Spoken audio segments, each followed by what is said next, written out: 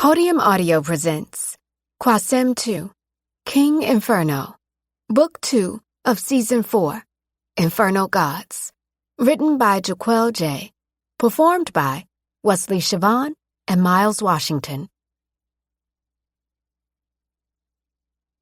Capri.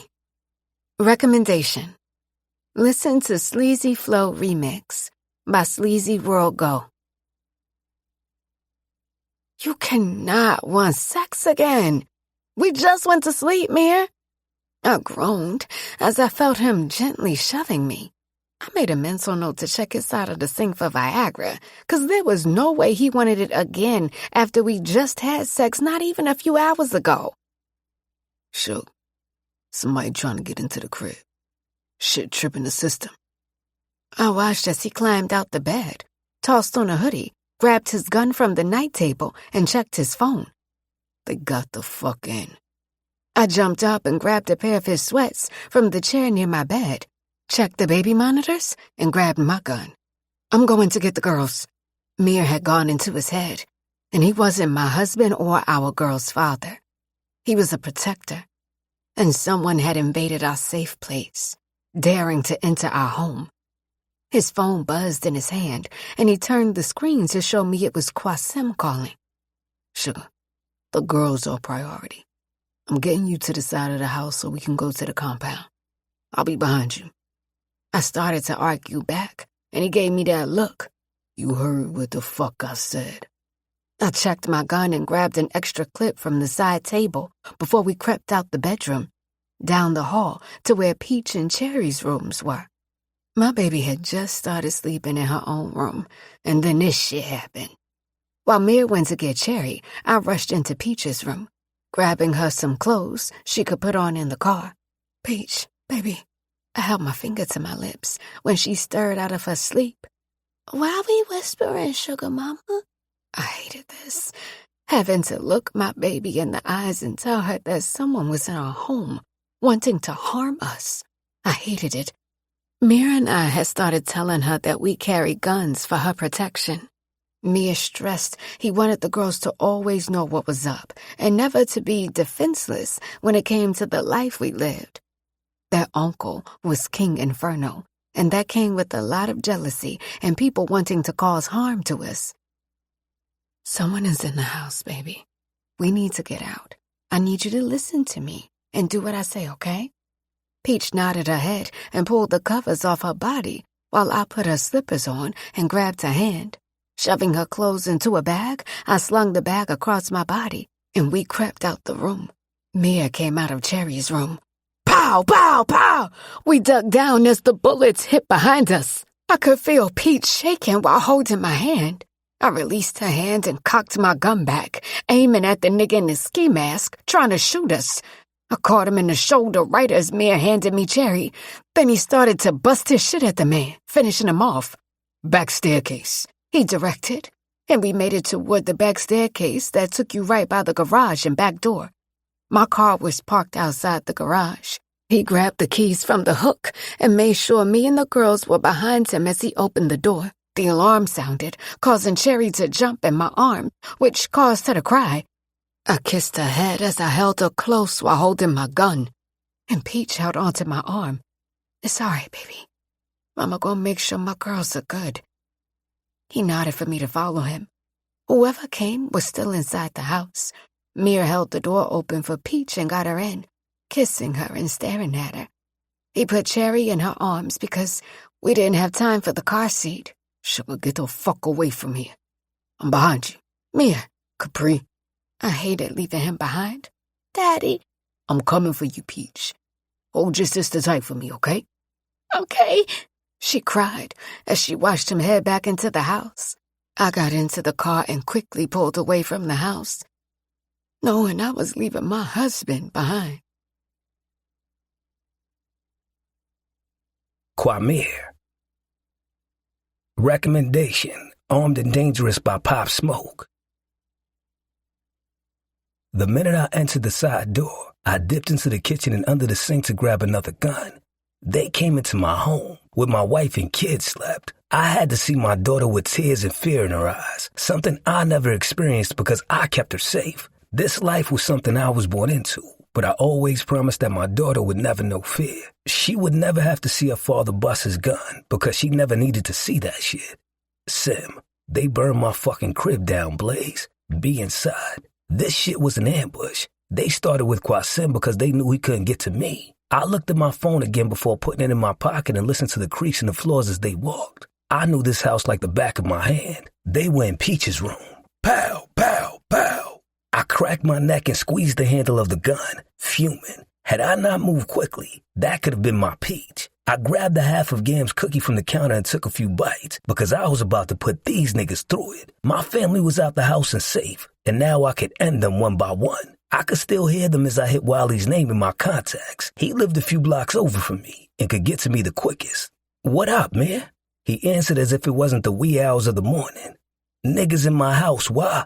Need you to slide through. He laughed. Oh, word? They must be stupid fucking with Prince Inferno, huh? I looked at the phone, remembering I told his ass that I wasn't jacking that name. We burn the faces of our enemies. Fucking flames burn slow because the gods are Inferno, he replied, ending the call as I crept from the kitchen to the dining room. Wiley was insane, and we all knew to leave his ass alone. He ran his business and minded his damn business. And truthfully, I think that was what was best for the world. When that nigga let loose, there was no stopping his ass. He served a few tours in Iraq and had PTSD, so even I knew to leave his crazy ass alone. His loyalty for Qasim was strong. All Sim had to say was get him, and Wiley was coming back with a hat in his hands. When Wiley finished serving the country, he came back to just end up homeless. He served this fucked up country that was built on the backs of our ancestors and was rewarded with homelessness. The country got what they wanted from him and then tossed his ass to the side. It was Sim who found him an apartment and handed him the money to get on his feet. Wiley was a man with pride, so accepting help from another man wasn't something that he wanted to do. Qasim would never mention the help he extended to those he cared about. It wasn't in his nature to let people know that he stepped in. He was solid, and if he gave you his word, you could take that shit to the bank. Wiley and Sim were closer because they could relate to a lot of shit. The only time you saw Wiley was when some shit went on, and you knew he was about to show his whole ass. The nigga had a rocket launcher, so you know shit was fucked up for me to call his ass. I remembered and then dialed his number back. Yo, walk that rocket launcher back in that fucking house, why? I want my fucking house at the end of this. Fuck, I heard him mutter. Nigga, you was gonna blow my fucking house? Never mind. I quickly ended the call because the footsteps had stopped, and I was trying to pinpoint where the fuck these niggas were in my crib. I was killing niggas regardless, but if they picked my wife's panties up from the floor and smelled them, I was really gonna lose my shit. Hate this shit. I heard someone mutter, so I hid next to the cabinet that was in my dining room. In and out. You already know Polo told us what to do. I froze when I heard the name Polo. The other nigga had the nerve to sneeze in my house. Why the fuck he didn't bring his ass out here to do it? He's sending us to handle his dirty work, knowing that this shit is gonna start a war. They were so busy holding a conversation that they didn't notice me standing to the side of them. I extended my arm and pulled the trigger the same time another gunshot rang out. I hit homie that was closer to me, but the other nigga was on the floor right next to him. Shug, what the fuck? I whispered. She held her finger to her mouth and pointed around the corner. If I wasn't so mad at her, I would be turned the fuck on. I pulled her behind me as we crept around the corner, and sure enough, there was some big nigga ramshacking my fucking living room. It was like he had a personal beef with my fucking daughter because he smashed the picture onto the floor. Fuck you think you going? I heard my wife, and she sent a bullet into someone while I sent 3 into big homie's back, sending him onto the floor. Wiley on his way. You call crazy-ass Wiley? Rat-a-tat, rat-a-tat, rat-a-tat. We both dived onto the floor, and I military crawled over to the fat bitch that I was sure shot my baby's bedroom up. Even in the middle of shots, I started beating the shit out of him with my gun. You niggas need to start letting me know who we got beef with. Since when we got beef with the Dell Devils? Wiley walked in calmly from the backyard, shooting a nigga creeping down the steps. The fuck you thought you were doing? He looked at the man in disgust and emptied his clip in his face. I didn't respond as I checked on my wife, hearing the loud sound of motorcycles taking over my quiet block. The loudest thing on this block was usually the delivery driver that liked to blast his music on the truck. Other than that, it was almost always quiet, which is why I chose this block to live on. I jumped to my feet, running out the door and shooting at whatever I could. Wiley was right beside me, letting bullets fly as sirens came closer to us. The motorcycle dipped down on the block and was scarce as the flashing lights illuminated off the houses on the street. Fuck, Wiley muttered. 3 cop cars pulled onto my lawn and jumped out with their guns drawn at us. "Put the guns down, now!" They hollered through the speakers on the cars. I looked across the street at Helene holding my youngest daughter while my oldest clung onto her with tears coming down her face. "Daddy!" she screamed. "Put the fucking gun down!" The most aggressive of the 6 hollered with spit flying from his mouth. His finger was itching to pull the trigger and end me on my own property. I couldn't stop looking at my daughter as she screamed for me. I wanted to go to her and console her, knowing that I couldn't move or they would light me up. "Mia, get the fuck down. You know they won't hesitate to lay our black asses out and pretend their cameras don't work," Wiley whispered as he slowly put the gun down and got on his knees with his hands up in surrender. "Daddy, please!" Pete screamed as Helene held her back. One of the officers moved from behind the car door and had his gun drawn, ready to pull the trigger. "Put the fucking gun down now, or I'm going to Daddy!" Pete continued to scream. I never wanted her to witness this shit. Having to see the police with their guns drawn on her father was something she was never supposed to see. Cherry wouldn't even remember this, but Peach would. She would always see the police and think of the time they had their guns drawn at her father. "Don't fucking shoot!" Capri came running out of the house. "Don't you fucking shoot!"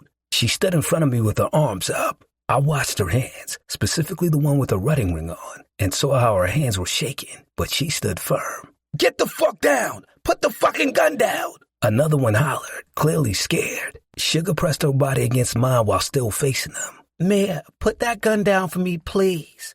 I need you to listen to me, baby. Put the gun down and get down with Wiley. Please," she begged me. I snapped out of the daze I had been in and did as my wife told me, placing the gun down in front of me and getting down behind her with my hands in the air. I rested my head against the razz while saying a prayer in my head. "Get the fuck down!" The pressed officer wasn't pleased that she had got me to put the gun down. He wanted her down on the ground, too.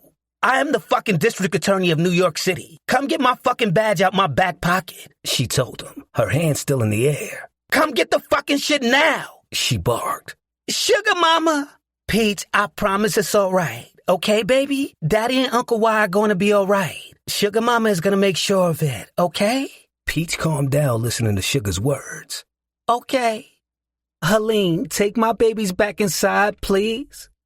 Her voice shook as she watched her nod and take them back into the house. My heart had finally stopped beating in my ears, and I could hear the sound of motorcycles and sirens in the distance. The only woman cop came over and took the badge from my wife's back pocket. That must have been what she was getting before she ran out here. She flipped it open and saw her identification, and the look on her face should have been a picture. I am so sorry, District Attorney Fern." The woman profusely apologized as Capri took a minute to catch her breath. Her hands came down, and she reached behind her and touched my head. "The guns are all registered and legal. Someone broke into my home with my children. They tried to fucking kill my daughter." The rest of the cops slowly put their guns down as a black Taurus came cruising down the street. Wiley and I remained down as Sugar spoke to the detectives, and they called backup because it was a district attorney's home that was involved.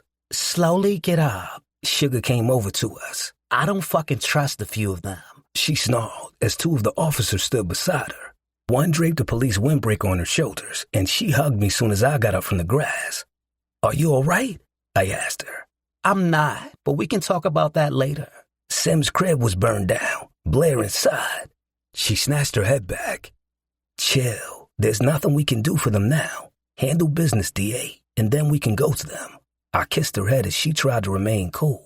If she saw that I was cool, then she was going to move off the way that I was moving. She took a deep breath and looked over at Wiley, who had pulled a Black and Mild from somewhere and was coolly smoking. "Thank you for your service." One of the officers thanked him when he noticed the tattoo on his forearm.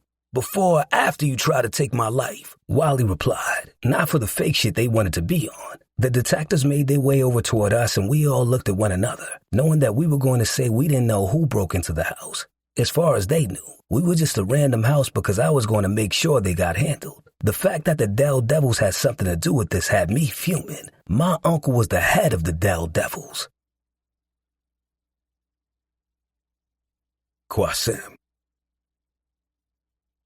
I sped down my block and could see the smoke and flames from a few blocks over. Havoc's bike was knocked over on the lawn, and I spotted Elijah standing on the grass with items in his hands. He was crying and pointing toward the house. I couldn't put the truck in park quick enough as I hopped out and took off running toward the house. "Sim, she's in the house. Havoc is in the house." He pointed to my bedroom window that was broken. My heart felt like a fucking marshmallow as I rushed toward the window. Seeing Havoc was climbing out the window with Blair in his arms, unconscious. I took her from him and carried her far away from the house, laying her on the lawn and checking her breathing. She was breathing. However, she wasn't conscious. I put her into a position I learned at the senior center, on her side, making sure her airways were clear in case she vomited. It was called the recovery position. I positioned her the best I could as my hands started to shake, tears falling down my face, looking at her almost lifeless. It was something that I swore and prayed I never had to see. I would rather God have taken me before her. Harley, wake up. Come on, baby. Come on. I administered CPR the way I had learned. It was different when it came to kids. You couldn't apply that much pressure onto them. No, you gotta wake up now. You gotta eat breakfast and take your medicine, mamas. The flashback of the way I found my own daughter, lifeless in her bed, haunted me. Having her in my arms was breaking my heart as she continued to lay there. I gave her some of my air. Fuck, I would give her all of my air if that meant she would wake up. Angel started to choke. However, her eyes remained closed. Elijah was screaming in the background, and I felt a hand on my shoulder. We'll take it from here, sir. I don't know how long I had been there, but the ambulance had come along with fire trucks and police cars. The EMTs got right to work, putting oxygen on her and getting her up on a stretcher to rush her in the back of the ambulance. Elijah ripped away from Havoc and ran into my arms. I kneeled down and hugged him, tears falling from both of our eyes. Go with Havoc, okay? I promise I'm coming for you. Is Miss Blair going to be okay? Tears continued to pour down his face as he looked to me for the answer. I never lied to him. He wanted me to make everything all right. And as I looked at my home burning to the ground, I couldn't give that to him right now. I couldn't pretend that everything was all right because Blair was in the back of an ambulance and my home was gone. Memories were gone. Everything was gone. I will call and let you know as soon as I know something, all right? One of the things I had told myself when it came to Elijah was that I wouldn't lie to him. He would always know the truth when it came to me. And even if I wanted to, I didn't have it in me to lie to him tonight. Havoc had his phone to his mouth. I fucking not! He yelled into the phone, something I rarely had witnessed. He held Elijah close to him as he looked back at my house. Get fucking Pyro. Nigga who? My fucking cat. Get her. Elijah sprang into action. I know where she is. I'll get her. He shoved the stuff in his hand into Havoc's arms and took off toward the house next door. Bring him to the lake house, Hav. Now. He saluted and went to follow behind Elijah, who was coming back from the side of the house with a fighting Pyro in his arms. I turned and headed into the back of the ambulance as I watched them hook her up to different shit. I failed her. She came to my house because I invited her, and she could lose her life because of me. It was my fault she was in this situation. I wished it had been me in the house, because I would have let the shit burn to the ground with me inside of it. Sir, can we get her name? One of the paramedics asked. Blair. I looked up from my hands. Blair Inferno. Blair. Recommendation. Are You Gone Already? By Nicki Minaj. Everything was so bright that I thought I would need to squint. This light was different, though. Unlike the sun that caused me to shield my eyes with sunglasses or my hand, this light didn't hurt my eyes. I was able to stare straight ahead without the urge to shield my eyes from the brightness. I stared around, not knowing where I was or what happened. Staring down at my clothes, I noticed that I was wearing all white. This wasn't the first time I had been in this state. I remember the last time was when Tookie pushed me down the steps at our apartment. Back then, I was able to see my mother sitting on the edge of the bed of a very bright room. This time, I was standing up and looking around a vast white area. There wasn't a bed or any furniture around. Panic settled in my chest as I wondered if I had died. And if I was dead, what happened? Where was Qasim, and was he all right? I was less worried about being dead and more concerned with my baby. He wasn't going to survive this, and I needed him to know that he would be all right. It would hurt for some time, but I needed him to push through again. You're not dead. I slowly turned and saw a little girl with the thickest curly hair skipping toward me. Her hair reminded me of Ryder, Race, and Mina's beautiful curly hair. Each time she skipped, her curls bounced right with her. Who are you? I asked, deep down knowing who I was staring at. I've heard her name being called in her father's dreams. She was such a large part of his life, and I never got the chance to meet her. Angel, I always wanted to meet you. My daddy dreams about you all the time. I'm Harley. She gently slipped her hand into mine. Harley, Jesus. I touched my chest as the tears poured down my face. I wanted to take her hands and bring her back to her father. She was right here in front of me, wearing the most beautiful smile. Pictures didn't do her justice. She has Sim's eyes and his smile. We don't have much time, Angel. I have to send you back to my daddy. He needs you. I'm not dead. She smiled, reminding me so much of her father. It's not your time. My daddy is Superman, so strong, but he needs you. He needs his angel on Earth. He already has one up here.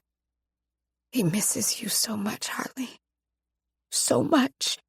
I squeezed her hand as she stared into my eyes and leaned her head onto my arm. I sent him Elijah. Elijah needs him. I hear his prayers sometimes. She looked into my eyes. Angel, things have happened to Elijah. You have to protect him and protect my daddy. Love my daddy enough for me too, okay? She slowly slipped her hand out my grasp. I promised to protect them both. She slowly turned to look at a woman she resembled, who stood in the distance near the brightest light. You protect my daddy and Elijah, and I will protect your baby boy. She hugged me before she took off, skipping toward the woman. I've sent you and Daddy. I couldn't hear the rest of what she said because she was going further away from me. The woman extended her hand toward Harley, and they both turned to look my way. The woman then smiled, blowing me a kiss before they both turned and walked into the light as I stood there. Qasim. I lifted my head from my prayers and kissed her on the forehead as I left the room. The minute they rushed her into the hospital, I felt numb. They had her hooked up to IVs and oxygen machines. My house was burned to the ground, and I didn't give a fuck about none of that. It was the woman in this bed that had my heart about to burn in my chest. My woman. It was morning, and I hadn't slept since we came in. I remained on my knees, praying for her to open those beautiful eyes and say Simi. I needed her to be all right, and I wasn't going to be good until she was. As I turned the corner, I saw the gods posted in the waiting area. Yasin, Kincaid, Kiki, and Hassan all stood up when they saw me. Is she straight, Qasim? Yasin was the first to speak as I posted up, leaning my head back onto the wall. I closed my eyes as I took a breath. I don't know. They got her doing some oxygen treatment shit. I just needed God to toss me out a lifeline or something for her. She had been through so fucking much, and this was the reason I was hesitant on loving her. I didn't want to bring more pain into her life. Blair didn't deserve to be in that bed. It was me who brought her to my home because it was safe and had always been safe. There had never been any problems at my home. The fuck happened? My eyes opened when I saw my brother running down the hall. I could see shit wasn't good in his face, but he was more concerned with me. I leaned up off the wall as he stood there and pulled me into his arms. Blaze, you straight?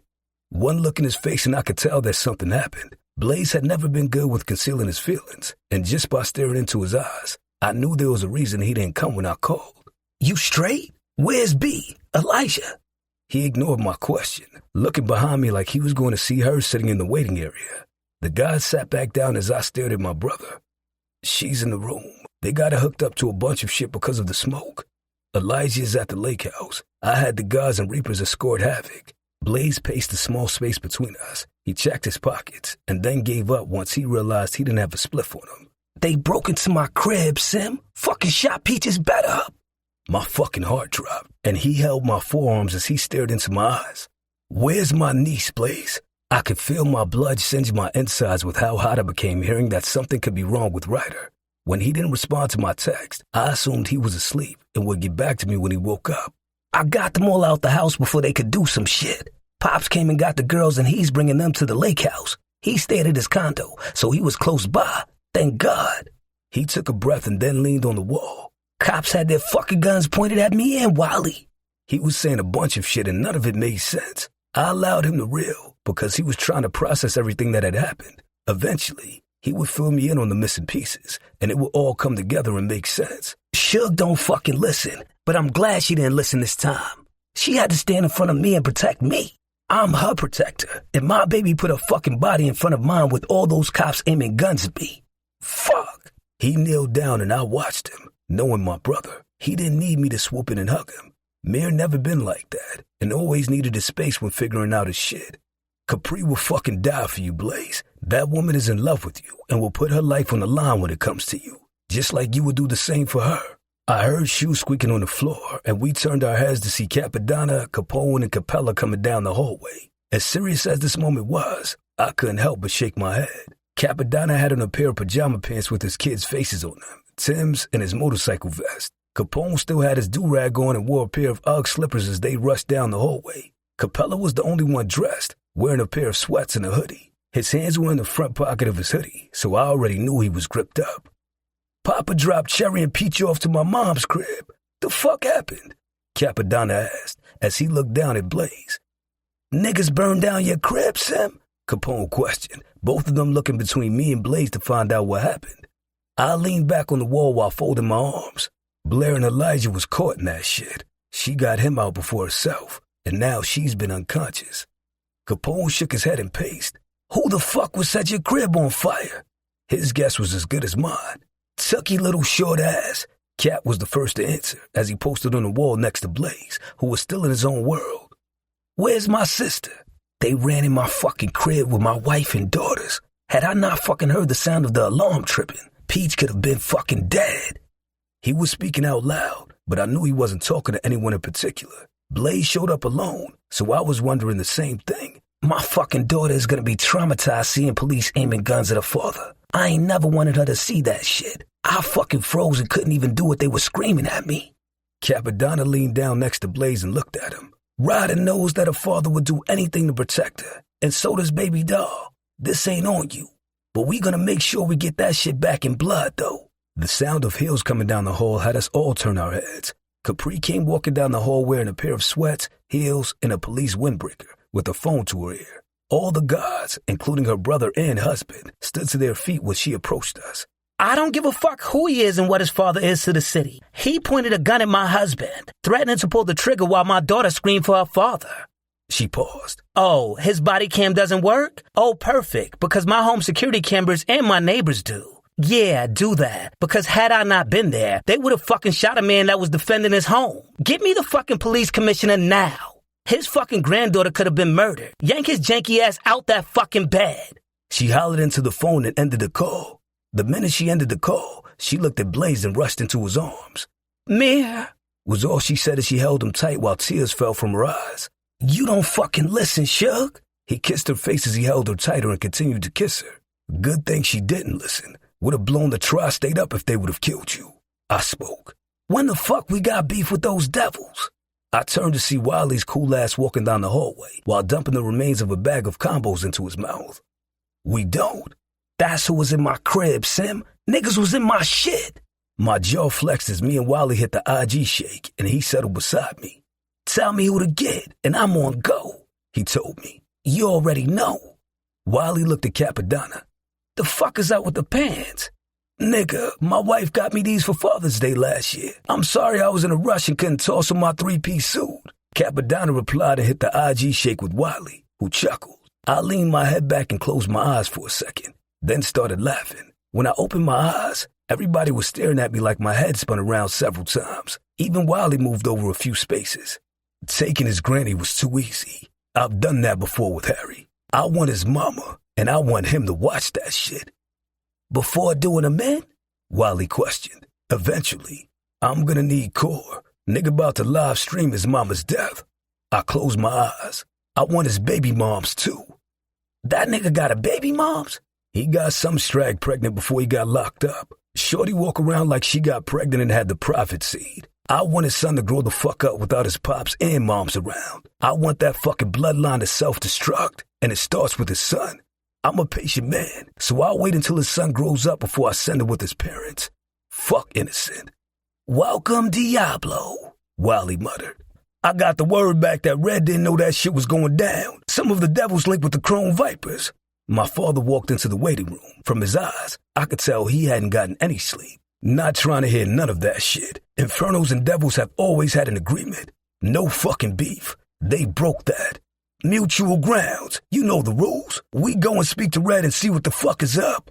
Red was my uncle, my father's half-brother. They had the same mother but different fathers. When my grandfather was in my father's life, the opposite happened when it came to my uncle. He was a product of my grandmother's affair, and my grandfather refused to raise a child that wasn't his. My pops and uncle weren't close at all, and they both claimed their estates and stayed there. There had always been tension, but the real tension happened when my uncle tried to claim my mom as his girl, and my pops wasn't hearing none of that shit. When the Inferno Gods was established, he told my uncle he could either leave or be removed from the state. He willingly left and moved to Delaware, where the Devils were born. Although it was tension between the two, neither of them ever came at the other that way.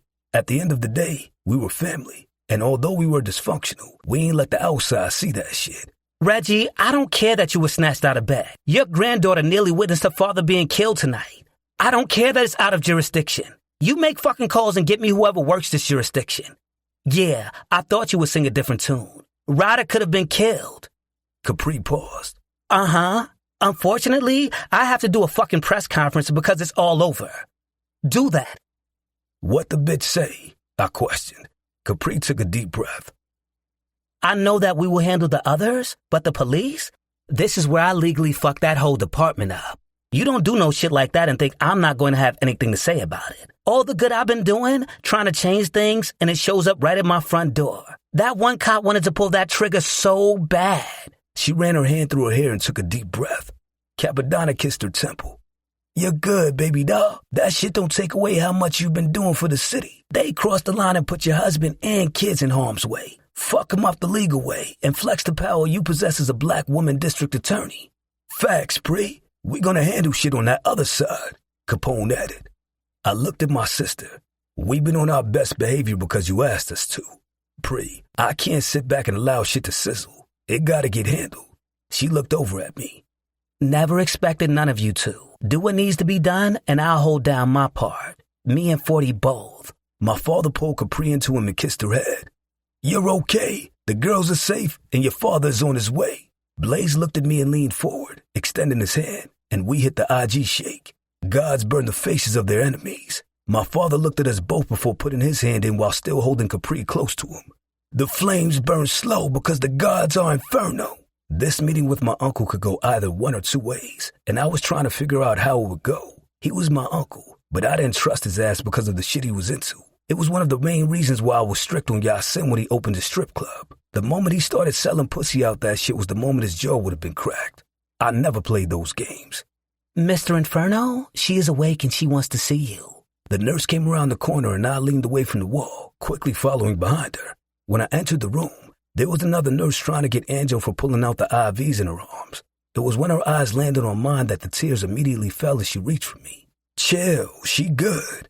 I told the nurse holding her down like she was a fucking patient in a mental institution. She wasn't even worried about the IV anymore once she saw me. The way she clung to me as I held her as best as I could was something that would remain etched in my skin. She removed her hands and snatched the oxygen from her nose and looked up into my eyes before she started coughing.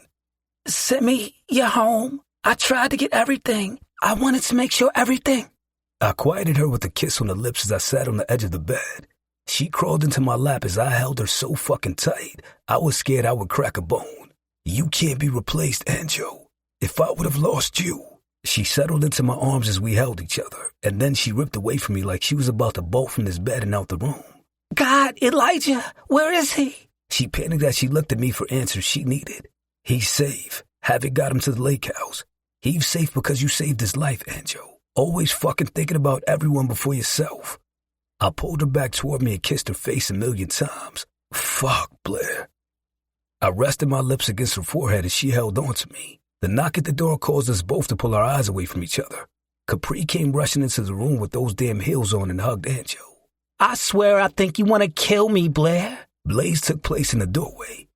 Shug, I know shit was serious, but why the fuck did you grab those shoes out of all shoes? She turned and faced her husband. I panicked and these are my comfort shoes. Blair looked down at her best friend's choice of shoes and laughed before hugging her again.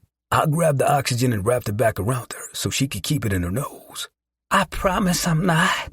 Why in the hell wouldn't you get out that damn house with Elijah? I fucking need you here. Capri's voice cracked as she hugged her friend tighter, then pulled away to look into her face. I just couldn't leave. Anjo's voice cracked as she held on to Capri. I could tell from Capri's face that she had so much to say and decided to table it because Blair was in front of her and breathing. You good, Sim? My brother called from the doorway, and I looked over at him. Nah. Capri and Blair looked at me, and she hugged me. Let me talk to you real quick. Blaze nodded with his head and left the room. I kissed Anjo on the head and left the room behind my brother. Capri had taken my place and was holding her hand while she watched me leave the room. Blaze was standing down the hall, leaning on the wall when I joined him. I could tell his nerves were frazzled and he needed to smoke. Not your fault, Quasim, he started, and I already knew where the conversation was going. He had experienced some scary shit, and he was worried about me. How the fuck you figure? She was in my house because I brought her there. Blaze, I told you that niggas live to take the people I love. When I kept her at an arm's distance, shit like this didn't happen to her. The minute I let her in and look what happened to her. I love her too much to bring pain to her. Blaze looked over at me. Distancing yourself is going to do what? They gonna leave shit alone because you let her go? You keep saying that you never want to bring pain to her, but did you fucking think of the pain she'll feel if you shut her out? Blaze, he let out a low sigh. I could tell in his eyes that he was tired, worried, and stressed about everything that happened. Blaze was a protector, and he fixed shit that came his way. His girls were his entire world, and he took pride in being their protector. This wasn't something that he could fix. This was Capri's realm, and he had to take the backseat and allow her to protect him. No disrespect, Sim, but fuck whatever you're about to say. B is my best friend, like a sister to me. I know she loves the fuck out of you and has proven that shit. Check your shit and whatever you feeling and realize that you deserve the good shit happening to and around you. She could have fucking died, and she's still here with us. Sim, you deserve happiness and love. You spent so many years punishing yourself and asking God for forgiveness that you can't even see when he's actually blessing you. I leaned on the wall opposite of him and looked at my little brother as he scolded me. The fuck you talking to, Blaze? You, nigga. Keep pushing her away and you gonna push out your life. Then you gonna wanna kill a new nigga cause you fucked up. I'm forever riding with you, but I ain't picking sides when it comes to that woman having happiness, even if it's not with you. I get you scared. Shit is scary to give your heart after losing love, but the shit is worth it. If you gonna love her, then do it, Pop. If not, leave her alone and don't do that back and forth shit. He pushed up from the wall he was leaning on. You King Inferno. Show him what fucking with Queen Inferno do. We riding behind you. I watched as he walked down the opposite end of the hallway, turning the corner. I closed my eyes and rested my head on the wall.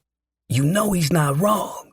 I turned and saw Capadonna near the vending machine. I knew this shit would happen. I'm supposed to protect her. Capadonna cracked open the bottle of water he purchased and guzzled it. I was starting to think I didn't speak with the way he was guzzling that damn water without answering my question. That shit isn't on you. You left because you had Havoc coming right behind you to stay with them. How long have you lived in your crib and some shit like that never happened? How the fuck were you supposed to know? I know every fucking thing. May be true, but this shit was something that none of us could prepare for.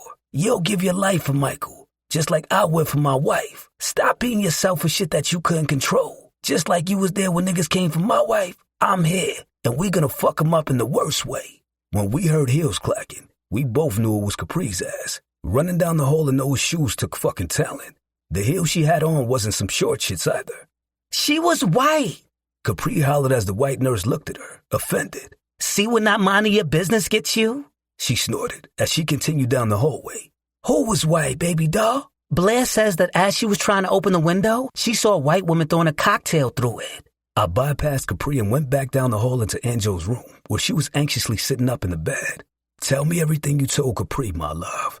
She explained everything that happened, stopping to cough, and then continued telling me. When she mentioned wild blonde hair, I already knew who she was referring to. There was only one bitch that always had wild hair, and it happened to be blonde. As I'm screaming, she tossed it and scurried away. Simmy, she didn't look right either. Sick or cracked out or something. I kissed her head. Elijah's mother. Blair gasped so hard that she broke into a fit of coughs. It was so bad the nurse ran into the room and made sure to turn the oxygen up and forced her to rest. Why would she do that to her own child? Elijah's room was where they threw the first one. He came out the room screaming. I couldn't answer her because I didn't have the answers as to why Thea would want to kill her son. She had to have seen when we returned to the house, because before that, my house was good. It wasn't a coincidence that the first night we stayed there since I packed our shit and headed to the lake, the house was set on fire. There was always shit that I found weird when it came to Thea as a mother. Even before she found herself heading down the junky brick road, she never seemed like she was connected to Elijah as a mother from the small interactions I had with them before I started taking care of him. If anything, she acted like he was a burden. I mean, shit, sometimes parents could feel like their child was a burden because life got rough. No parent actually acted that way or told their child that.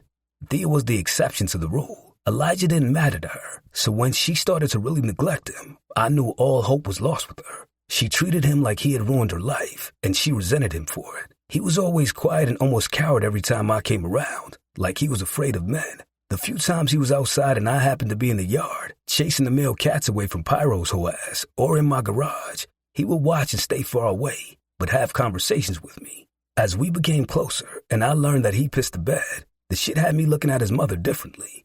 Like Capone said, something had happened to him, and it was easy to ignore because deep down, I wasn't ready for the pain I knew I would feel and the wrath I would go on when I found out what exactly happened to him. Like this uncle or friend that she had in Phoenix, Thea never made sense to me when she went to rambling. However, maybe I wasn't paying close enough attention to what she was actually saying.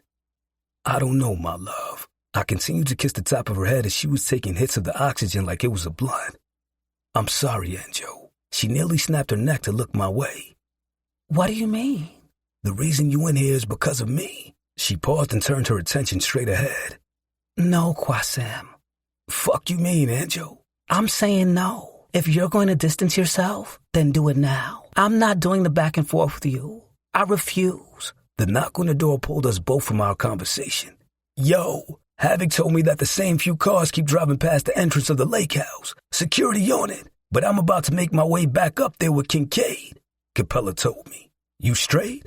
I'm good. My wife and Seed is there. Niggas not getting through them gates. He dapped me up, then headed out the room. For a while, I worried about Chubbs and if he was going to pull his shit together. He had that Delgado flowing through him, so he had no choice but to step into that power that his father, uncles, aunt, and grandfather possessed. You can go with him. I'm not leaving you. She looked away from me. Can you just go with him, Quasim? I want to be alone. Please. I paused and looked at the TV before gently grabbing her face. Why you beefing with me, Angel? I watched as she reached for my phone and scrolled before she came across a song. She let the song play out loud as she stared at me. I sat on the edge of the bed and listened to the song. My chest felt tight because it was everything she told me in Bali, how she would walk through fire because she knew I would never let her get burned. When the song ended, she handed me back my phone and stared at me. If you can listen to that song and still think walking away is the best decision, then go. Blair. She held her hand up. You're letting them win, Quasim. I told you that I will walk through the fire with you. Yeah, I didn't think it'd be an actual fire, but I am here. If you're going to become distant, I would rather you do it now. God and everyone else knows how much I love you. She started coughing as she removed the rosary from around her neck. Take this and go if that's what you plan on doing. I'm not chasing you this time. I deserve to have someone choose me like I have been choosing you. Go with Capella and make sure Elijah and everyone is safe. She held the rosary out for me to take and I didn't move from where I was planted. You think you run shit? When it comes to my heart, I do. If you can't handle it, then leave me the fuck alone. Her words were cut off when I softly grabbed her chin and kissed her lips, inserting my tongue into her mouth as she stared into my eyes. When I was done, I sealed it with a soft peck on her lips. I own your heart, Anjo. That shit beats for me. I paused and grabbed her hand and she stared at me. And mine beats for you because you own this shit. I realized that I was the reason for her fear. I've made shit so inconsistent when it came to us trying to love each other that she knew my pattern. I'm not going to front and say the thought of stepping away from her didn't cross my mind. Allowing her to find a love that wouldn't have her hurt was something that made sense. Except I couldn't do that because I loved this woman with everything. Not having Angel in my life would be like tossing dirt onto a coffin, although she was alive. I couldn't picture my life without her, and all the guilt I was carrying was hard to push to the side. A nigga felt like a bitch for allowing someone to touch my woman, my Angel. Blair. I was being discharged from the hospital. The doctors told me that I was lucky to be pulled out when I was, or else I could have had some real damage done to my lungs. They discharged me with inhalers and some device that I had to breathe into until the ball popped up at the top. I had never been so happy to be out the hospital. Qasim had been on go since everything happened. Every other day, the news was reporting some death, and I hadn't seen him since the morning he left the hospital after kissing me. He checked in with me regularly, and I could always hear the exhaustion in his voice. I missed him. I prayed that he took what I said into consideration. As much as I loved that man, I wasn't going to continue to chase behind him. I've shown him my heart and opened up to him, despite knowing his ass was a flight risk. He needed to understand that to have the kind of love that we had, you had to fight for it.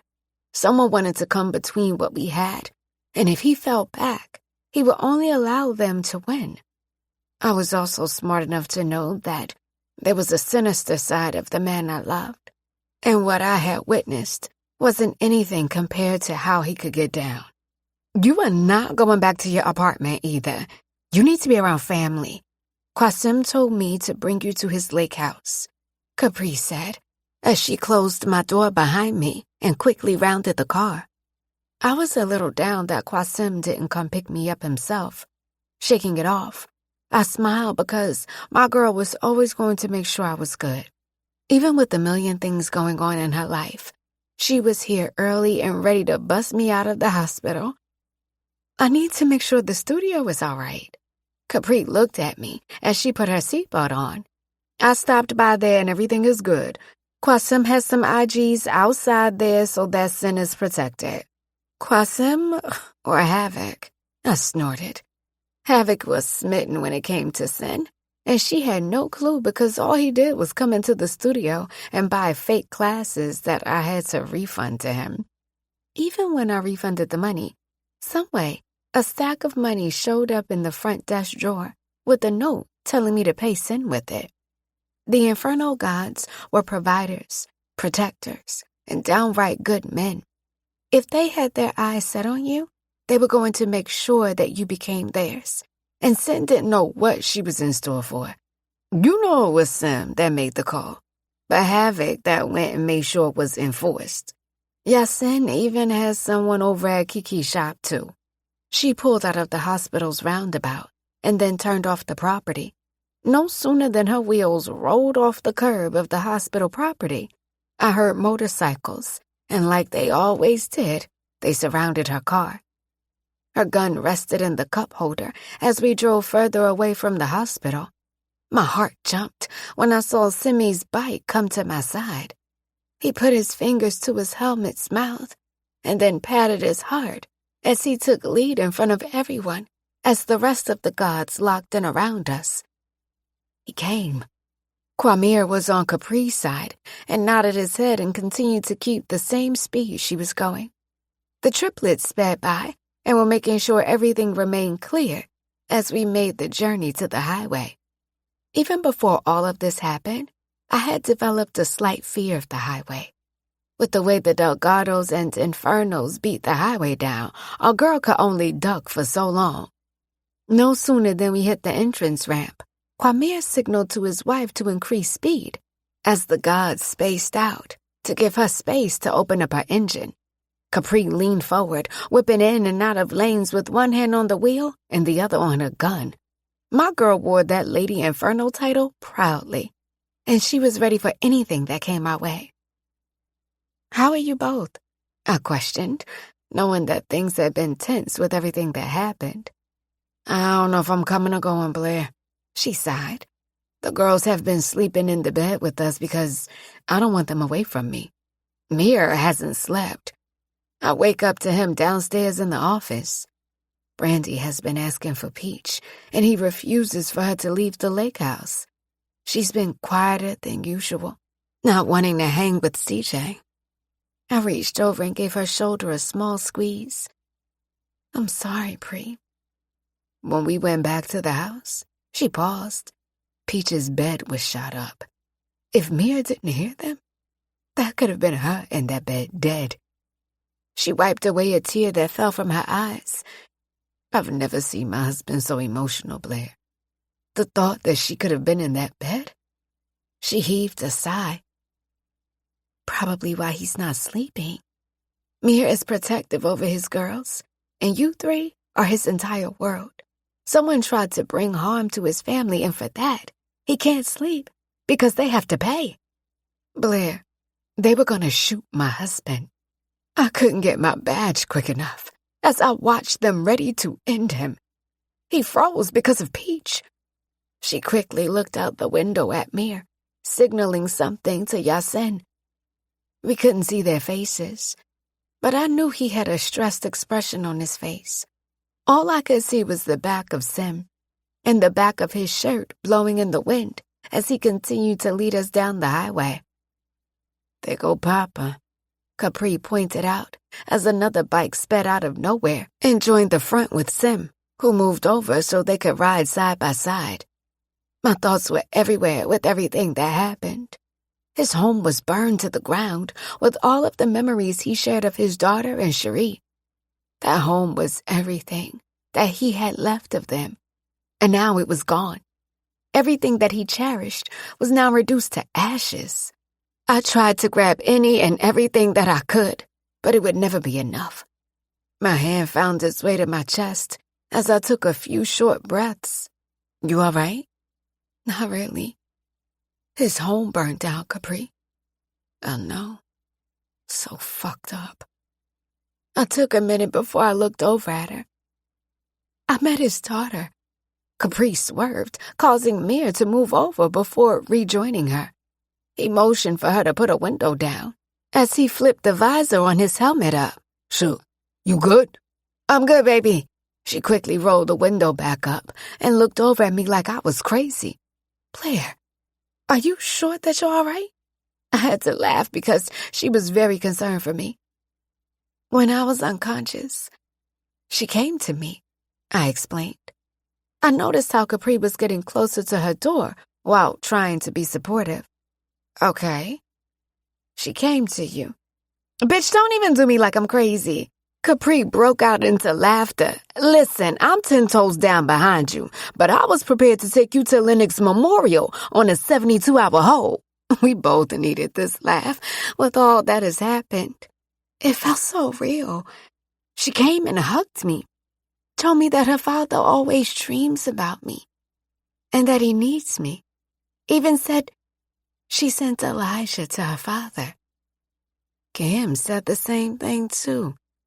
She said that Harley was responsible for Elijah coming into Sim's life. And I believe it. That little boy needed him. I looked at his back as I sighed. He needed him just as much. Harley mentioned that something happened to him, Capri. What do you mean? She ran off with her mother and mentioned she would take care of my son. Tears pricked my eyes as I tried to choke them back. I don't know what she meant. All I know is that Sim said that the woman I saw tossing that cocktail into the house was his mother.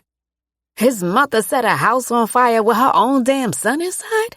Capri hollered, trying to keep her attention between me and the highway. Yes, the first cocktail was the room that he was staying in. I don't know if that was a coincidence or not.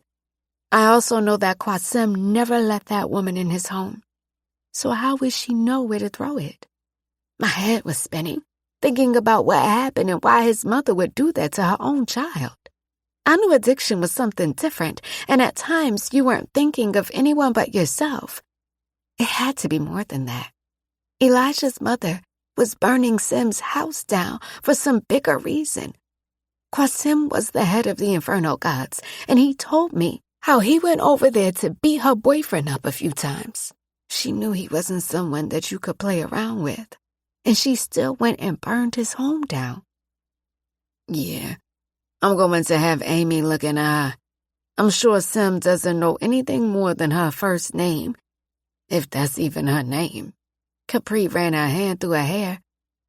They hurt him, Pri, which means they hurt me.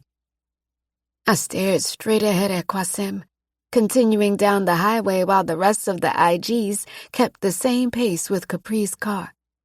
Midway through our drive, I had fallen asleep and woke up as we were pulling down Qasim's block in the lakeside community. I leaned up and wiped the sleep out of my eyes as Capri put the car in park. Both Mir and Sim sped into the driveway and killed the engine of their bikes before pulling the helmets off. Papa came in behind them and did the same, resting his helmet onto his bike while looking at his sons. He may have not said it often, but he was so proud of both Qasim and Quamir. There was this sense of pride in his eyes, the same look that Des Delgado had when he stared at his daughter and sons. Mir went to speak to his father, while Qasim walked over toward my side of the car. He helped me out the car, and then pushed me against the side, kissing me on the lips. How you feeling, my love? Tired. And this lingering cough is annoying. Do you hear my voice? I smiled as he kissed my lips and every part of my face. I didn't think you would come pick me up. Qasim pulled back and raised his brow. I'm always going to show up for you. Not when you want me to, but you don't never have to question that I'll be there. I could see the stress and hurt in his eyes, although he tried to mask it for me and everyone else. He lost everything in that house fire, and here he was, trying to be strong for everyone. Qasim didn't know any other way but to hold everything in and be the strength for his family. He knew the moment that he lost control, everything would fall around him. It had always been him to catch whatever harm or stress that came to the family. As the eldest son and the head of the Inferno Gods, there was never a moment for him to be weak, even when he needed to be. Get her in the house so she can rest and not catch a cold. I made some soup, and Jean brought some tea, too. Gams came out the house in her slippers, with Elijah nearly clinging to her. Gams, it's like 90 degrees out here, Mir said, and she cut her eyes at him while Capri went over and hugged him. He wrapped his arms around his wife and kissed her face. Elijah saw me, and his entire face lit up, and he ran toward me, crashing into my body. Eli, we gotta be gentle with Miss Blair, Qasim said, as he rubbed his curls while he held on to me like he never wanted to let me go. My chest hurt as I felt how tight he was holding on to my body, tears falling down my face. The last time I saw him, he was yelling outside the window, scared for me. He didn't know what would happen to me or if I would live. Elijah, I am all right. It's okay. I tried to assure him as he pulled back, showing his face wet from his tears. Simi looked at both of us, then looked away because I could tell he was becoming emotional. He stepped closer to us and kissed Elijah on the head and then me on the forehead as he held the both of us. We both clung onto him like he would disappear from us. It was like all of the emotions from that night came pouring out of both me and Elijah as we held on to him. Qasim was the man that had saved us both, the man that had been so selfless and would do whatever to protect us. He was our protector, and I never wanted to lose him. Recommendation: Hold You Down by Jennifer Lopez featuring Fat Joe. I took a few hits from my inhaler as I finished my skincare and combed through my wet hair. It had been 2 weeks since I was released from the hospital, and all I did was lay around, drink nasty tea, and eat whatever Gams prepared for me. I've never felt more taken care of in my entire life, between both Gams and Jean making sure that I was all right. I was pumped with licorice tea 3 times a day, and they made sure I was sleeping in a reclined position. Qasim had a doctor make home visits, and he gave me the okay to ease up off the rest restrictions. He did tell me to continue using my inhaler as needed, so out of habit, I continued to do a pump every few hours. Elijah was sitting on the ottoman in Sim's room when I came out the bathroom. Auntie Pri is on the news. I looked at the TV, and Capri was doing a press conference. My girl's hair was bone straight, makeup flawless, and she wore a bad 2-piece pinstripe cream suit with golden buttons. She stood in front of the microphones as she looked straight ahead. A home invasion occurred in my home while my children, my husband, and I were all present. My husband defended his home with a legal weapon, and he was threatened by NJSP. One of the officers was this close to pulling his trigger and shooting a man that was clearly in shock. My daughter was present, screaming for her father.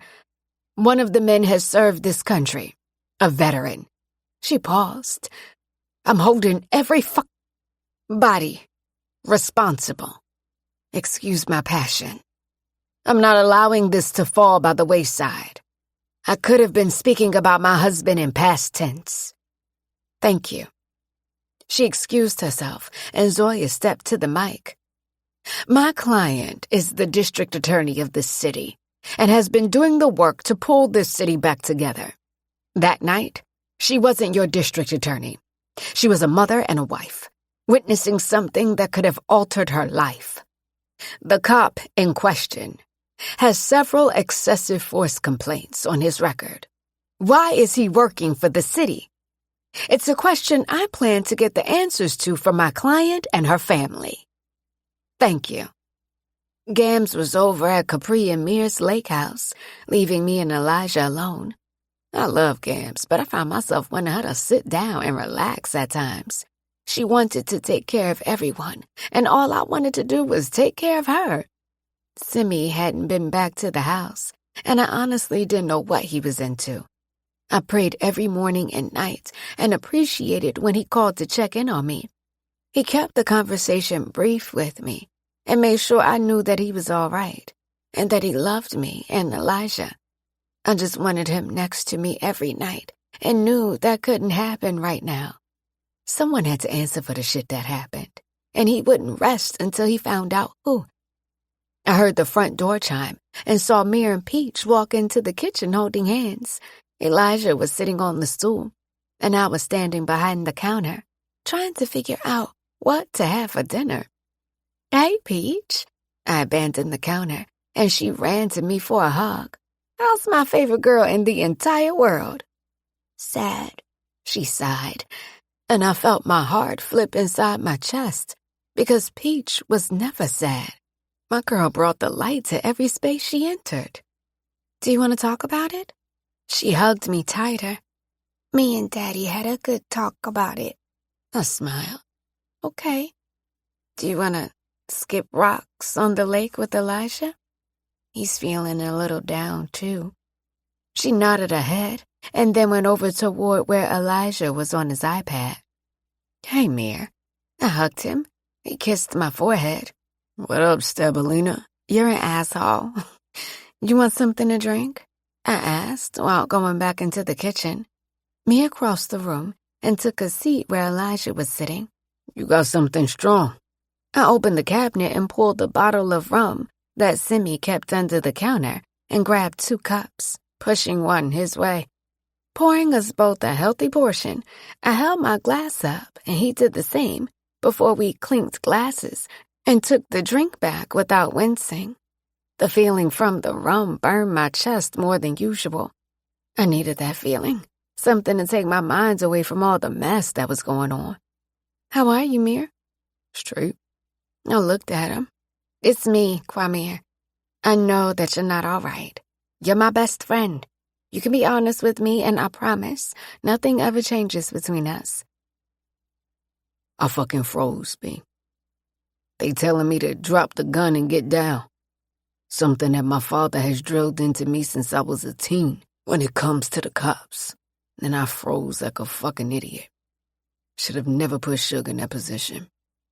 The guilt that he carried was so strong that it sucked all the air out the room once he revealed that he wasn't all right. You did what any father would do when their daughter is screaming for them. Look at me, Kwame. He stopped looking down into his empty cup and looked into my eyes. You protect my girl with everything that you have. You have since the moment you re-entered her life. I need you to know and understand that she does the same for you. You are Capri's entire world, and she would have done that even if you never froze. The woman I just watched at that press conference is seething. They came for you, and this isn't the streets. This is in her court, and she can handle them. I know it's a lot on her at times, having to live 2 lives, but when Capri enters those courtrooms, she's going to protect you, the same as when she's on her bike, riding out behind you. Tears fell from his eyes as he leaned back in the chair and wiped his hands down his face. Her fucking hands and voice was shaking, and I couldn't do shit for her. I had to stand down and allow her to handle it, even while that fucking prick was screaming at her to get down too. I walked around the counter and hugged my best friend. Mir had been there for me, even before he and Capri got together. He seen me at my worst, and he had never judged me or made me feel less than. I'm sorry, Mir. Suge is so damn hard-headed. I told her to take the girls and go to the compound. I grabbed his face and looked into his face. Mir, you cannot keep beating yourself up for what happened. You protected the house and got the girls out of there. Capri would never leave you to hold it down alone. And I thank God that my sister was hard-headed that night, because shit could have been different. I want you to stop punishing yourself for protecting your family, because Capri isn't punishing you. I kissed his head and gave him a tight squeeze. Appreciate you, B. I smiled and returned back around the counter. I'm always here like you were for me. You and Capri are stuck with me. Shit. I saw what you did to Jesse. We gonna be friends either way. I don't wanna... His words were cut off when I tossed the dishcloth at his head. You're an asshole. Are you and Peach staying for dinner? He laughed and wiped the remaining tears from his face. Now I'm driving into the city with her to see her mother. I hate to fucking admit it, but she needs a mother. Brandy has been respectful, allowing me to keep her with me, but I know she's fucking scared too. This was the most grace that I've seen Mir extend to Brandy. I can only imagine how she felt, hearing what was done to her bed.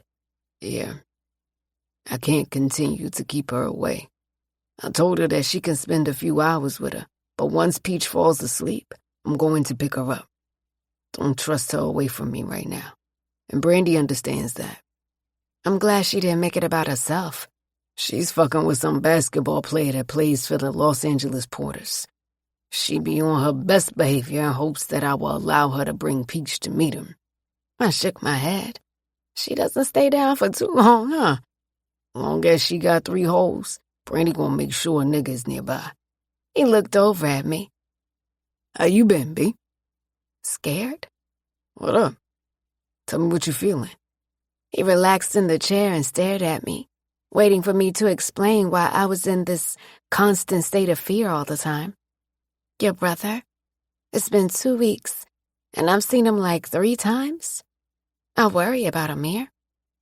He's never going to rest until he has whoever is responsible. When Cherie was murdered, it was a killing spree in the city. It was so damn bad that the founders had to get together to make it stop. Why would someone do that to his home? B, there is no logic or remorse in the streets. Sim knows that. And though he hasn't processed the shit yet, he knows that niggas have lived to come for what he has. Reasons he was hesitant to get with you. Yeah. Elijah's iPad chimed, and Mir looked down at it. I swear these games be hitting him up like they making money on the block. He swiped up to silence the notification from the app. Elijah was drawing before Peach and Mir arrived. Yo, B, He waved for me to come over, and I quickly rounded the counter again as he was looking at the screen. It was a picture of a drawing that Elijah had drawn on his sketch app. Jesus. Mir's nose flared. B, move this shit away from me. Please. I quickly put the iPad to sleep as I stared at Mir, unsure of what to say or do. Harley came to me when I was unconscious. I expected him to look at me the same way that Capri had. She comes to me sometimes. Tells me that her father needs me. Every time she comes to me, and I check in with my brother, he always needs that conversation or that time with me. She told me things happened to him. And I know it sounds silly. I believe in that. It felt so real, Mir. He ran his hand down his face. That picture tells us that what she said wasn't silly. Some people don't believe in the dead coming to you, and that's for them to believe. I believe this shit. And before you said something, I was having a conversation with Capone and Aaron about it. What do we do? My voice cracked as I watched Elijah and Peach tossing rocks into the lake. Elijah managed to put a smile on her face. I'm not getting the fucking police involved, I know that much. I wish Simi was here, I admitted. Mir hugged me. Let him come to you and say something. We keep this between the adults until we figure this shit out, all right? Okay. There's a special place in hell for people that fucking harm children. My brother is going to lose his shit, B. I know. The picture that Elijah drew told us that he was, in fact, abused. A child wouldn't draw something like that if it didn't happen to them. It explains so much, yet we still had no clue what was going on with him. Mir's phone started to ring, and he looked at the screen, seeing that Capri was calling him. Shook, I'm heading down to the city now. I stopped to talk with B real quick.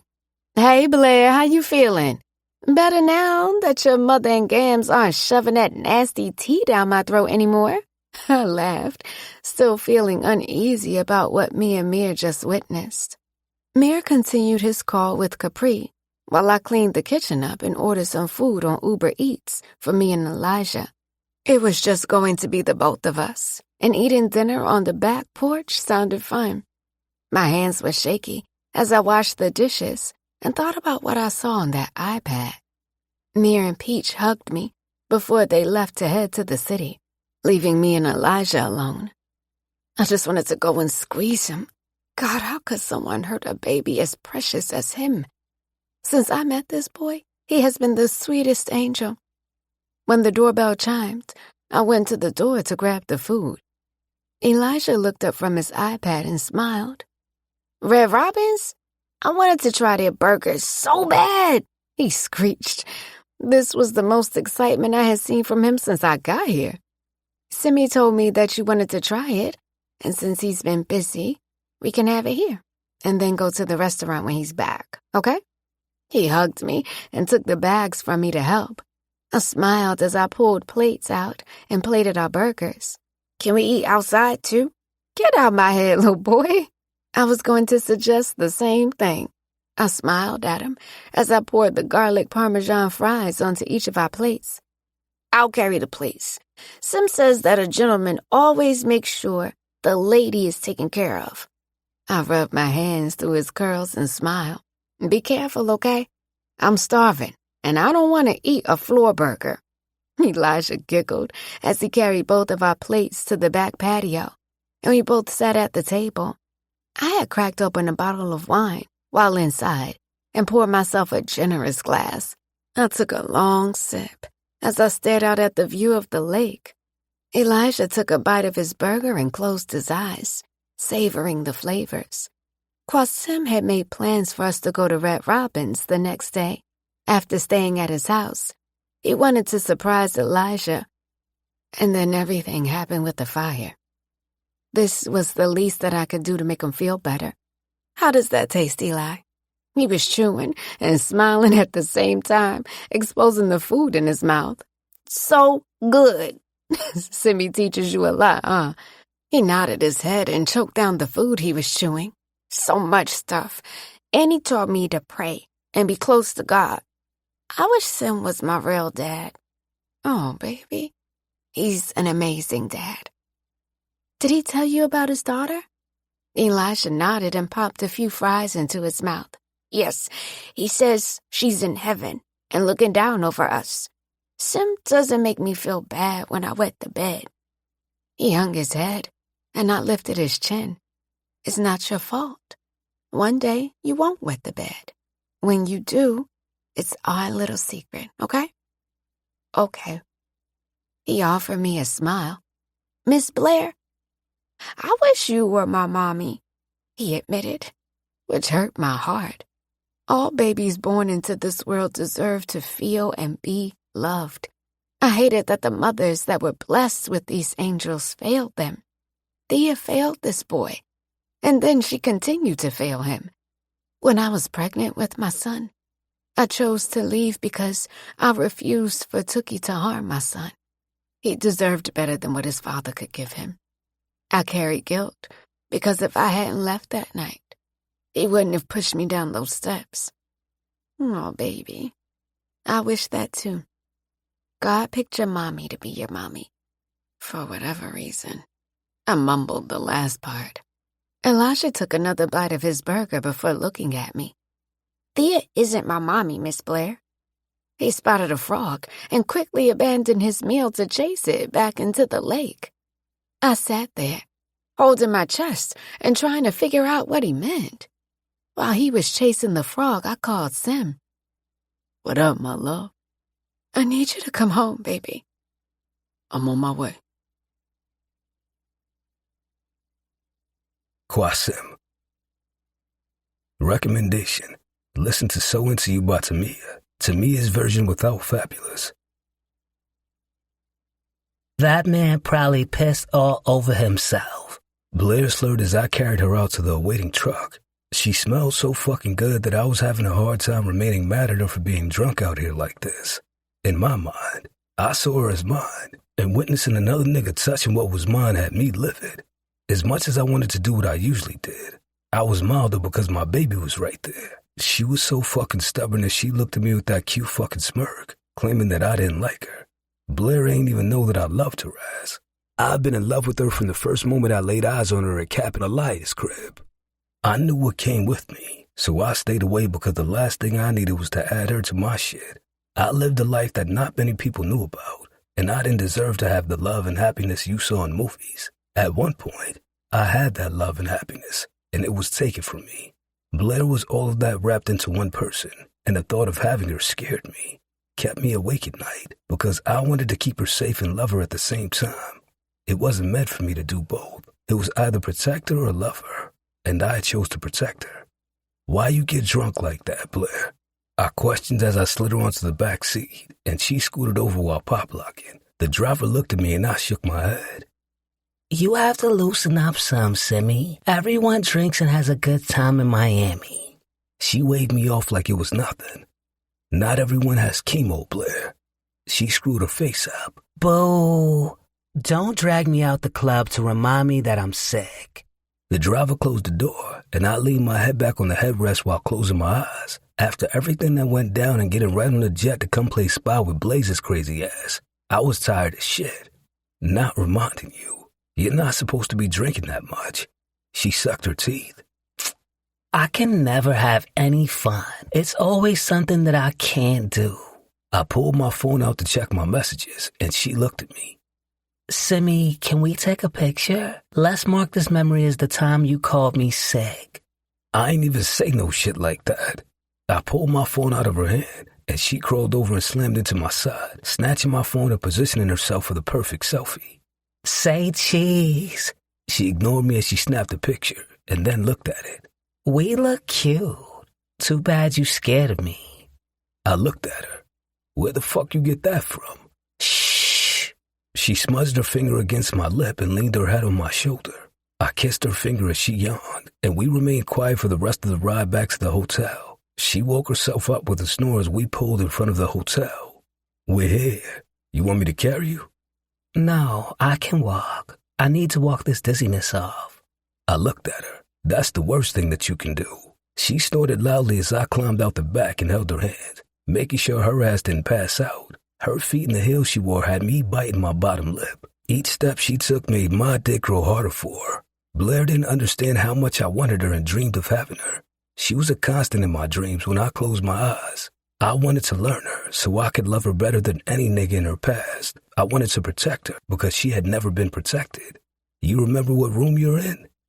Sweet, honey. We got a suite. She rummaged through her clutch and waved her card in the air like it was the winning lottery ticket. All right, big money. She paused. I'm only letting that slide because I know you have big money. Any other nigga call me that?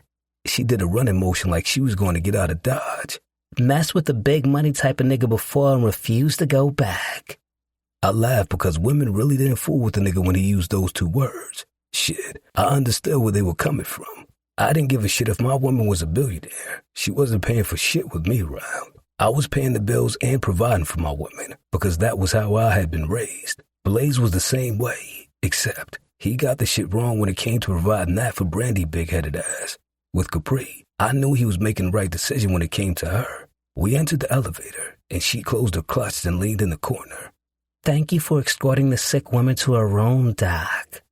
I removed myself from the other end of the elevator and cornered her, staring down into her eyes. Why you keep saying that shit about yourself? She stared back up into my eyes. Fuck.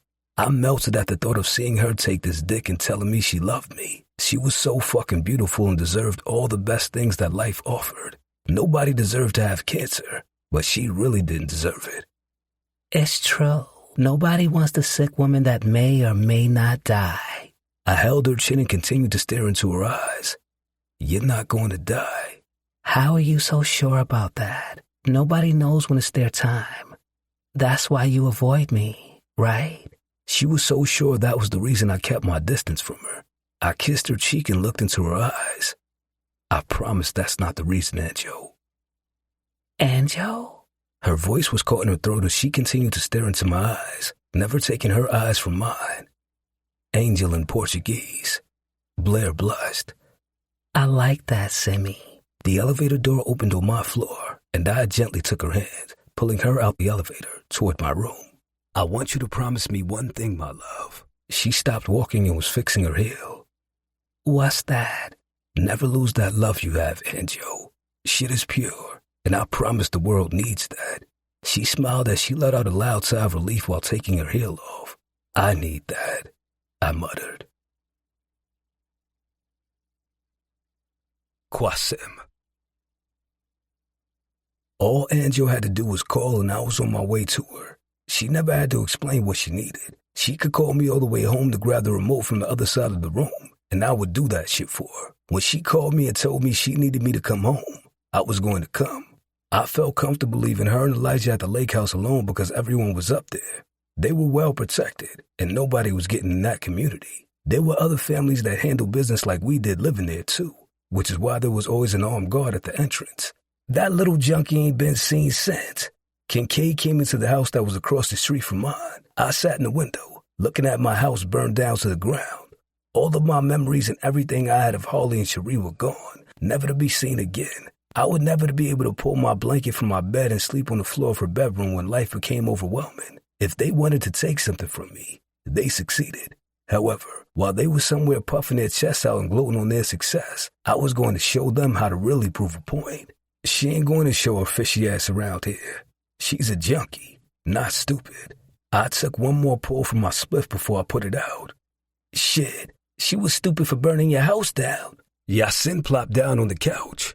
The security cameras caught Thea pulling up in that same black expedition truck that I saw come in the mornings. She jumped out with a bag and made her way around the house, lighting and then tossing the cocktails through the window. Junkie Fish stupid ass had bad aim on one of the windows, and she hit the side of the house, catching the grass and everything on that side on fire. The cameras caught Blair trying to pry the window open and her screaming for Thea, and she launched that shit into the other window. Seeing my baby like that broke something inside of me.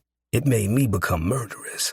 I didn't like when somebody hurt her, and Thea hurt her and Elijah, so she had to die. Blair and Elijah were my family, my second chance at having something that felt good, and she tried to take that away from me.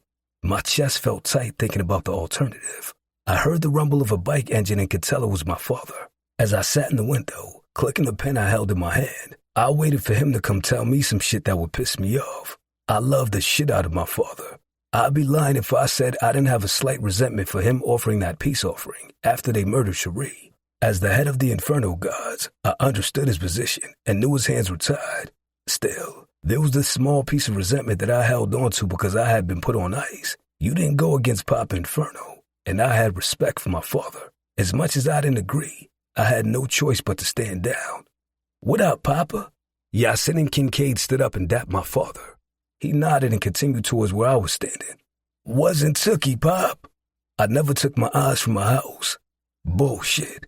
Some devils and CVs linked together. They're frustrated with Tookie. Said it ain't enough to eat, and this nigga all strung out and shit. With Rich gone, he's the leader, and he ain't been being a leader for his people." "Polo." Blaze came through the front door. "Oh, Pops. What up, Blaze?" "Fuck you." Pops laughed. "Should have tried to cut me off. I invented this, youngin'." Those niggas that were in my house venting and didn't know I was off to the side, niggas mentioned Polo's name. Polo was second in command for the Devils, and he was my uncle's protege. My uncle never had any kids, and Polo was like the son he never had. He ran shit like he was the leader, and at times, my uncle allowed him to for whatever reason. I've never liked the nigga, and made it known that he wouldn't bust his shit like the rest of us would. He thought he was this tough-ass bitch that could take on the world. I was tougher. Your house being ran through and yours being burned down aren't connected. They ran into Blaze's crib because you killed his brother. I ran back all the bodies I had been collecting and then stopped.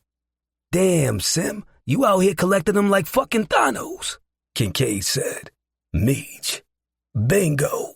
I know this shit was a contracted hit, but he knows it was you and decided to take your brother." "Fuck." I hung my head. Blaze walked over and sat on the edge of the table. "Don't do that shit, Sim.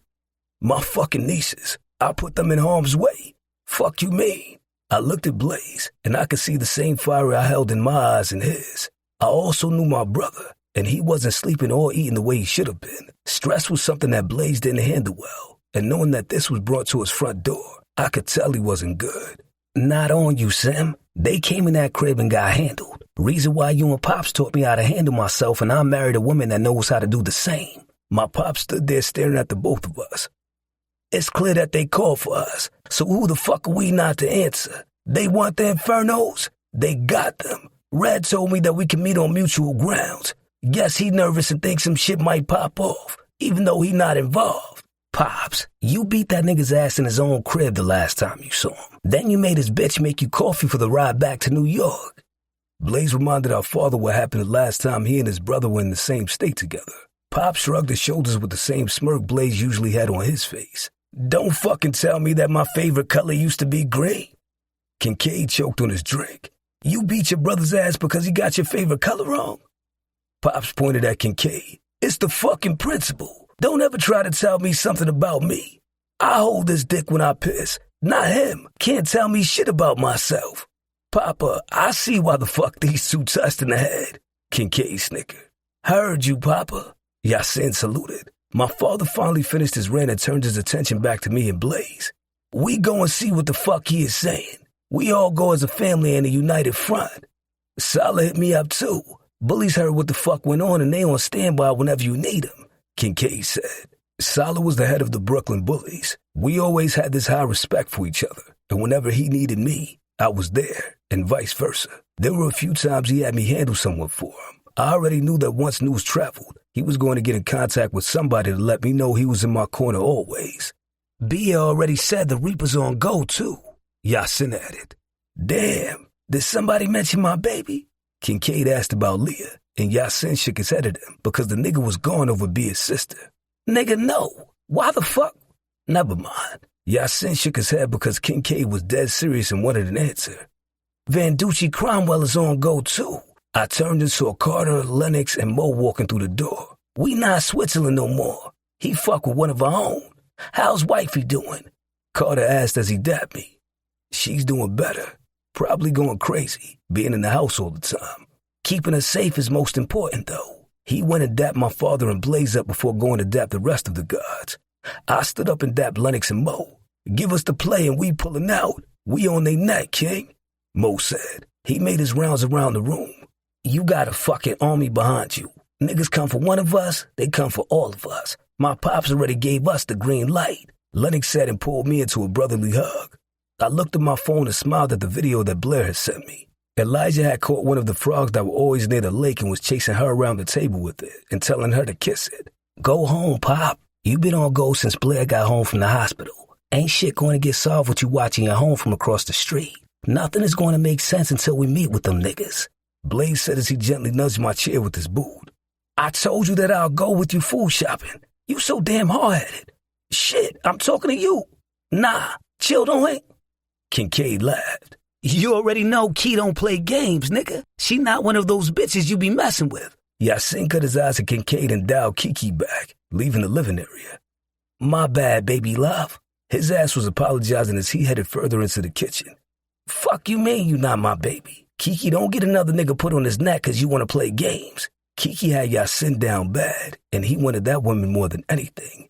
Key was the kind of woman that you had to approach the right way, and she wasn't going for none of that shit that used to work with the other chicks he messed with.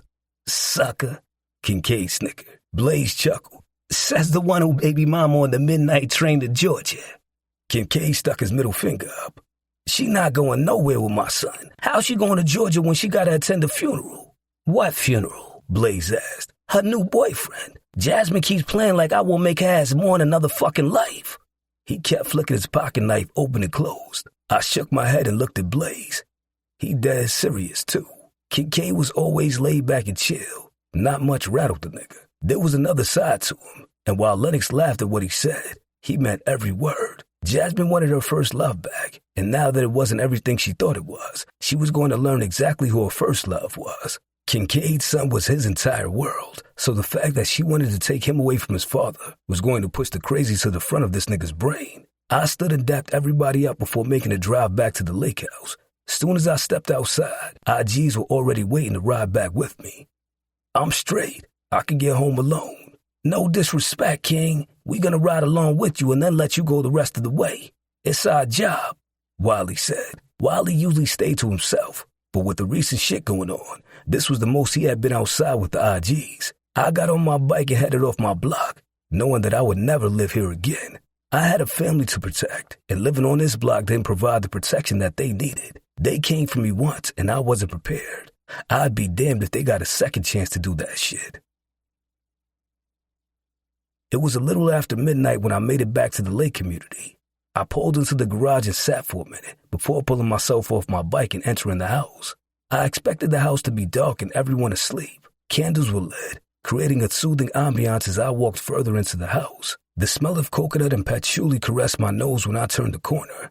Angel was on the back patio with a glass of wine and her Kindle in her hand. Before going outside with her, I headed up the steps to Elijah's room. I opened the door, and he was fast asleep. I walked over toward the bed and sat down, rubbing his curls and then kissed his head while silently saying a prayer over him. Night, Eli, I whispered as I exited his room, closing the door quietly. Shaking off my vest, I made my way outside where Angel was. She had Drew Hill quietly playing from the surround speakers that came with the house. I stood in the doorway and watched as she swiped on her Kindle and took a sip of wine while massaging the side of her neck while she had her legs pulled up to her chest. She was at peace. It was all I ever wanted for her. I wanted her to always have peace, and I would always make sure that she did. I kissed her neck, and she jumped. Never sit with your back toward the door, my love. Always know what's coming your way. I kissed the top of her head and came around the couch and sat across from her where she was seated. I didn't hear you come in, baby. She yawned. I'm sorry for being late. I had some shit I needed to handle before coming home. Anytime you tell me that you want me, I'm always going to come, Aunt Joe. She smiled as she put her Kindle and wine glass down. I extended my arms as she climbed into my lap and hugged me. You're here now, and that's all that matters. Something was wrong. I could tell from her body language and the half-finished bottle of wine that something was off with her. I've spent the past few years studying this woman's every move. I knew when something wasn't right with her, no matter how she tried to play it off for me. Tell me. I don't know how to even tell you. She put her face into her hands and took deep breaths before looking me in the eyes. I sat up, concerned. Anjo, what the fuck happened and who did the shit? Tell me something, mama. She removed herself from my lap and went aside before coming back outside with Elijah's iPad in her hand. I watched as she maneuvered through his iPad and then handed it to me. I looked at the drawing on the iPad and tossed it beside me. She sat on the coffee table in front of me with tears in her eyes. Someone hurt him, Qasim. Everything makes so much sense. Wetting the bed, the way he's so scared to go back with that woman. He told me that Thea isn't his real mother, baby. Mir discovered it today while trying to silence some app. Blaze knows about this shit? Yes. I looked up toward the sky as my eyes burned with tears, thinking about what I witnessed on the iPad. Angel grabbed my hands and looked at me while I was trying to calm myself down. I've always suspected it, but it was easier to pretend that something like that never happened to him or any other child. The boy used to carol whenever he came around me, always staying a few feet away from me because he was unsure if I would hurt him. He clung to my legs when his mother tried to bring him home. I got up from the couch and went aside to the bedroom to change clothes. Blair followed behind me, sitting on the edge of the bed, watching me strip out of my jeans and put on a pair of basketball shorts and a tank top with running sneakers. Simi. Anjo, I'm not upset with you. I just need to process this, and when I need to process shit, I have to run. Okay. I walked over to her and held her face while placing kisses on her lips. Get some sleep. You're tired. I'm going to clean up outside and then I'll get in the bed. Kissing her lips. No, I'll handle it when I come back. She looked into my eyes and then kissed me. Okay. Recommendation: The Best Man I Can Be by Genuine, RL, Tyrese, and Case. Soon as I left out the front door, I took off running through the community. My head was swarming with so many things. Children were fucking innocent and didn't deserve the shit that happened to them. Elijah was a fucking pure soul who deserved to be a happy child. He shouldn't have trauma. His life should have been carefree and happy like Ryder and CJ. After running around the community for an hour, I found myself in front of Capone's house. I leaned against a truck in his driveway and texted him. The lights to the front of his house turned on, the door opening shortly after, and he strolled out with a robe on. Sim, you straight? He was concerned as I leaned on the truck about to lose my shit. Tears clouded my vision as I watched Capone come closer. Yo, what the fuck happened? I slid down the car and finally broke down. While I was running, I had the distraction of just keeping my pace and pushing forward with my run. The minute I walked onto Capone's driveway and slowed down, everything crashed into me. Everything was hitting me at one time, and this shit was the straw that broke the camel's back. You call that shit, Capo? He kneeled down as I sobbed like a bitch. What you mean? I watched as he pulled his phone out.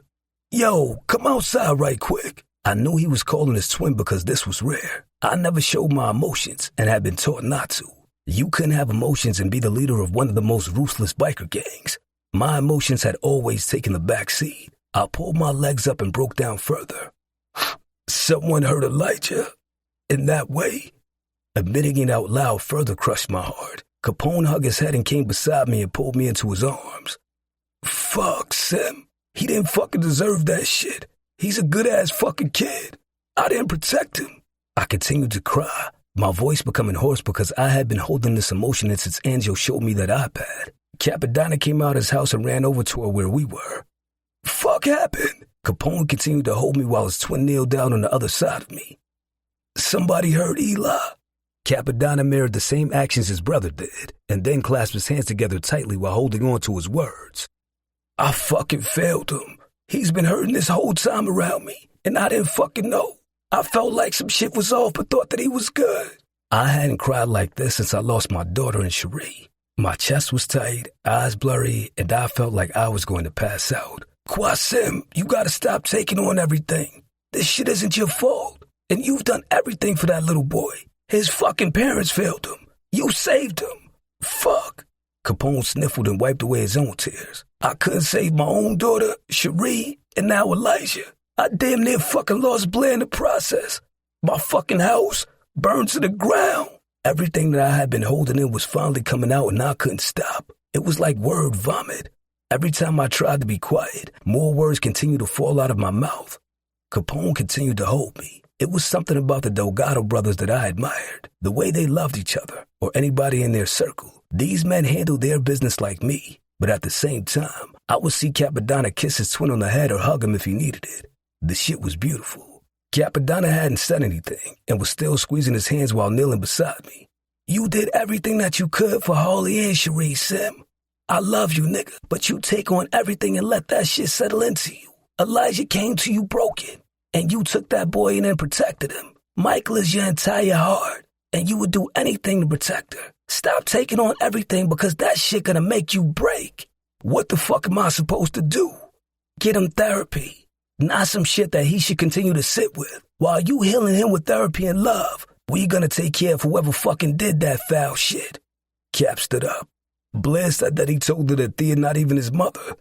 The fuck does that even mean? I sniffled. I watched as he paced the driveway. Let him cool off. Shit is sensitive to him because of what happened to Elijah, Capone told me. I didn't know what Elijah meant when he said Thea wasn't his mother, but I was going to find out when I choked the life out of that mad-headed bitch. Roy, is something wrong? Aliyah poked her head out with her hood over her hair. It was like she had a feeling her husband needed to see her. Come here, Joy, he said, and she abandoned the front door, going to her husband. He pulled her into his arms and kissed the top of her head as he held on to her. Baby, what is wrong? You are scared? Simmy. I heard Blair's voice and turned to see her and Elijah standing there holding hands. Neither of them allowed me to get up. They both came over and hugged me. Capone stood up and allowed them space to hold on to me. I knew something wasn't right with you when you left. Her voice shook as she held on to me, and Elijah was embracing me like I'd disappear if he let go. I held them both tight as I closed my eyes, and the tears continued to fall. Fucking out here crying in the driveway. Fuck. I groaned as I kept my eyes closed, and Angel kissed my cheek. Capone stood nearby. Eli, what was I telling you the other day? Eli lifted his head and scanned his head for what Capone was talking about. You told me so much, Capo. Capone chuckled and looked down at his slipper before looking back at Elijah. When you tripped over by the lake and started to cry. Showing emotion. You can't be a man without showing emotions. That's what makes you you. It's what makes you strong. Elijah replied, my man, every great man has shown emotion, and the King Inferno ain't no exception to the rule. I kissed his forehead and held on to both of them while we sat on the floor in the driveway. I never wanted to let either of them go. However, I had to let go for a second because I needed my hands to fuck over whoever hurt my family. Blair. Elijah was so excited to go swimming in the lake with Aaron and Aliyah today. They gathered all the kids and were going to take them out to the lake while we handled some business. Once I finished getting ready, I sprayed my perfume and then continued downstairs where Simmy was waiting for me. We were going to meet up with his uncle and the Dell Devils. I was just excited that I was getting out the house because I just knew he was going to make me stay behind. He had always been protective of me, but since the fire, he was 10 times more protective. He was standing at the bottom of the stairs, wearing his biker vest, jeans, and a fresh pair of Timbs. To know the Inferno and Delgado men was to know that they went through Timbs like underwear. Every time I looked at Qasim, both my heart and vagina did a slight jump. I've wanted this man since the moment I met him, and he showed me simple kindness when I needed it most. It wasn't just any sort of kindness. His attention made me feel seen and valued. It was a kindness reserved for a wife, and it was one he extended to only me whenever he was around.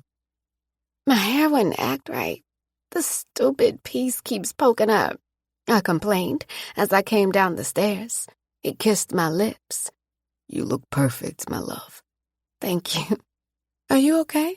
I touched the side of his face and peered into his eyes. The Inferno men had this thing their eyes did. They were ominous and dangerous. You could actually see the danger swirling around in their irises.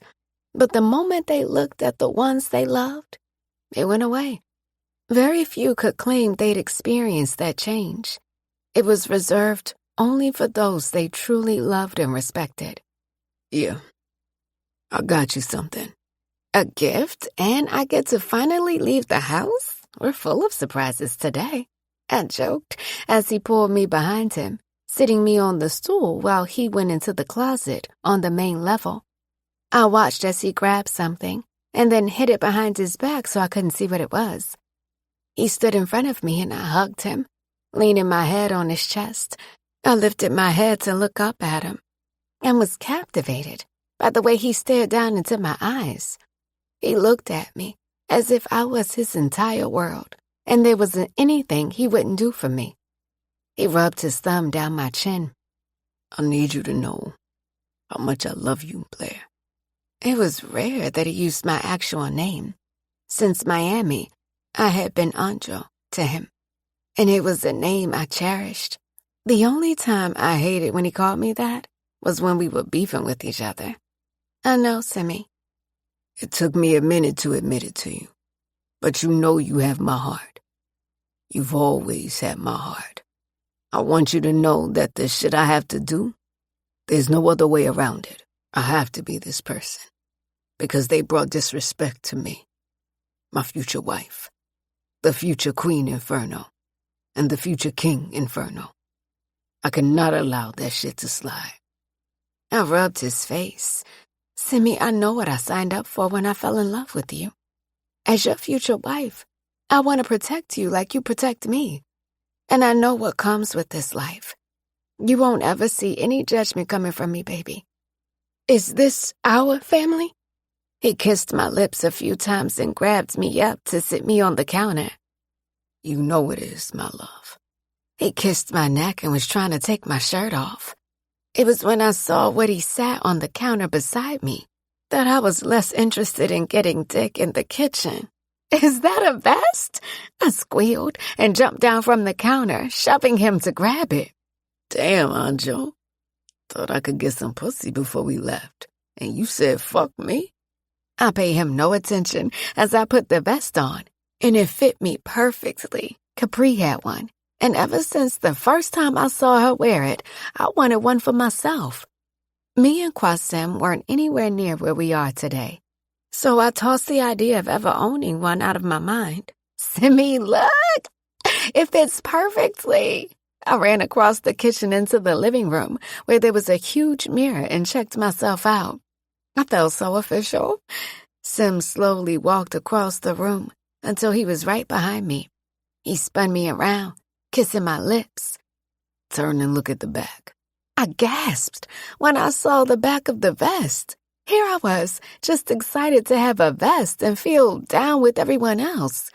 Queen Inferno was on the back of my vest, with flames and a skull, with a crown on it.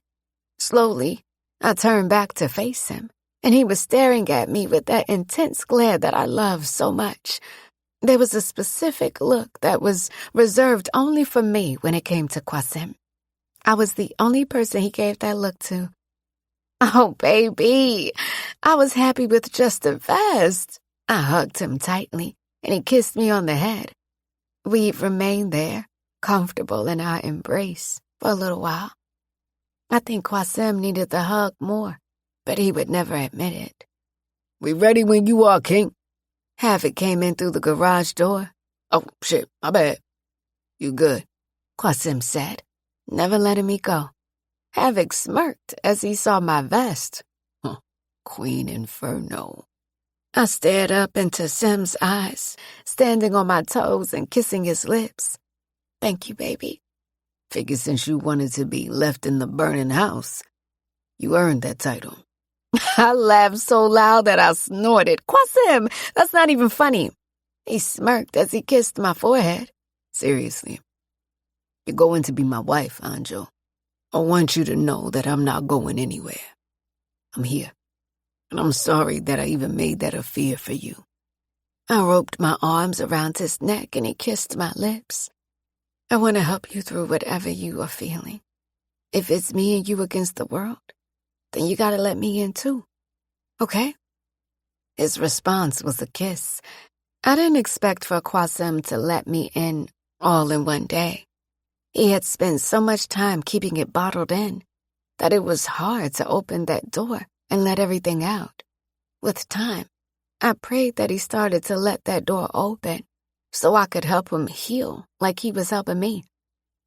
He held my hand as he secured the house and went out through the garage. Since Simi was driving my truck that night, it wasn't damaged in the fire. He held the door open for me, pulling me around him as I climbed into the passenger seat.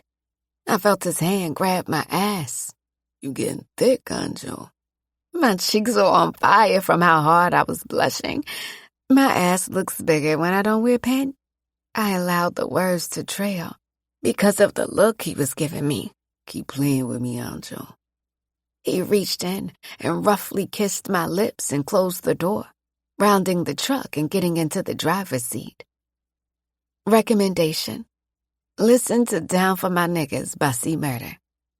He pulled out the garage and remained in the driveway for a bit to watch the garage door close. We cruised through the neighborhood. Capadonna turned from his block on his bike and followed behind us. Soon as the gates were lifted to leave the community and we turned onto the street, all the bikes crowded my truck as Qasim drove with one hand, his head on a swivel. His gun sat on his lap. Mir pulled up on my side with Capri on his bike, both of them wearing their skull helmets. Qasim saluted, and Mir took the lead while Capri saluted at me. Havoc replaced them on my side, while Capadonna took Qasim's side, the rest of the IGs following behind. Simi took my hand and kissed the back of it as he swerved and followed the path the IGs were making for us.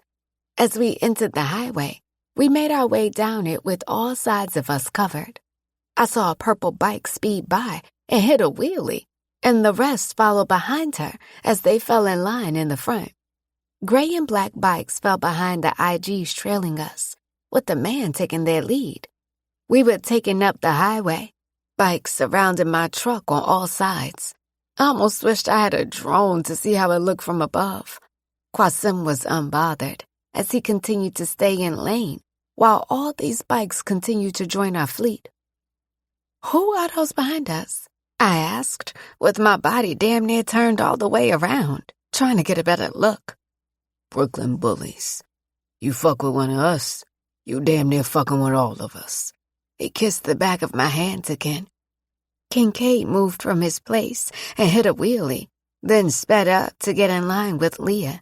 She nodded her head to greet him, and they both took off ahead, with the triplets following behind them. Both the leader of the bullies and reapers signaled to their people, and their crews fell back to mix in with the IGs. Qasim rolled his window down and saluted the one leading the bullies. He nodded his head and returned the salute as he pushed forward. He and Bia both took the lead, while the rest of the bikes continued to surround the truck. They made a clear path, and Mia rode through so he could take the lead.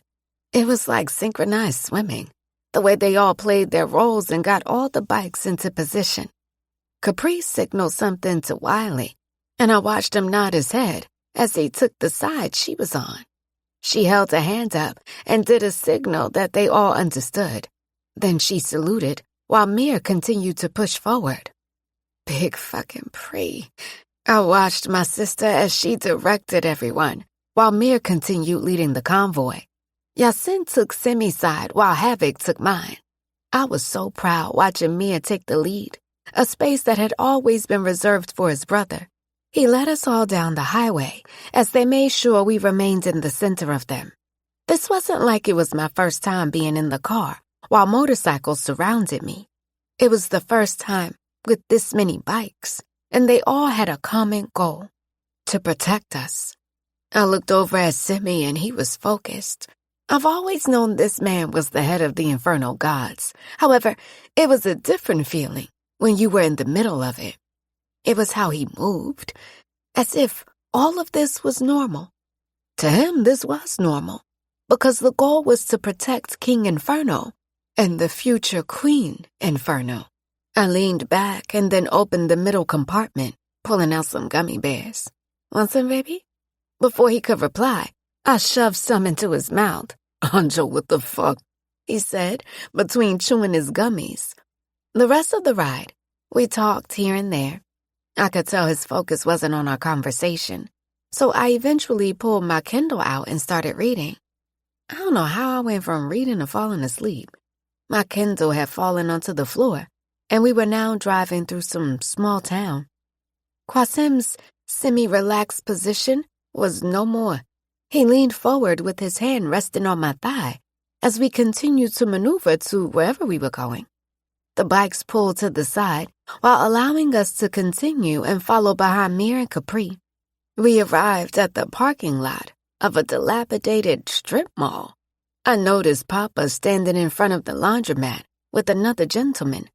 There were a bunch of other bikers there, while Papa and the other man were leaning on their bikes, talking. Then I noticed the unmistakable Viper decal among the sea of different bikes, and my heart rate immediately sped up. "The fuck?" Qasim muttered. I had to wipe my eyes a few times when I saw Tookie leaning on his bike next to the man that Papa was talking to. From Papa's body language, I could tell shit wasn't all well in his world. Qasim whipped the truck around so that we were facing them. He put it in park, hopped out, tucking his gun behind him. "Fuck is this?" "Same shit I want to know before I start coming to conclusions myself, Red," Papa replied. All the gods now surrounded the truck, wondering the same shit. Mir hopped off his bike, while Capri remained seated on it. He snatched his helmet off and looked at his father and brother. "Who gonna shoot first?" Mir pulled his gun out and was heading over toward Tookie, who stood up straight. "Blaze," Papa called. Mir fell back. "If you think I'm ever running in the same circles as this nigga, you doing the same shit he doing." Sim looked between his father and who I now assumed was his uncle, because I could see the similarities between him and Papa. Tookie stood up and looked around nervously, embarrassed that his secret was exposed, not only in front of his people, but all the other gangs. Qasim came back near the truck, walked around it and opened my door. He held my hand as I stepped out the truck. Once my feet hit the broken pavement, all the guards put their feet on the ground and stood as I walked around the truck. Capri stood up with them as I walked past her while Simi held my hand. We stood next to Papa. "How you doing, B?" He kissed my temple and then settled back onto his bike. "I'm good." I felt like royalty. The way the gods treated me, I've witnessed it when it comes to Qasim. He always led the way, and when he pulled up on them, someone would always move their bike to let him park in the front. I mean, I always felt important whenever I had one following behind me, or when they surrounded me while I was in a car. This time, it felt different because my best friend stood up with the rest of them when I got out of my truck. Red started coughing into his handkerchief and leaned back on his bike. "I'm dying, Quentin. All of them years of chain smoking and doing whatever the fuck I wanted has come back to me." He let out a sad chuckle. In his eyes, you could see how sad he was about his fate, yet he couldn't help but make a dark joke about his situation. Qasim and Quentin's expressions never changed. I looked between them both and saw not an ounce of remorse in either of their eyes. Rez saw the same thing and coughed, wiping his mouth before leaning forward. Tookie hadn't taken his eyes off me since I stepped out of the car. I hated this man so much. It smelled sour because he was near. All of the pain he put me through played on a loop in my mind. I remember being so afraid of him, and now, as he stood a few feet away from me, I was no longer scared of him. Why was I ever scared of a man like him anyway? "Yeah, you about to go lay in some dirt soon. Why the fuck he here?" Mia finally broke the silence. Red chuckled, clearly used to his nephew not having a filter or a care about him. "I didn't have shit to do with running in your spot." Tookie was the one who spoke instead. "Yeah, and I don't make my dog shit on the lawns of the neighbors I hate." Mia stood near his bike next to his wife. Tookie took a deep breath, hitting his chest. "Why the fuck would I show up here if I had some shit to do with it? I had to move my fucking grandmoms 3 times because of this nigga." Qasim smiled. "The condo she in now look nice as shit from the outside. Can't wait to get the proper tour." Tookie nearly fainted when Sim let him know that he knew where he moved her. Why the fuck you tryna kill my fucking nana, nigga? Already got my fucking family mad at my ass. Mrs. Loretta is good for now. I want your baby moms. Ever had to bury one of those, Dookie? I wasn't surprised when he mentioned that Tookie had a baby mother. With the way that he slept around when we were together, I was surprised that he only mentioned him having one. I ain't even come here with all of that shit. We showed up to issue a truce. This not my beef. This was the first time that I was witnessing Tookie use his brain and not make moves because he was too cocky to stand down. He was also smart enough to know that the IGs had been wiping his people out, which is why he only had a few behind him on their bikes. Polo pushed me out, and the Del Devils don't answer to me. These are the few that remain loyal to me. I ain't got the fight in me, Quentin. I took that boy under my wing when nobody wanted to put him on. Damn, Red. Can't say I feel bad. Good for your stupid ass. Papa was hell, and I never noticed how much his sons acted just like him. Whenever I was around him, he was always quiet, and the love he had for his wife was always loud. I never met this side of Quentin Inferno before. Witnessing how he messed in his beard as he nonchalantly didn't give a shit about his brother dying was something different. The fact that he and Des Delgado were good friends back in the day had me interested in their past. I just knew they had stories for days and were the blueprint for their sons to follow. Qasim pulled me closer to him, and I rested my hand on his chest while staring up at him. He was locked in on Tookie, and for a brief second, he stopped and looked down at me. Behave, Simmy. He kissed my forehead and held me closer to him as I continued to watch what was going on. I'm stepping back. This not my beef, and I ain't trying to bury my grandmother. I reached out to Red so he could call the truce and make peace. Ain't never any peace when it comes to you and those chrome pussies, Caprice said. She had taken her helmet off, but she still wore a mask under it, concealing her identity to the other gangs that didn't know who she was. Tyshawn had always had a problem with a woman talking down to him. Anytime I made him look stupid, he would put his hands on me, so I knew that he was in control and stronger than me. His ego was fragile and smelt of shit. I knew this man better than he knew himself, and the fact that Caprice said something to him and disrespected his crew, I knew he wanted to say some shit back and even put his hands on her. Like I knew Tyshawn, his ex-best friend knew him too, and stood there. Use your words. Don't ball your fist up because we already know I'll crack your fucking neck. Mia let him know he knew what was going through his mind. Qasim looked between Tookie and his uncle. You both want me to believe that my house being set on fire and Blaze's crib being ran up in isn't connected. Red and Tookie looked at him. Nah, they only ran into Mia's crib. It's Mr. Inferno, bitch. Mia snarled when Tookie said his name. I held back my laugh because he was so unserious, but he was serious at the same time. That I sounded dangerous, and if Tyshawn was smart, he wouldn't have settled on his bike, relieved.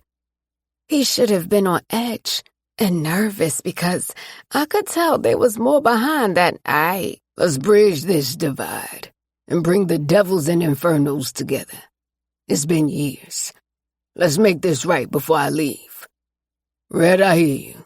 Papa lowered his head and then slowly lifted it as he stared at his brother, smirking with gold in his mouth. Nothing can never be right until you get your ass down in that casket and I take a piss on you. I would rather put crazy glue on my hand and beat my shit before I ever bridge the gap when the infernos run this bitch. Something you always wanted. Tried to take my seed out when he stepped into position. Thinking I raised him to be pussy. Nigga been running lead and running circles around you and all your niggas. You always wanted to be the leader. Always had a big head. I stepped back and watched my creations run shit. Always fucking proud. Never envious because when I was on the throne, I handled my business. Ain't never gonna be peace. He spit at his feet and climbed on his bike. Red looked at his brother, and you could see the envy. He hated that man. And not even this sick act could hide the disdain he held for his brother and nephews. Qasim smirked. Call when you bout to croak. I covered my mouth because they were hell on earth with the way they kept talking about this man's death. Out of respect for you and your wife, I'm not going to show up because I might launch the casket, Mir said as he climbed on his bike and put his helmet on. Qasim cleared his throat. You all see Queen Inferno.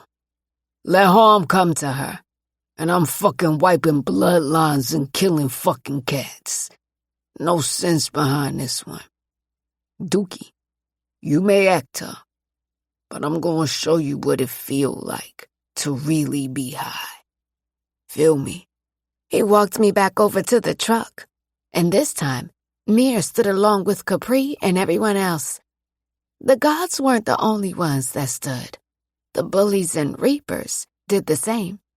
We straight. Tookie needed to hear the words from his mouth. I was all Sim said. He got back into the truck and started it, while everyone made room for him. Mir filed out first, and then we followed behind him. I don't trust him, Simmy. I looked at him. Tyshawn was saying he wanted a truce, and at first I believed he was trying to be smart and not die, because going against the Infernos, he was surely going to die. It was the way he looked at Qasim, more specifically at Mir, that told me otherwise. Me either. Why are you holding the gun like you were part of Charlie's Angels? Amy laughed as she sat on the counter next to where I was standing. I looked at the way Capri held hers, and then how Aliyah was holding hers, and now my ass felt odd. They were shooting their targets like it was nothing, and here I was, standing and holding my gun like I was Beyonce and Austin Powers. Aliyah shot the Desert Eagle with ease. Her arm kicked back with each shot she took, but she kept her foot planted firmly, and her hand stayed tightly gripped around the gun. Amy, you are slowly working your way onto that list with Mir. She couldn't hold her laughing as she jumped down. Amy was slightly taller than me, but not enough where her height swallowed me. I allowed her to adjust my stance and fix the way I held my gun. More comfortable, right? No, I like the other way. I smirked as she laughed at me and then stepped back. Capri finished shooting at her target, and then she came over next to Amy. Just aim and pretend it's someone that you hate. I like to think the target is my brother, Aliyah replied as she let off the remaining shots and then stretched her neck. Capri snorted. Tasha. Khalif, Amy added. I took a few deep breaths and looked at the target that was in front of me, adjusting my shoulders as I held the gun in front of me. This wasn't my first time in the range with Capri. I came with her whenever she needed to relieve some stress. Being the district attorney, the cases she had to deal with often took a toll on her, and she found herself here, taking out her stress on the target. The small range was by word of mouth, which meant that even illegal guns were used here. Let that shit bang, Blair, Amy said, and my finger curled on the trigger. I locked in with the target as I felt my body become hot. Images of Tyshawn slapping, punching, and kicking me flooded my mind. Every time I thought I was big enough to fight back, he proved me wrong by beating me back down to size, having to give birth to a child that never got the chance to take his first breath. All of that came forward, and my chest felt tight as I squeezed the trigger, never letting up off it until I emptied the clip. It felt like it was an out-of-body experience, and I was standing off to the corner watching myself shoot the target. Lowering the gun, I sat it on the counter in front of me and took a breath. Alaya had stopped shooting, and no one said anything. I felt a hand on my shoulder, and Capri rested her chin on my shoulder. You needed that. I smiled, my eyes misty, and put my hand on the side of her face. You have no idea how much. The tears fell down my face. He cannot hurt you anymore, Michael. Alaya hugged me, as Capri and I looked at her and laughed. You've been around Cappy too damn long. Capri laughed as we all hugged each other in the middle of the range. This life wasn't at all easy, but having these women love and embrace me as family made it bearable. Capri's family had accepted me like I belonged and loved me the same. All I had been wanting after my mother passed was that familiar feeling of being loved and having family. I found that in the Delgados and Infernos. We finished up at the gun range and decided to go eat at some diner that Alaya recommended. Now, where the hell does she even hear about this diner? Capri mumbled as she pulled in beside Alaya. Diner food is the best food. There was this diner in Philly that I used to frequent when I lived there. Capri didn't look convinced as she watched her sister-in-law and Amy get out her truck. It's close to the range. Alaya already copped the plea when she saw Capri's face as we got out of car. And this is where you want to eat? I'm sure the food is going to be fine. Amy tried to be positive, although I could see that she wasn't all that thrilled with the aesthetic of the restaurant either. Alaya started laughing. I always come here when I'm overwhelmed with things. Roy took me here when we first met. The food isn't good, but it just gives me this warm feeling when I come. We all decided to stop judging the diner and went along with it because her reason for coming was sweet. Alaya entered the diner first, and the bell on top of the door chimed. Hey, Alaya, how are you? An older white woman with reddish hair greeted her. Hey, Sue. How did the surgery go? Sue smiled, exposing a missing side tooth. I wondered if she had given hers up for Dick. Everything went well. Alhamdulillah, Alaya replied. Sue gestured around the diner. Ladies, sit anywhere, and I will go grab some menus for you. She smiled before she headed down the counter, and we found a booth toward the back. I slid beside Capri, while Alaya and Amy slid in across from us. Sue came and handed us sticky menus, then left us to look over them. Leave it to Pops to bring you somewhere like this, Amy laughed. Honestly, it was what made me fall in love with him. He could have showed off his money, and he never did. Never been my Roy. I admired Alaya and Capadonna's marriage, just like I admired Capone and Aaron's. The love that each couple shared with each other was something to admire and strive for. The respect was there on both ends. It was the way both Aaron and Alaya honored their husbands that I loved the most. It was easy to submit and honor their husbands because Capone and Cap didn't have them looking like a goofy. No woman could ever come and say that Capone or Capadonna ever stepped to them. The same applied to Capri and Mir. She had finally found a man that loved her and treated her like gold. Capri was used to pouring into everyone else, and she finally had a man that poured into her and had no problem checking anybody when it came to his wife. I think it's romantic. Do you both come and eat here together? Alaya laughed. Roy likes to come and sit with me if he knows I'm here, but he hates the food here. We both do. Well, damn, Alaya. What the hell am I going to get since you hate the food? Amy set the menu down. I usually get coffee and some of the cake that is baked every morning. As far as food, stick to the pancakes. After feeling the texture of the menu, I had already decided that I wasn't going to get anything too complicated.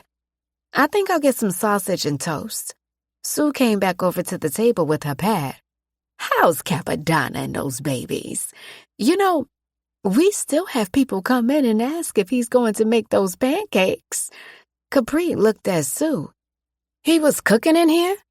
Taught the cook a few tricks with the pancakes. She smiled.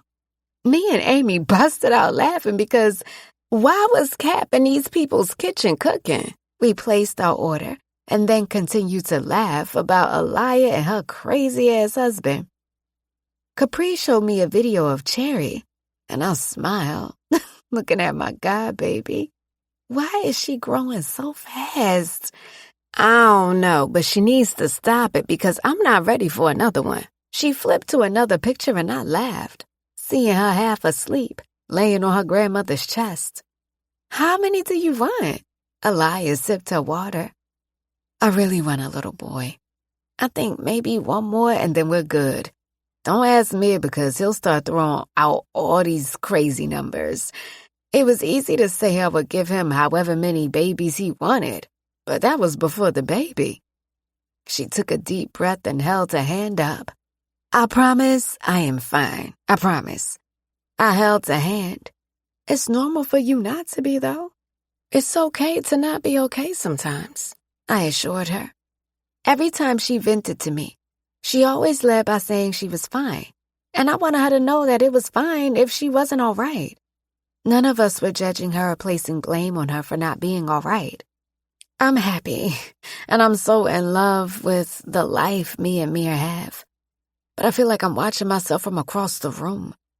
Like she's there, and I just want her to jump back into my body so we can feel like normal again. I feel so guilty for even thinking like that because I love my baby so much. I have more help than anyone. And I still feel sad at times because I want to feel like the old me. It's weird.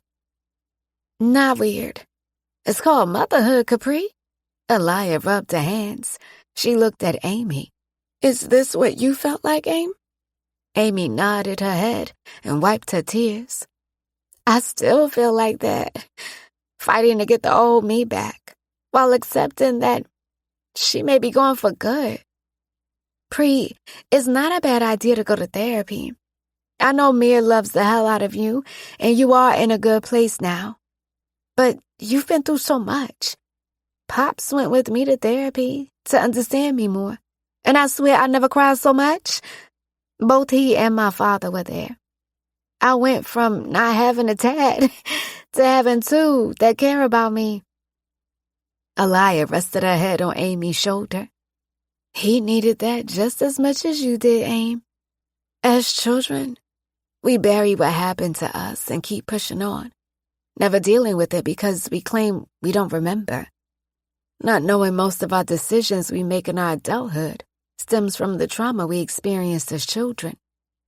I rubbed my aching breast as I watched them. Don't mind me. I'm going to make an appointment because my breasts have been sore, and that was the first sign I got when I found out I had cancer. Or you could be pregnant because my breast was super sore and ached when I got pregnant with Promise. I am not pregnant. I would know. Would you? Capri eyed me suspiciously. I stopped rubbing my breasts and looked at them. We're not about to make my boobs the topic of conversation. Somebody having King Inferno's baby, Amy teased, and I kicked her under the table. Ouch, bitch! Damn. So we all just be knocked up before getting the last name? Capri snorted as she sipped her coffee. Oh, God, this is awful. Speak for yourself. I got the last name and I wasn't knocked up. Me being pregnant and Promise being born first doesn't count. I had her after me and Cap were married. Amy grabbed Aliyah's hand. Baby, you just as delusional as your husband. We all started laughing because Aliyah and Cap were one and the same. They both balanced each other because they were both nutcases. I really don't think I am, though. Is your period late? From the chemotherapy, my periods are irregular anyway. I shrugged. Amy looked at her phone. Why you all looking like that? I looked at them as they looked away from me while snickering. Remember when you told that man You couldn't wait to have his babies and marry him in Italy? Capri asked. Yeah. Well, you spoke it into existence because you are pregnant, my girl. I'll let you live in delusion a bit because I had to do the same until Mir pulled up on me with a damn test. That man loves you so damn bad. Actually, he probably trapped you. We all laughed. I'll be trapped by him anytime. Look at the Delgados sitting across from the Infernos. We turned, and Cat was standing there with Capone, sitting in the booth behind him. Hey, baby. Oh, hey, baby. Why the fuck you not answering your phone? Aliyah looked for her phone in her purse and then put on a silly grin. It was on silent. I always turn it off when I'm at the range. He leaned in the booth behind us and kissed his wife on the forehead. Mr. Target? Never. She kissed his nose. Missing Aaron already? Capri called her other brother out, who was looking like a lost puppy. Aaron had flown out with her cousin so she could get a mommy makeover. Still trying to figure out why the fuck she need a mommy makeover.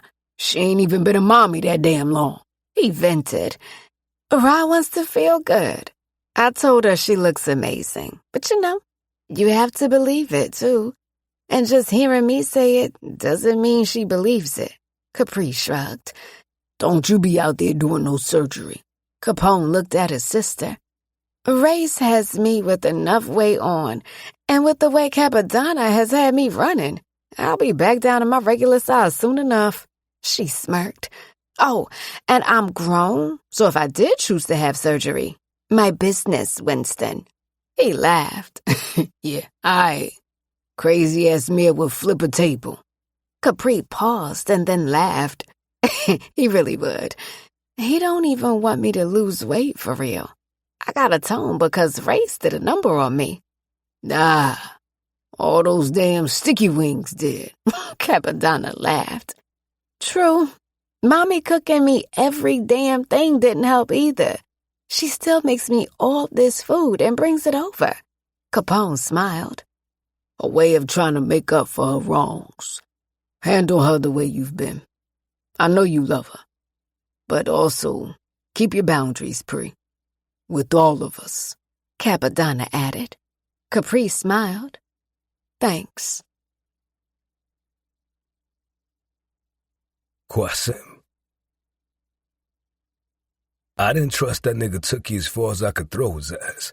He was standing in front of me, telling me that there was no beef when I killed his grandfather and cousin. I didn't give a fuck how much somebody's beef wasn't mine.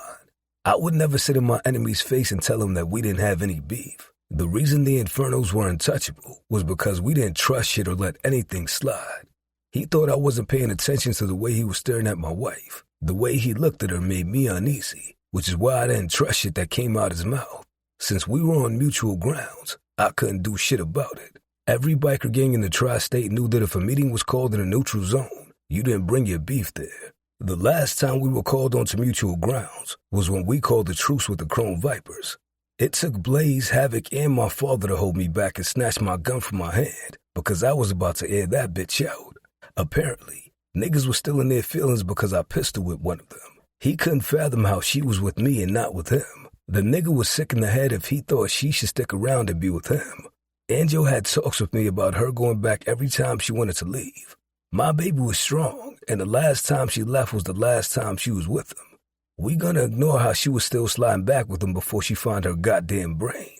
It took that nigga kidnapping her for her to realize that nigga meant her no good, and she been right ever since. Tookie was an addict, and the fact that money was low because the majority of his people were either dead or riding with Polo didn't mean he had become smarter and realized he could never win.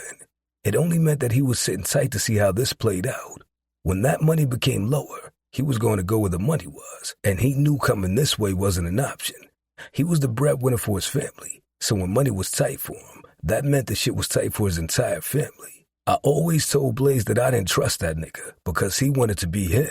I would watch how he moved, always so caught up into Brandy, and always giving the wrong fucking advice. It was like he wanted Blaze to walk into traffic blind with the shit he used to advise him. As much as he had blinders on when it came to Brandy, he wasn't as stupid when it came to his fake-ass best friend.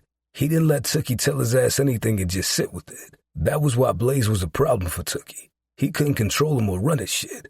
My brother was a natural leader and came from a long line of big steppers that handled they shit. He could never play second fiddle to some lame-ass nigga. Even though I joke with him about being a spare, he had carried himself like that nigga because he was that nigga. Blaze struggled for a while, trying to figure out where he fit in within our family. As I took the lead, he was still trying to find his way. I didn't have to worry about Blaze anymore. This my mama's shit. Kincaid got up when Square Biz by Tina Marie came on and started hitting the running man with a blunt hanging from his lips. I took a pull from my blunt as Capone held his stomach and laughed while I shook my head, watching this nigga. The rest of the men at the card table continued to play spades while drinking. Capadonna tossed down a card, and the other nigga across from him sucked his teeth. You cheating. Ain't no fucking way you kicking our ass like this. Capadonna looked at his twin before returning his attention back to homie. Nigga, I used to be a professional gambler in Vegas. We all looked at him because the man believed him, but we knew Cap was fucking lying. It was crazy how he said the shit with a straight face. I was leaned back in the chair, smoking my spliff, while they continued to play and bet money. Capone and Capadonna were smoking their asses so bad that they started accusing everybody of cheating. Blaze was at the grill, making sure they cooked his chicken all the way through this time. Kincaid finally sat his ass back down, while Yasin was over at the bar. What the fuck? I heard the voice I wanted to hear. Dabbing my spliff into the ashtray, I looked over as Tank noticed Yasin by the bar. Instead of pulling his gun or even being worried, Yasin smirked, nodded, and took his shot back. That nigga looked around the backyard in disbelief. Hey, baby, you want me to make you some food? Who I assumed was his shorty, kissed him on the lips while he held eye contact with me. What is wrong with you? You said you would stay out here for the weekend. Tank looked at his girl. You need to get the fuck out of here, Ashley. She looked confused. The party is just getting started. A few of Marie's friends came through. Tank looked like he wanted to slap the life out of his girl when she mentioned Marie's friends, which were us. I peeped how he looked around, trying to clock how many of us were out here. Bitch, we in fucking danger. You don't see how I'm looking around? He barked on her. Tank was one of the ones that ran into my brother's house and happened to get out. Looking at the security footage, he had jumped down from the balcony of Blaze's room and was able to dip before the cops came. He spent the most time in Ryder's room and was the one that shot the bed up. Blaze kept cameras through his house, and he kept one in Ryder's room that only recorded at night. He had the same camera in Cherry's room, too. Since it was an ongoing investigation, they wanted all the video footage. Cole was able to hack into Blaze's security system and pull the footage, deleting what we didn't want them to see. All the videos with their faces clearly in the cameras we pulled, but kept those of their backs, and the one showing them shooting Ryder's bed. The police started throwing words around like excessive force, like niggas didn't break into his house, shoot at him, his wife, and their kids, then shoot up his daughter's bed. When you fuck with mine, I was going to find out who you were, and I was going to make sure you knew I came for you. Tank was bopping around here with his little ass arms and big ass head, like he didn't involve himself in some shit that was going to end with him stinking. Salah walked right past him, toward our table with a few bullies beside him. We were in this bitch deep like we swiped our card to pay for the meter seat sound. He dapped me and everyone else up. Assalamu alaikum. He embraced Capadonna. Capadonna stood up and embraced him too. Walaikum assalam. Salah was Muslim and he took his shit seriously, like Capadonna and Goon both did. He sat down and got in the ongoing spades game. The rest of these niggas were so concerned about losing money that they didn't notice all the emotions Tank was over there going through. Block packed out with bullies and IGs, Salah replied and tossed some random cards on the table. Bitch, what the fuck you doing? One of the men who clearly had a gambling problem hollered. He can't be talking to me, Salah said to himself, which was the first sign that this nigga needed to stand down. Anytime a nigga started talking to himself, you already knew no good was coming from it. Salah remained leaned back as he watched the man continue to get so upset that he was spitting while he was talking. In one swift movement, he flipped the whole table and went right for a homie, picking his ass up and slamming him down onto the grass where the drinks and food now took place. Despite the chaos going on around me, I watched my brother as he grinned. The same fangs I wore in my mouth, he wore as he walked with the lighter fluid in his hand. I stood up and walked over toward Shorty. What up, Tank Tank? Shorty looked at him. You being mad fucking weird. She huffed and went to her girls that were in front of the house. Why the fuck you bringing beef to my girl's house? I shrugged. I heard you like to play with fire. The fuck? I stepped to the side as Blaze doused this nigga in the lighter fluid that was over by the grill. He spun around, ready to puff that chest out some more, and got knocked in his mouth. Blaze commenced to beating the shit out of this man in the middle of the yard. He stomped his ass down with his Timbs, while I watched and noticed one of his homies coming into the backyard. All he saw was his friend on the ground getting stomped out, and he was on go. He got respect for having his homies follow up, but donkey of the day for not knowing when to stand down. He was focused on his friend, so when I punched him in the side of the neck, he started choking. Blaze had pent-up aggression from them running into his crib, so he was going in. Go ahead, get up. I gave him a fair chance. While his ass was still on the floor trying to locate his tonsils, I stepped on his chest, putting my entire weight on him. I was in the middle of the yard doing step aerobics like I was Gene Simmons. Each time I stepped on him, I could feel something crack. What happened, son? I manically laughed as I continued to switch feet. Nah, let me see. I ain't worked out in a few days. Capone came over and started doing the same thing. Blaze finished with homie, as the last remaining fuckheads were staring on in horror. I picked this kickback because everyone in this backyard had some shit with them. The assass that we were playing spades with had been fucking with Capone and Capadonna's traps in the neighborhood. They had removed so many and were pulling back because of this import deal that we were close to closing. There were a few they had to take their time with closing, and these fuckers kept running in they shit. Gams always told me that you can wash your ass and listen at the same time. She always said the wildest shit where she could have said kill two birds with one stone. Either way, she would be proud that we were handling two problems at once. Blaze had this grin on his face as his fists were covered in blood. He handed me Tank's phone, and I nodded. Appreciated. The sound of motorcycles roaring could be heard loudly, echoing like cicadas on a summer night. Bia came into the backyard and pointed at one of the niggas that was staying so still, he prayed he turned invisible. You, remember I said I would see you? What up, Bia? Fuck he did. Solid question as he rested his big-ass boots on the nigga's back that he had just slammed moments before. Stole Leah's fucking bike last year and told me to get it back in blood. Kincaid jumped over the bar and looked at Bia. He robbed my baby? Don't even worry yourself, Bia. Bia snickered and shook her head. Appreciate it, Kincaid. Kincaid cracked his neck and kicked that nigga out the chair and whooped his ass. I pocketed the phone and pulled my gun out. Light this bitch up. With pleasure. Blaze emptied the rest of the fluid on homie and his friend, then tossed that match on them. Whenever Blaze was around fire, he got this zoned-out gaze in his eyes. It was like his favorite thing in the entire world, and seeing his work in the moment wasn't any different. They hollered while trying to move around. I let my shit go and ended both of them at the same time, while the gods and Capone did the same thing with everyone that was left in the yard. As soon as I headed from the backyard, everyone looked away, knowing the code. Brooklyn was the bullies and reapers territory, so everyone knew to keep their mouth shut. I got on my bike and pulled away from the curb. Salah and Bia came out behind me and got on their bikes. Respectfully, they hung back and allowed me to pull out, leading everyone off the block. As I continued down the block, niggas nodded their heads as we passed by. The king is fucking back!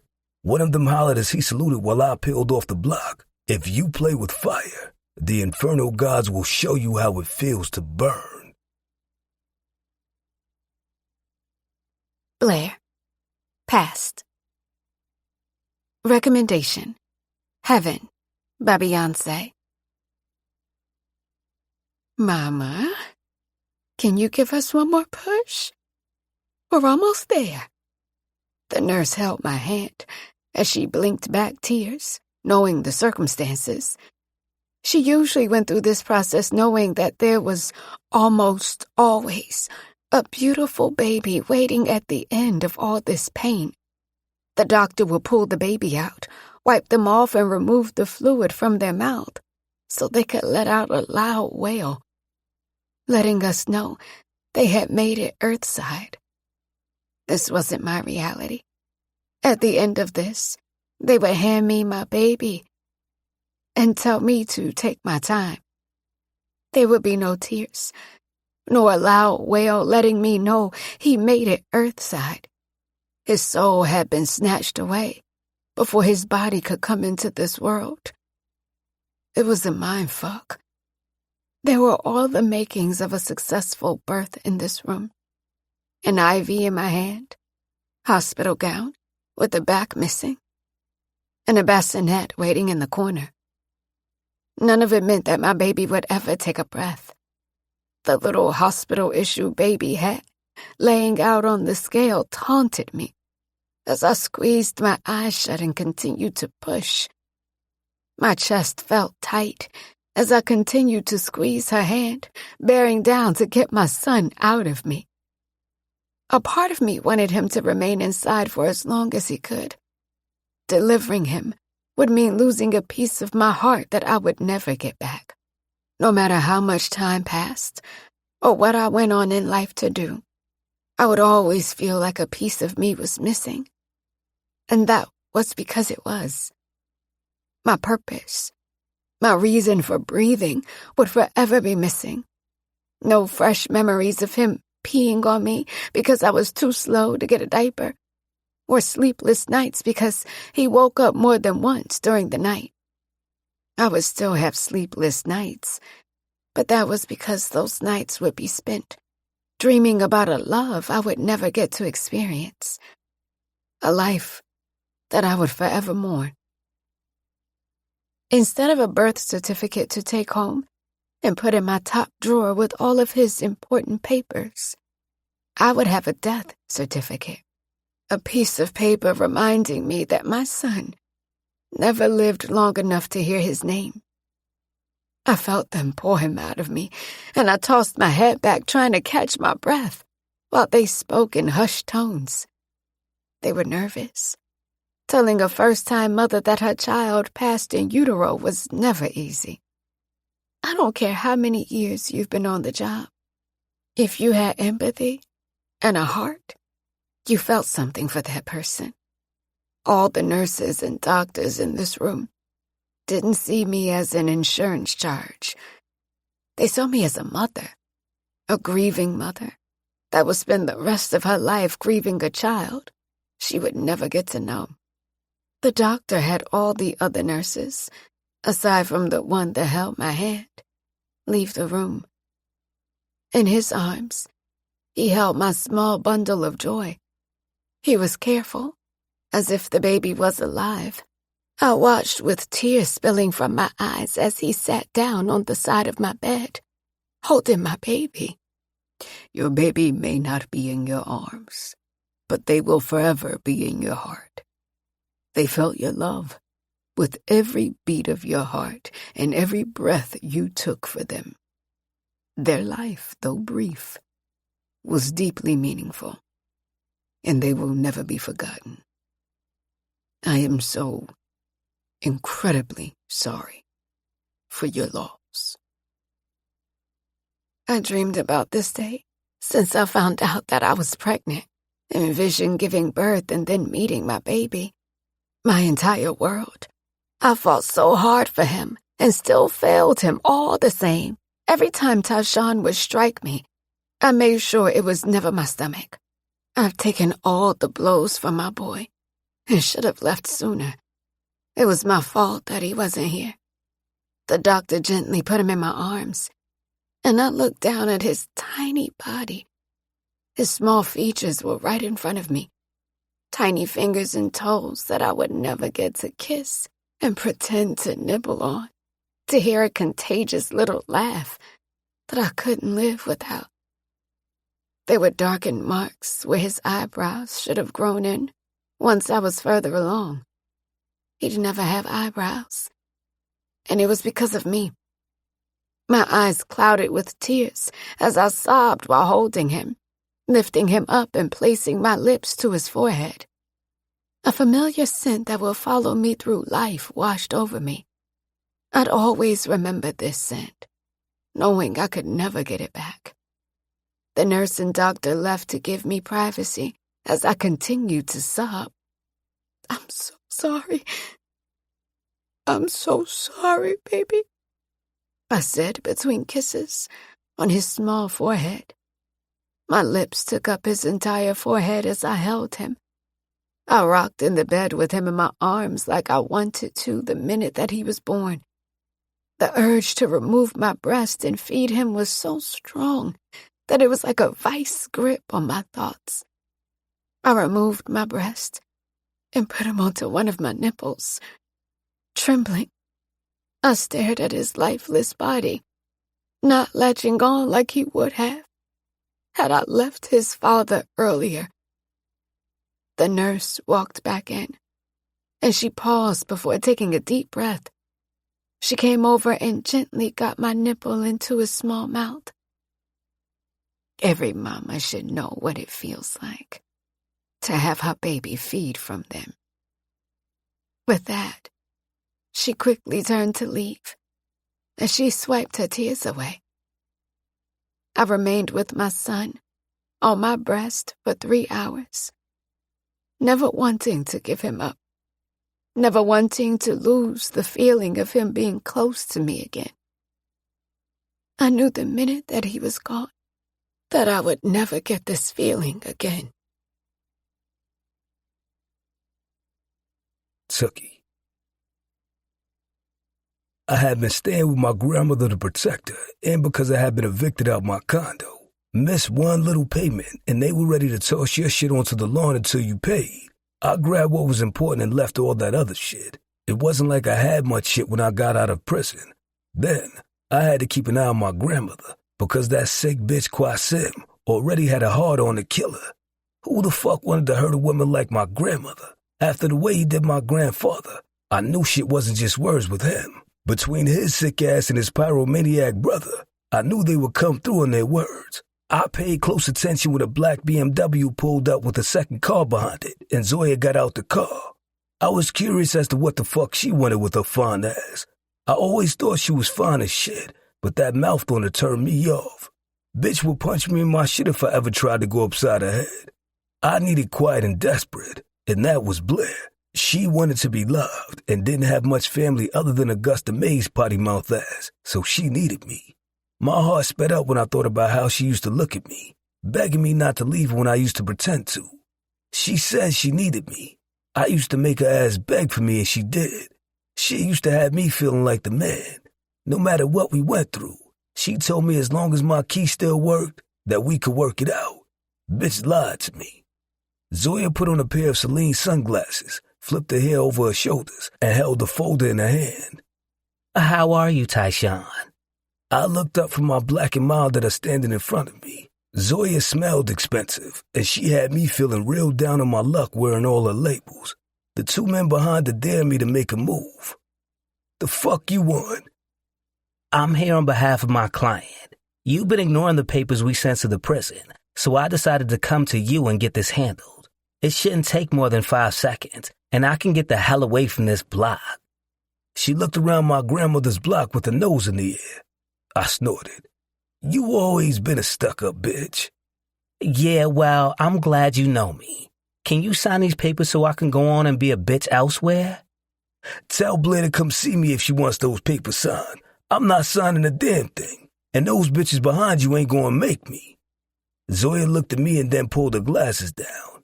Absolutely not. She has signed the papers, and you are the one playing games. I've been nice by sending you the documents and even put money on your books to sign it. $3, bitch? I flinched at her, and she didn't move, not even a little bit. Blair would have fallen back onto the sidewalk had I done that to her. She was so fucking sexy when she was scared. That bottom lip would quiver as the tears filled her eyes, and she begged me to stop.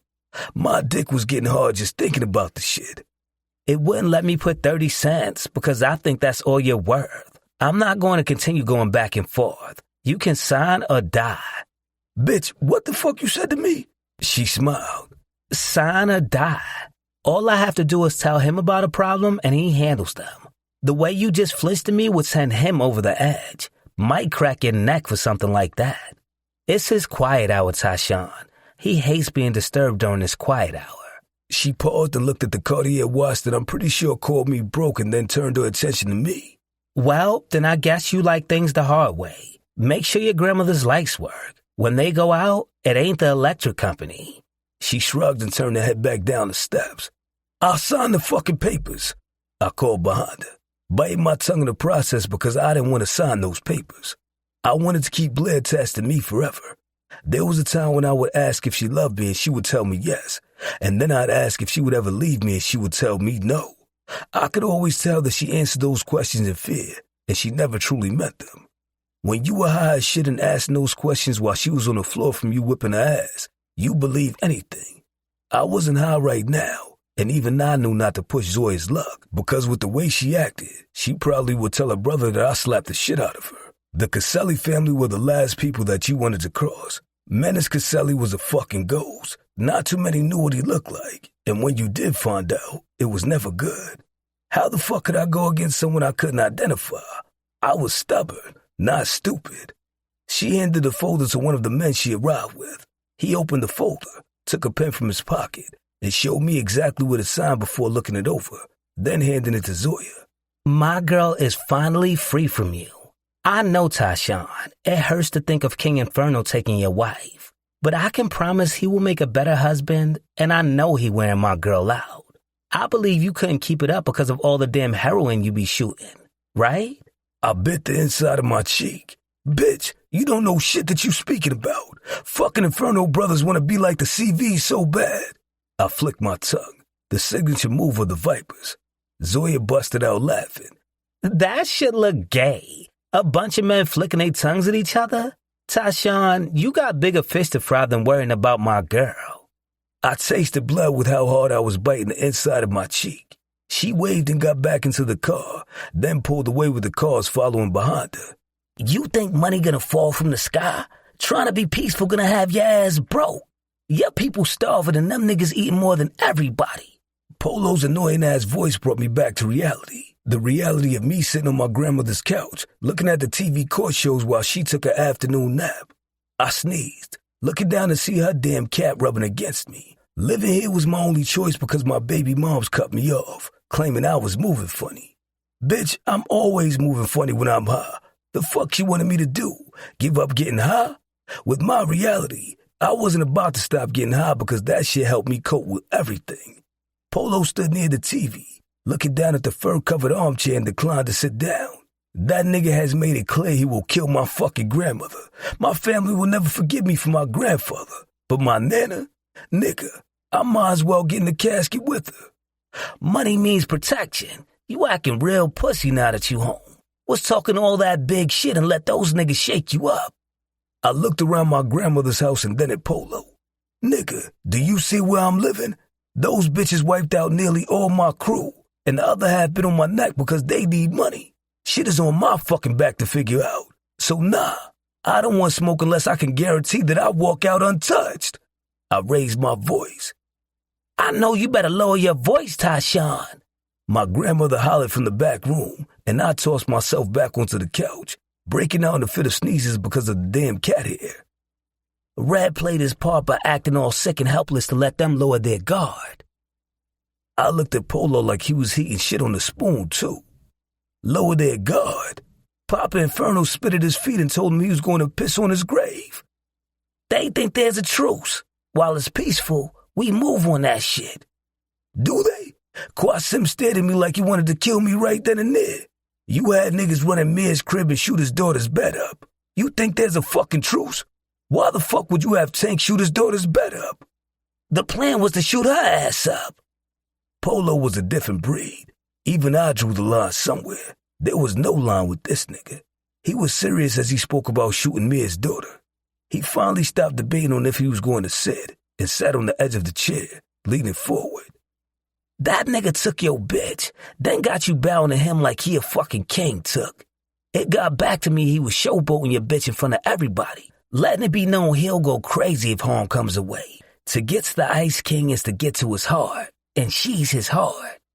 I constantly thought about Blair when she got out that red Mercedes G-Wagon, how everyone stood up when she passed by. We end the Inferno Gods. They fucking eat while tossing red scraps. Fucking with the brakes on Papa's whip didn't take him and his wife out. Running into Mir's crib didn't do shit. For the kingdom to fall, you have to take the king out. We getting this money. He took my women, forced me from my home, and got them boys thinking they're untouchable. Gotta give it to him. He is exactly who he says he is. Red came in from the front door. I've heard the story of the beef with Papa Inferno and Red Devil. Red was delusional. Papa didn't take his woman because she was never his. But if he wanted to tell that story, who was I to judge?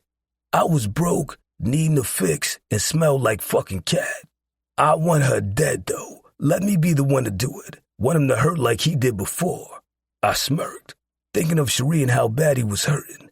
I never saw the king crack before, but taking Cherie, I saw the cracks. Blair. I missed you around here, Sin said, as she leaned on the counter while I went over classes and replied to emails. I had been locked out my work email on my personal laptop, and I needed to come in to reset the password. Plus, I needed to get out the house, and Qasim wasn't letting me leave without someone with me. Havoc was outside, waiting for me to wrap up. He was trying to play it cool, but his eyes were on Sin the entire time as he stood out there. Wiley was across the street with Kincaid, and they had their head on a swivel, so he was justified in his staring match as Sin. I miss being around here too. So much is going on. Sin didn't exactly know what went on in my personal life. She did know I was caught in a fire. However, that was all she knew, and I kept it like that. She never questioned why the Inferno Gods hung around the studio. But then again, if you were from the East Coast, you knew about the Infernos, bullies, and reapers, and I didn't take Sin as someone that was green. Are you actually resting or working?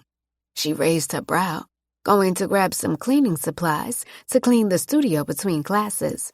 I was locked out of my email, so I wasn't doing much of any work, which is why, shit, I bit my bottom lip as I looked at the email that came through, reminding me of a client that I had in Miami. I clicked into an email that should have been answered a week ago. Last year, one of the basketball wives of a player in the Miami Surge reached out to me for a postpartum doula. She only needed me for 2 weeks after her birth. She booked me right away, and now her assistant was reaching out to confirm that she was going to be induced soon, and to ask my preference on flight times. With everything that had been going on, my business had been the last thing that had been on my mind. This was my fault, and I was going to make it work so I could fly out and do what I had been paid to do. I couldn't allow a relationship to pull me away from everything that I worked hard for. This had been a dream at one time, and now God had made a way for me to accomplish that dream and live in answered prayers. I quickly replied to her that I would be there and would follow back up with flight times. Everything good? Sin noticed my serious expression. Remember when I told you about Quinn Clark's wife booking me to be her postpartum doula? Yeah, you said you loved her blog and couldn't wait to work with her. Her name is Lilac or something, right? Well, I forgot all about it, and her assistant reached out to confirm with me last week. I'm going to have to head to Miami for 2 weeks. This is not the right time for that. Sin put her hand over mine. Relax for a minute. Let's do some breathing exercises. Breathe in. I took a deep breath in and smelled a faint smell of lavender and opened my eyes. Sin was waving a small metal tin in front of my nose. Let it all out. And let's take it back in one more time. I did as she instructed and felt a little bit better, especially smelling the lavender. Do you keep lavender on you at all times? Anxiety. It used to be crippling, and at times it still is. Whenever I'm feeling it, I take a small hit, like it's Coke or something, and I feel better. I try not to be medicated all the time. I smiled. Thanks for sharing that with me, Sin. I really needed that. And I feel better.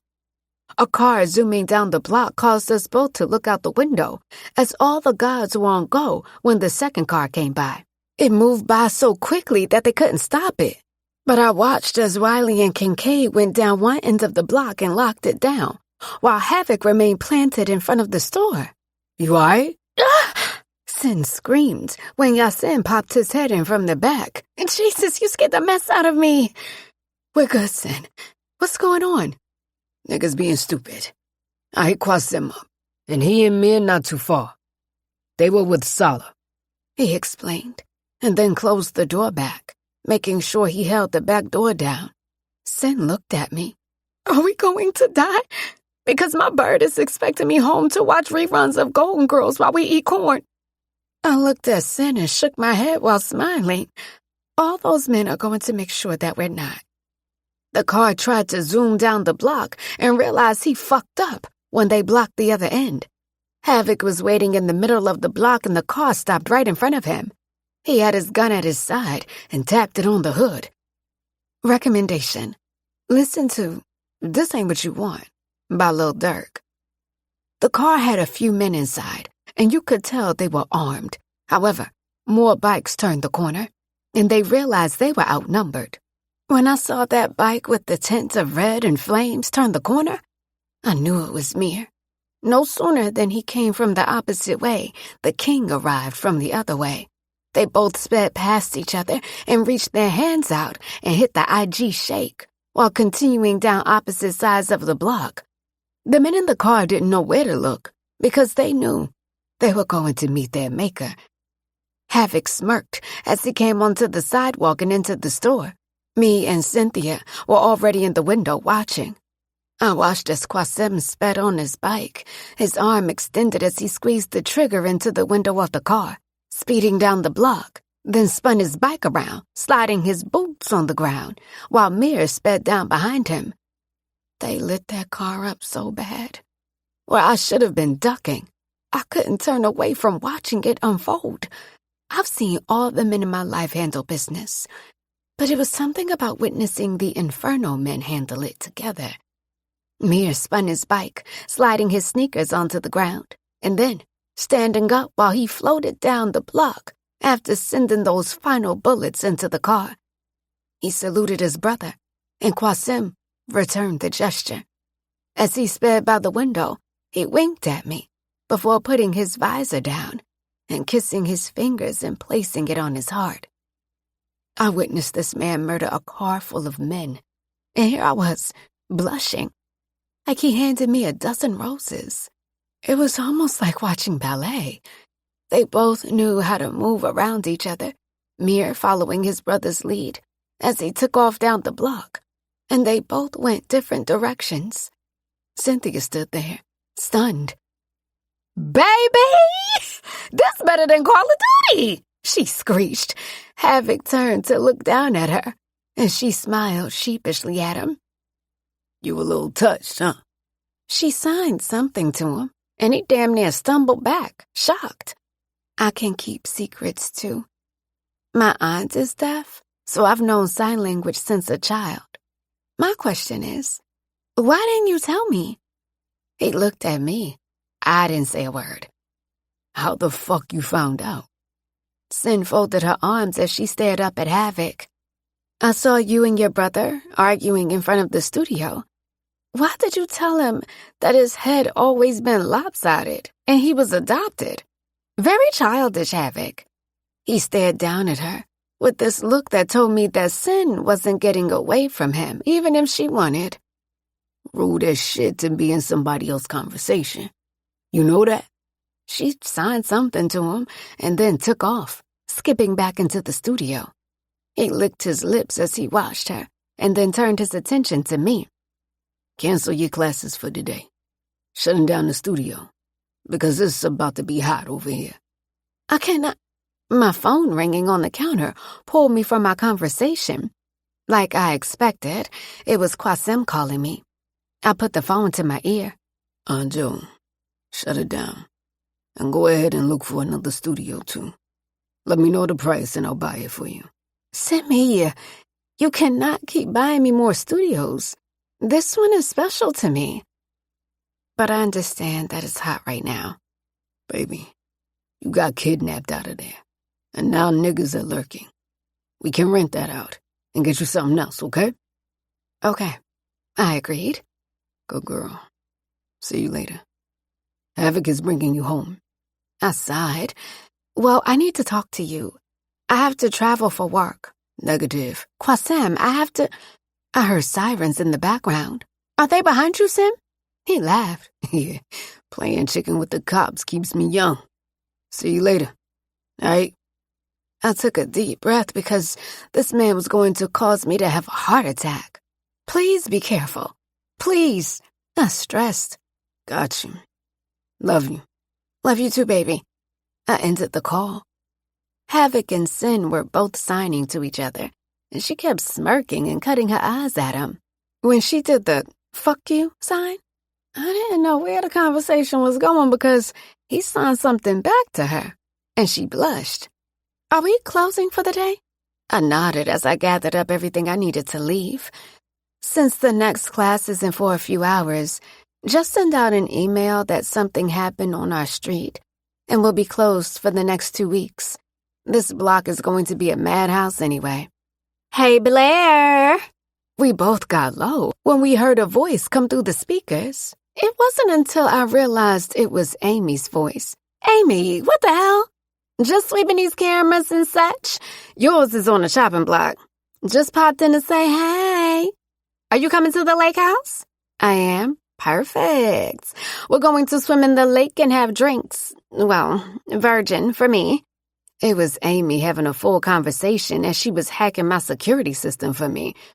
That woman was so damn smart and such an asset to the family.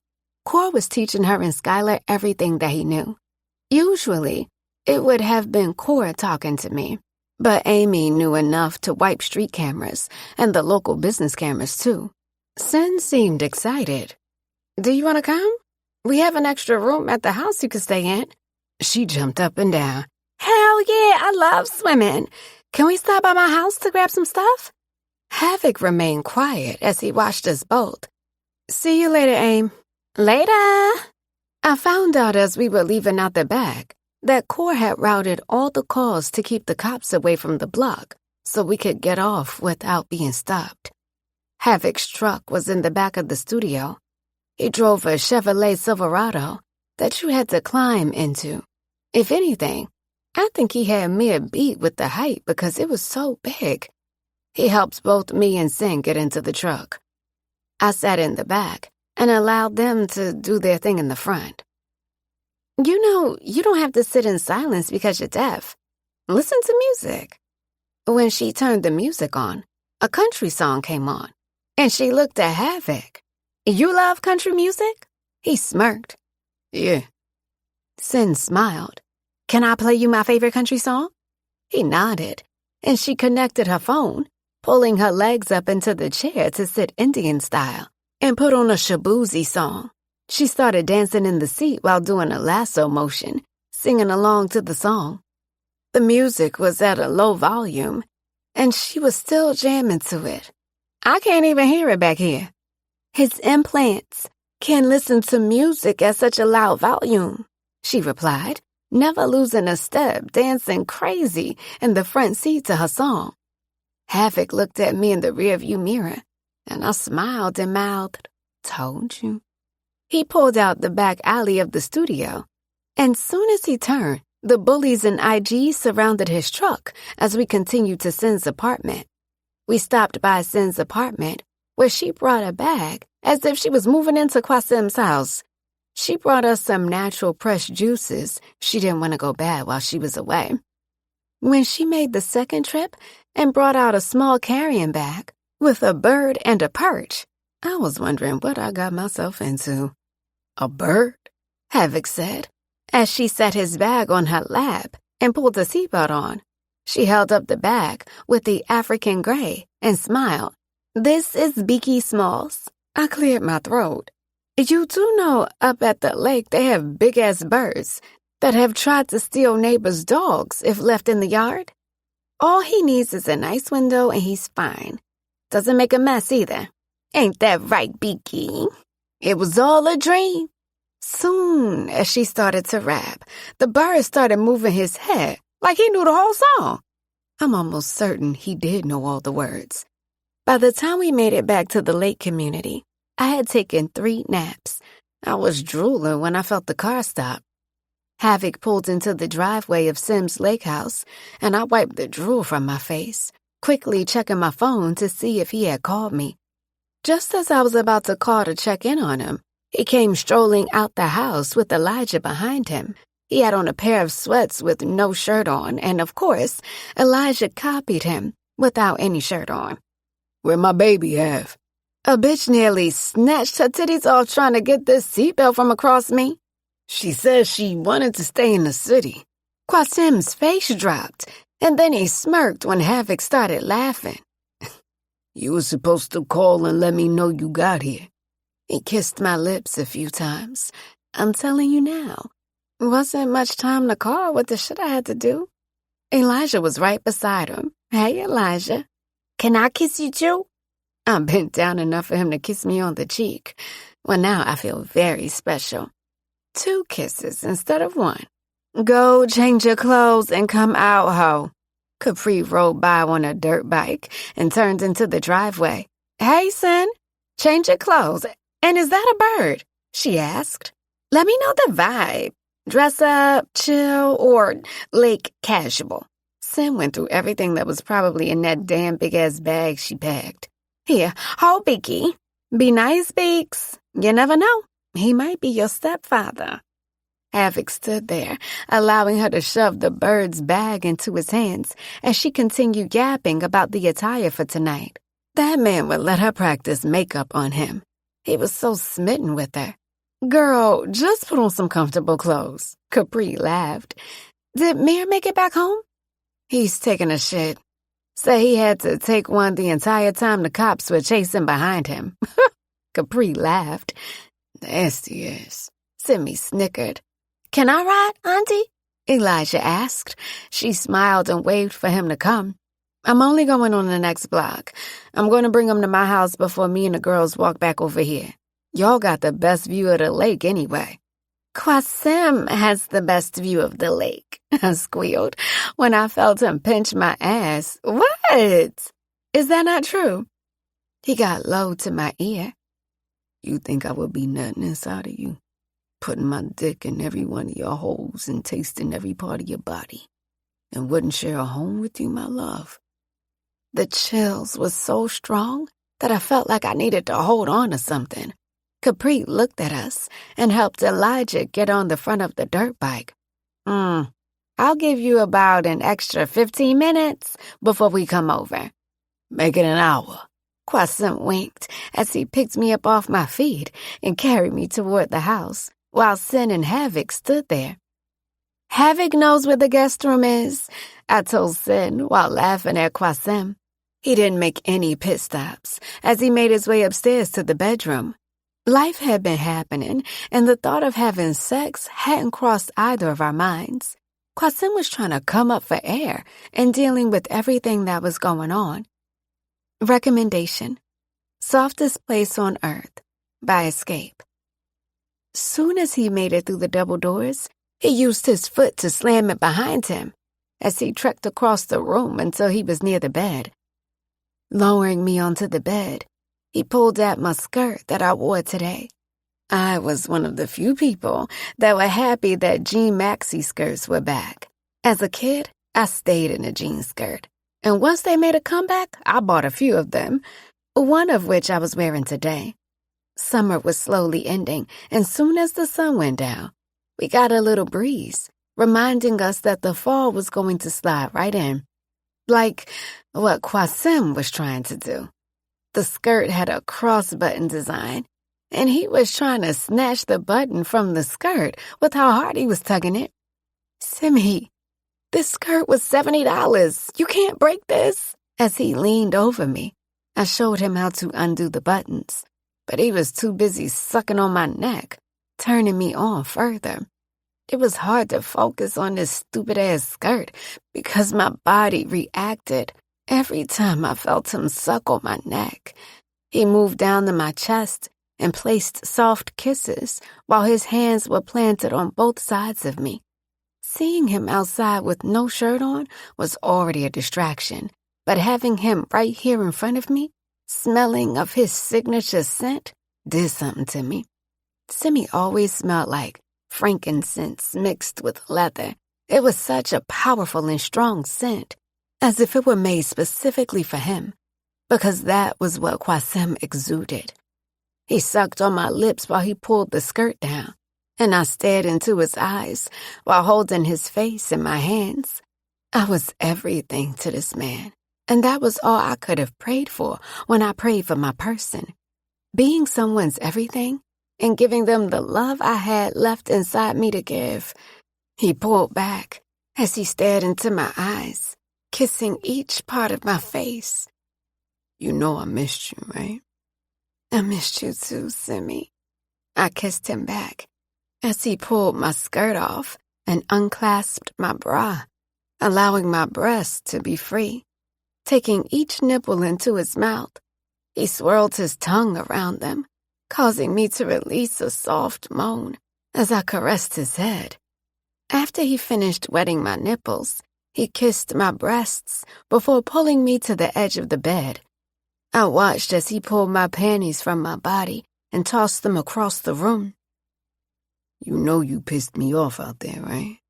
His voice was husky, like he was about to punish me in a good way. My body was leaking for his touch, craved feeling him near me, and exploded when he pushed himself inside of me. Only Qasim Inferno caused that reaction when he touched my body. All he had to do was raise his eyebrow, and my down below was already leaking and waiting for him to punish her. What did I do, Simi? I moaned as his fingers found themselves inside of me while he stared at me, never removing his eyes from mine. He placed soft kisses on my inner thigh while staring at me. Say that again for me, my love. My moan was stuck in my throat when he lowered himself and started slurping me. The sound of him slurping my juices, like it was his favorite Italian ice, had me scooting back onto the bed. The sound mixed with his stare and the sensation had me about to lose my wig, and I wasn't even wearing one. I think Qasim wanted my side tooth for the taking, to keep it in his side table forever, because the way he was teasing me should have been illegal. He made me crave him 10 times more, and he was right in front of me. He showed me that he ran this show, and he would give in when he wanted to. Until he did, he was going to tease me and make me crave him. What'd I do, King? I stammered as he pushed fingers inside of me while flicking his tongue across my pearl. He roughly pulled me down toward him. Stop running. You wanted this, no? Yes, so bad. I screamed out. It was a good thing that Capri took Elijah with her, because with the scream I just let out, he would have thought something was happening to me. A low, slow slurp had goosebumps sprouting like my favorite flowers in the spring. He used his knuckle and pushed down on my pussy while I was trying to catch my breath. How is it possible that I was ready to go to the king and remain here all at the same time? Anything that is mine is yours.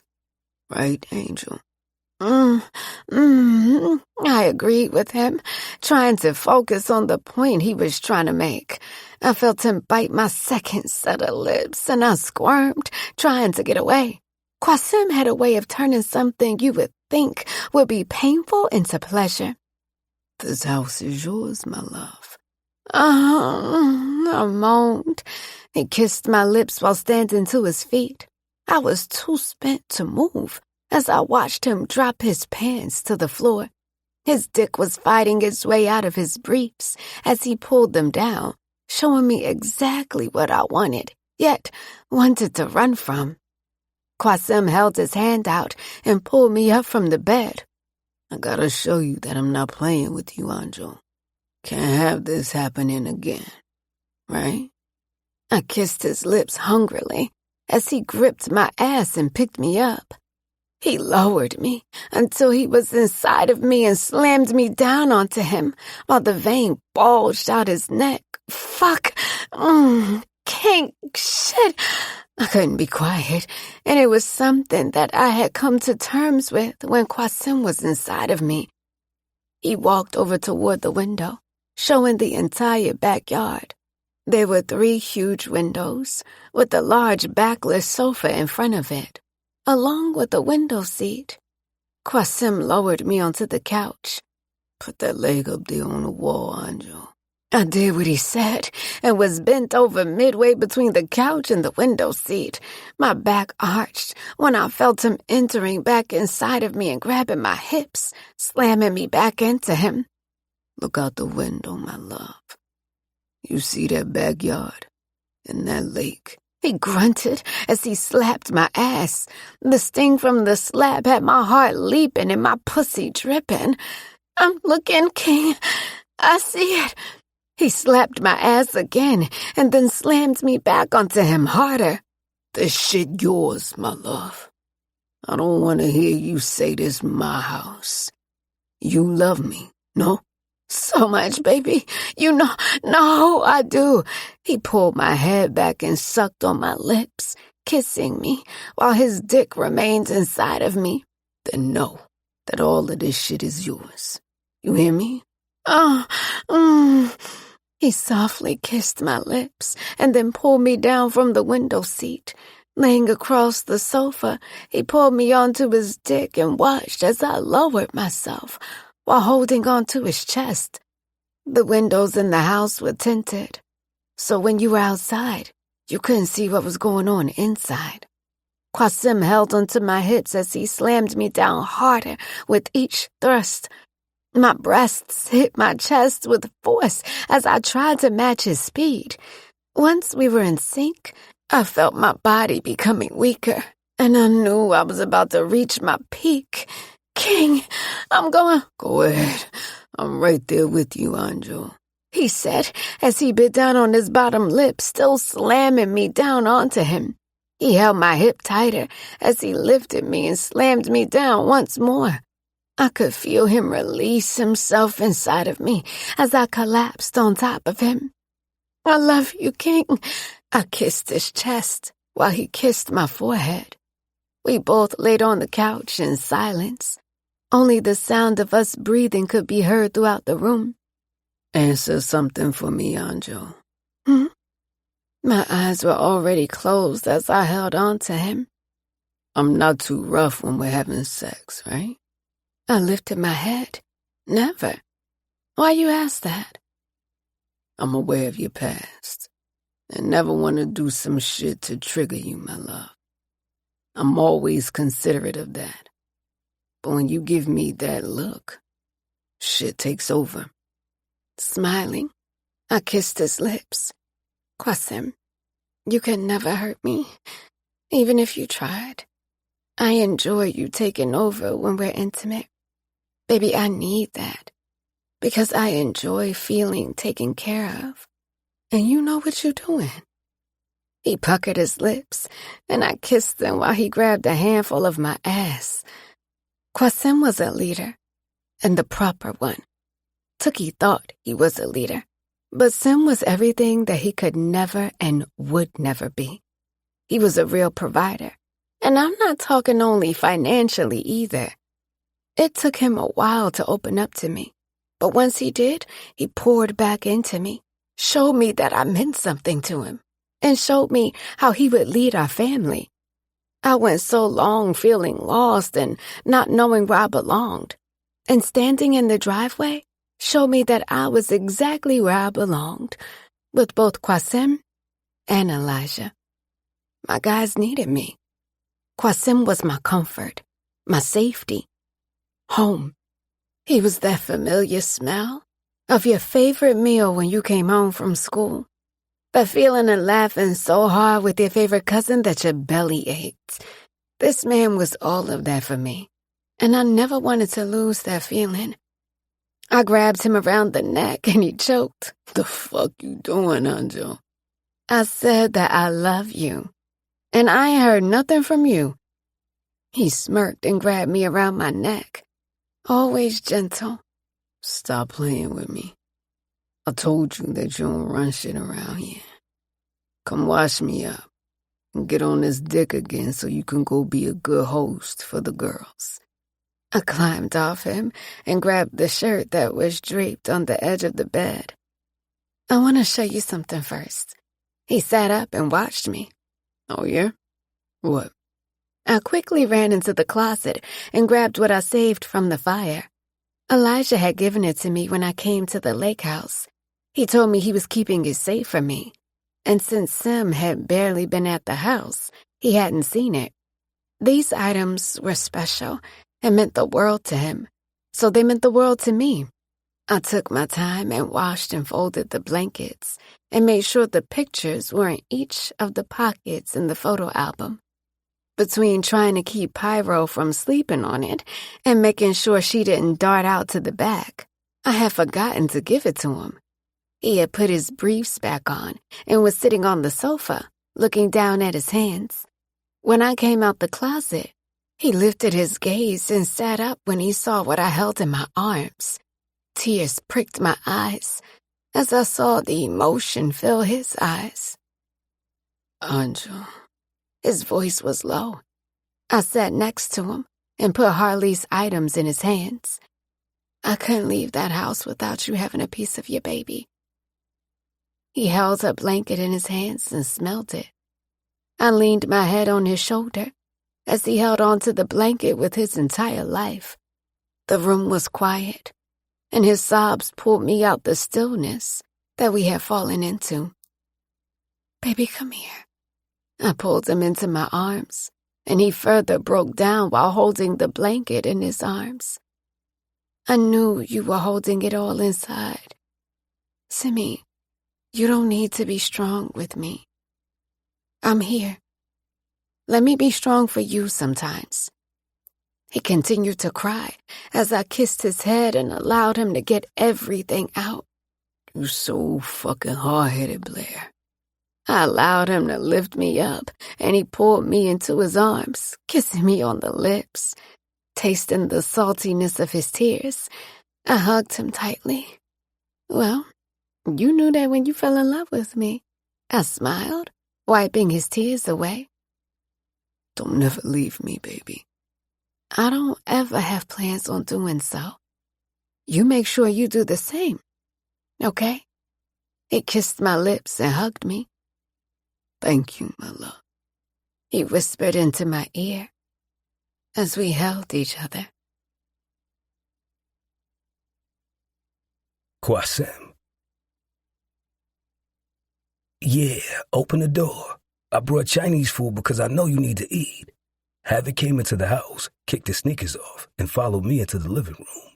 I was tired from going to a specialist 3 hours away for Harley, just for them to tell me nothing. They couldn't save her, and I was feeling closer to ending myself the minute my baby took her last breath. How was I supposed to live without her? They taught us how to care for children, but nobody taught us how to live without them.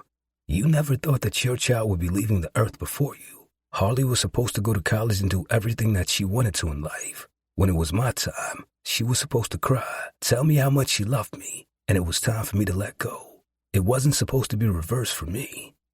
Egg roll? Havoc called from the kitchen, and I nodded. I sat staring at the TV, feeling depleted. What else was there for me to do in life? I wasn't going to ever fall in love again or have any more children. Blaze was going to carry on the infernal blood, not me. Havoc handed me the plate and sat on the couch across from me. Eat, Sim. I pushed the rice around as he started to eat his food. How did the appointment go? Waste of time. Sorry. I paused from eating and looked at Havoc. Hamza, how the fuck am I supposed to continue with life? I already fucking scarred Blaze with the shit he walked into. Feel like a fucking bitch. Weak. My brother saw me that way. Havoc put his food down and looked at me. Weak would have been pulling that trigger. It took strength to put that gun down and listen to him, Qasim. You stayed for us, King. Shit not easy, and I respect and understand that. No matter what, you got the gods, and we gonna hold you down. He held his hand out and I placed mine in his as he stood, pulling me up with him, hugging me. I can't lose her. A king doesn't just wear the crown. He carries the weight of his people, and when that fire comes, he never stands alone. Inferno Gods stand with him, ready to fight, ready to lay it all down. You know, I remember when Dumpling was running around here taking naps. I felt a soft kiss on my forehead as I opened my eyes from a nap. You taking naps and Angel Pie over there eating anything in her path. I was on the couch and Pyro was right on my lap. She was acting all prissy when it came to being in the house, and now her ass was taking naps without having to watch her back. Once she felt me get up, she stretched and then abandoned me with her using ass. Gams came around the couch and went into the kitchen with bags in her hand. I didn't sleep all that much last night. I lied. With the way Angel sucked the skin off my dick last night, she had me sleep with my thumb in my mouth. Now I knew she did it on purpose because she knew I needed to sleep. What does Blaze taking a nap have to do with me? I crossed the living room into the kitchen where she was unpacking groceries out the bag. A guy went with you, right? She smiled. Yes, 4 of them. Scared the poor lady in the local market. I settled into the stool and yawned while looking at my grandmother. Nap and Blaze, I reminded her. Dumpling took naps before Sugar Pie found out she was pregnant.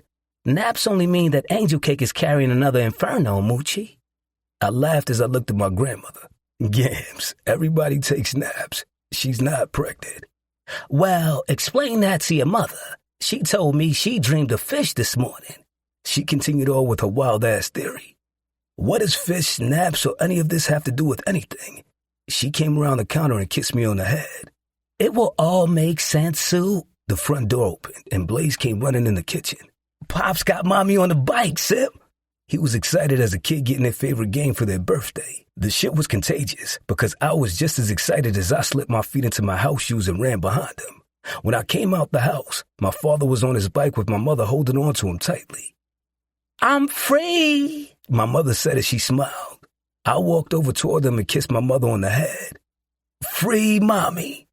My father avoided looking me in the eyes, but I knew he was emotional. Quentin Inferno wasn't one for tears and showing his emotion. Something his ass passed on to me. It was hard to show my emotions, and I struggled with feeling like a weaker man because of it.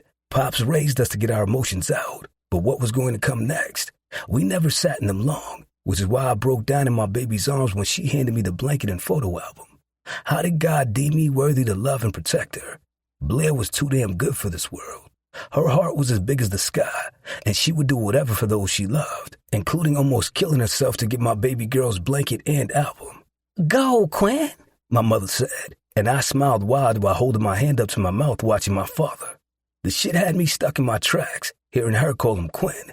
She was the only one that called him that, and it had been years since I heard her utter those words. Blaze tried to put her helmet on her head, and she took it away. You gotta wear a helmet, Mina, Pops told her. Man, no, she said, and Blaze damn near lost his shit as the tears fell down his face as he watched our mother. She leaned her head on my father's shoulder. It's only around the block. She wanna feel like old times, Papa. Gams came out and stood next to me. I pulled her into me as we watched him back out of the driveway and then take off slowly down the block. My mother held on to him tightly and leaned her head onto his back. It reminded me of me and Angel in Chicago. When she leaned her head on my back while holding me tightly, she didn't realize how much I needed that. Go, Ma, go! Capri jumped up and down as she jogged down the block. Angel was behind her dying with Elia and Erin. Capri ran over the mare, jumping into his arms as he kissed her face. She's back on a bike, he said to her as she hugged him tightly. I watched as Ando moved out the street but kept watch. My father spun the block and zoomed back down it. My mother's hair flew in the wind as she held up her hand with only 2 fingers up, signifying an eye for Inferno. Angel walked over, and I pulled her into me while holding on to Gams. She missed this, Gams sniffled, wiping her eyes, and I kissed the top of her head. Me bebecino este de volta, mame voltsu para nos. I replied and kissed her head again, while holding both her and Angel close to me. We watched my father ride up and down the block one last time before he eventually left the block to go back to Capri and Blaze's house. Gams went back to the kitchen to prepare whatever she was making for dinner tonight. Angel headed upstairs while I put food down for Pyro's greedy ass. She rubbed against my leg and then went to her food. That cat has an old soul, Gams snickered. Yeah, an old hoe. Quasim. My bad, Gams. I stole a pepper and headed upstairs where Angel was on the phone. I could hear how stressed she sounded. She doesn't like being there. She called me 3 times today, Trey. I watched as she paced the bedroom. I understand she doesn't want to move to the West Coast, and you don't have the time to commit to caring for her. I don't know. maybe I'll have her move into my apartment with me. I couldn't hear what she was saying, but they both agreed to pick up the conversation again because he had to end it. She tossed her phone on the sofa and ran her hands through her hair. Tell me. She jumped, turning around. Augusta May is in some old folks' home and she hates it. She may be getting older, but she is still sharp and can care for herself. That was one of her biggest fears. What do you want to do, Anjo? I don't know. Trey says he doesn't have time to commit to her, but she doesn't need a bunch of time. He lives on the other side of the country, so of course, it's easier for him to stick her into a home. I motioned for her to come to me, and she dropped her shoulders with her lip poked out, wrapping her arms around me. Tell me what you want to do, Anjo. You know what you want to do. Tell me. Would it be so bad for me to move her into my apartment with me? This woman took me in when everyone kept tossing me back into the system.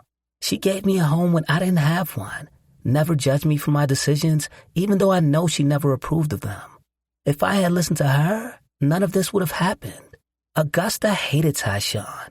She called me crying, and Augusta May doesn't cry, Simi. I wrapped my arms around her as she sighed. You intended to piss me off, my love? She lifted her head. What are you talking about, crazy?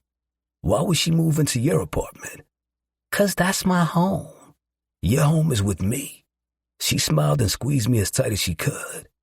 Ah, Simi, but I do have an apartment. There we go.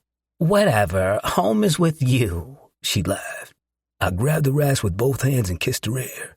Bring her here. It's clear she means a lot to you, Anjo. If that shit messes with you, then let her come stay here. She smiled up at me. Yeah? Uh-huh. I'll have to talk to Trey about it, but I love you wanting to help solve my problems. I kissed her lips. Your problems are mine. Got a question for you, though. What? She looked concerned. You pregnant? Huh? People around here dreaming of fish, accusing me of napping and shit. You got my baby in there, Anjo? She snorted and tried to walk away, and I pulled her back. I'm going to take a shower. You taking a test before you head to Miami, I told her, as she wiggled out of my grasp to head to the bathroom. Is it necessary to bring both Yasin and Hassan? Very necessary. I'm going to charter that jet for you, too. I called behind her, and she popped her head back around the corner. Love you, Simi. Love you more, baby. Soon as she closed the door, I grabbed my phone and saw the missed call, a text message from Berkeley. Berkeley, hey, can we meet up and talk? Urgent. I ignored her message and went right to Capri's name and sent her a quick text message. Me, you got pregnancy tests? She took a minute before she replied. The bubble kept appearing and then disappearing before a call came through. I slipped out the room and answered the FaceTime call. Is she pregnant, Sam? Please tell me she is. OMG! She cheered, and I put my finger to my lips, signaling her to be quiet. Nah, Gam's got my ass paranoid and thinking now. No sooner than I said that, Blaze's big-headed ass popped in the camera. She trapped you just like I taught her. Do you got the damn... I lowered my voice. The damn tests or not? Capri smiled. I have plenty. I can bring them over and then sit in the bathroom with you both. Since I know you dead serious, just bring them over here then. I'm coming too. The fuck do you need to come for? Blaze looked at me like I was supposed to know what that look was. I'm her fucking bestie too. The fuck? You her? A little. Capri snatched the phone. Me and the kids are walking over now, and I got the test in my pocket. This secret is safe with me. Capri. Yeah? Calm the fuck down, I said and ended the call, going back into the bedroom. Instead of replying to Burke's text, I silenced my phone and sat on the edge of the bed while waiting for Anjo. If she was pregnant, this was another chance at being a father. I wouldn't say I was the worst father when Harley was alive, but I was in the streets, leaving Cherie to care for her often. I was present, but when I was needed, I was always on the go. Still, I couldn't sit here and pretend like the idea of Anjo being pregnant didn't scare the shit out of me. My chest felt all tight, and my hands were moist from the sweat accumulating in my palms. I wanted this time to be different. The goal was always to marry Blair and make her my wife. It didn't matter if she never gave me any kids or not. She was always going to be my wife. If she was pregnant, our lives would really change. Things would be different. We both experienced the heartbreak of losing a child. It was something we both struggled with. And now there was this second chance that God could have been possibly giving us. I felt like he was giving me a second chance with Elijah. It was the reason I protected him and refused for anybody to take him from me. One conversation with Core, and I was already working on getting him a passport and the proper identification. Core told me he was going to look into some shit when it came to Elijah, because not much was known. If Thea wasn't his mother, then who the fuck was she, and why did she have him? It was clear she wasn't supposed to be a mother, so why did someone stick him with her? After seeing that picture he drew, some horrible shit happened to him, and I was still working my nerve up to have the conversation with him. Thea did that fuck shit and then disappeared.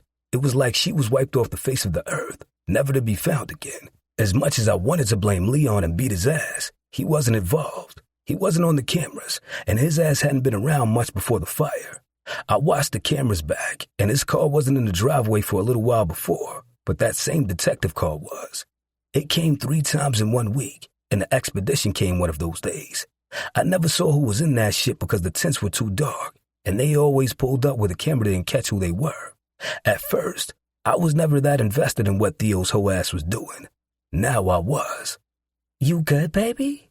Anjo's voice pulled me from my thoughts as I held my phone and sat on the edge of the bed. Thinking. I want to tell. My words were cut short when the doorbell sounded. The fuck? Did she run over here? Who? Capri. Something happened? Nah, she's lending me something. Her shoulders relaxed and she went into the closet to get dressed and slathered that body mixture that had me ready to suck on her pussy the minute she came too close to me. The knocking on the bedroom door made me shake my head, because how the hell she got over here so quick? Come in. I watched as the door slowly opened and Capri stuck her head in, before Blaze shoved her ass to get into the room. Where is she? Right here. Blaze came out the closet with my robe on and looked between me and her besties. What is going on? Capri whipped out pregnancy tests and wrappers and smiled. Brownies for my brownie. Anjo shot daggers across the room, and I looked away. Yeah, you be mad. Come on so we can find out. I know my body. Oh yeah? Then why did you complain about tender breasts? Capri called her out. And you told me that you accidentally flushed Mir's weed that he left behind the toilet. Anjo called her out. Oh, fuck no. You told me that I misplaced that shit, Shug. You did, baby. In the toilet. Who leaves their roll up in the bathroom anyway? She tried to flip it on him. I turn the shower on and the steam gets me higher. I laughed. He had been doing that shit since he was in high school. Always had Gams hollering at him about it.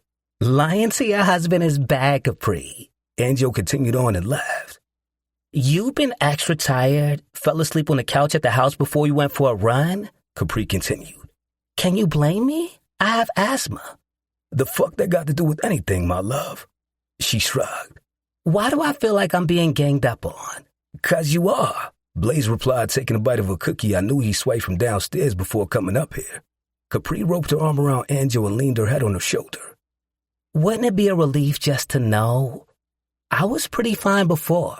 It's you 3 that's worried about my uterus.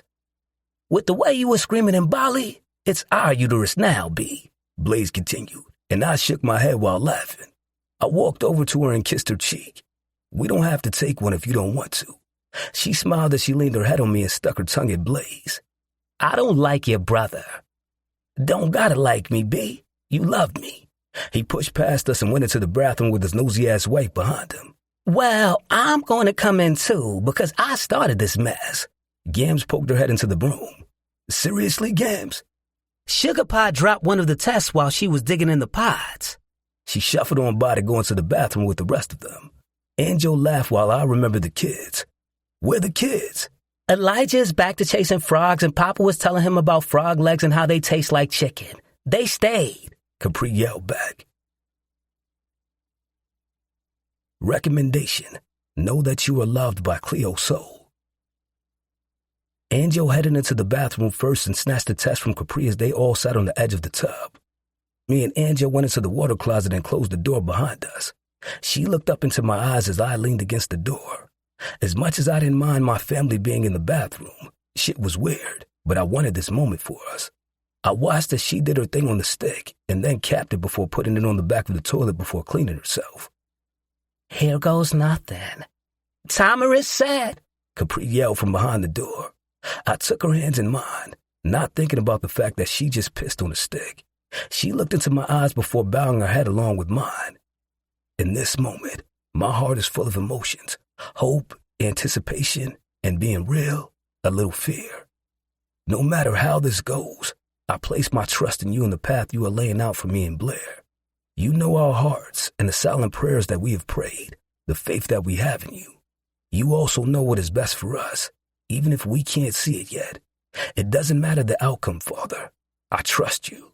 I trust your guidance that you have shown, leading us into each other's lives, healing my baby and giving her a second chance at life. I took a deep breath as tears fell from my eyes. Angel sniffled. Your timing is always right.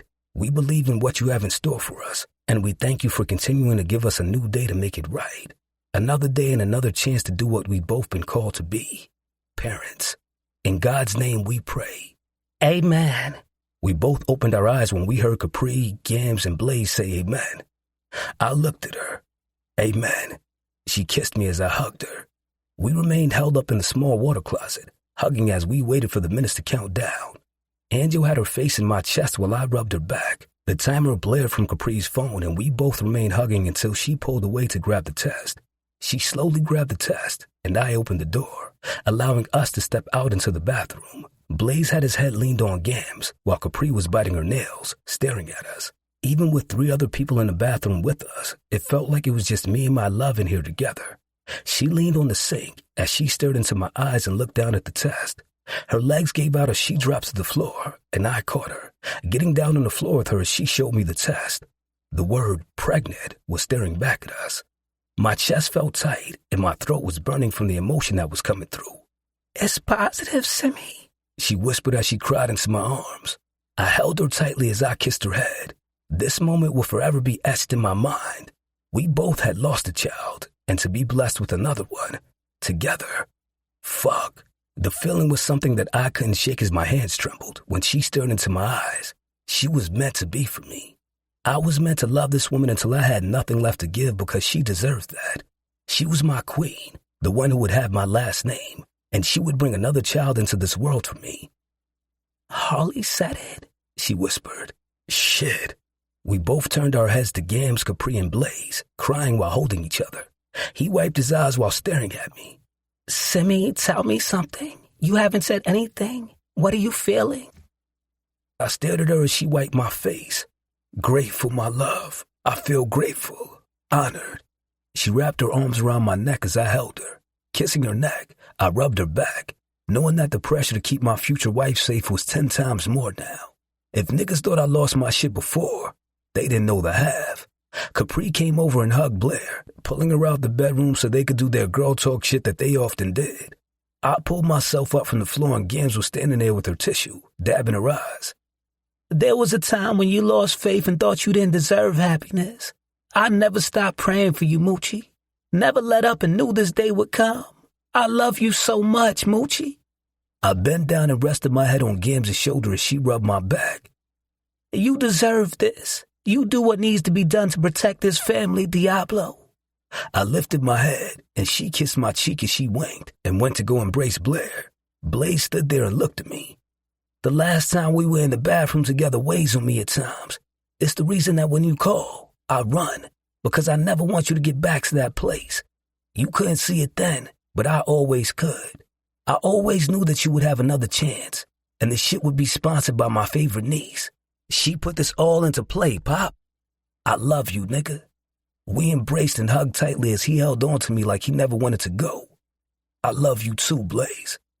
If I have any advice to give you, even if she says she don't like it, don't eat her fucking food. We both laughed through our tears as we went back into the bedroom. B, congratulations, Blaze said, and she rushed to him and hugged him tightly. Blaze told me about the time he took her to the emergency room. Their bond was a little tighter because he had seen her at her lowest and never held the shit against her. You know, he hugged her tightly. Don't even need to talk about it, B. I know. Capri leaned her head on my shoulder as we watched them embrace. She was sent specifically for you, Sim. I don't even need to tell you, but love and protect her. Don't run from what's for you, and she's for you. Everything inside of me told me to run from there. And where would I have been if I didn't trust God's blueprint he set out for me? would have missed out on the most amazing soul. I kissed her forehead as I pulled her into me, and we watched Gams fold the laundry on the sofa. "Gams, that ain't why you up here," Blaze told her, and she waved him off while we all laughed at her. The one thing that she was going to do was take care of her boys. In the midst of slowly losing my mother, she never took her arms from around us. Blair. Recommendation: You'll Be in My Heart by Phil Collins. Pregnant. My emotions were all over the place from seeing that word on the pregnancy test. I didn't think it would ever be possible for me. Witnessing how everyone sat in the bathroom, waiting to see the verdict of the test, made me realize that I finally had the family I've wanted for years. How we all prayed and cried together when we saw that I was pregnant with Qasim's baby. It was truly special. Even as I sat there, I became choked up, witnessing Qasim's reaction. I was nervous for the test to be positive. I trusted his word when he told me that he wasn't running from me anymore. There was this small piece of me that didn't want this to overwhelm him. He was mourning the loss of his home, the one that he shared with Cherie and Harley. Some nights, he never slept and just stared up at the ceiling for hours. I could imagine how he felt. Someone took something so personal to him, something that meant the most to him.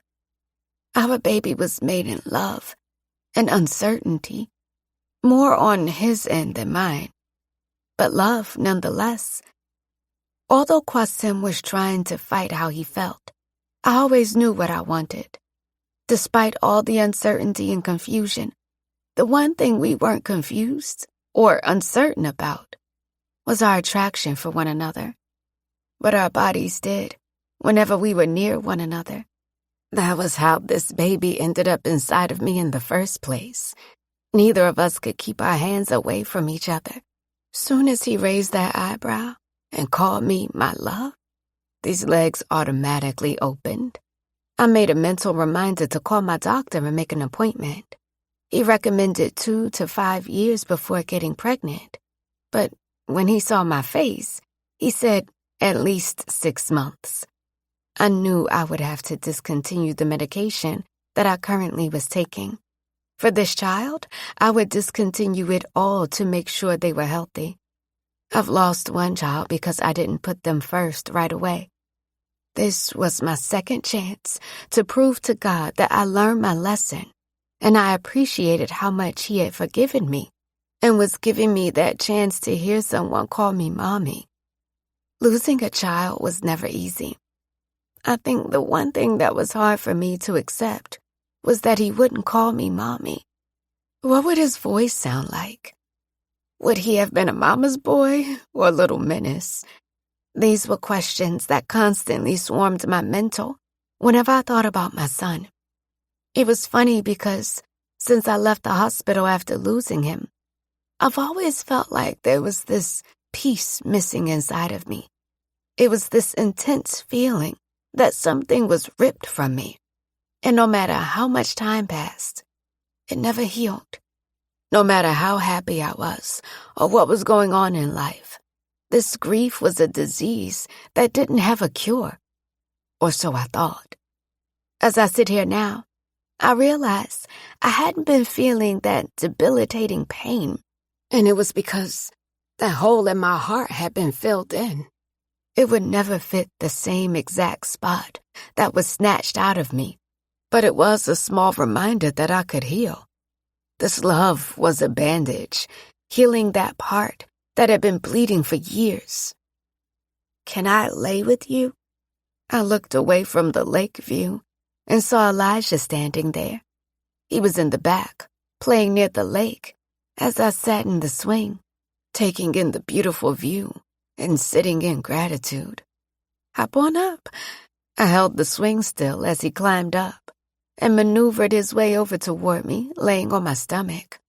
My heart swelled as he took a deep sigh and closed his eyes while I rubbed his curls. "You smell like outside," I giggled. Because I am outside, Miss Blair. I laughed.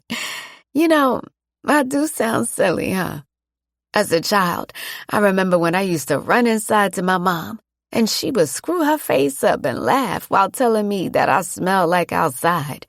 When I was a kid, I never understood what she meant, and I never smelled it. Now that I was an adult, I could smell the exact scent that she called outside. Are you going to marry Sim? I don't know, baby. Hopefully. Why? He looked up at me. His soft and kind eyes latched onto mine. The world had been cruel to him, and he had still managed to remain kind. I want to come. I smiled. Well, we aren't talking about weddings right now. When that happens, you'll be the first person invited. He put his head back on me and hugged me. Will you be my new family? Do you want us to be your new family? He nodded his head. I like having new cousins and aunts. Sim tucks me into bed and kisses my head. I can eat whatever I want and never get in trouble for it. My heart ached, hearing him mention he doesn't get in trouble for eating. No child should ever feel that way when it came to eating. A child should have been allowed to eat to their heart's contentment without getting in trouble for it. We are your new family, Eli. Okay. I continued to rub his hair as we swung on the swing, enjoying the breeze. Will you come back after your work trip? Of course, baby. I will be right back to you and Simmy. Promise? I promise, I assured him. Everything in me told me to protect this little angel, make sure that he never feels pain or hurt again. I wanted his days to be filled with love and knowing that he was loved by us. I understood why Sim was protective of him before knowing his story. Elijah was handed a shitty start at life, and it was our responsibility to make sure he remained safe. His own mother, that wasn't his mother, tried to kill him in that house, and we still didn't know why. Imagine watching the person that was supposed to love you toss a cocktail into your window. The back door creaked, and I saw Sim coming out with scotch in his glass. He nodded his head, and I knew we were going to have that conversation with Elijah. My mouth became moist, and my heart quickened. Cuddling out here without me? That's foul. Elijah lifted his head and smirked. You were too slow. Sim took a sip of his drink. Liquor burns my throat. Me and Sim both looked at each other. He remained calmer than me because my eyes were wide when he mentioned that liquor burns his throat. Who was forcing liquor down this baby's throat? I could see his grip tighten around the glass as he looked at him. When did you have liquor, Eli? He lay back on my chest. Mom forces me to drink a bunch of it before he comes. My hand covered my mouth, and Sim gave me a soothing look that told me to breathe and relax. I had to remain calm because if we overreacted, then he would too. I could see my baby pacing himself and trying to remain calm. Eli, remember when I told you that I can't help you if you don't tell me the truth? Elijah shot up. I haven't lied to you, Sim. I swear. Please don't take me back. I'm not lying. He started crying. Sim motioned for him to come to him, and he quickly moved over toward him. I know you didn't lie to me. You're always honest. But you didn't tell me something, Eli. He stared up at Qasim with tears in his eyes. My iPad. My face was wet with tears as I listened to how broken this baby was, how defeated he was, that we knew about something he wanted to hide from us. Can you tell me about it? He looked back over at me. It's okay, Elijah. Qasim held his face. I told you I would always come for you, right? He nodded yes. Then I need you to know that I am going to fix everything and take care of the bad people too, okay? And come back for me? always going to come back for you and Angel. He stared at me in the eyes as I held his hand while Elijah leaned on him. He squeezed my hand as Elijah told us everything that happened to him. I squeezed my eyes shut and tried hard not to cover my ears. My heart was broken. Vomit tickled my throat, and the tears wouldn't stop. Sim never let go of my hand or Elijah as he told us everything. He was our sense of strength, although I knew this was breaking him down too. Elijah cried into Sim's chest while he squeezed my hand and held him tightly with the other. A child holding on to all of that was too much. It was so much for me to hear. And he had actually experienced the horrible things he said. All I knew is that Thea had to die, and I wanted to see her go down.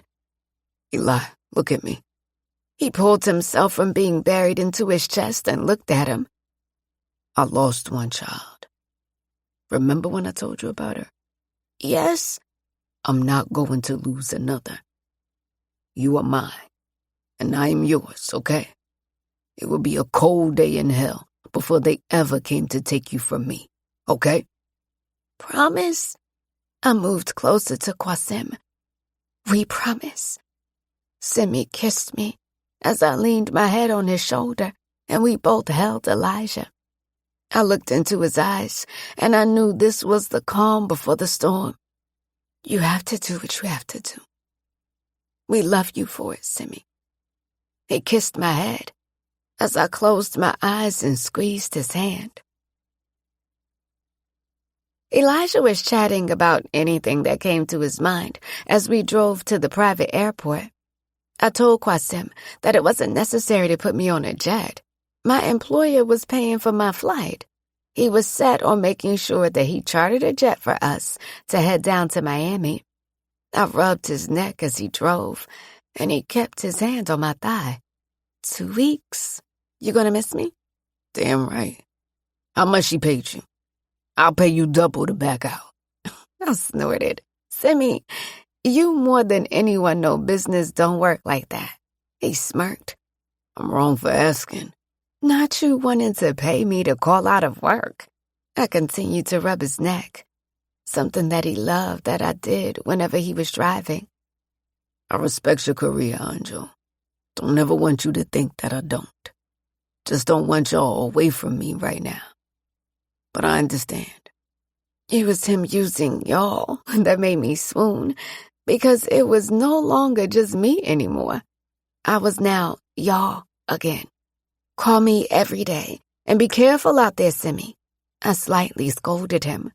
I looked back at Elijah, who looked offended that we weren't listening to the new information about dolphins that Aaron had sat him and Peach down to discuss the kid-friendly version.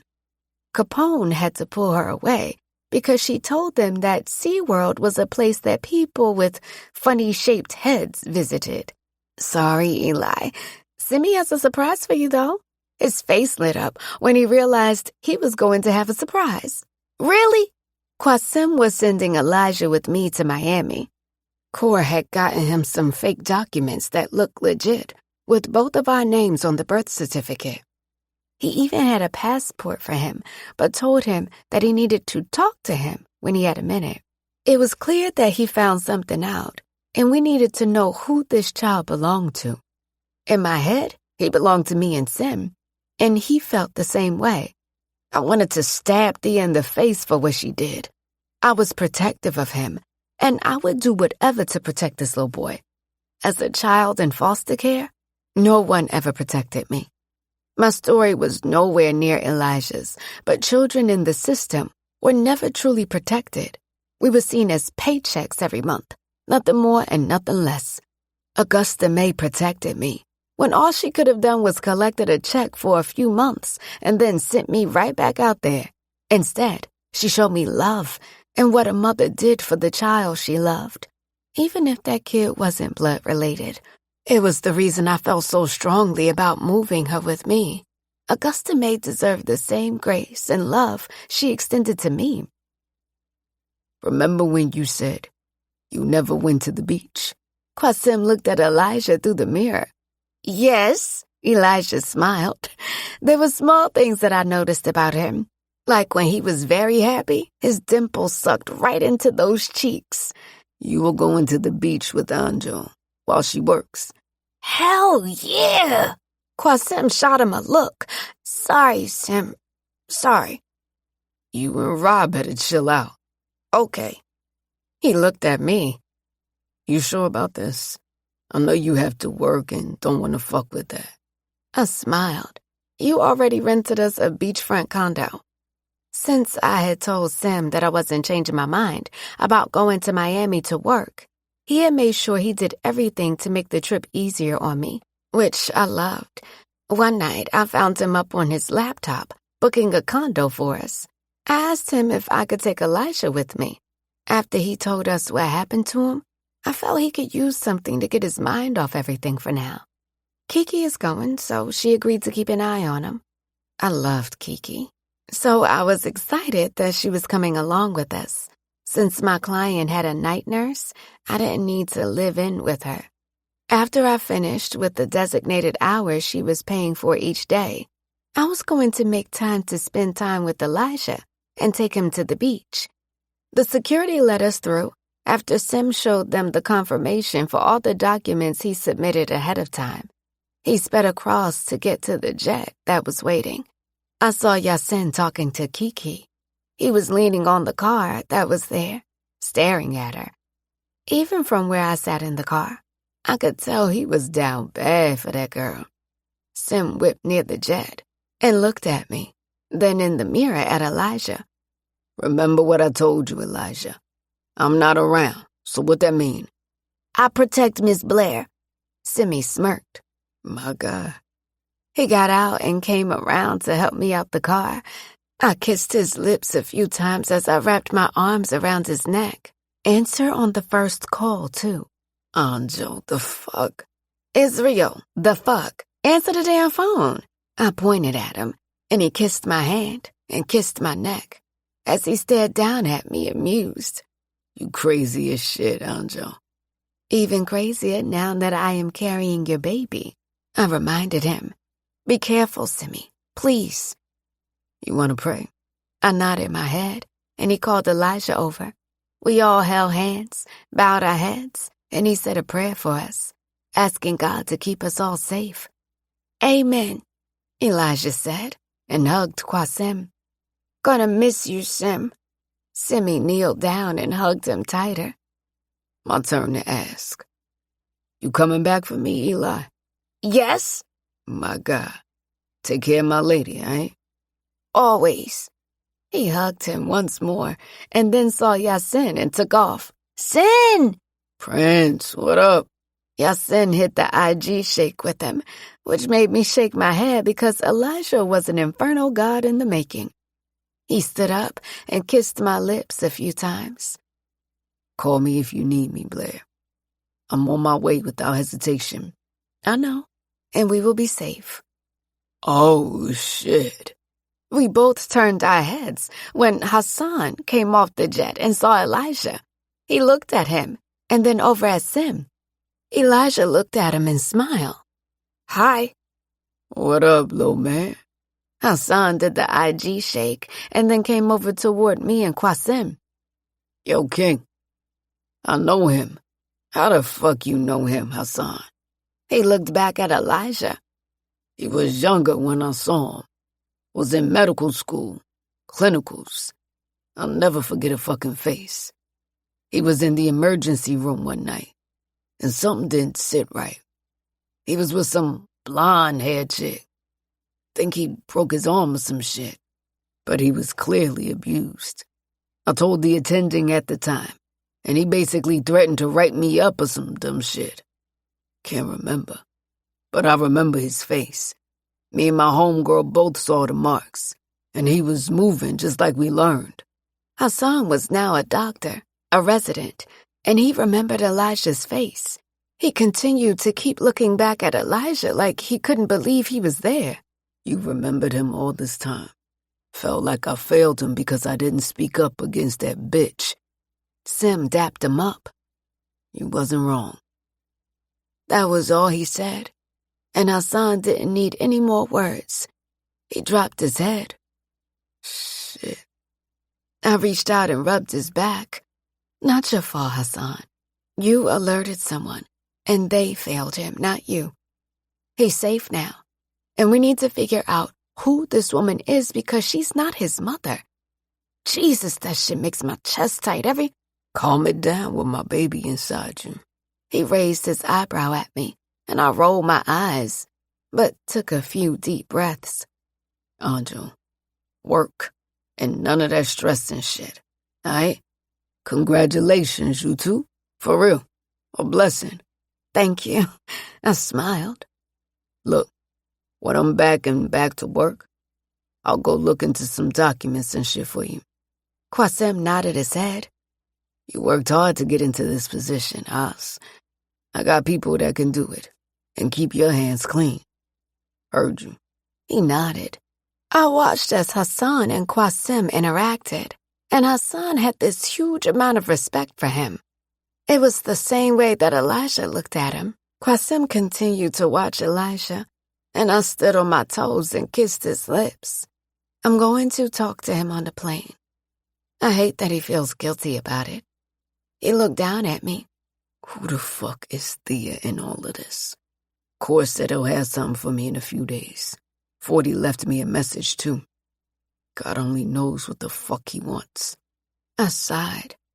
If 40 left a message, then you know something is coming up, Sim. I don't like this. He kissed my lips. Yeah, me either. I don't want you stressing the fuck out about this, Blair. I'm clear? Might find me in the club. Remember how you carried me out the club? He gripped my ass. And this time, I ain't choking a nigga. He eating these bullets, Anjo. Why did hearing this man threaten another man's life get me excited? A long 2 weeks. Qasim kissed my neck and came into my ear. And after that 2 weeks, I'm gonna wear that pussy out. Yeah? You promise? Never break a promise, my love. He kissed my ear and walked me over toward everyone.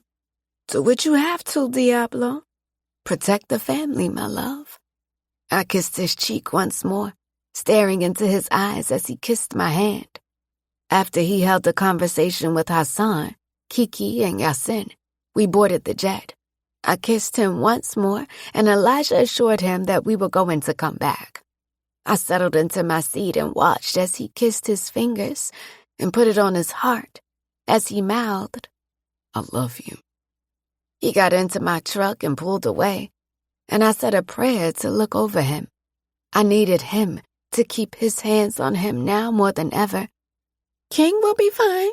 He's always good, Kiki said across from me. I smiled weakly.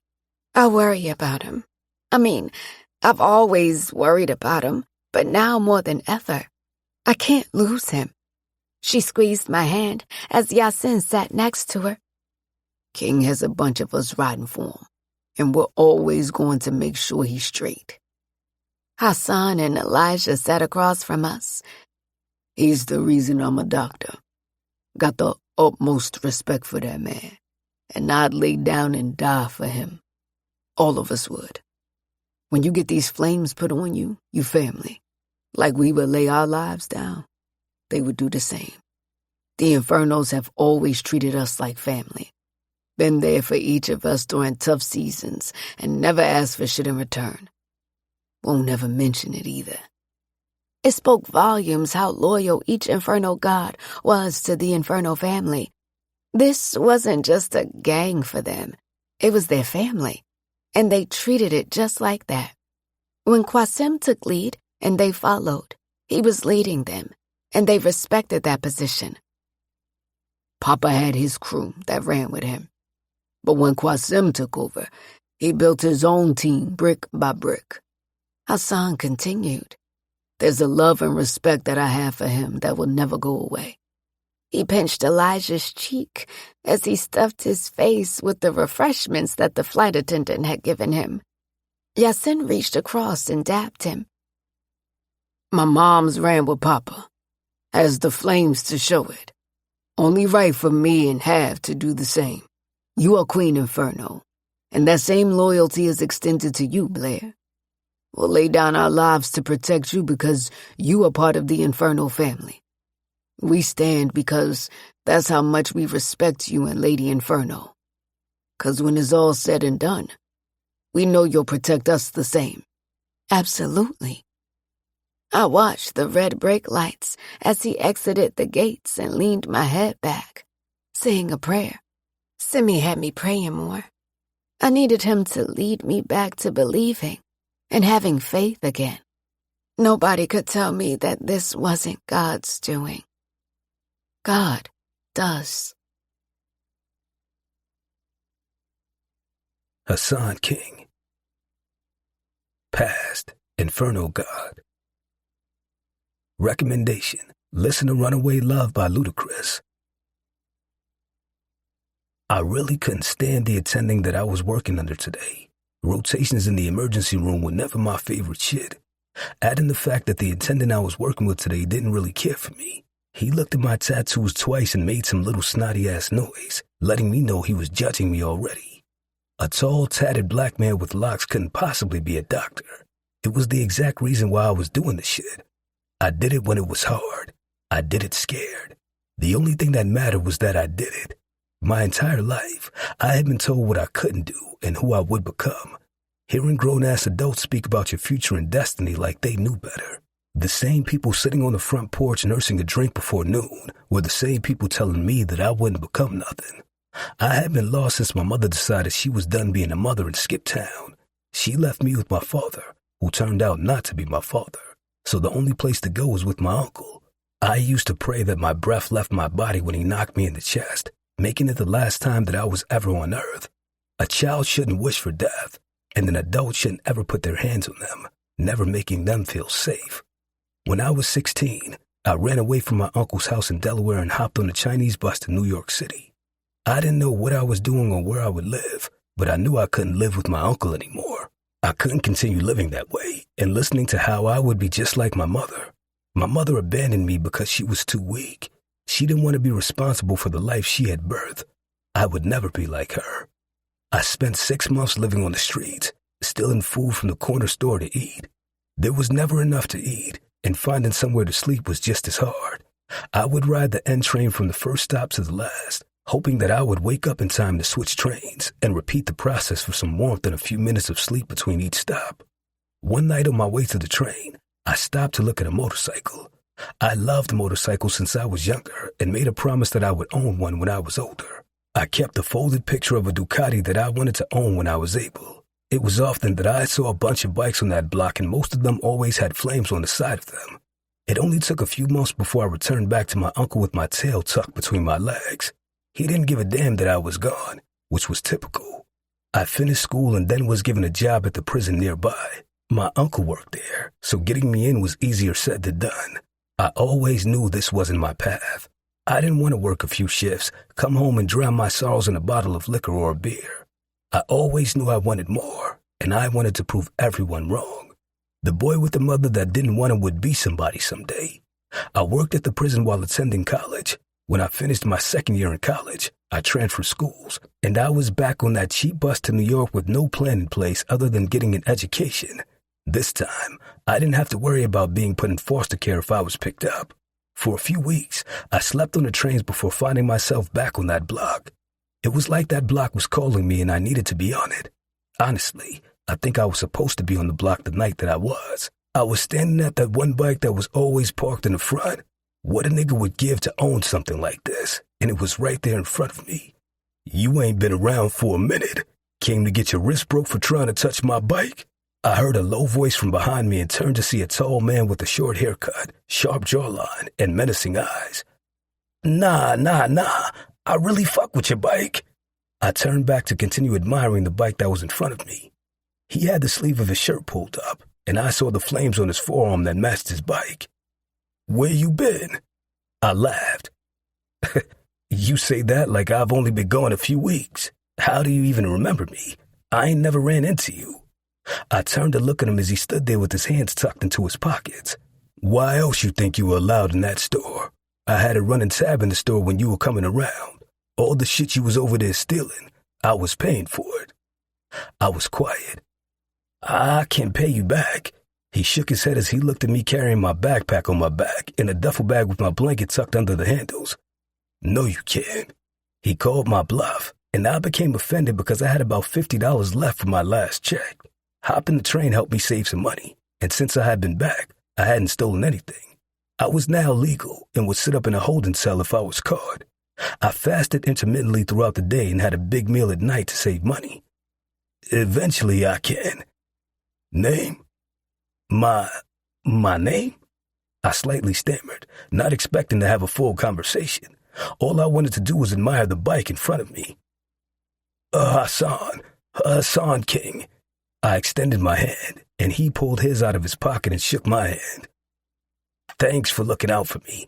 Not used to anyone having my back but me. I'm a man of my word. I will pay you back.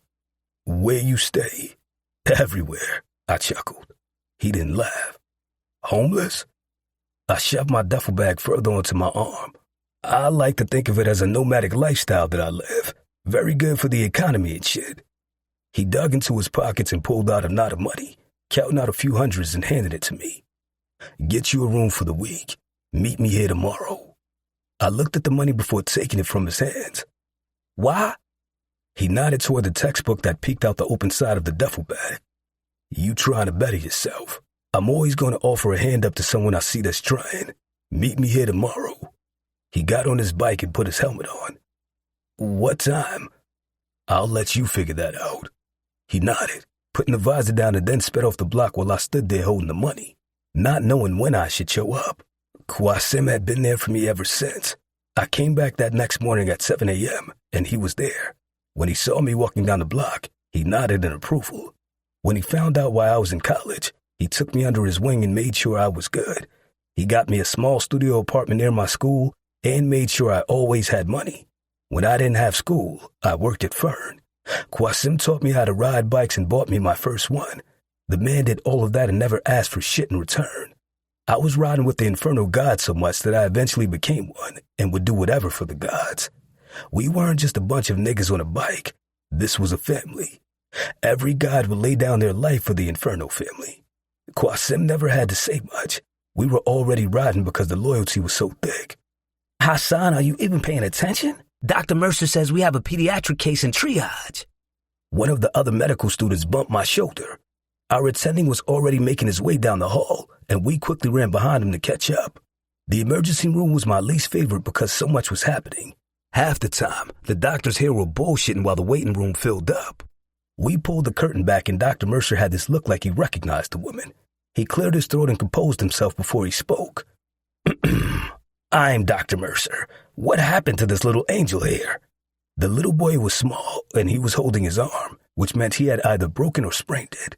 He peered up into Dr. Mercer's eyes like he was afraid and had done something wrong. His mother couldn't keep still and kept hugging herself. He fell in school and says it hurts, she blurted out of turn, which told me that wasn't how his arm ended up hurt. Taking my pad out, I jotted down notes because there were signs of abuse here. The mother was strung out, and I had seen plenty of strung-out junkies, so I could spot one with little to no effort. We'll get an x-ray going from him and get that all patched up so you can get out of here. Dr. Mercer barely asked any questions. He acted as if he didn't want to be in this room with them, as if he was too good to help this mother who was clearly a junkie, and her abused boy, who didn't seem like he was taken care of. Want some ice cream? Dinner was being served, so I knew I could sneak some from the cafeteria carts. The boy nodded his head. Yes, please. His mother shook her head no. He don't need that mess. Are you sure it's free? King, when I move, you move. I sent Daniels to order the x-rays. Why are you still here? He scolded. It was humbling coming here and having the doctors talk to you like you're less than dirt. He didn't know I could break his jaw and continue on with my day. I had to check Hassan, the Inferno God, at the door and tap into Hassan, the future doctor. Sim always talked to me about controlling my emotions and knowing when and how to code switch. He didn't know it, but he was the reason I continued. The look of pride in his eyes when I told him what I had going on was enough to want to continue to make him proud. I went to put the x-ray order in, when in reality, they only needed one of us to go. On the way back, Dr. Mercer was standing near the nurse station filling in files. Something didn't sit right with me. That little boy was being abused, and he didn't seem to care. It was like he wasn't seeing what was happening right in front of him. Dr. Mercer, I think we need to report neglect for the kid in Triage 6. Classic signs of him being abused, and the mother is using. You graduated medical school, King? No. Have you been a doctor for the past 19 years? No, but Wheatley, are you calling me a negligent doctor, King? Dr. Mercer, I didn't say any... He closed the file he was writing in moments before and looked at me. I think that supply closet needs to be restocked. I watched as he looked at his watch. Go on and worry about that.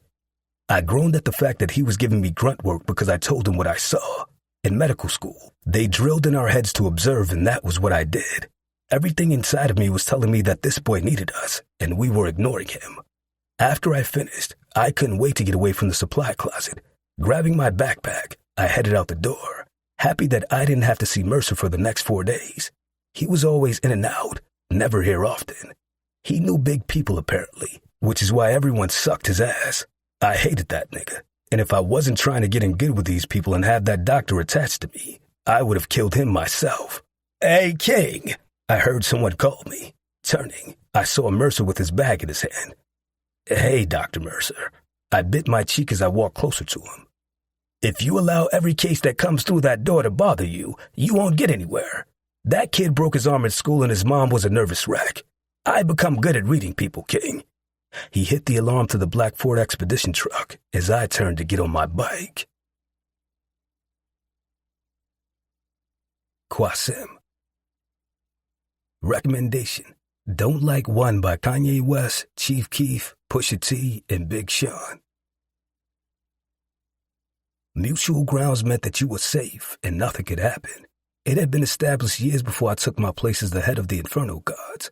Everybody knew that you didn't bring your beef here, which is why a lot of the devils hung out there. They could cause hell and then come post up, knowing that they were safe from retaliation. I never agreed with the shit and came close to breaking that rule twice when it came to Cherie and the CVs. Each time, it was my father telling me to cool down, and I had a hot head, and you couldn't lead with the hot head. I was calm, cool, and collected because I had to be. Couldn't show that shit rattled me because these niggas love to get a reaction out of you. Mutual grounds was off limits and had always been, except for tonight. If I did dirt, I always posted up outside of mutual ground because I wanted you. I wanted you to come to me so I could show you why touching fire wasn't good for you. After I put my baby and Elijah on that jet and got the call they landed and were safe, I was good. Malice Mortals already got the call from me that Queen Inferno landed. I sent the IGs with her, but I made sure to pull a favor to make sure that MMs knew that my wife was in their city, just like I hit those up in Chicago to borrow a bike. When you tapped into each other's city, we protected our own. They knew Queen Inferno and Prince Inferno were in their city, and they would make sure she was protected without her even knowing. I was moving 10 times more calculated now that I knew she was carrying my baby. Keeping my family protected was priority. She texted me that she's going to sleep, Capri said, pulling my attention from my thoughts. I missed them both. Capri smiled. We send a message that nothing is off limits. She's where she needs to be. She extended her hand, and we hit the IG shake as she nodded at me. Blaze cracked his neck and looked at his wife. There were no jokes or played like he typically did. Murder was in his eyes because the message needed to be sent, and the Infernos were going to send that shit. Aside from his brother, Polo had little family. He had a mother who fucked with hustlers who would pay her bills. Bitch was still on her knees in the back of the car for a few dollars at her age. Pathetic old hoe. Her boyfriend, who was a low-level dealer, walked around like he owned the town where Mutual Grounds was. Then it was his sister, who had a nigga serving time upstate because she accused him of rape when he refused to take care of her after she aborted his baby. Whole family was trifling, and he moved them right in the same city that Mutual Grounds was in. Smart? Maybe. Pussy? Definitely. The Valentini family put money on his head, and I did what was asked. His brother owed a lot of money and got a Valentini pregnant. Not my business or story to tell. It was never about the money for me. All that money from contracts sat in an account that I never touched. It was the thrill that came up my fingertips, through my hands, and into my body when I got to take a life that didn't belong here. Some would consider what I did playing God. I like to think I was God's enforcer. The man had a lot of prayers and requests. He was busy, so that's where I stepped in and handled it for him. Ain't no going back if we do this shit. Mutual grounds will be abolished, Sim. Zai walked over and hit the IG dap looking between us both. Me and Blaze smirked at each other. Don't need to go back. Only need to show them who they fuck with. Marley pulled up, another goddess. What up, King? Wiley pulled up beside her. What's good, Ma? She smiled. Hey, why? You good? Always, beloved. Lady Inferno, I'm on your word. She nodded her head. Marley pulled her head and Wiley looked at me. Fucking stallion, her sexy ass. You see them legs? Marley and Kiki were best friends. While Kiki was short and always liked to remind us that her hands weren't, Marley stood at 5'10" with long legs and a thick shape. She used to play ball back in high school, which is how she and Kiki met. Kiki fought the coach's daughter because the coach said she was too short for the team, and Marley jumped in and helped Kiki, then declined playing for the team. The only women I kept around me were real-ass women that handled business just like the men. I shook my head as I watched him continue to take her in. She and Wiley always had this respectful rapport with each other because they both had ties to the military. Marley was an army brat. Ezra, Ellis, and Evan pulled up ready to go. Ezra had that look in his eye, and I could tell he was going to fuck some shit up. Before I got my hands on them, they were reckless and impulsive. I taught them to be more calculated and to think before reacting. King, give us the word, Ezra said. Capri kissed Blaze a few times. Be careful, Mayor. Send a fucking message. Do your shit, Shug. No remorse. None. She hopped on a bike, saluted, and rode off with Marley and Havoc following behind her. Back door, Blaze. Everything moving. Blaze saluted with Zai, Capadonna, and Kincaid behind him. The blacked-out bike with the skull mask pulled up, and I nodded my head, knowing it was 40. He never had to expose himself. I knew who he was when I saw that blacked-out bike. No markings or nothing. I closed my visor and sped down the block with them behind me. As I made my way down the blocks in this small-ass town, they were behind me. When we pulled onto the block, it was quiet, with a few people on the block talking while the party inside was going on. I wanted the party inside, not the niggas on the block. A few devils were in attendance and leaned up when they saw us pile onto the block from both ways. As they looked my way, Capri was taking lead, coming down the other side of the block. I stopped my bike and sat in the middle of the block, looking at my sister as she did the same. They looked between us, confused. Mutual grounds, nigga. Ain't shit going on here tonight. I turned my head to the side and smirked under my helmet. Blaze never missed, and he always came through. Looking at my watch, I pulled my glove down to see my baby's name on my hand. Never replying, I held my hand up and counted down my fingers until only my middle finger remained, and I flipped my hand and stuck it up the minute I heard shooting. Playing a piano, you had amazing finger and hand control. That front door was kicked down from the inside as everyone came running out the house with Blaze right there. Capadonna was tossing niggas out the front door as they tried to run, and we had both sides of the block locked down. Big Mouth didn't have much to say. I wagged my finger at him as he tried to reach for his piece. He was so focused on me, he didn't feel that steel touch the back of his head as Capri walked his ass down and shoved him back on the sidewalk. Polo's mama and step-pops were standing there shaking, scared, not knowing what was coming next. This shit fueled my soul. I had gotten so good at this shit that fear actually had a smell. She was so concerned with benefiting from the money her son made that she didn't realize the wicked shit he did. Running in my brother's house and shooting my niece's bed would never sit well. I may have started with killing his brother, but I was ending this bitch with me taking his family and then him. Wait until Red hear about this shit. He gonna burn the city down, one flunky said, not understanding that silence was the best response. Impossible. That Inferno name don't extend to him. The gods is the only niggas burning cities down. Blaze smashed him in the face with his gun and tossed him on the hood of the car. He cocked his gun back and lit his body up while everyone standing on the block fell down onto the floor to avoid being hit. I tucked my cross because I ain't really like God seeing me this way. We had an agreement, and he ain't need to see what I did. When he mentioned Red, I already knew the shit my uncle was chatting about was bullshit. Sick my ass. Polo couldn't do shit without his fucking word. My eyes were real good, and my attention to detail was something I used to hate as a kid. I'd crumble a whole paper up if my handwriting wasn't neat. I could pay attention to 6 different conversations at once, which is why I was always able to follow Elijah and Ryder's million conversations. As I focused on everything going on, I couldn't help but spot somebody slipping away. Capadonna nodded at me as we allowed him to slip away. We drove ourselves crazy trying to figure out how the fuck they knew where Blaze lived. Nobody knew where he lived unless you were IG. He didn't host parties, and he damn sure didn't invite just anybody to his crib without them being affiliated with the Inferno Gods. Then, they knew how to trip his system to get into the house. Larry. An Inferno God had fucking betrayed the family. Not any Inferno God. One of the few that started this shit with my father. He was like an uncle to me, always around, at every birthday. He allowed the enemy to gain access into one of our homes where shit could have gone left. I watched the back of his head as he lightly jogged away.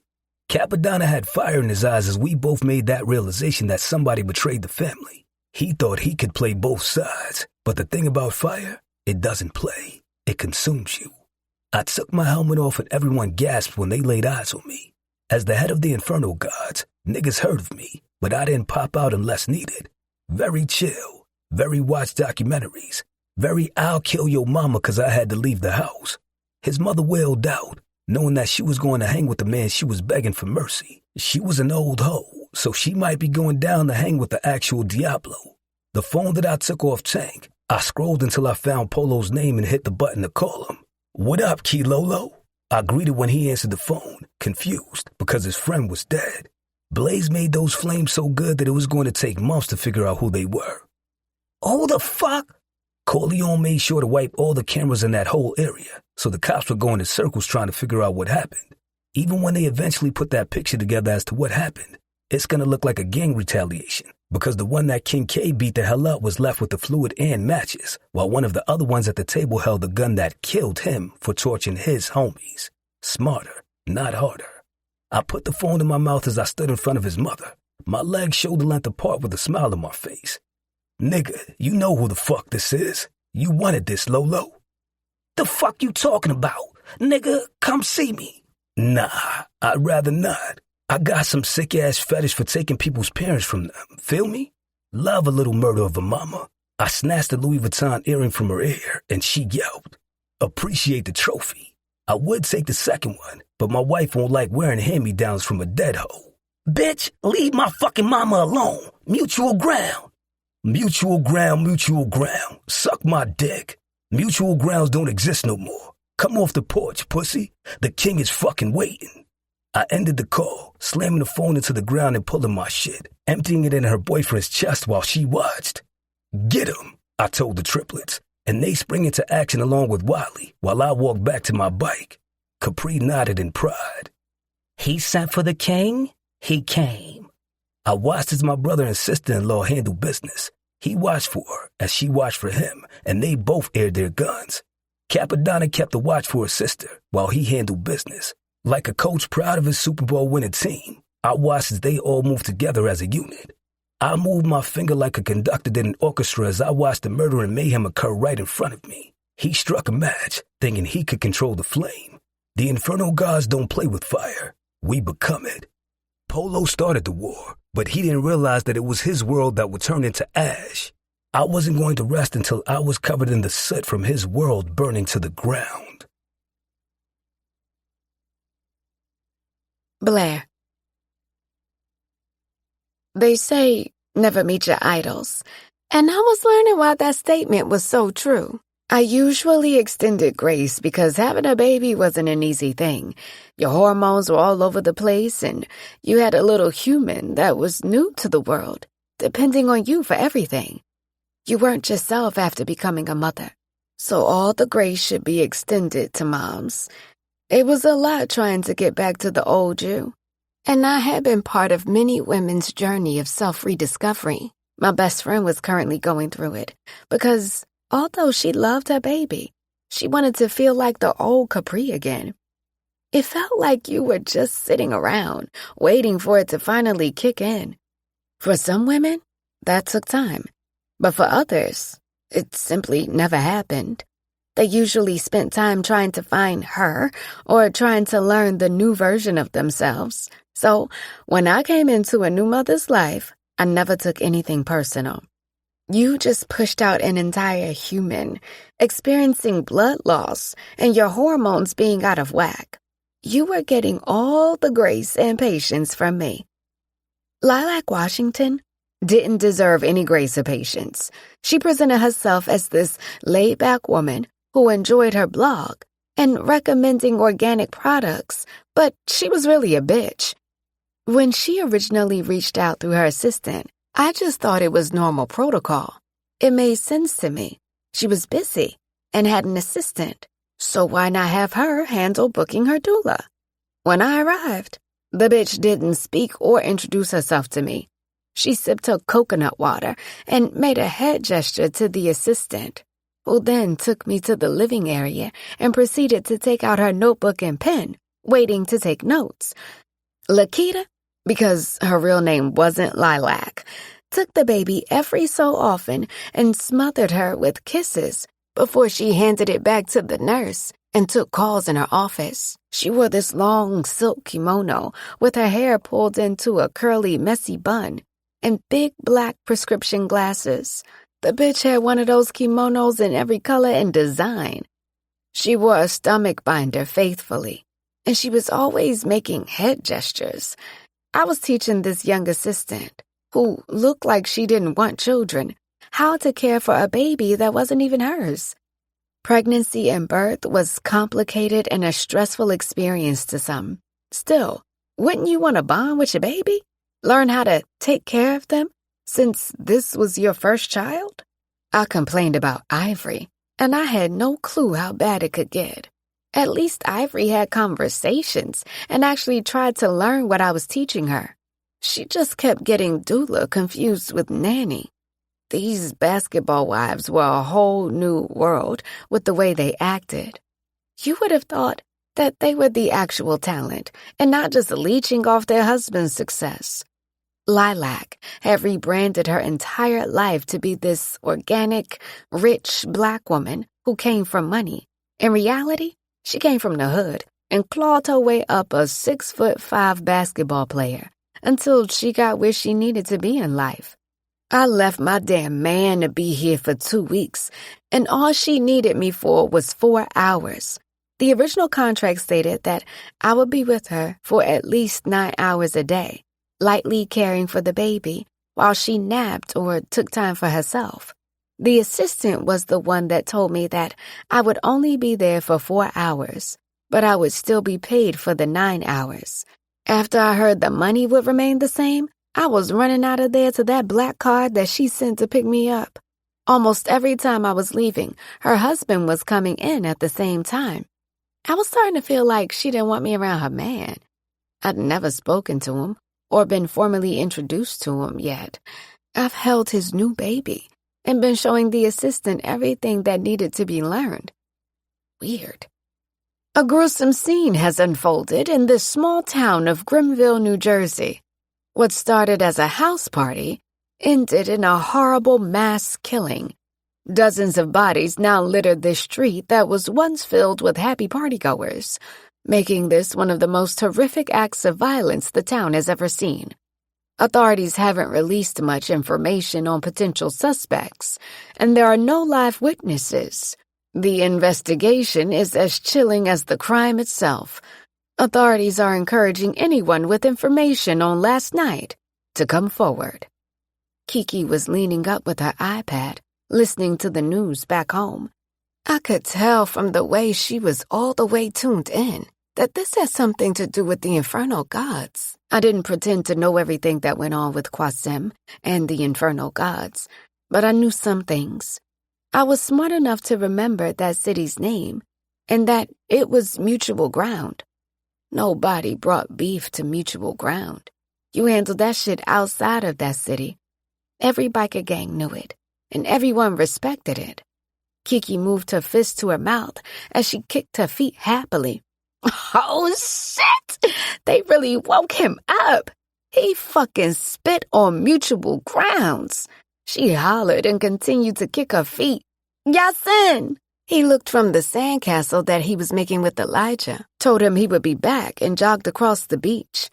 Hassan had headphones on and had his head in a book. He lifted his headphones and then snatched them off to come over to where me and Kiki were relaxing. What happened, baby mama? Kiki paused, and then she rolled her eyes. I told you that I am not your baby mama. Yasin sat down on her pool lounge, close to her. Then be my everything. My love, my heartbeat in my rib. Kiki's breath was caught in her chest as she handed him the phone, and he looked down at it. Even while he was fully tuned in, she was still staring at him. Oh, fuck. He sent that message loud and clear. Do you know what the fuck he just did? I wonder if Papa knows what he did. Do you know what the fuck this means? He made it free game for all games. I got chills as I sat there and watched them talk about what Qasim did. Fucking king. Hassan nodded his head. Is Papa going to be upset? A few times Qasim wanted to break those rules, and Papa held him back because he knew what it would mean. There has to be some order with all biker crews, and mutual grounds was it. King kicked that bitch down and burned it to the ground. Polo about to shit his pants, Yasin explained. As if he knew that we were discussing him, his name popped across the screen. I slid my finger across the screen. You're going to live a long time, Simi. You the reason my ear ringing. He chuckled. How are you? He cleared his throat. Better now that I'm talking to you. What you doing right now? On the beach with Elijah. I'm going to have to comb all that sand out and wash his hair a bunch of times. You love that though, Angel. I smiled because I did enjoy spending time with Elijah. During bath times, I sat on the toilet while he talked about everything. Motorcycles were at the top of his conversations. He let me in on how he, Ryder, and CJ were going to ask for dirt bikes and for Capone to put a dirt pit on the compound for them. It was their compromise, since all three of them were too young to ride motorcycles. I do. Everything good there, Sim? Didn't call you to talk about that, my love. I leaned back on the pool lounge and sheltered my eyes from the sun. I miss you, Simi. I miss you more. How my boy been? I smiled. Good. We've been having fun in between me working. Why that voice? She's a bitch. Shit. I broke out into laughter. She is, though. Doesn't even speak to me and does everything through her assistant. Then the fact that she doesn't want me to stay the full hours, and I always arrive when her husband is gone and leave when he's coming in. I think she's scared of her man wanting me, or they got some kind of secret going on in there.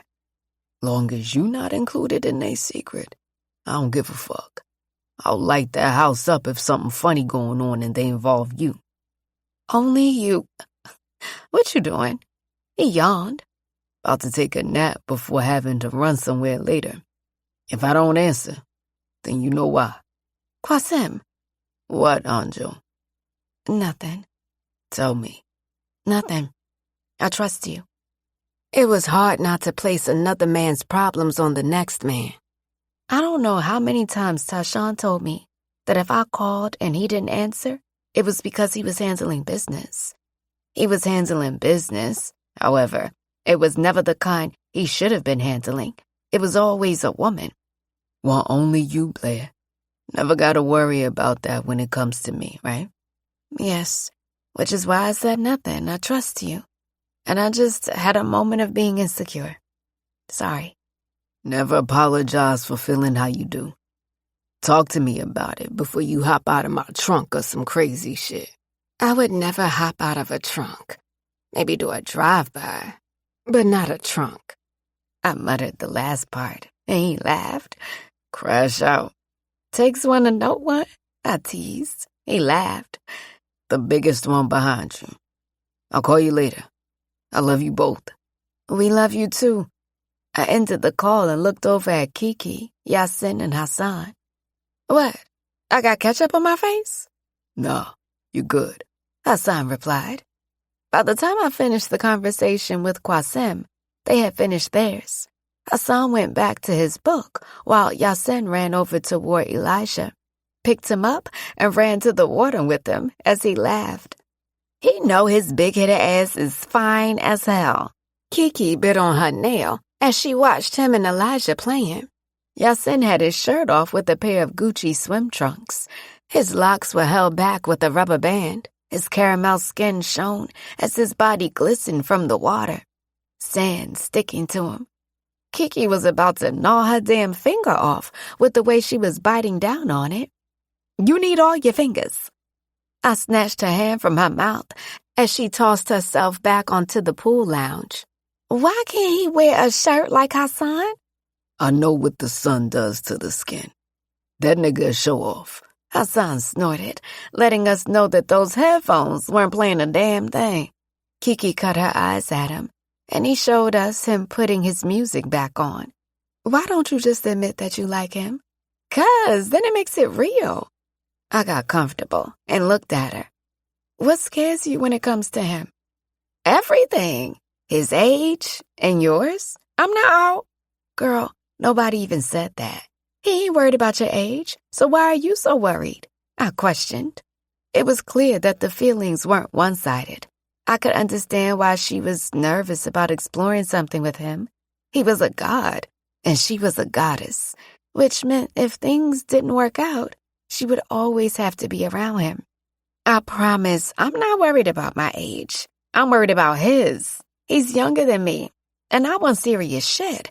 I want marriage, children, and to be loved without any games. How do you know he's going to play games? She paused. All right, I don't know if he's going to play games, but shit, I don't want to be the one that he decides to play games with. I looked at Yasin and then at Kiki and smiled. I don't think he's going to play any games when it comes to you. Age ain't nothing but a number. She looked at me. I've been in love before, and the shit hurt like hell, B. I don't think I want to feel that again. Who says that you would feel pain with him? One of the things I told myself when I left Tashawn was that I wouldn't hold the shit he did against the next man. Literally caught myself about to do it with Qasim a few minutes ago. It's easier said than done, because every date I went on or man I was talking to, I couldn't help but to look and see if I could spot what I missed with Tyshawn. They don't get to win for breaking our hearts, and allowing them to keep us from finding love is letting them win, Kiki. She looked down at her hands. It's so damn scary, B. Girl, so scary. The minute I met Qasim, I knew he was different. I just felt something good in my soul about him. And it had been so long since I felt that about anyone. What do you feel in yours about Yasin? A good feeling. I had the flu last winter, and this man came to my house and made his mom's infamous chicken soup for me. Went to the grocery store, cooked it, and then cleaned my room and did my laundry. She giggled. These men. He folded my clothes better than me. I had to snatch my panties because his ass tried to take them with him. She fell back laughing. Stop lying. So serious? He told me that was payment for taking care of me. I never felt taken care of, even with my ex. He always had something or someone more important, and I fell to the back. I allowed it because it became normal. Yasin actually made me feel taken care of. I like feeling that way. I could relate with Kiki about not feeling taken care of. I've always been the one having to be strong because I only had me. Even when I was in a relationship, I still only had me, myself, and I. Having a man care so much to do things that made you happy was a foreign feeling for me. Tashawn paying for my studio when I first opened it wasn't because he wanted to make me happy. It was guilt because of what he did to me. And he didn't know how to open his mouth to make it right. Not that he could. From the first time I laid eyes on Qasim, I felt different about him. It was how he looked at me, knowing my secret without me ever having to tell him. Ever since, I always felt like someone was watching me, protecting me, and making sure that I was all right. Other than Augusta May, I never had that before. He wouldn't allow love to find him because he carries so much guilt in his own heart. I wanted to love him past all his pain and restore him again. A great man. When he rescued me, when Tyshawn kidnapped me, that was when I saw it. He wanted to love me too. And was too scared to trust his heart to love me. Allow him to do that for you. We deserve to have a second chance at being in love and being fucked right. Blair! She snorted. I shrugged. It's the truth. I enjoy King having his way with me. Kiki covered her ears. He's like a brother to me. Gross. Give me a reason to cover my ears and say gross. I nodded toward Yasin, who was assisting and helping Elijah dig a huge hole on the beach. She sighed. Maybe. We both fell into silence as we watched them continue to dig a hole. I'm pregnant. Kiki gasped and tears instantly filled her eyes. Seriously? Yeah. I'm so damn nervous. I've been pregnant before, and it didn't end well with me. So I'm nervous about everything. Kiki leaned forward and grabbed my hands as tears fell down her face. I know the last time didn't end well for both of you. I can't imagine the bittersweet feelings and emotions you both are feeling. This time, it will work out for you both, and you will have a beautiful baby. You and Qasim deserve this more than anybody. He loves so hard, B. The commitment he has made when it came to taking over as the leader was more than just stepping in for his father. He's protected and loved us each like we were mere. When my ex-boyfriend tossed me out of our apartment because my name wasn't on the lease, he allowed me to stay with him. Beat the shit out that ex, but that's neither here nor there. He's always been there for everybody, but never lets anyone be there for him. You are that someone for him. He's that somebody for me. Kiki pulled me up and we hugged. Girl, we out here being emotional, but I love this for us. Oh, shit. We giving hugs? Yasin came over and hugged Kiki from behind and kissed her on the cheek. Yasin, move yourself now, because why is it like that? You in that bathing suit. Shit. I always knew you were thick, but damn, Kiki. She shoved him away, snatched her iPad and beach bag. I am going to shower and get ready for dinner tonight. I laughed as Yasin was about to bite his lip off while he watched her stomp through the sand. B, I want you to remember something for me. What's that? I asked, gathering my own things so I could make Elijah take a shower, then take a quick nap before dinner. On this date, I told you on this beach that she's going to be my wife. Need you to add that into your speech you give at the reception, all right? I smiled. I got you, Yasin. Elijah ran over when he saw me leaving, and we made our way back to our condo. Sim booked 2 condos, one for Hassan and Yasin, and then the one next door for me, Kiki, and Elijah. Both units shared a huge wraparound balcony. Can I call Sim? Elijah asked as he shook the sand all over the lobby of this building. His tan skin was toasted from being out in the sun for hours. I handed him his phone, and he hit Qasim's contact. The FaceTime call continued to ring out, and he tried to call him again, and the call ended on him. He's not picking up. He always picks up his phone. I could hear the slight panic in his voice. Eli, it's all right. He told me earlier he was going to take a nap. Sim sleeps with his sound on. He always hears. When I stayed at his house that burned up, he always picked up, even if he was asleep. He started speaking fast and breathing faster. I was pretty sure this baby was having a panic attack. As Yasin and Hassan entered the lobby, I sat my beach bag down and kneeled down to hold his face. He's very tired, baby. You know the same thing applies. What did he tell you? That he'll always come for me. Exactly. Does he ever break a promise? Elijah shook his head and hugged me tightly around the neck as I rubbed his back. No, I don't want him to leave me. Elijah had formed a bond with Qasim, and he was his safe space. He was the one person who he could trust that hadn't hurt him. He's never going to leave you. 'Cause guess what? He pulled his head up. What? I rubbed his face and smiled. You are the best kid in the world, and you are so loved by all of us, Elijah. Really? Hell, yeah. Yasin corrected himself and rubbed his head, sending a bunch of sand into my face. My bad. He held his hands up when I gave him the stank eye. We're going to take baths and then rest a bit before going to dinner. By then, Simi should be awake so we can prop the phone up and have him eat dinner with us. Sound good? Sounds good. He smiled. Are you okay now? It's all right if you're not okay, Elijah. I continued to rub his back as he took a deep breath. He put his head down. I'm a god, and I don't look down. What we do? Look upon. Elijah answered Yasin. He held his 2 fingers out, and Elijah hit the IG shake and smiled with so much pride. My God. I softly pulled his face in my direction. You didn't answer me, baby. I'm okay. I promise. Well, now I am missing Simi too. Think you can give me a hug?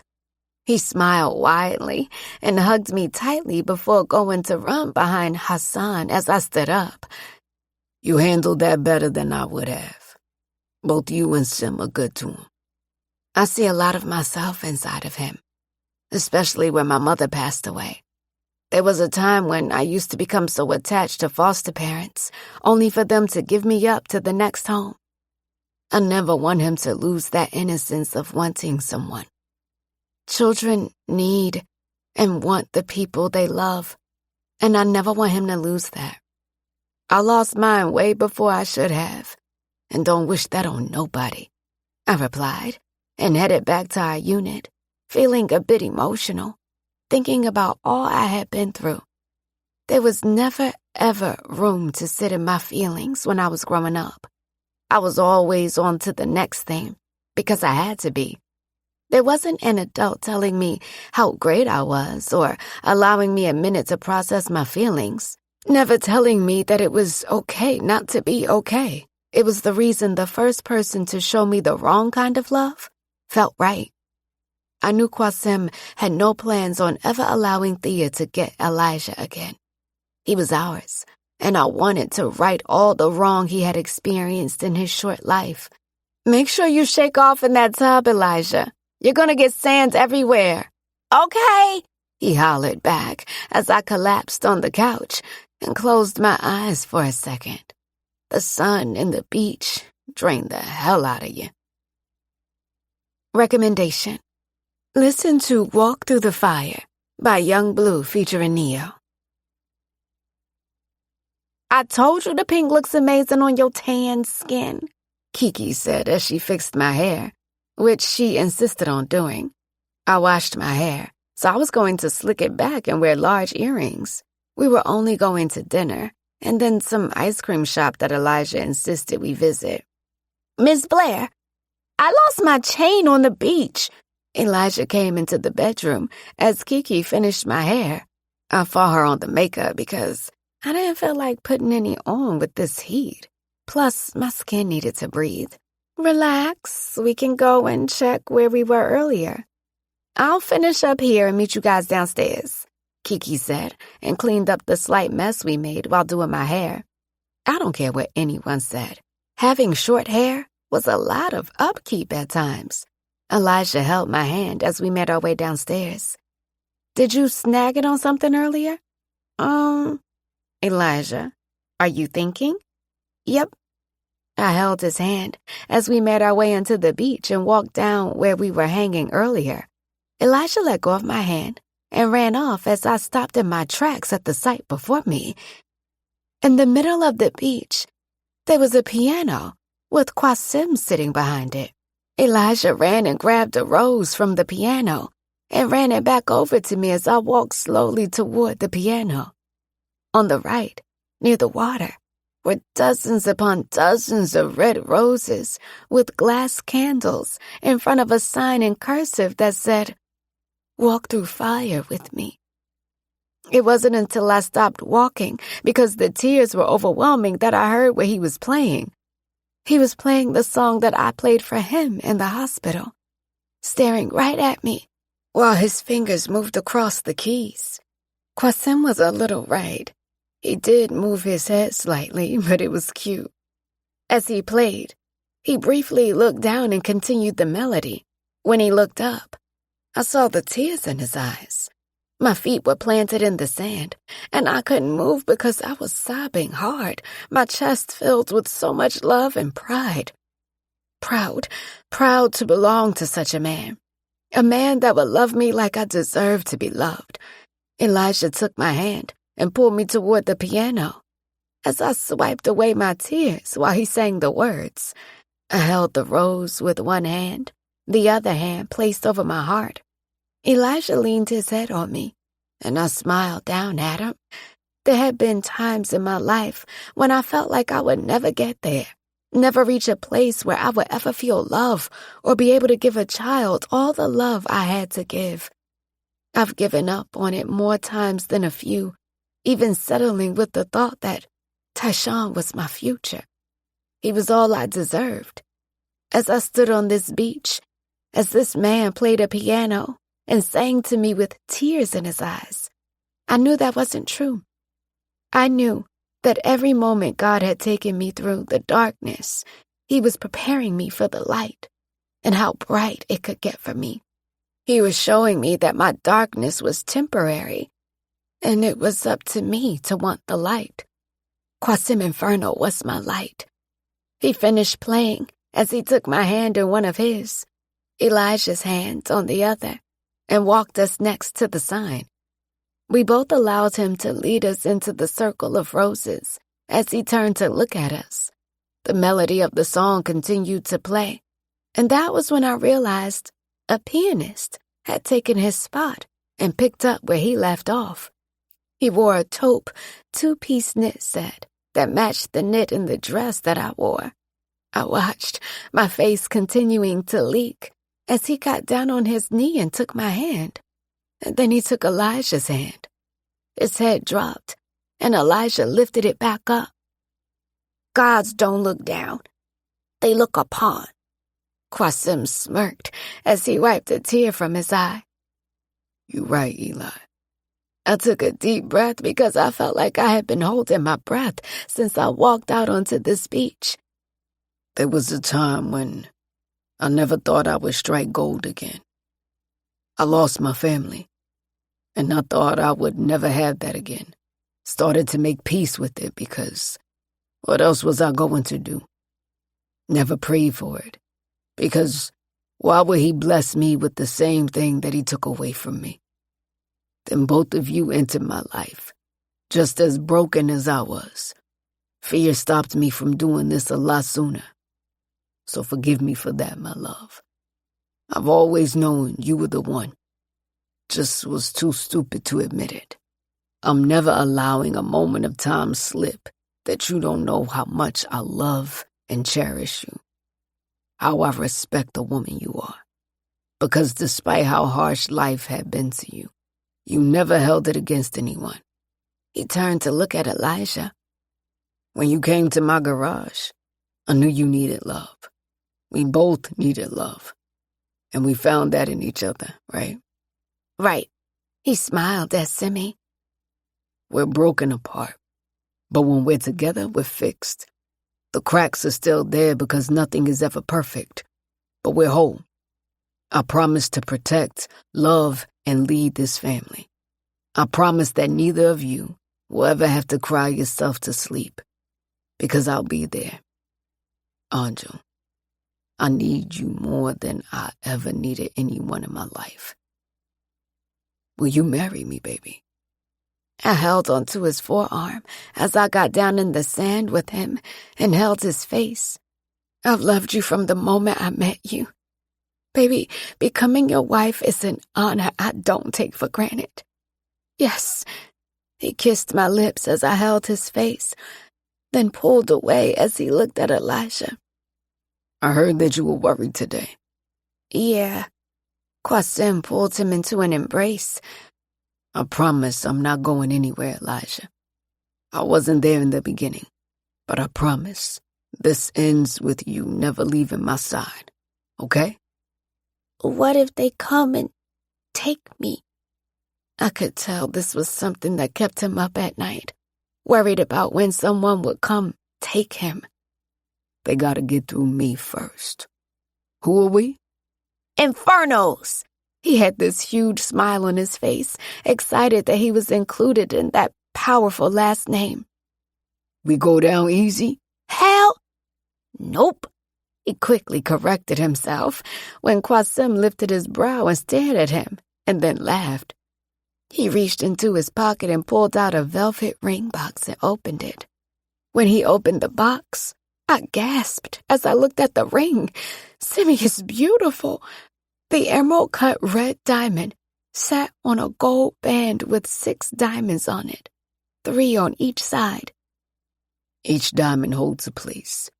One for your mother, one for your son, and one for this baby. The other side is one for me, one for Elijah, and one for Hartley.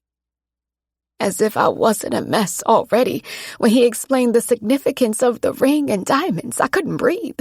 I fanned myself with my hand as I tried to calm down. I couldn't get the words out because I was such a big mess. He kissed my lips a few times as he hugged me. My hand shook as he slid the ring onto my finger, and it fit perfectly. A red diamond is the rarest diamond, and you, my queen, are rare. I kissed his lips and hugged him tightly. Fireworks let off from behind him, and I looked up at the sky. That was when I saw Capri, Quamir, Ryder, Gams, Capadonna, Alaya, Amy, Capella, and Jaden.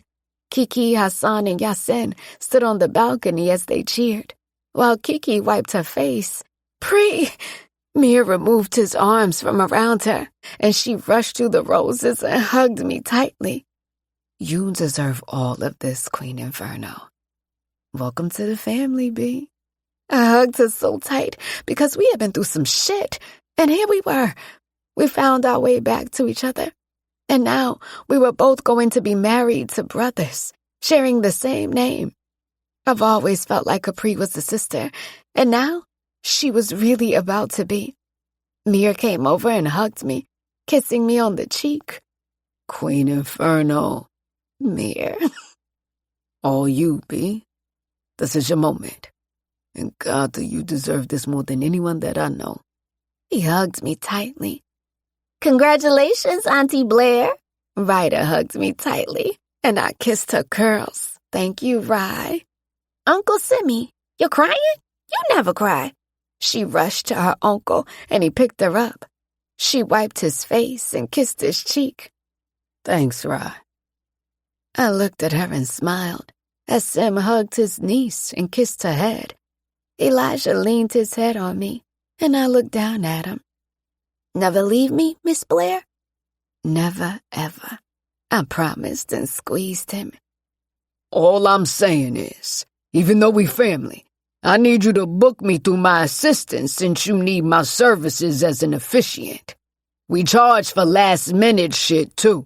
Roy, please, Alaya yelled and laughed at her husband. Qasim.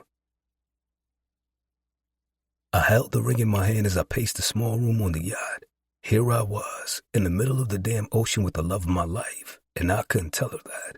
I couldn't open my fucking mouth to tell her that I loved her from the moment I laid eyes on her, prayed for her, and dreamed about her often. I couldn't open my mouth to tell her that she scared me because she made me dream again, made me believe in miracles when I stopped believing in them after losing my daughter. Blair made me see a future with her where I was called daddy again by a small human that was half me and half her. She did all of that. She sat across from me in a fancy restaurant with the best view of the house, looking beautiful with red lipstick on, wearing a slip dress that I spent half the dinner imagining slipping off her body. She opened her mouth to tell me that she wanted to have my babies and marry me. I froze. She felt comfortable enough to admit that to me, which meant I had made her comfortable in doing so. Blair felt safe with me. I let her down, and the boat ride back to the yacht was a quiet one. As I helped her back onto the yacht, she gave me a quick peck on the cheek before she rushed back to her room. As I paced with this ring in my hand, I felt foolish. This ring that I held in my hand that I bought from the jeweler on shore. I went to shore alone to walk around and decompress. I was used to being alone, and although the yacht was big enough, I just needed some space. I spent the afternoon walking Capri and popping in and out of small shops. As I walked, I passed a jewelry shop, and the red emerald-cut diamond ring caused me to stop in my tracks. I didn't come to shore to look for a ring when I wasn't even in a relationship. The ring remained in the back of my head the whole time we were in Italy. Another morning, I took the boat back to the shore and was waiting when the older Italian man opened the shop. He smiled at me because he saw me looking at it from the window last time. He welcomed me into the shop, offering me espresso as he told me about the ring. He spoke about everything except the damn price. I expected to pay a shit ton of money for it, and I was prepared to. I asked him if he could customize the ring a bit, and he agreed, showing me the diamonds he could add that would complete my vision. Angel was who I saw when I bought this ring. She was who was supposed to wear it, and I froze when she told me that she wanted a future with me. The loud-ass prison alarm brought me back to reality. I watched as the prisoners all made their way out from behind the bars. The goon was talking to somebody and then laughed as he made his way to the table. I stood up and embraced my brother because the goon was my brother. King, what up with you? Maintaining? Something different with you, though. I know you. He snapped his fingers as I pushed the snacks I purchased him closer to him. I stopped eating this junk. Count down on coming home. Gotta get this body right so I can get my baby. I laughed. Blair is pregnant. Goon dropped his head. Alhamdulillah. Son, man. I was slowly telling everybody, and every time I told someone, the response choked me up. It was like they were all praying and waiting for this for me. I proposed. He held his hand out. Qua, you know more than anything, this is what I wanted for you. B is good people, and she loves the fuck out you. I know we get in our heads and feel like we deserve less. Stop that shit. We deserve love too, so allow her to give that shit to you. How you holding up with the house?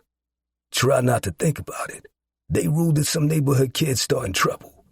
Goon shook his head. The neighborhood and the kind of people that live around there already knew they wasn't going to care. Half those houses are abandoned over there. I didn't expect anything to come from the investigation because the cops never came to those parts. Shit, I was surprised the fire department came when I called them. Last year, a house a couple blocks over caught fire, and it took them an hour to finally show. They weren't going to care about it because I wasn't pushing them to care. I knew who was responsible, and I wanted to handle her myself. I don't need to ask how shit going. Heard about mutual territory. He smirked. Fuck 'em. Let they mother love 'em, or take they mother from 'em. I finished our quote. Goon laughed and held his hand out.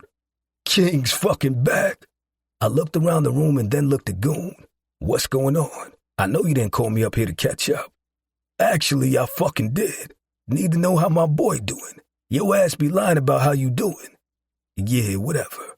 He laughed and then his expression became serious. That accident with your parents wasn't an accident. They fuck with their brakes. I leaned forward. Stop fucking with me, G. Dead ass, King. They wanted to take out Papa first, then your brother before coming to you. Red, he's behind the shit. I never needed to know how information got back to Goon in prison. Being in prison was like being locked in a telephone communication company. Word always traveled fast in here. His cousin in here, another devil. He leaned forward and kept his head on the swivel. Be running his fucking mouth way too much. You ain't believe that truce with CVs? Nah, can't ever trust a snake. Only allow a snake to get close if you wearing it. Facts. Tookie is going to come for Queen. Polo wants to see everything gone when it comes to us. Red been hating for years and he finally let that shit fuel him to come after his brother. Appreciate it, G. Never have to mention it. The shit they did with Mini Lady Inferno and my goddaughter had me beating niggas up in here. Got sent to the hole for a week. Shit fucked me up. Trust I'm gonna handle shit. Never doubted that you would. Chill the fuck out in here, G. The goal is for you to come home. How the fuck you gonna go after Zoya if you getting more time tacked on? He laughed. I hear you. I stayed and talked with Goon for a minute longer before the visit was over. Walking to my car, my phone buzzed, and I saw a text message from 40. 40, meet here. 40, pinned location. I pulled up to a warehouse in Mount Vernon that 40 sent the location to. When he sent the message, I memorized it because I knew it would disappear off my phone. Killing my engine, I hopped off my bike and walked around back. Keeping watch, I knocked on the metal door. After a few seconds, the door opened, and I was granted access into the warehouse. Security stood there looking at me just like I was looking at him. I didn't give a fuck that he had me in height and weight. Don't touch me. He's straight. I looked over and Devin came from the back, dressed down from his usual suit and tie. I walked over toward him and dapped him up. What's good? Hanging in there. You straight? Always. Following behind Devin, he took me to the full warehouse space, where Cor was leaned back in a chair, Skylar and Amy seated next to him. What up, Cor? I walked over and dapped him before hugging Amy and Skylar. Ain't shit but the sky, he responded. Amy looked up briefly from her computer. Hey, Sim, where's our girl? Probably planning a wedding, or looking for a new studio space. I laughed because those seemed to be the topics that Angel had been interested in lately. The studio was closed for the time being because I didn't want her back over there. Sin had been staying at the house while they did classes over Zoom for their clients. When she wasn't on the back porch doing video classes, she and Sin were looking for the perfect space. Pyro wanted to eat the damn bird, and if I heard squawking one more time, I was going to fry that damn bird myself. Lately, Angel had been talking about wanting to move the studio out the city. It was her world, and my pockets were going to pay for whatever she wanted. I wanted her to be happy, and whatever she wanted made me happy. The other night, she kept me and Capri both up, talking about the wedding. She already knew it was going to happen on the beach, and that wasn't because of me. Both Gams and Blaze damn near threatened us and told us it couldn't be anywhere else. Fucking Delgado's done started this tradition, and then Blaze went and bought a damn beach house that connected, making sure we kept the tradition going for Capri. What up, King? I looked over and saw 40 walking over with a Chinese food container. My bad, I haven't ate shit all day. Paperwork is up to my fucking ears. I hit the IG shake with him. What's going on, 40? I don't give a fuck, Shug. You tell me. The last time you met with a bitch named Parker, we had to handle shit. I don't fucking trust her. Blaze's loud-ass voice boomed through the warehouse as Capri walked ahead of him. She must have come straight from work because she was still dressed in a suit and heels. I can handle myself. And what did you want me to do? Tell her to get the fuck out of my office? Thanks for holding the fucking door. Capone hollered behind them both with his brother and Capella following behind him. Capella went over and kissed his wife, then sat down next to her. Baby doll, he's not wrong. You need to be careful, Capadonna told his sister. Capri spun around on her lucky heels and looked at her brothers and husband. I have cases out the fucking ass, busy going back and forth with what happened in our home, along with finally proving it wasn't excessive force. I am stretched fucking thin, so both of you leave me the fuck alone. She mushed her husband and shoved past her brothers and took a seat. She just mushed me? Blaze's dumbass had the nerve to ask like he didn't witness and feel her do the shit to him. And did, Capri hollered. Between these two arguing about whatever was going on and 40 smacking on a chicken in my ear, I was about to lose my shit if somebody didn't tell me what the fuck was going on. Berkeley, hey, get back to me when you can. I looked at the message not knowing why Burks kept fucking hitting me up. She wasn't hitting me up like she wanted to fuck with me. It seemed like she had something to tell me. Me, where you want to meet up? I looked up from my phone. After you told me to look into something for you, I went down a rabbit hole of all the cases that Rich dismissed that had Morgan tied to them. Capri started as she pulled the file out of her work bag. Me and Skylar spent 3 days going over these cases, and those sexual assault cases weren't just sexual assault cases. Morgan had a sexual assault case that was dismissed. However, after being done dirty, we were able to release everything, so the public knew what the fuck was going on with this sick ass. It seemed like every time we tried to claw our way up out of this messy shit with these people, we were pulled back. What you trying to say? I finally took a seat and paid attention to my sister as she leaned back in the chair. Lucia Parker, Rich's wife, was very much involved in what he was into. She looked over at Amy. Thea Armstrong is her full name, and she's from a small town in Minnesota. The bitch has a rap sheet as long as my body. She's a career criminal, always in and out of something for money. She was straight, though, when she first moved into that house. She used to leave and head to work. Elijah wasn't in perfect condition, but he wasn't neglected like how she had him before I started taking care of him. Skylar looked up from her computer. She was going somewhere all right. Ever heard of egg farming? Nah. Skylar looked to Corleone to further explain. Rich and Morgan were involved in egg farming. Basically, mass collection of women's eggs. The shit isn't legal or ethical, but brings in big fucking money. They promised these girls from small-ass towns a nice life here in New York as nannies, and then enslaved them for their eggs. Core kissed Skylar's temple as he closed his eyes. The shit I fucking discovered makes me sick and makes me want to beat that bitch's ass. Because how could you, as a fucking woman, do that to other women? He started going off, and Skylar held his hand. What bitch? Lucia Parker? My best friend, huh? I was going to kill that bitch so hard that I might fucking pop a bottle and smoke a cigarette when I was done. That woman that accused him of sexual assault wasn't just sexually assaulted. She was one of the girls they were using, and she happened to get away. Capri continued. Why did she only admit to sexual assault and not the fact that they were fucking taking her eggs from her? She told them about what happened to her. Lucia was the detective on the case, Corleone replied. Wasn't even her precinct or her unit, and she was allowed in that room. There's a lot of people connected to this shit. Amy played something from her computer as we all sat in silence. They're using us for our eggs. I came with a Greyhound from Michigan, and they took me to this beautiful home. A beautiful home I never fucking left. I'm in pain daily from what they did to me there, and there are other girls there. Vincent Morgan, he raped me. The girl was hysterical on the tape. He sexually assaulted you? I recognized Lucia's voice. Shit goes on with her gaslighting her, and because she can't ignore her claims, she got her to believe it was sexual assault, which is why that was the case that went to Rich. And the one that was thrown out in my face. Capri took a deep breath. Amy leaned up. Thea came here with the promise of making big money, and that plan failed. I don't know how she ended up leaving with her life, or why she and Lucia are so close. I do know that Elijah is her son, and his father is Rich Parker. The entire room was quiet as we all digested what she had just said to us. Fuck, Capadonna whistled, breaking the silence we all had found ourselves in. Sim, you straight? Corleone asked. Why did he tell Blair that she wasn't his mother? Skylar leaned forward. It's a trauma response. Children can disassociate and claim their parent isn't their parent. It's a response to trauma he may have experienced or stress. Kwasim, get him therapy because the things... Her voice cracked as Corleone pulled her into him. I was a psychology major before I switched my major. All I'm saying is he was fucking abused and she let the shit happen.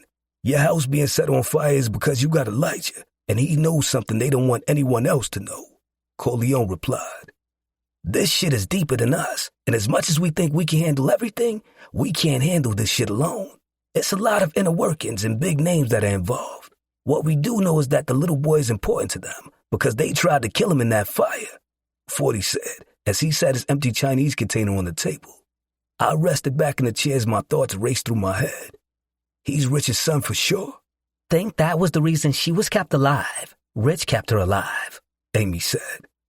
He fell in love with her, Blaze said. I looked at him and agreed. How do you know that? Amy questioned.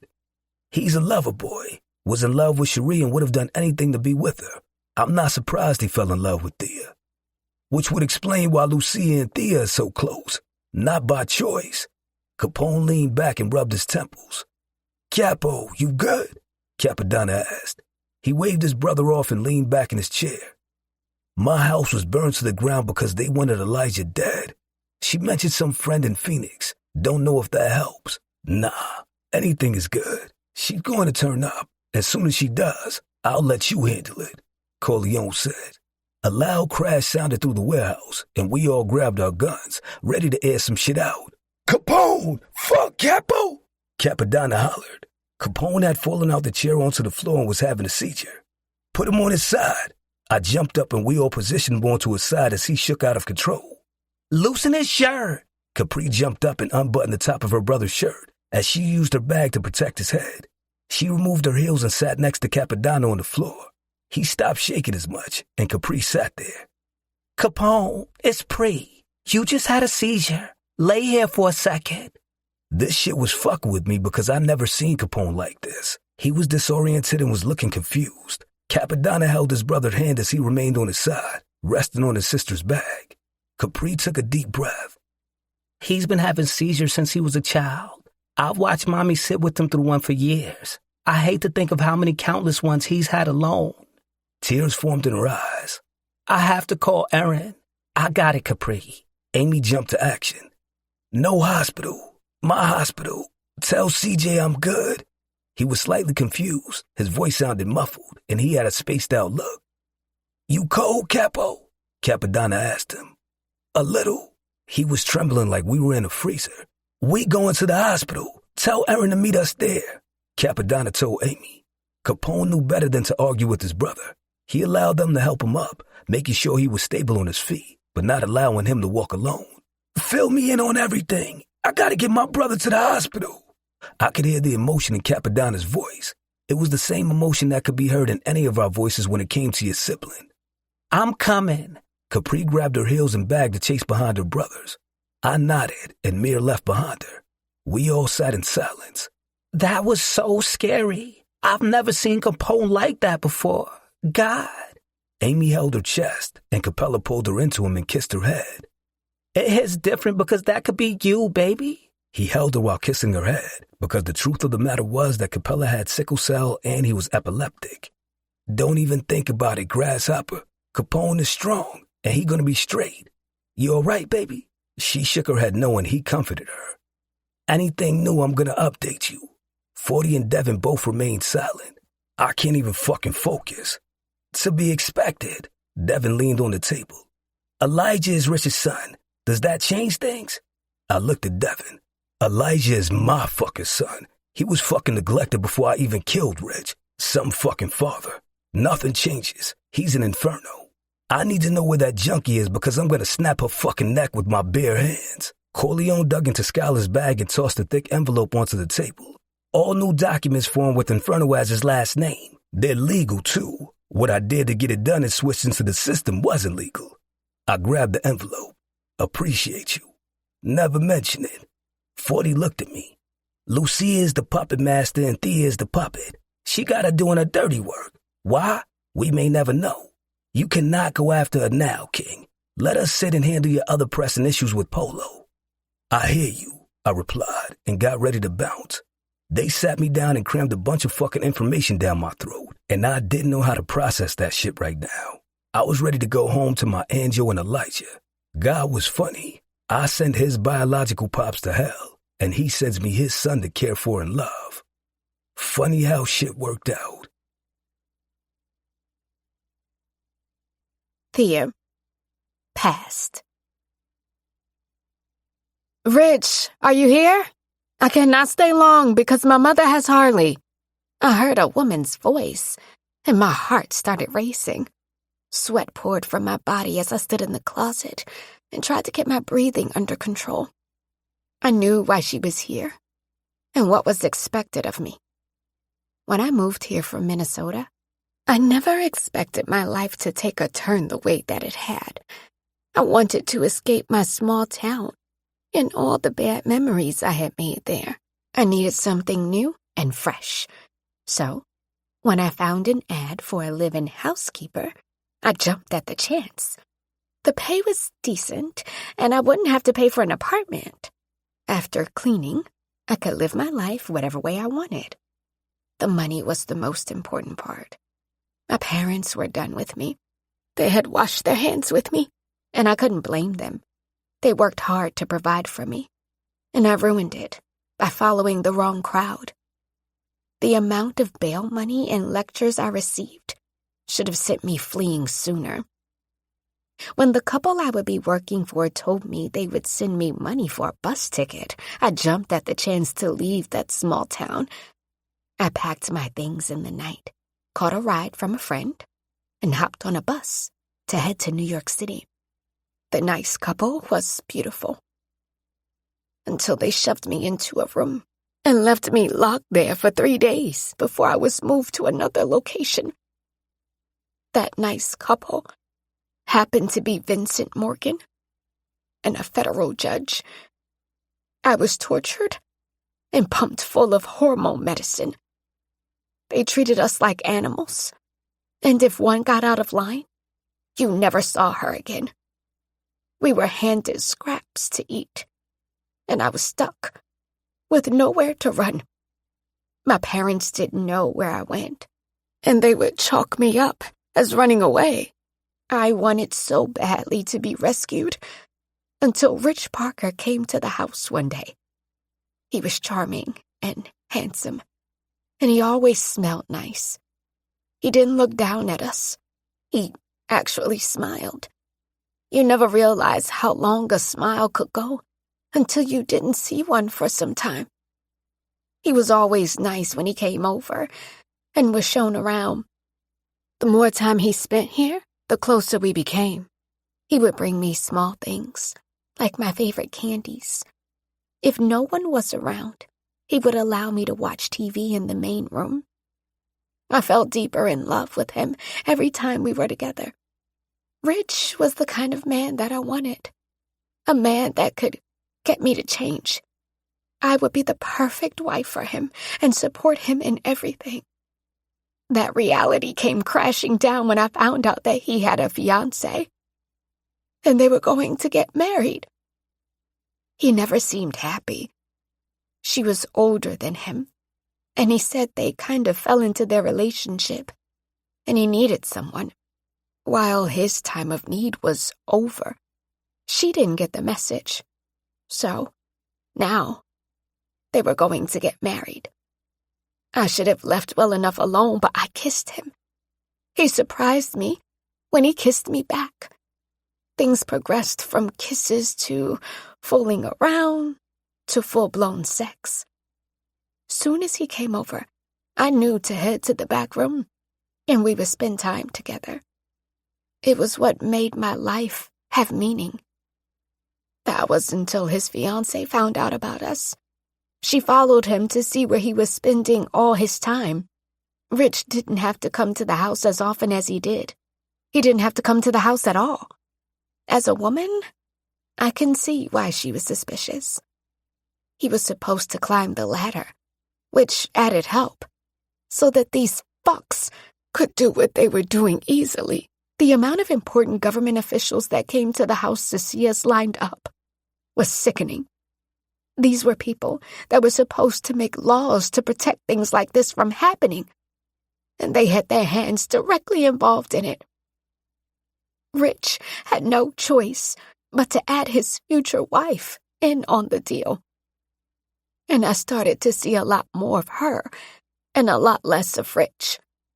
She started being nice to me, and I knew there was a reason for it.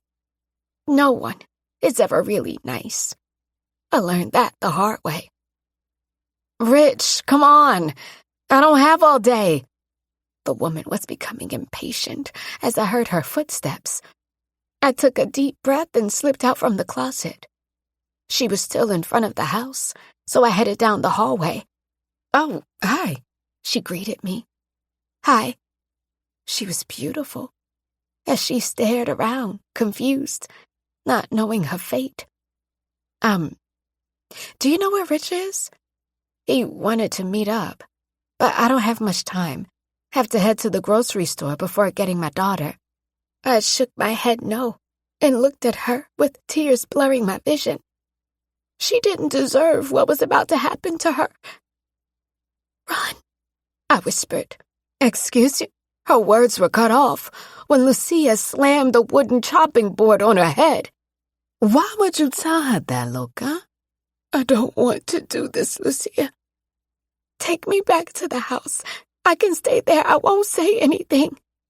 She stared at the woman as she prepared to do gruesome things to her. Can't do that now, Thea.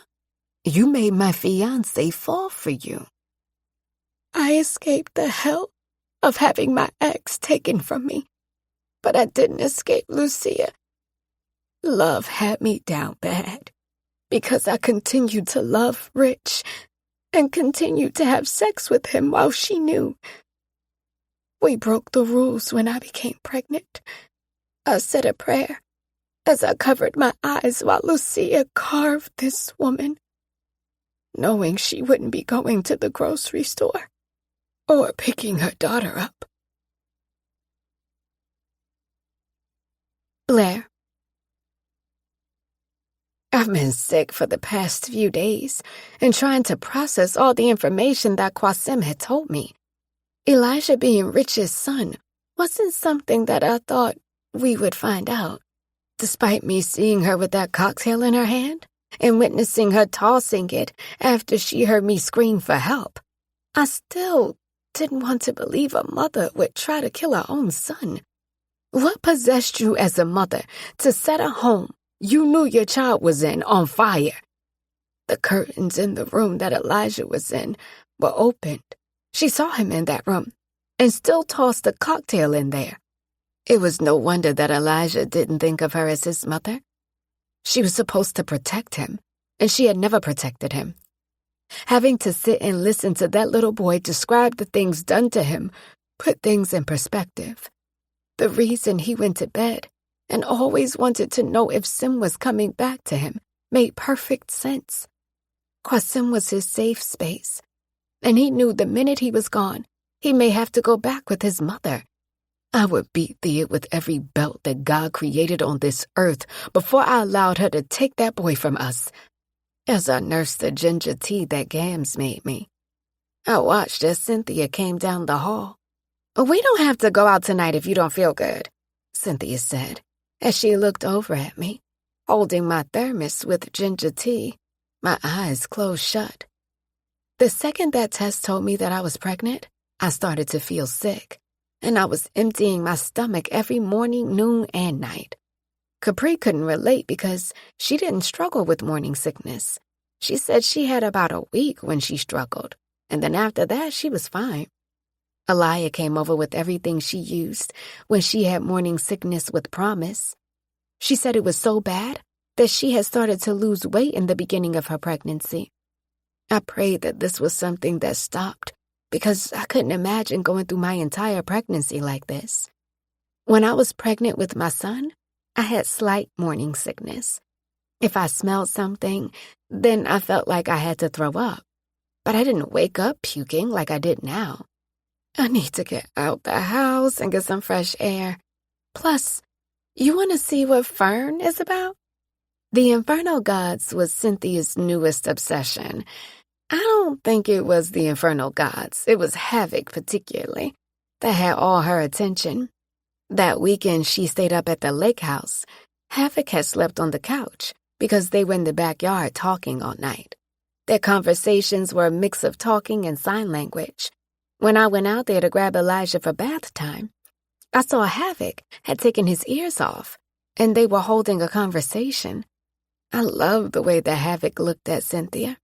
She was the silly to his serious, and he needed that. We can have a few drinks and have a chill night. Well, you can have juice. We exited the garage with Sin driving. I couldn't even think of driving right now. I looked out the window and saw Kincaid riding beside us. It never mattered where I was going. Qasim was going to make sure the gods went with me everywhere.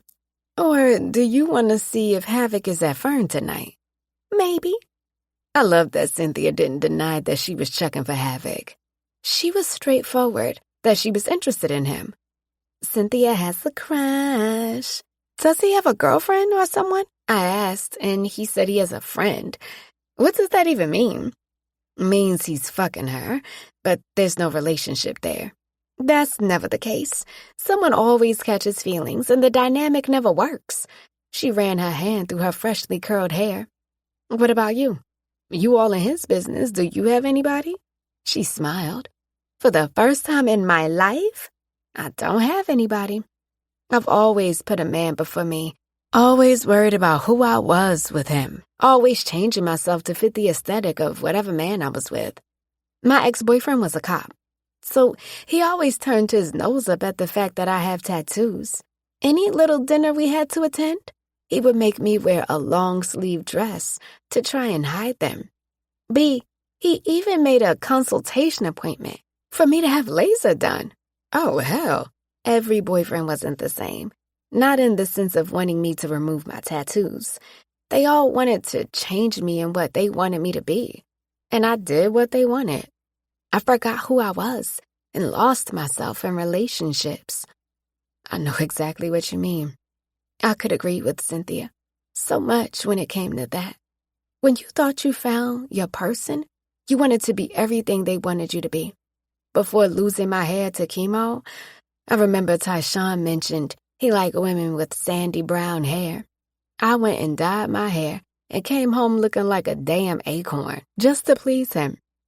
Every time I break up with someone, I always end up in another relationship without taking time for myself. This time, I decided that I was going to date me and fall back in love with myself. No sex, no useless conversations unless it's about a future. Me and my son deserve to have a man love us both. You have a kid, son? Biggie Smalls. Hello? Girl, I fell out laughing because she had never mentioned kids, but you never knew. I love that you had taken the time to fall back in love with you. Girl, I already fell back in love with myself and have touched myself enough. I'm ready for a man now. My last relationship was almost 2 years ago. I'm ready to be flipped around and choked the fuck up. Cynthia, I choked. What? First step of falling back in love with yourself and going on a self journey is to be honest. I heaved as I laughed because she was so serious. Baby, you are tiny compared to Havoc. He literally swallows you. And I can swallow too. Cynthia! I shoved her as we both laughed while pulling up to Fern. Cynthia wanting to come to Fern and getting out the house was a good idea. Capri and Zoya were both busy, so having someone to hang with to get my mind off everything was needed. Qasim had something to handle, and Elijah was having a sleepover with Capone and CJ. They were camping in the backyard, since this was their last weekend at the lake house before going back to the compound. After his seizure, Aaron wasn't playing around with him. He was supposed to take them to a campsite, and she shut that idea down and planned this entire backyard camping site for the boys back there. I couldn't believe summer was gone and fall was coming in already. When the summer started, I didn't think that me and Qasim would ever end up together. I figured he would continue to play games, and then eventually I would continue with whoever wasn't playing games. As I stared at my engagement ring, carrying a gut full of his baby, things turned out differently than I imagined.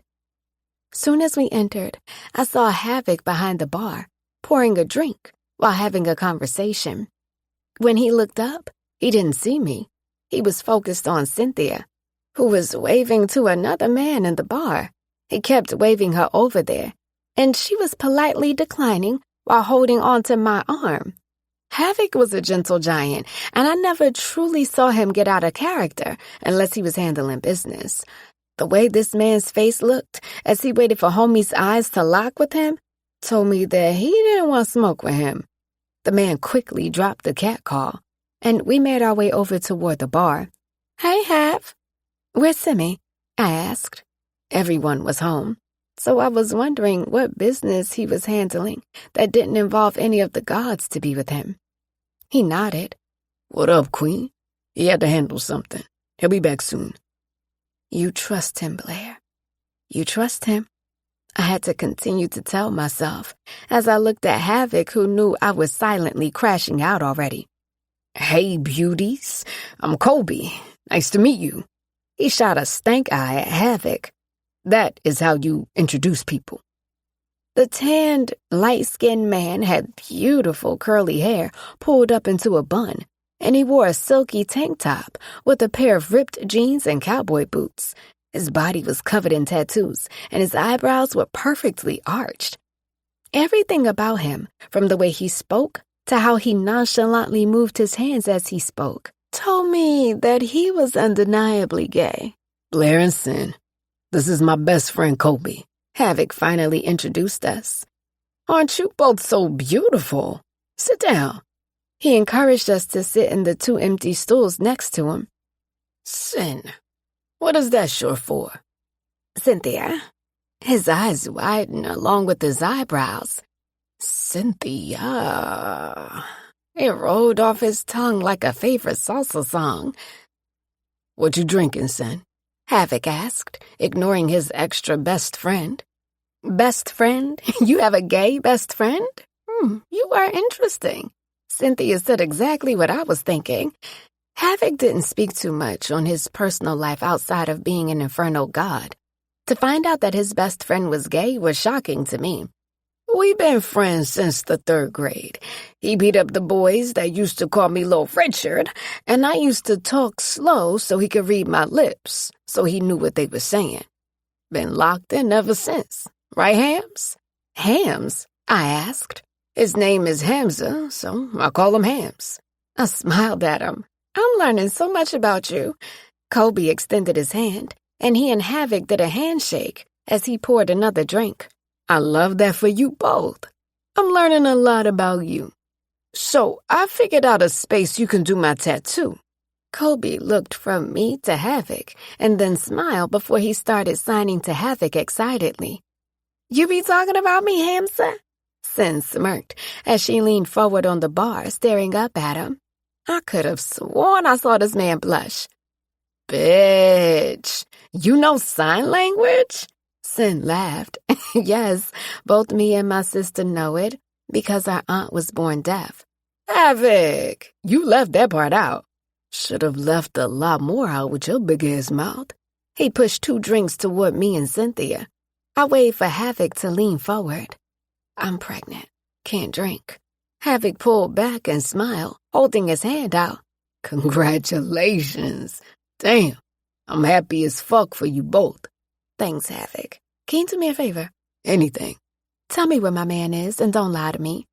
I leaned back on my stool and crossed my arms as Cynthia and Kobe both looked at him. We don't like liars, Hansa, Cynthia added. What Simpson said? Tell her where her man is, Hams, Kobe continued, and he and Cynthia both slapped hands. Havoc looked stressed while looking between me and them. He had to handle something. You already know Sim keeps shit to himself at times. Not with you, though, you know. I continued to push because I knew that he knew exactly where Kwasim was. Fuck, Blair. Why you get me involved in your shit? Cynthia looked up at Havoc. I want a tattoo right between my breasts. I want you to do it, too. She batted her eyelashes. Havoc was about to bite his damn lip off while staring into her eyes. He signed something to her, and Kobe put his hands over his eyes. Warn me before you say some shit like that. I didn't care what the hell he was signing to her. Either you tell me, or I'm going to ride around alone until you do. He went to meet with Berkeley about some business. I gasped. I knew this bitch was going to be a problem, and he swore that she wouldn't. I could tell she would. I ranted to myself. I swear he went on business. She had something important to tell him. He tried to defend Kwasim. Take me to where they are. Come on, B. I paused, remembering that I had his location. I have his location. Don't need you. Me and Sin got down from our stools and got ready to leave. Oh, hell no. You think I'm not going on a stakeout? You're wrong. I'm coming, beauties. Kobe followed behind us as we left the bar. We got into my truck and were preparing to leave when Havoc came out the bar. Get out the car, he told Cynthia, and she remained. Yeah, I don't listen to you. He opened the door, picked her little ass up, opened the back door, and put her in the back. Don't have a choice. Cynthia couldn't protest because her nasty ass was having other thoughts. Girl, you're drooling. Kobe called her out. Shut up. She fixed her face as Havoc stared at her before closing the door. He adjusted the seat so much that Cynthia had to move toward the middle. He not doing what you think he doing. Let me go on and decide for myself. Why didn't he tell me he was going to meet up with her then? Havoc blankly stared at me as I snatched the gummy bears out my glove compartment. I'm only acting like this because he didn't tell me. He pulled away, and we drove for a bit before we came to a small city center in a neighboring town. There were small shops and restaurants scattered throughout. Everyone was out enjoying the night, grabbing ice cream from the local shop and enjoying the breeze that tonight provided. This reminds me of the time I was messing with this down low nigga. He didn't tell me he had a baby mama. I pulled up on him and his baby mama getting the baby's ears pierced and told her how he be letting me. Kobe, you could omit some fucking things, Havoc said. Well, he couldn't jump up because his baby was in his lap. The way the lady in the shop took the baby while we jumped his ass. I turned to look at him. You both jumped him? Yes, and now that's my girl. She gets these brows right every time. He picked in his nails, and Cynthia laughed. Can you take me to her? 'Cause my lady don't like me much. Look, they not even. You both don't need to be hanging out, Havoc said, staring at Sin in the mirror. Kobe and Sin both folded their arms. It was like these two had known each other forever, with the way their energies bounced off each other. Is it because he's gay, Hamza? Chill. It's Havoc. Girl, he told you to chill. Kobe continued to instigate while both of them kept their arms folded. That's fair. My other nigga lets me call him by his real name. My bad, won't happen again. He turned all the way in his seat and looked at her. Beloved, you don't want to get an innocent nigga killed because you're trying to make me jealous. Sin had this smirk on her face as she leaned forward. Her lips were inches from his. Sounds like I don't have to try anything. You sound jealous to me. Oh, she is hell. I'm here for this. Kobe cheered, while Havoc turned back around, and she continued to smirk. Pull over there. His bike is right there, and her car is there. Hold on, mamas. Why do you know what she drives? Kobe questioned as Havoc pulled over, and I took my seatbelt off. Not important. Havoc put the car in park and got out with me because he knew he had to stay with me. He was dragging his feet because I had convinced him to take me and give up what Qasim was doing. I trusted Qasim, but I didn't trust that damn blizzard. Qasim. Berkeley sat across from me overdressed, but it was for a reason. She had left her date and came over to meet me at this restaurant. She got us a table toward the back and was waiting when I arrived. She had been texting and calling, and it was clear whatever she had to get off her chest was important. If she told me she had my kid and hid it all this time, I wasn't responsible for what would happen in this restaurant. I spent the ride over to the small town she wanted to meet in, thinking on what could be so important that she couldn't say this shit over the phone. I took my drink back and stared at her as she decided on what she wanted to order. I had no plans on sticking around long enough to have a meal. She needed to spit the words out so I could head on out. If Anjo knew where the fuck I was, she would lose her shit because she told me she didn't trust Bergs. She didn't need to trust her, though. As long as she trusted me, we didn't have any problems. I had plans on telling her where I was, so it wasn't like I was hiding the shit completely. Berkeley looked up from the menu. I always need something sweet after I eat. She giggled and continued to flip through the menu. My baby the same way, even when she's too fucking full to eat it. Berkeley looked at me. Are you really serious about her? Not the reason I showed up. When my phone chimed, I looked down to check the message to make sure shit was cool with Anjo. Mrs. Inferno. Israel? Me. What up, Anjo? Mrs. Inferno. Why do you hate her that much? I looked at my phone confused because I didn't know what the fuck she was talking about. Before I left the house, we were good. Me. Hate who, Blair? Mrs. Inferno. You want Bento Box to really end up in a box, huh? I laughed, startling Berkeley in the process. Before I could even wonder how the fuck she knew or where she was, I saw her fine ass walking through the restaurant to our table with Havoc behind her. Is that your girlfriend? Fiancé, I corrected. Blair came over to the table and smiled as she slid onto my lap and looked across the table. It's nice to see you again, Birkin. Berkeley. That's what I said, Badminton. I kissed her ear. Anjo. I whispered into her ear, and she balled my fucking lips up while staring across the table. I've seen every woman in our lives do that shit to my niggas and always found myself laughing because that shit would never happen to me. Now, I found myself in the middle of a restaurant with my future wife on my lap, my lips balled up, with a woman that should be running, sitting across from us. If she knew Blair like I knew her, she would get the fuck out of here because we had steak knives on the table. Havoc was laughing as I shot his ass a look, because why the fuck was she here? What I'm trying to figure out is why are you out to dinner with her when you have a fiancé? Did you both not fuck before? Berkeley choked on her drink. Excuse me? You're excused. I held her as she released my lips and watched as she sat on me while staring daggers into Berkeley. This is innocent. We are friends.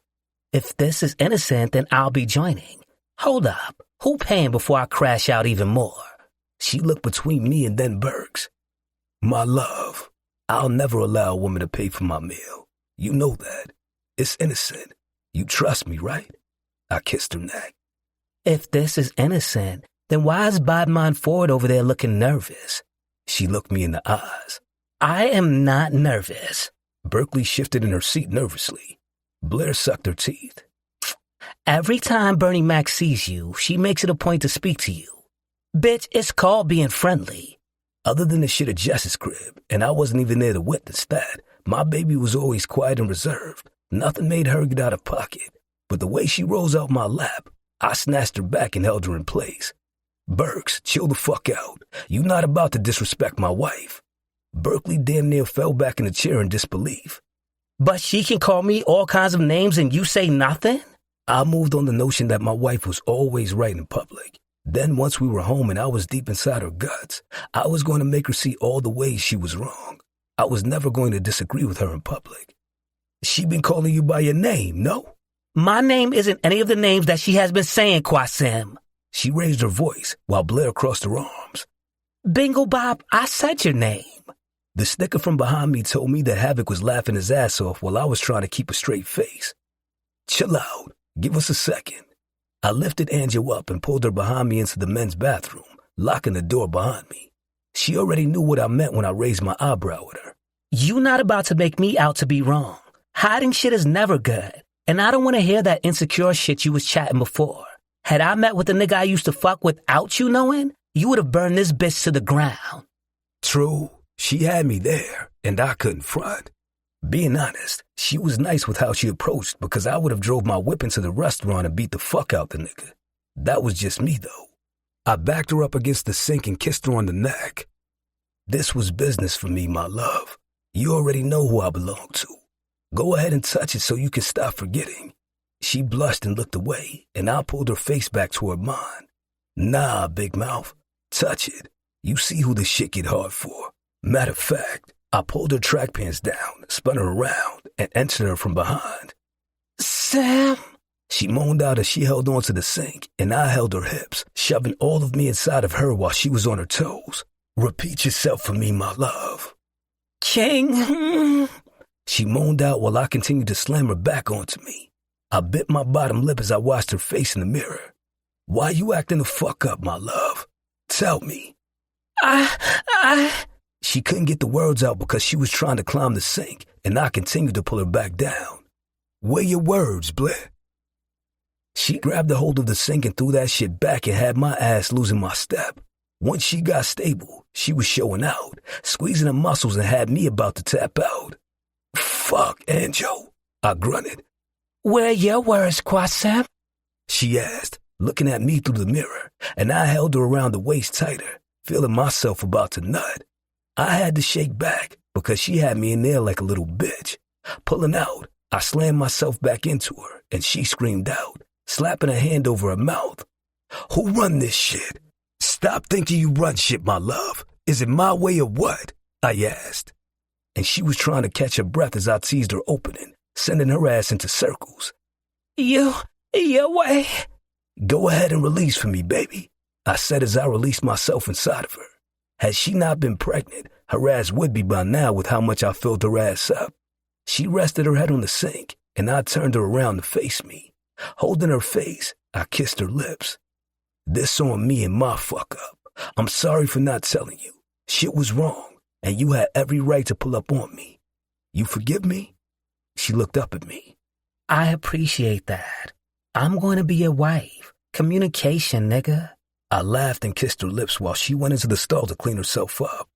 If she's still out there waiting for you while you back here fucking me, Sim, she wants you. Maybe. She paused and the door opened. The fuck do you mean, maybe? It takes two for something to happen, and I don't fucking want her, Blair. I want you. Always wanted you. She called me in for a reason, and I'm gonna get that reason. Then we gonna go home so I can fuck you in the shower. She smiled.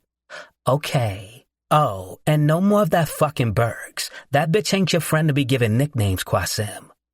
Once she finished and we fixed ourselves, I held her hand as we walked back out to the table where Berkeley was still waiting with another glass of wine. Blair slipped into the seat next to me and smiled. We got off on the wrong foot, Bernie Madoff, she started, and I rested my face in my hand because she was on one. My love, I warned. Sorry. We good now. Just don't ever call my wife a bitch again, Bahamas. Berkeley's eyes widened. I'm fucking with you. Not about the bitch shit, though. When I finally got everything settled, I turned to my right to see Havoc, Sin, and Kobe at the table next to us, looking over the menu. Think I want to do the shrimp pasta. Extra cheese, please, Blair ordered as she handed the menu back to the waiter. Hey, Kang, Kobe greeted. Kobe was Havoc's best friend, so he was always around. He was family and knew that all the IGs would fuck somebody up that fuck with them. Your personal life choices were your own. I ain't never cared about another man's preference, and I was secure in mine. I told you to stop saying king like that, Kobe. You right, he laughed, knowing his ass was going to say it again, and I was going to ignore his ass. So, what's this meeting about? Blair asked as she buttered the provided bread and shoved it into her mouth. Whenever I saw her eating, that shit made me fucking happy. There was a time when she used to pick through her food, and I would share my plate with her because she couldn't eat much. I couldn't share a plate with her ass now because she was always eating the whole thing and then asking what was wrong. Seeing her eat, knowing it was going to my baby, had me feeling different these days. Blessed being one of those things. I couldn't wait for her stomach to grow so I could palm it while giving her kisses.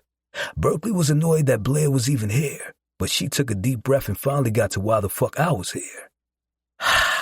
First, I'm sorry about what happened to your house. How do you know about it? You did it? I looked at my wife, and she looked away, knowing she needed to settle down. We have run in the same circles for years. She's related to Sala, I explained. Yeah, well, I heard about it, and I'm sorry.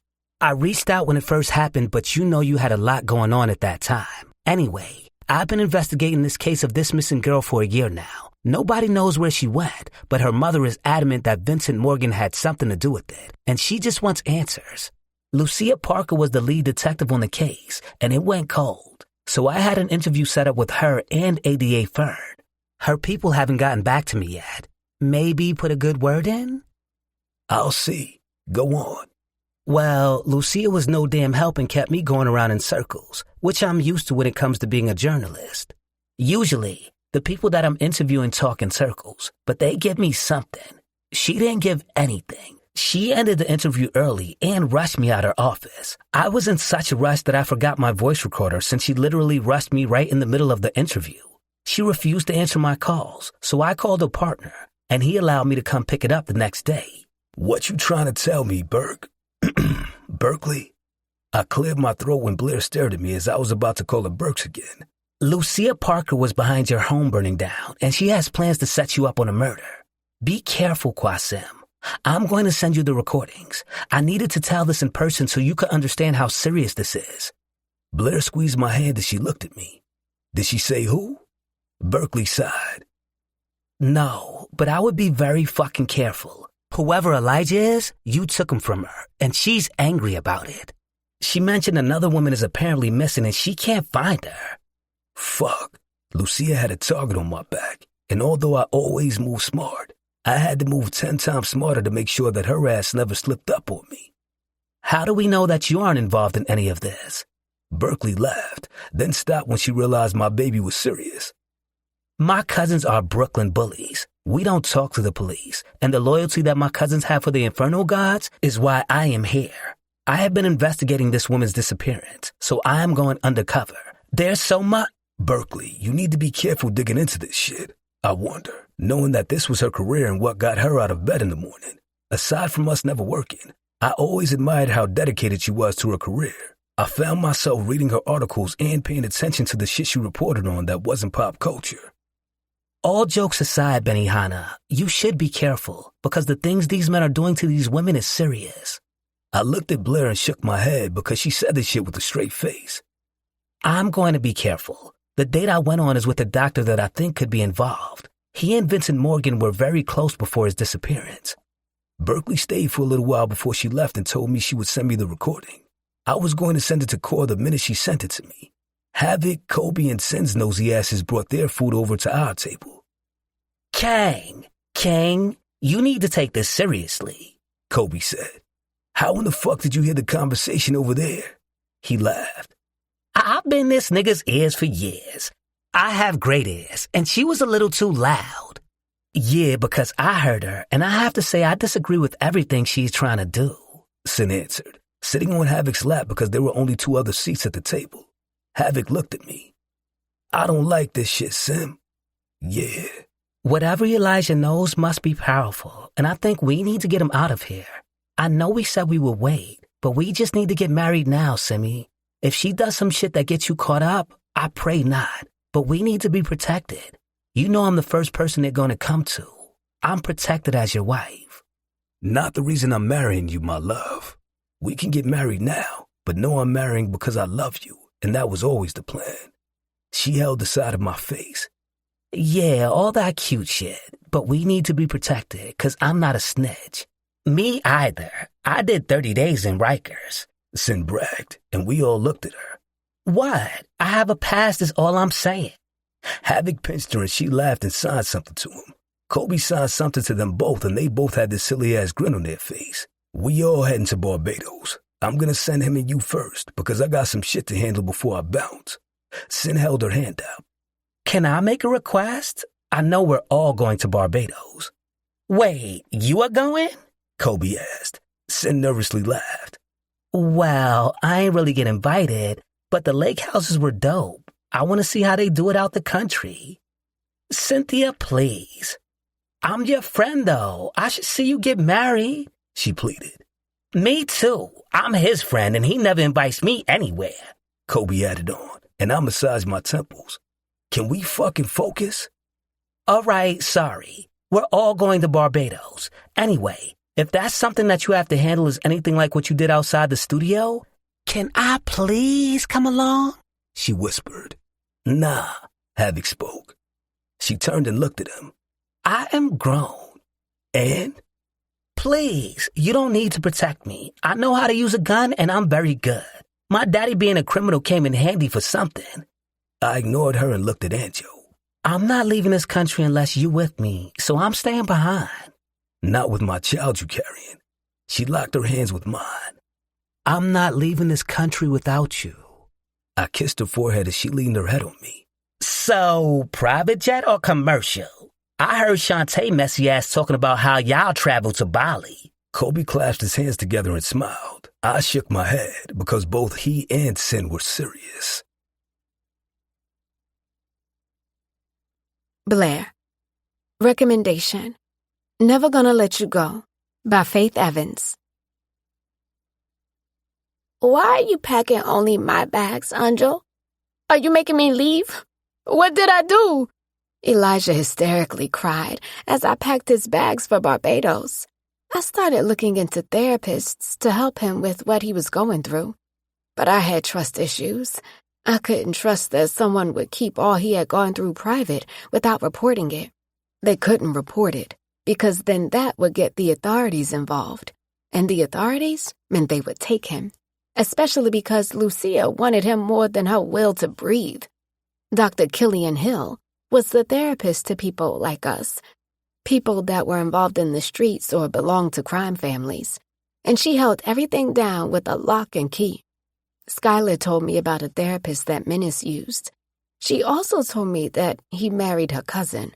Apparently, it was a long story, and she would sit down and tell about it over wine. "Come here, baby," I called him to me.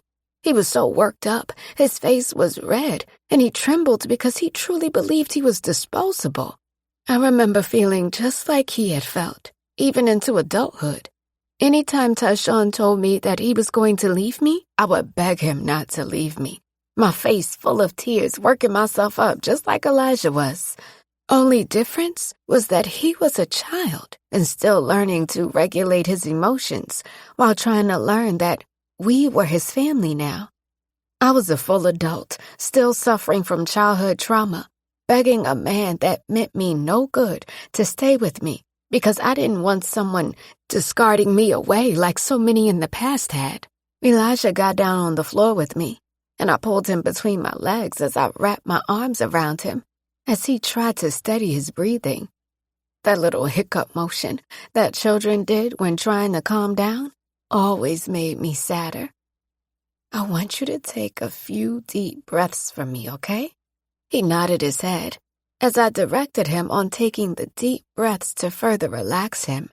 I squeezed him and kissed his head as he did them, feeling him melt back into my arms. I'm sorry. Never apologize for having feelings, baby. You are going to Barbados because me and Simi are getting married. We want to send you first with the rest of the family before we come. We are never going to leave you. I want you to understand that you are ours. I am? I nodded my head while choking back my own tears. Yes, we love you so much, Elijah. I promise that we will keep you safe and love you. I squeezed him. I'm always going to come for you, Eli. We both looked at the door to see Sim standing there. He must have just come in because he still had his sneakers on. We watched as he took them off and came into the room, getting onto the floor with us. I get scared sometimes. I don't want to leave you. I make sure I don't make mistakes so you don't get rid of me. He kissed his forehead. Being a kid means making mistakes, son. You have to make mistakes to be a great man, right? Elijah nodded his head. You do? Yeah. I made a lot of mistakes in my life. I almost made the biggest one. He looked at me and kissed my hands. Men get scared too. And I was scared of this woman right here. Elijah turned to look at me, as if he was trying to figure out why Qasim would be scared of me. Why, Sim? Adult stuff that you don't need to worry about. All you need to know is that I get scared, and I make mistakes. I hurt Anjo's feelings a lot of times, and I don't like to hurt her. He stared into my eyes. I'm sorry for hurting you, my love. Promise to never let you go or hurt you again. G's fuck up too, Elijah. I didn't bother to wipe my tears because I was a mess as I stared into his eyes. I love you. Love you more, my love. He hugged Qasim hard and he rubbed his back. I love you, Sim. Love you too, son. Elijah, can we tell you something? He released Sim and sat between the both of us. A secret? Not a secret. Anjo was having a baby, Qasim told him. He looked between both of us, unsure on how he should feel. Okay. Tell me how you feel, E. Simi asked him. He looked at his hands and then back at Qasim. Will you still have time for me too? Elijah paused and looked at me too. Both of you? Of course we will have time for you. Babies take up a lot of time, but I can promise that I'm always going to make time for you. I should be asking if you're going to have time for us. He stared at me. What do you mean? When the baby comes, I think you might be obsessed with it and never want to spend time with us. Then you'll be busy with CJ and Ryder and too cool for us. I watched a smile appear on his face. Not true, Anjo. He fell back as I tickled him. You'll be too cool for me and Sim. We'll have to make an appointment just to see you. I laughed as he rolled around laughing while I tickled him. I'm gonna pee. I'm gonna pee. He hopped up in a fit of giggles and ran into his bathroom. Qasim watched us and pulled me into his arms. You a damn good mama, my love. I smiled and looked at him. Gonna be. This baby ain't here yet. He kissed my head. Anjo, you're a mama. I know you don't say it because it's painful, but you are a mother, and it doesn't matter that your son isn't here. I looked up into his eyes as tears slid down my face and kissed his lips. Thank you, baby. We have to protect him. I have to protect y'all.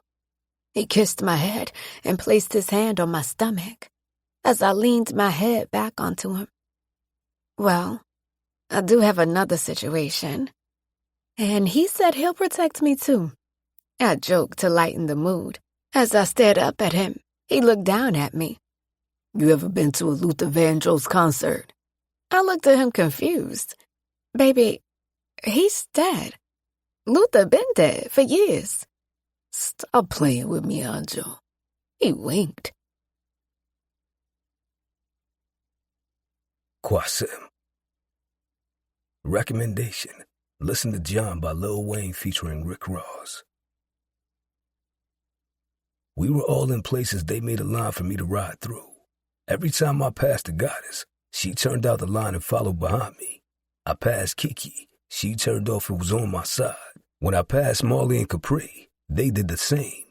Pre took the head with Amy on her bike, Kiki on my left, and Fawn, Yasin and Havoc's mom, on my right with Marley at the back. The king rode in the middle as the goddesses surrounded me. They all had matching skull helmets on, and one blue glove on their right hand, while the guards had the red one on their left, two colors that made up a flame. The symbolism of blue in a flame was purity and precision, which is what our goddesses were. Then the red came in and symbolized intensity, passion, and destruction for the gods. Capri saluted her husband as she passed him, riding me out front. In front of us, the rest of the gods were surrounding the truck with my queen inside of it.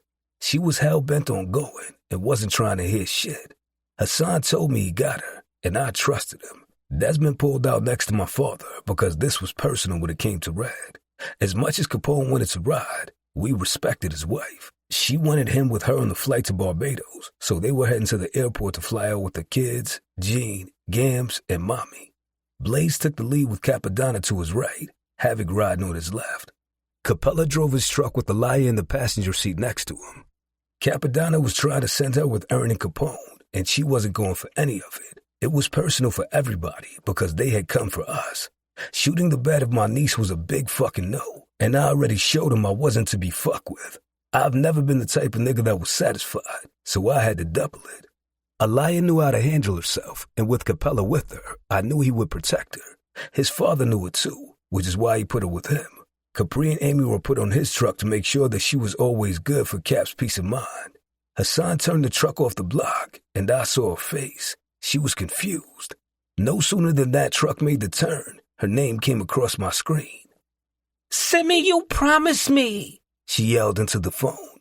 I closed my eyes. The only promise I intend to break when it comes to you. Baby, I can't do me knowing that you out here with me. Capri is out there. I've been practicing. I can do it too. She pleaded with me, and my heart broke. She wanted to ride for her family. Capri had to sit up when she was pregnant too, baby. Remember the second chance we got, Anjo? I can't fuck this up. I can't. You are carrying my baby. Hassan is taking you to the airport to fly out with Grams and everybody else.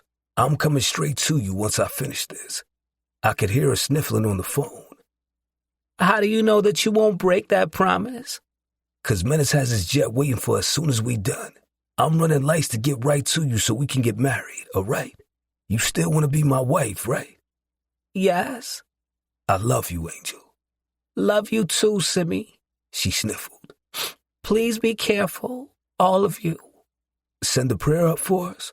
Soon as I get off the phone with you. I love you, Qasim. I smiled. I love you so much more, baby. See you soon. Capella and Elia knew how to handle shit, and Capri and Yasin were put on that truck. I knew she would be pissed with me, but I wasn't going to lose my family again.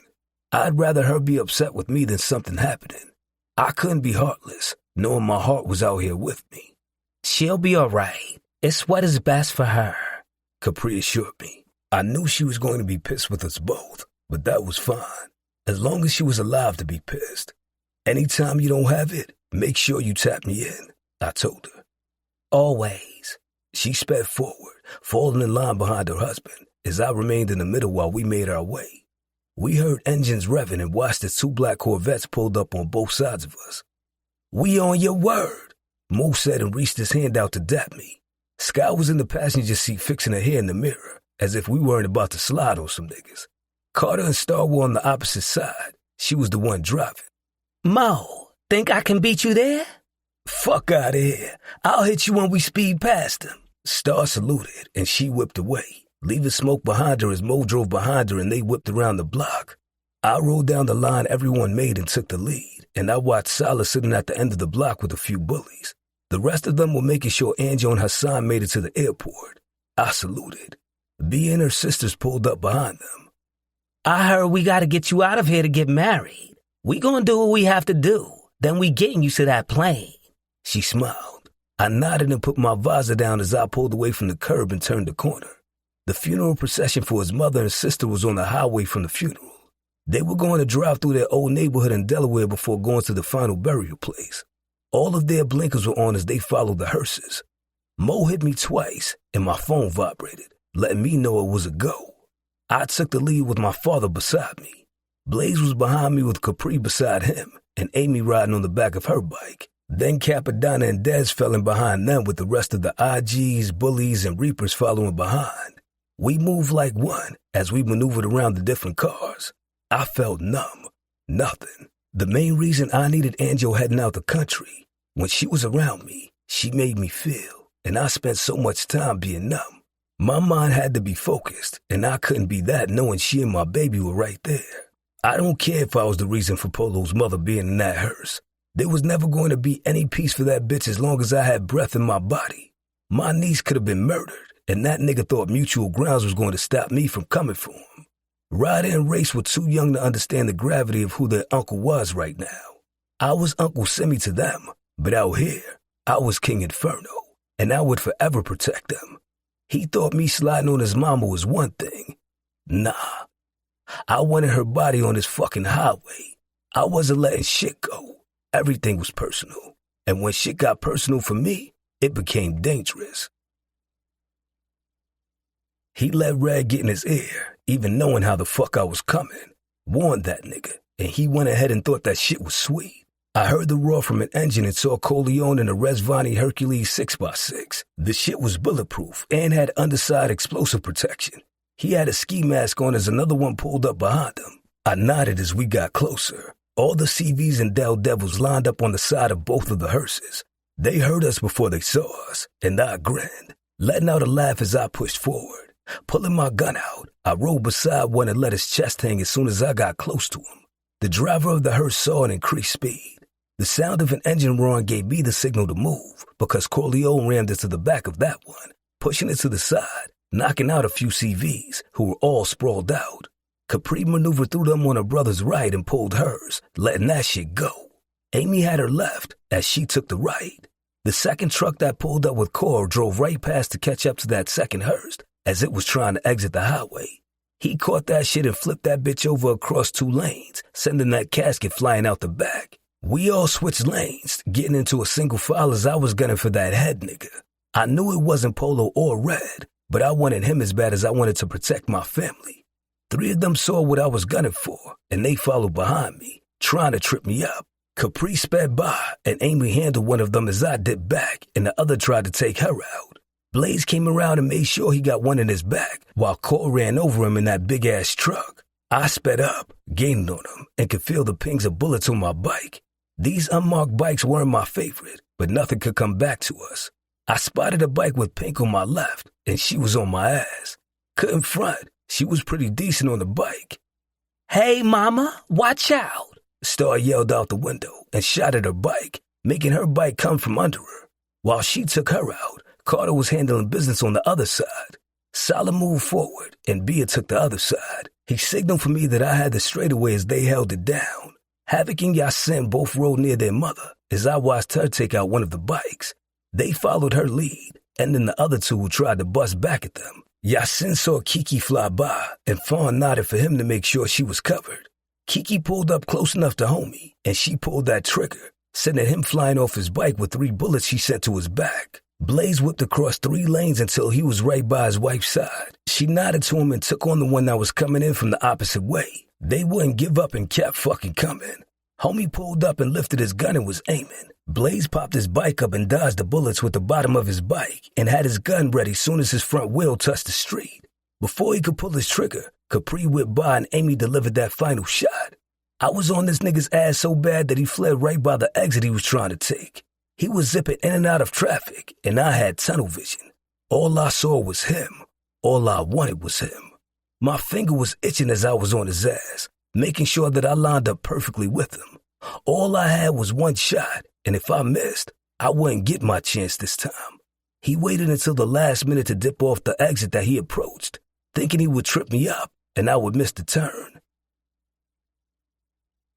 Recommendation: listen to All There by Jeezy featuring Bankroll Fresh. I had a feeling that he was going to do that. As he turned off, he dipped down different blocks, and I was right there. Soon as we turned down one block, there were more Del Devils waiting, like he called to tell them he was leading me to them. If this was where it ended for me, I knew my family would take care of Anjo and Elijah.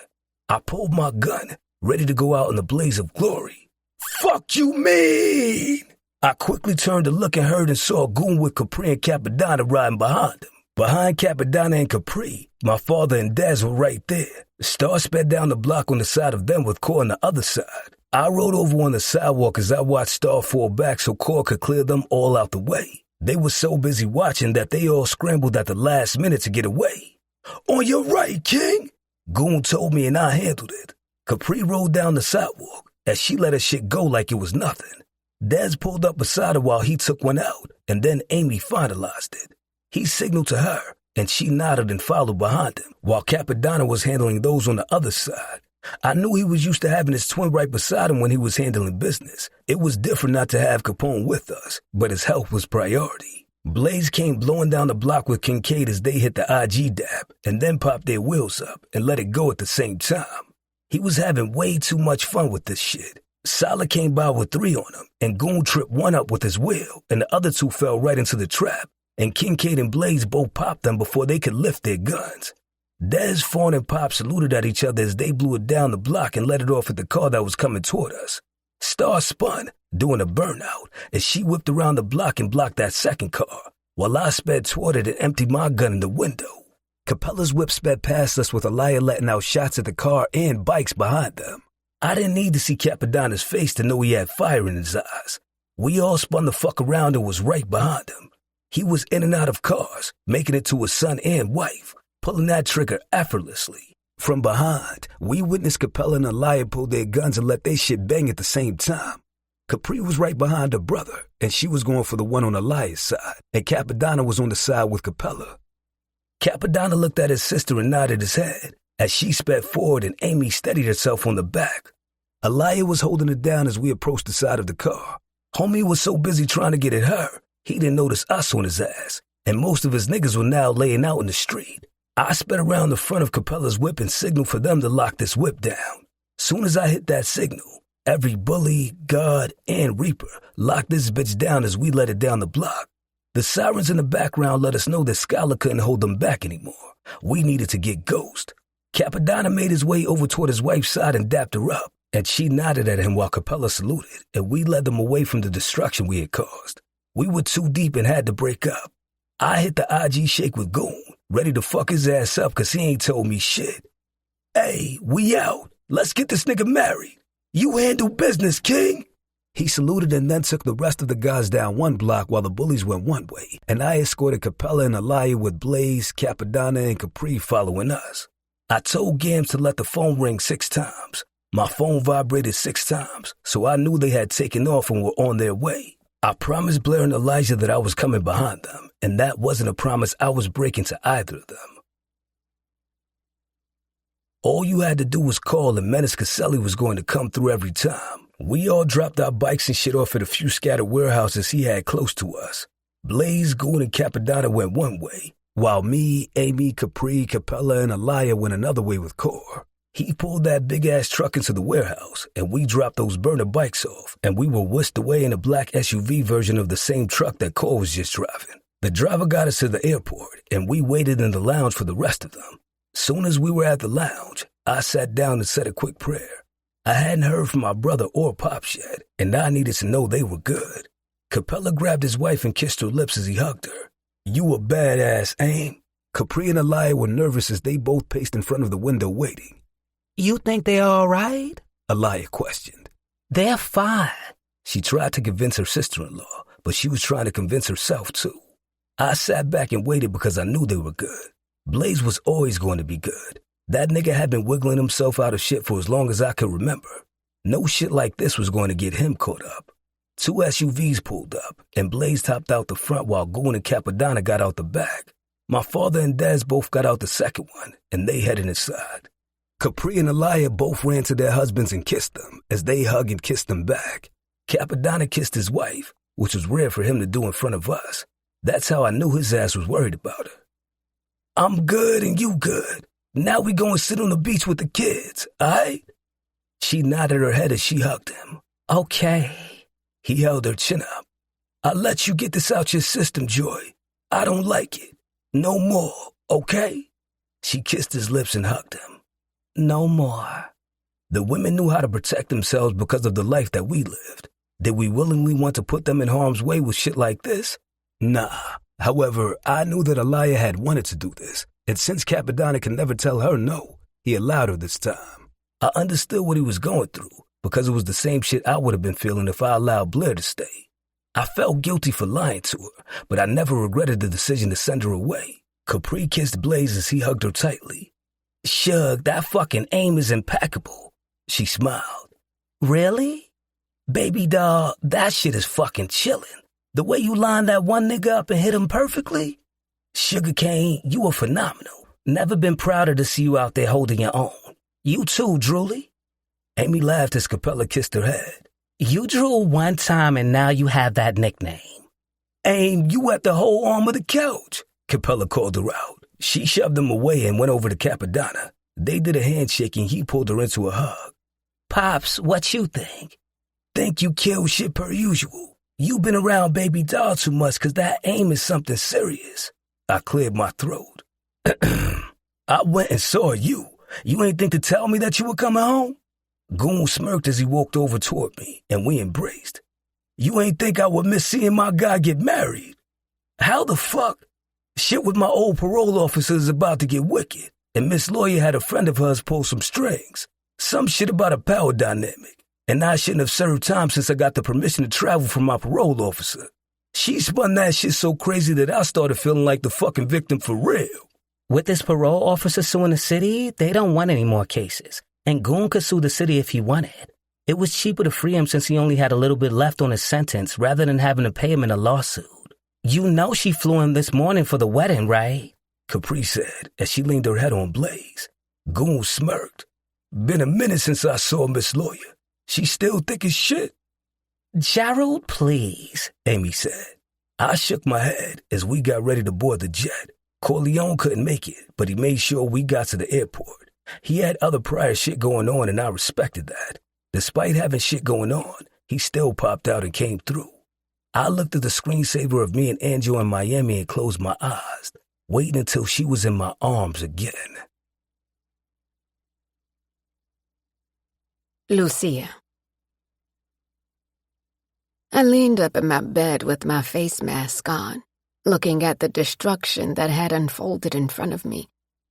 It was something out of a movie. I almost questioned if this was the news or if I was watching a movie. A funeral procession turned deadly as gunfire erupted on the highway. The highway had to be shut down because of the turned-over hearses with bodies inside of them. Authorities confirmed that the shootout was between multiple individuals on motorcycles, shutting down traffic and leaving multiple people dead. Tanks flipped the hearses, leaving the drivers unable to get out. We're working hard to pull footage up. However, authorities are having trouble pulling footage from nearby cameras. Law enforcement has not yet released details on suspects or motives, but they are urging anyone with information to come forward. They are working to figure out if this is a targeted attack. No fucking shit, Sherlock, I grumbled as I whipped my favorite heated blanket from my legs and got out the bed. No sooner than I was about to call him, his name popped up on my phone. Tashawn? What the fuck is going on? You claimed that you wanted to take over and link with the devils. Do you see what the fuck they did to that highway? You fucking think we knew they were coming like that? Tashawn had always been Rich's little cousin that he kept around because he felt bad. His father was a junkie, and the boy needed guidance. He tried to lead him the right way and show him how to make something of himself. Every time he tried to get him to do right, the boy always did wrong, and then blamed everyone else for his problems. Rich had no choice but to distance himself from his cousin and step up and call the shots. He allowed him to run around with his chest poked out like he ran shit, when in reality, nothing moved without Rich making the call. Tyshawn always wanted to be a leader and could never lead. I guess that is what happened when you were a damn junkie. Once upon a time, he had a girlfriend he was serious about. I don't know what happened to their situation because he switched them like drawers. They never stayed around long because once they figured out the boy had anger issues, loved to get high, and he had hand problems, they realized he was more trouble than he was worth. Even before Rich was murdered, we didn't deal with him. All he had was one job, and that was to link with the Del Devils and bring King Inferno to his knees. He took my husband away from me, then went and burned him to crisps. I still had nightmares when I thought about how Rich looked before we buried him. He was in that coffin, looking like Tiffany from Seed of Chucky. As angry as I was with him before he passed, he didn't deserve that. It was up to me to continue going on and picking up where he left off. The reason that we lived comfortably was because of what Rich was involved in. It was the reason we all lived decently. And with both him and Morgan gone, everything was on my back. I knew the district attorney was connected to the Inferno Gods, but she didn't know who I was. Each time I tried to schedule some time with her assistant, she told me she would get back to me. I've been waiting for weeks to sit down with her, and I still hadn't heard back. I was starting to think that little puta was doing it on purpose. I took matters into my own hands and showed up, pretending like I was in the neighborhood. God had been on my side, because she happened to be talking to her assistant when I entered the office. Her facial expression was stoic, and she was hard to read. I've been paying attention, and just because she was young and beautiful didn't mean she gave anybody any grace. It was floating around that she was strict and ran a tight ship. She didn't want me in her office or to have a sit-down, but she couldn't toss me out.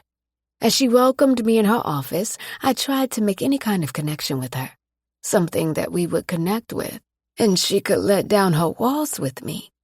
I tried to look for baby pictures or something that I could use, and her office had nothing. All she had was pictures of work commitments and degrees on her wall. Nothing that let me know who she really was. Of course, I knew she was an Inferno because of the case she had opened against the Jersey Police Department, and the fact that Red sent the devils into her home. I've known Red for years, and he's always been quiet. When King Inferno killed Polo's brother, he let the dam break and decided to go after his own blood. I've known about all the motorcycle gangs for years and knew who I could trust after Rich was taken from me. It was better to get in good with her. She would lead me to where that fucking bastard was, and I could get rid of him and Thea at the same time. Bitch, you hung up on me. Tyshawn hollered. I looked at the phone. How does this look like you're handling things? Tell me, how does this look like things are being handled? Just 'cause you asked the question twice doesn't mean I'm gonna have an answer. Polo's fucking mother and sister are spread all over the highway. Do you think he has answers? I ended my call with Tyshawn and called Red. I saw what went on, Lucia. You told me that the answer to your problem was to take out your brother, his sons, and take over the gods so you can come back into the city. This is what you told me. Said if you put the battery in Polo's back, that he would get it handled. Sure looks like he's getting handled. His mama is on the highway. And where are those gods? Nowhere to be found, like always. Like ghosts. It's like they have a secret weapon or something.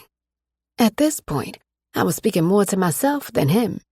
Red didn't give a damn that Polo's brother was murdered. He knew that Polo had been wanting to step over lines when it came to Quasem, and he finally had the excuse. He had the motive, and all those plans failed, and now I was watching this destruction on the damn news. I'm going to handle it. I got somebody on the inside that they don't know about. You need to be patient. Patient? I need that little boy fucking dead before we're all fucking dead or in prison, Red. I hollered, feeling my chest becoming tight. This stupid ass couldn't get the fucking job done. And now you ass fucks can't even see how they are moving. He fucking disarmed Mutual Grounds. My city is a fucking mess with killings and people out for blood. Quasim is like my brother. They are calculated and ruthless. You have to strike quick, because you only get one chance at that. I had taken out his girlfriend, and he never saw it coming. It was time to send him with her. This was all Thea's fault. Had she not been a neglectful mother and a damn junkie, he wouldn't have taken Elijah from her with ease. Can I even consider it taking him? I took a deep breath and snatched my face mask from my face. Well, strike now, because if that little boy starts speaking, a lot of us are going away for a long fucking time. Fuck prison, Red. I want King Inferno dead, I yelled, tossing my phone across the room. Rich just had to fall in love with Thea and make plans to leave me for her. I wasn't going any damn where. My place in Rich's life had always been secured, and I made sure to remove anyone that threatened that. Thea was complicated because she had his baby, and he was so much in love with her. Told me that I needed to choose between him and killing her. I chose him because I didn't want to lose him. He never threatened to leave me before, and the look in his eyes told me that he would. Rich saved her, and I knew what it meant once he got to saving bitches. Cherie was one of his savior projects before she got with an Inferno. Despite knowing that they could never be, he still continued with her, always calling and trying to see her, and she was always so fucking friendly. She was being nice, as a friend, hoping that he got the picture. Rich never got the picture because he thought he and Cherie would be together one day. He thought that they would become one happy family and she would leave her boyfriend. As smart as he was, he never had any common sense to see that Cherie wasn't interested in him. She handled him with friend gloves, and he was so caught up in her that he never saw it. He allowed his hate for Quasim to blind him. I was a bit older than Rich, and I wasn't losing him for a bitch that never wanted him. He needed me to show him the correct path, and that's exactly what I did. He was willing to chase that gutter rat when he had gained the attention of Vincent Morgan and had the chance to make some real money, and not that bullshit city paycheck we were both bringing home. Imagine moving into these big circles because your future wife made sure that your distractions were gone, only to turn around and he falls and sleeps with one of the bitches that we were harvesting eggs from. Oy vey. Blair. Elijah slept like a wild animal in the bed, and I spent most of the night trying to keep him from kicking me off the bed. Every time I moved him over, he found his way closer to me. I was sweating, fighting for my life, and almost certain that he was holding my bonnet with a death grip. He wasn't the biggest fan of us boarding the jet without Quasim again. I couldn't even calm him down because I felt the same way. When he had Hassan turn off with me, I was losing my mind. As much as I knew I wasn't equipped to handle things like Capri could, it made me feel better, knowing I had eyes on him. The entire flight to Barbados drove me crazy because I wanted to know if he was all right. Needed to know. Capone was the one that kept me sane, reminding me who I was marrying. Qasim Inferno knew how to handle himself, and he had everybody with him to make sure that he would come back to me safe and sound. The sun crashed into the windows as I stared up at the ceiling while Elijah clung on to me. I smiled at him while rubbing his curls. Then he farted. I covered my nose while scooting to get away from him. Jesus, Elijah, I told you to calm down on that cake last night, I whispered. Checking my phone, I didn't have a call from Qasim and my chest started to hurt. How was I supposed to become his wife? I couldn't deal with the unknown and sitting and waiting to hear something. I'm right here, my love. I heard that familiar voice and still looked up like it came from the sky. In the corner, crunched up on the couch, Qasim was there. I jumped off the bed and ran across the room, jumping on him and kissing his face while he hugged me. Simi, don't scare me like that again. I continued to kiss his face while he laughed and accepted all the kisses I was smothering him in. Sim? Elijah popped his head up like he wasn't snoring in my ear seconds before. Soon as his eyes adjusted to the room, he jumped down from the bed and came flying onto the already cramped couch. What up? You was protecting my lady. He smiled. Yup. I stayed up, making sure she was safe all night. I folded my arms. If staying up means snoring, snatching my bonnet, and farting, then I guess you did that. Elijah smirked. I didn't wet the bed. Word? Proud of you, Eli. Elijah got down from the couch and ran to use the bathroom while I kissed Sim's lips. I was tossing and turning all night thinking about you. He puckered his lips and I kissed them.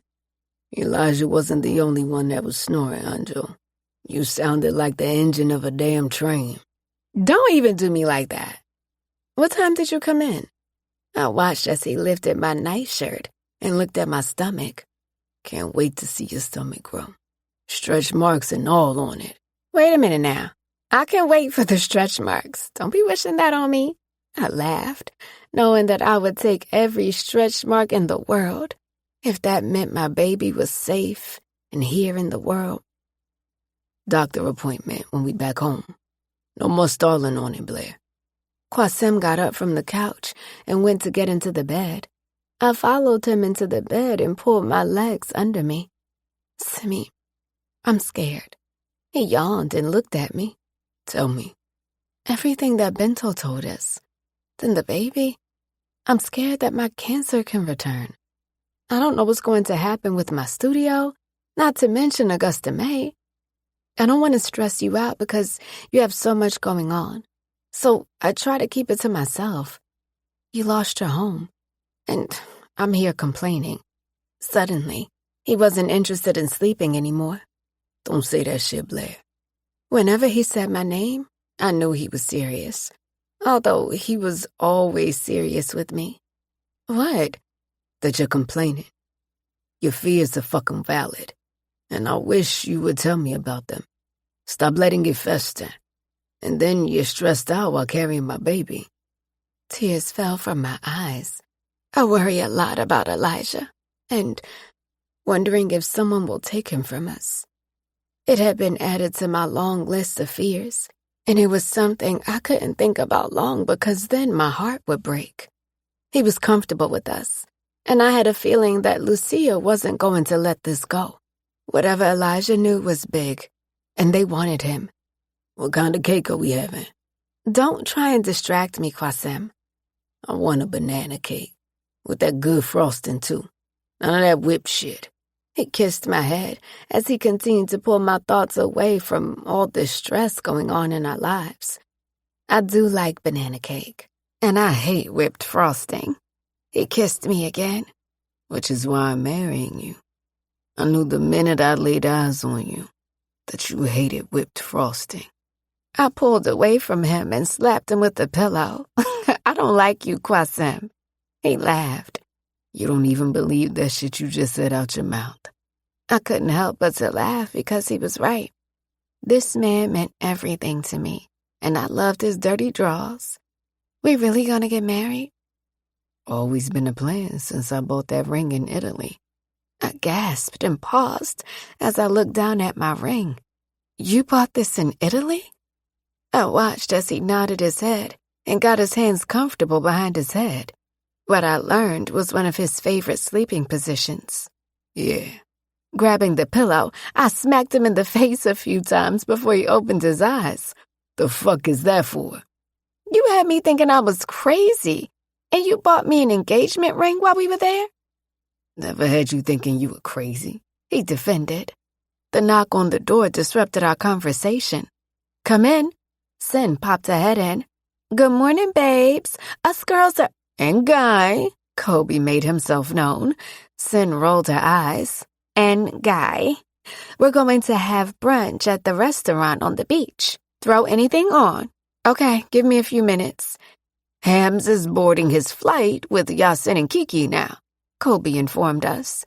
I don't remember how Kobe got invited on the jet, but he was there waiting when I arrived. He couldn't stop snapping pictures of himself and then spent the rest of the ride talking to me about his relationships.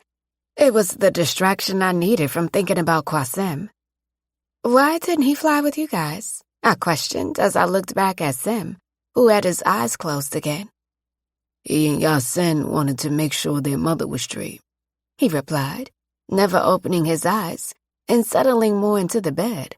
Good morning, Kang, Kobe laughed. Qasim held his middle finger up as Elijah came out the bathroom. Is Ryder up?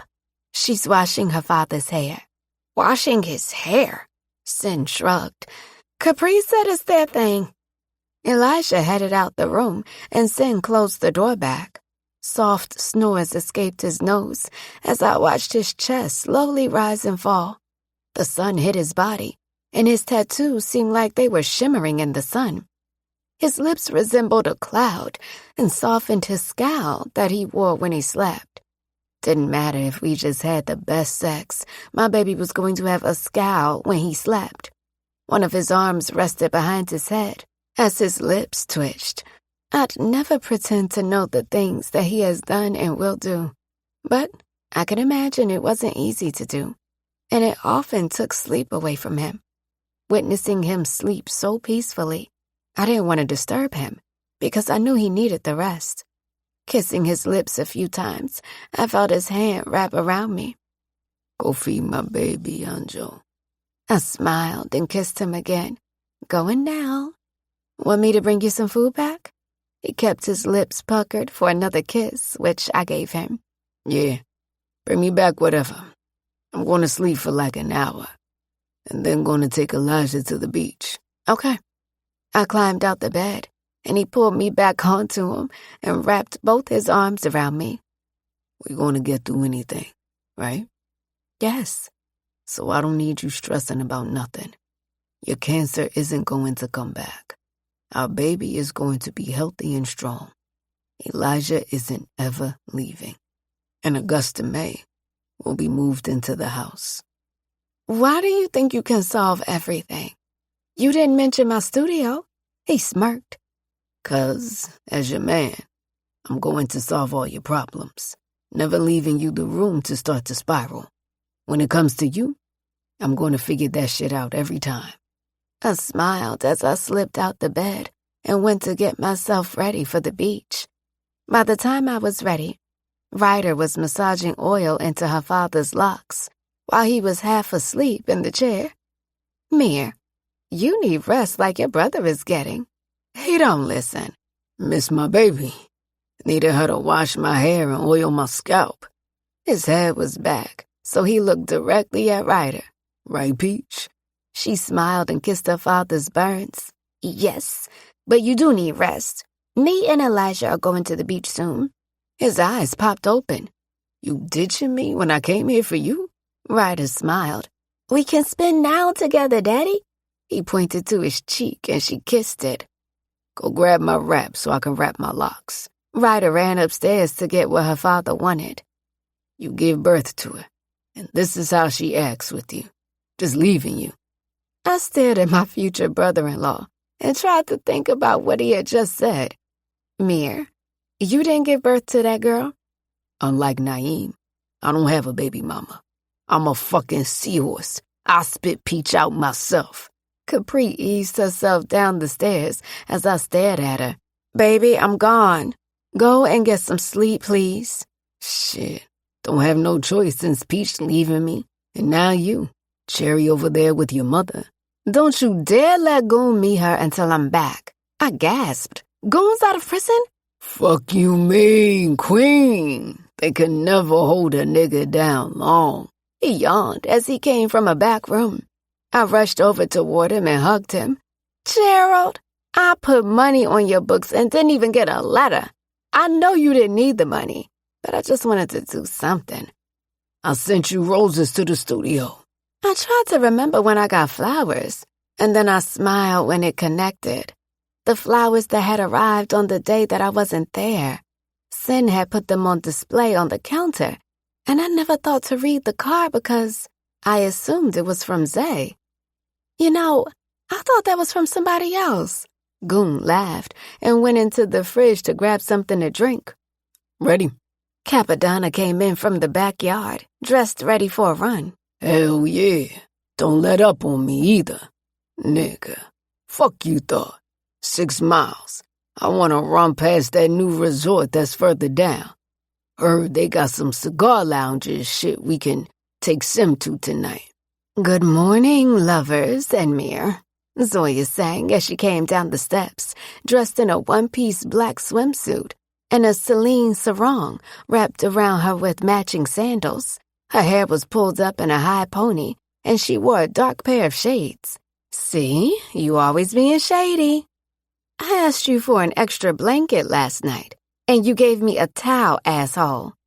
Capri continued to limp around the counter while she laughed. Why didn't you text me? You know exactly why. Zoya pulled her glasses down and gave her the evil eye. I watched as she realized that Goon was standing in the kitchen. Gerald, what the— What up, Miss Lawyer? He smirked as he came around the counter. I can't get a hug or nothing. Damn. Zoya floated across the kitchen over toward him, wrapping her arms around his neck as he hugged her. Are you all right? How is your mental? Goon smirked. Better now. But if you cold, I got you tonight. She shoved him and laughed. Whatever, Gerald. Cameron didn't tell me anything. Asked her not to. You look good as shit. He licked his lips as he took her in, and she was blushing, which wasn't the case with Zoya. I'm ready whenever you guys are. Sin and Kobe came out of the room they were sharing. It was crazy how these two were connected at the hip already. Kobe came out with oversized Gucci shades on and a 2-piece linen set with his shirt open. I need about 7 drinks in me before noon. Kobe, the fuck up. Goon held his hand out as Kobe walked over and held his hand, and they embraced. You better stay home, too. Can't be making trips to visit you now. Goon looked at him. Nigga, you never even came to visit me. Kobe sat with his finger on his chin, pondering. Yeah, you right. Wrong nigga. There you fucking go. Goon shoved him and grabbed a water before heading out toward the back door. Baby cakes, save some time for me later, aight? I have some calls that I have to make later for work, so I don't know. Bet. Where you gonna be taking these calls? He questioned as he stretched in the doorway. Zoya was fighting for her life, trying not to blush. My room has a desk. So there. He nodded. Pencil me in. Capadonna had already taken off running, and he put the towel on his shoulder and took off behind him. Pencil him in, Zoya. Mia's dumbass yawned as he stood up and headed up the stairs. Peach, you making my damn head wrap? We laughed as we made our way out the back to walk along the beach to the restaurant. Girl, are you good?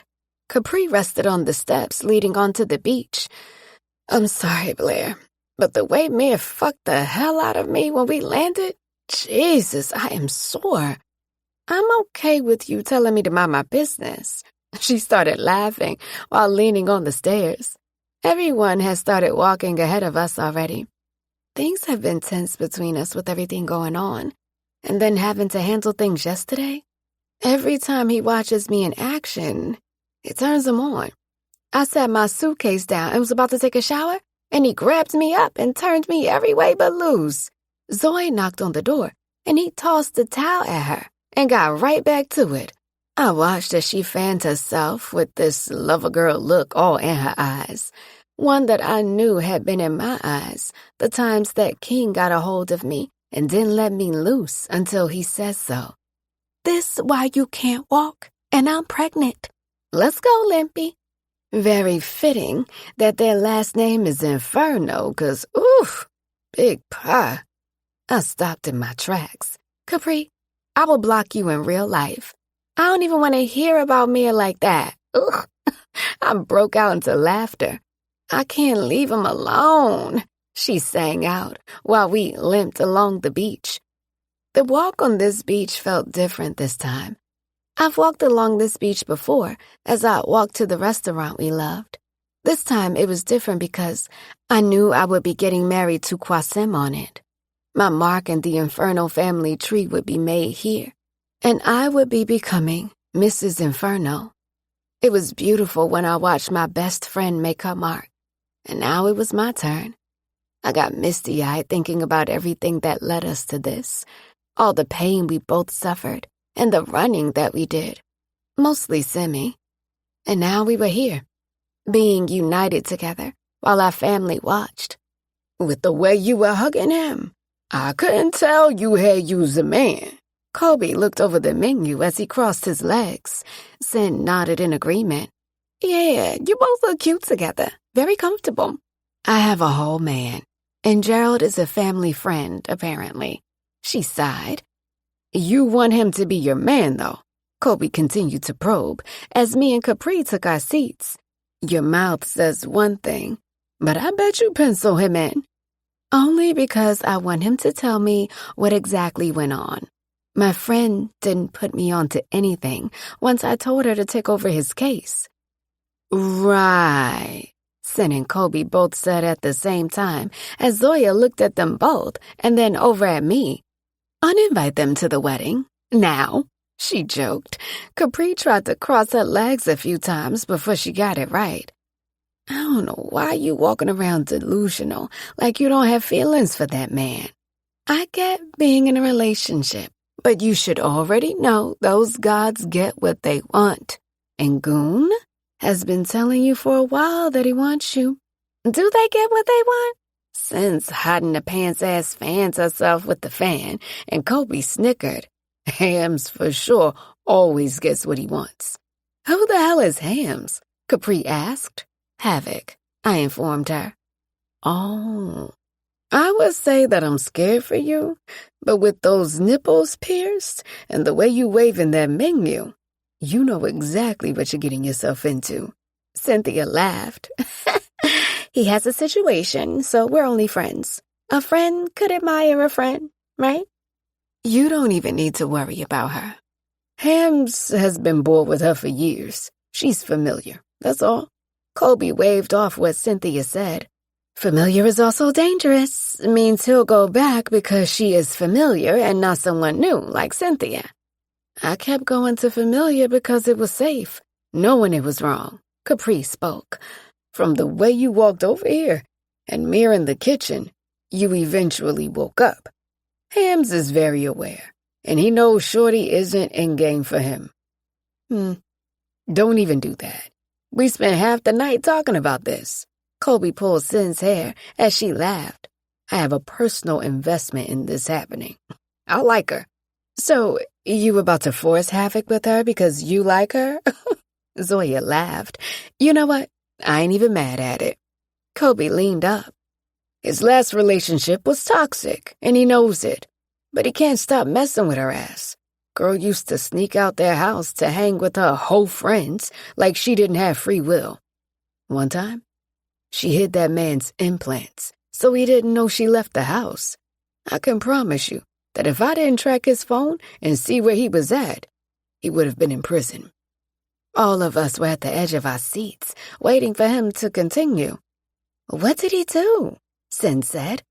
That nigga was about to drive his truck through her cousin's lounge, revving the engine and everything, when me and Sin pulled up.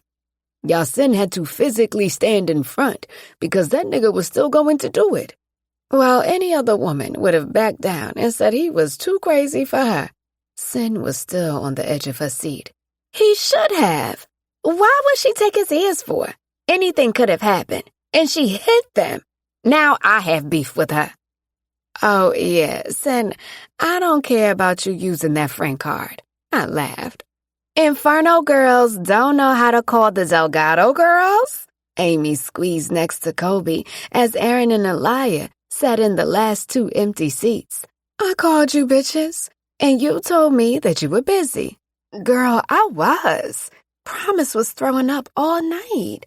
She gets motion sick after the motion. Mommy had her and the twins, so when we came in, I took her. Aaron cleared her throat. I damn sure didn't get a call. Y'all are in the same damn house. Capri laughed while Aaron grabbed fish cakes. How is Capone? You know how he is. Never want to take the time. I appreciate both Capadonna and Quasim for listening to me. I love my husband, but he's so fucking hard-headed. I could see that she was stressed, and I felt for her. Having a husband with sickle cell and then 4 kids was a lot for anybody, especially when your husband was hard-headed as hell. There go my baby. Elias smiled when Capadonna and Goon both ran by on their run. He winked at her as he continued running, and Goon made a detour over to where we were sitting. He sat on the edge of the chair that Zoya was sitting on. Ew, Gerald? You all sweaty? I promise I won't say ew when I get you all sweaty. He winked as her phone lit up, and I could tell it was her boyfriend. Go ahead and answer the phone for Thun-Thun. Won't be too much of you answering to that nigga, baby cakes.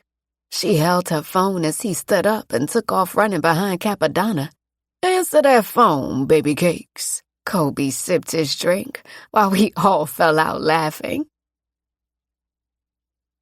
We spent the afternoon on the beach and then by the pool with the kids. I held Cherry and kissed her cheeks as she made spit bubbles. How could a baby be so perfect? Mir and Capri literally created this angel with love. Her parents are so in love that they couldn't help but create this angel. I kissed her cheeks as she tried eating my face, and I allowed her to slobber on my face, glad that I didn't put sunscreen on my face earlier. How could you not want a million more? I joked as I continued to kiss and smell her little chubby self as Capri read her Kindle. Being as that anytime I pulled this out, she yanks it out my hand. I can't wait for the million more. I laughed. I cannot wait to smell that fresh baby smell and hold my baby. Capri put a Kindle down, and I cannot wait to be there to hold your hand, like you did with me. How has Sim been with everything? Good. We talk about the baby often. I was scared to get pregnant because I didn't know how he would take it. Zoya put her magazine down. That man loves the hell out of you. Every time he was in the same room as you, he couldn't stay away. His eyes would follow you around the entire room. This was meant to happen, and you both were supposed to have this baby. And this union together? I love that my girls are all having babies and getting married. It's your turn now. We want to see you have some babies and get married. Zoe smiled. First, I'm not taking my birth control out until I'm married. Then I will work on babies. These men got my trust fucked up, and I refuse to become a baby mama. Goon gonna stand on everything he been saying. I think that's why you're scared of him, Zoe. Capri called her out. It was just the 3 of us sitting around the pool at the Delgado Beach House, while everyone went back to the other house or inside to change for tonight. Jean was on her way over here to pick Cherry up so we could go out tonight. Quasim slept the entire day, and I hadn't heard from him. He needed the rest, so I didn't bother him. Elijah was at Jean and Dez's house with Ryder and CJ. I'm not scared of him, Zoya defended. Lies! You are scared that he's going to make you pull them walls down and allow him to love on you. Zoya, you are the least affectionate person I know. And you said that about the sequel. Put my business out there then. I rubbed her arms. It's just the three of us. Even if I did want that man, once he got to know me, he gonna run for the hills, say I'm too spoiled, difficult, and emotionally cold. Emotionally cold? Capri raised her brow. Siegel always says that I'm emotionally cold, or whatever that means. Says I show no emotion when we're arguing. How can I show emotion when all I want to do is take my gun and empty it in his chest for the stupid shit he says? Me, Capri, and Cherry looked at her. You know, I'm starting to see the resemblance of you and Menace. Don't even do that. She laughed. All I'm saying is, empty your gun in his chest? Damn, the fuck do he be doing? Zoya sighed. He's not a fucking leader. Doesn't know how to lead, but swears that he do. The fact that he's always venting on social media pisses me off. Always in his stories talking shit. Like what? Having all those kids and baby mamas isn't the Girl, don't even say that's not the problem. Having all those kids and baby mamas is the problem. I cut her off. It's not the problem when he knows how to keep his shit straight. The problem with him is he allows them to do whatever and don't check that shit. He's been on me to move in. But why would I move in when his baby mamas come and go as they please? Last time, one of them called herself wanting to fight, and you should have whipped her ass. Capri became upset just hearing the story. Not wasting my time or risking my career. I have to move differently because I have more. She has no choice but to move the way that she does. I did tell her just because I was walking away didn't mean that I couldn't get someone to handle her. I know this was a game to fuck with your brother. When is this game going to be over, Zoya? She took Cherry from me and kissed her. I actually care about the nigga. Zoya, damn, Capri muttered. I know I can never be with him long term. I have this stupid-ass dream of having kids with someone that doesn't have kids. A first for us both, you know. It's getting hard, finding niggas that don't already have kids. Goon doesn't have any kids, right? I looked at Capri for clarification. She shook her head. He doesn't have kids. Capri smiled, and I looked at what she was looking at. And Mir, Qasim, and Goon were coming into the backyard. Hey, Meerkat, did you sleep good? He came right for his wife and kissed her lips. Didn't realize how tired my body been. 'Cause you don't sleep. She kissed his lips and smelled him. They were all dressed to head to the resort, to some cigar lounge that Capadonna had found. This was their night out, and we were going to give that to them while we had dinner. Qasim came right to me and pulled my head back and covered my lips with his. His tongue roamed my mouth as I held the side of his face, and he finally released me. Missed you, my love. You fed my baby. I missed you, too. You smell so good. I smelled his neck as he continued to peck my lips and run his hands through my messy hair.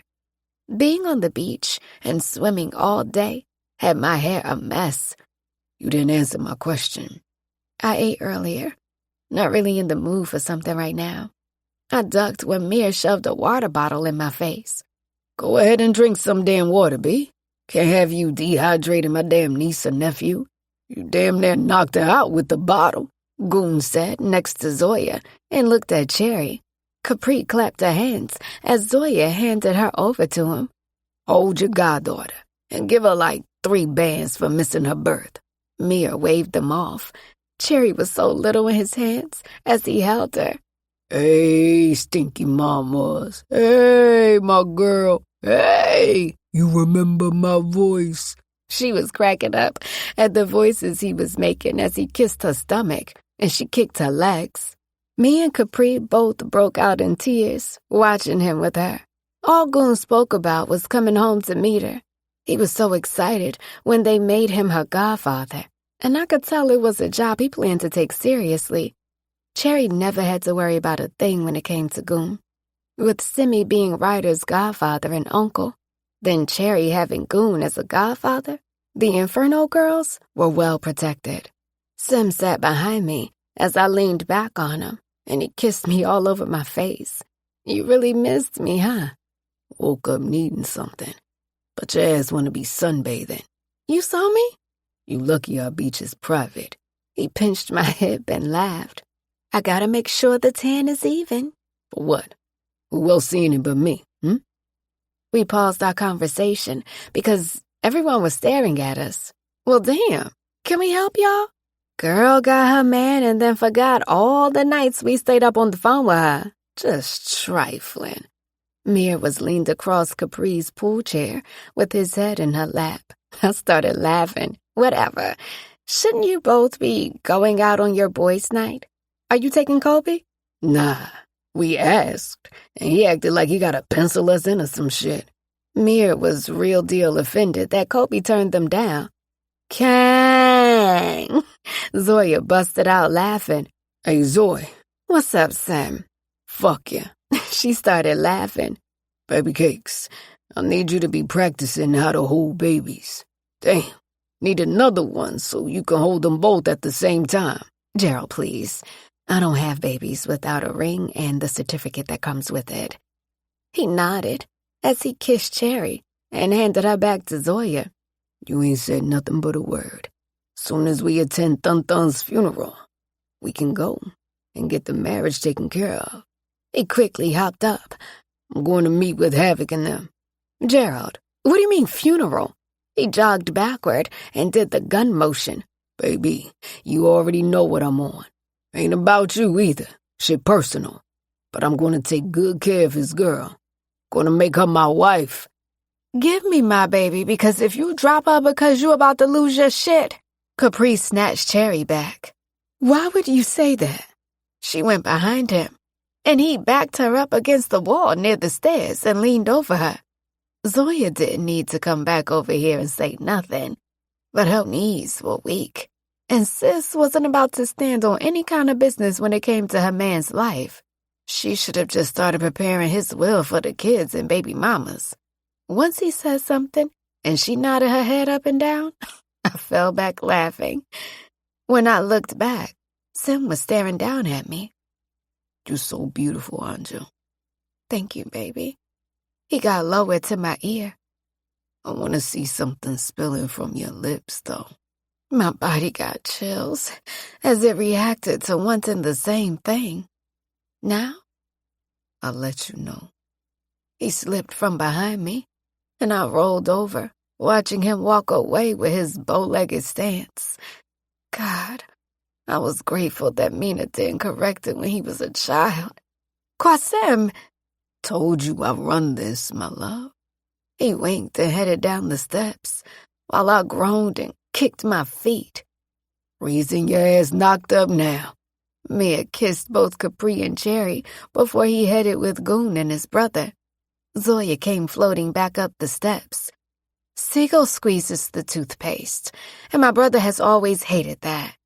Maybe he should go. Zoya, I hollered as me and Capri both fell out laughing because sis was screaming a different tune now that Goon has spoken some act right into her. He spoke with my brother. Oh, shit. Capri beat me to the punch. I stood up and clapped. Well, let's go on for dinner. 'Cause if that man reached out to Menace, he not about to play with you, baby. After Jean came to pick us up, we went inside to see if Eli and Aaron were coming out, since Capitan and Capone went to meet with the guys already. They told us they were coming to dinner, so we knocked on Amy's door. Aim, we're going to dinner. You coming tonight? Capri asked. She moaned, and I covered my mouth. All three of us were looking around like children, witnessing their parents having sex. Is she in there getting fucked? Zoya asked the question we all already knew the answer to. And is. She not coming out tonight. Right, Aim? Capella mocked us, and Capri covered her ears. No, not Auntie's babies. Jesus. The grunts and her moans sent us all running away from their door to go back and get changed for dinner. When I walked back into the house, Havoc was standing with his back toward us. Sin poked her head from around him. "Get ready, because our reservations are in 30 minutes. Capri rushed to her room, while Zoya did the same, and my nosy ass walked over toward them. "Hey, Havoc and Sin. Did you bring it?" Yeah, "So you gonna do it?" possibly. She shoved him, and he didn't budge as he smirked down at her. What you want? Sin looked up into this man's eyes with a serious expression. "I want, bite me on my ass, and I want you to bite me and fill the bite mark in." I was in the background pumping my fist because being nervous didn't exist with my girl. She was bold, told it how it was, and she was going to bring Havoc to his knees. That silly-ass grin he wore on his face told me that she hit a reverse Uno. She never broke eye contact with him. I got you, Tiny. Sin held a hand out. "See, this why we friends. Appreciate you, Hamza." Ain't trying to be your friend after I bite that ass cheek, Tiny. He licked his lips as he walked toward the door to meet up with the guys. Yasin came from the back with Kiki. "Do you hear how crazy you sound? He's a good guy, and I like him." Dead that shit. Now saying it again. Yasin lifted his shorts some and continued past us as Kiki looked at his back. Kiki looked at Havoc, and he shrugged. Dead that shit. His ass mocked, and she flipped her finger at him. I finally took my ass to shower and get ready for dinner. Qasim.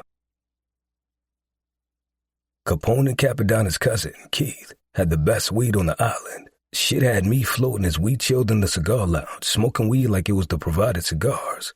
We were in the private section and had slipped our server a little extra to keep the drinks flowing. I took a pull and relaxed, watching the scene around us. It was a resort, so there were some locals, but mostly Americans trying to get fucked up and enjoy their vacation. Blaze took a pull, then took back a shot with Yasin. He was throwing them shits back, signaling for another one. "Nigga, you cool?" Blazed asked as he handed him another shot. "Kiki told me she in a relationship with some nigga she was dating. Said they made that shit official." Yasin spat, taking the bottle from Blaze and poured his own drink. Capodanno guzzled the rest of his water. "Told you to stop fucking pussyfooting and now look at you. You want a woman? Then you go get her. Apply that pressure." "Nah, he passed that, Cap. He gotta kill that nigga," Capone said seriously as he messed with his beard. "Bad. Think that shit seems right." Havoc snatched the bottle from his brother. "You not killing a nigga cause you took forever to step to her. Send the one that stepped to you. The fuck?" Yasin shoved his brother, who smirked, satisfied by how Sin stepped to him. "She the mouthpiece. I don't have a problem playing the muscle." Cynthia was vocal, and she was going to ask for what she wanted. I knew Havoc had a slight insecurity with his voice and the fact that he was deaf. It was the reason he continued to fuck with that hood rat that almost had his ass serving time upstate. He dated around, but nothing ever stuck. Witnessing him with Cynthia and how she took charge when it came to conversation and pushed him to talk to her was what he needed. My nigga was a leader, and soon as he was comfortable enough, Cynthia was gonna learn that Big Half didn't play that shit. "Hey, me and my girl, married," Blaze screamed, startling the chick. "I'm not married. The fuck? Where your girls at?" Yasin said while Hassan shrugged, clearly there for his shenanigans. "This nigga about to get me killed," Capodanno muttered as he leaned back. Goon laughed. "I'm technically single too, so fuck it." The woman went over and got her girls, and they came over. They were respectful and took a seat on the couch that Goon and Yasin were on. Shorty was trying to speak to Havoc, and this nigga started signing to her when he could fucking hear her. "Oh, I'm sorry. I learned ASL in college, but that was so long ago." She politely apologized. I continued to pull on my blunt as she looked my way. Her forehead was a decent size, and my wife wouldn't hesitate to toss a damn knife through it. Capone answered his phone while Capodanno shoved his ass, because why would he do it? "Getting married, beloved." I politely let her down. She smiled.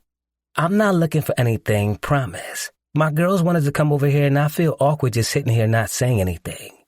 I shot Havoc a look as he smirked because he had an excuse not to talk. We doing shots or what? Who drinking? One of the women loudly asked. Somebody in the lounge. I heard Capone lying to Erin because she clearly heard Shorty and now wanted answers to the question. Yes, shots. Don't be boring on the phone all night. We should turn up. We out the country. The one that was now on Yasin's lap screamed, and she had clearly had too much to drink.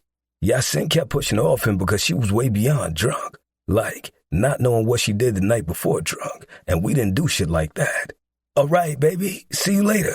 Capone quickly rushed his wife off the phone as Goon was talking to one of the friends. She was laughing as he spoke to her, while Yasin had to damn near stand up to get drunk ass off him. He was so desperate to get away, he squeezed between Havoc and Shorty. My bad, mama. Your friend fucked up. Sorry, whenever she drinks, she gets violent. And I'm not trying to wake up with battle marks tomorrow. Yasin looked at her. Want me to knock her ass out for you? She snorted. I can't tell if you are serious or joking with me. Give me an answer and you'll see. He laughed. I'm fucking with you. Can I get you a drink? I'm good with water. Yasin leaned up and got her a bottle of water and handed it to her. Clarissa, come on and have a shot with us. I'm not drinking tonight. Last night I had to carry us all back to our room. Not doing it again. She sternly turned them down. We were chilling in the lounge while the girls drank, and Yasin and Clarissa were talking. The vibe was chill, and everybody was doing their own thing. Drunk ass kept leaning on Capadonna, and he kept moving her. You drunk and shit, I get that. But if my wife walk in this bitch and see... Oh, this my shit. Right, player? I heard Capri's mouth as Willie Bounce came on, and Blaze's head shot out from rolling another spliff. He wasn't even doing shit wrong, but he shoved the chick next to him closer to Havoc. Get the fuck away. He crossed his leg at the ankle and tried to act normal with weed residue all on his cream shorts.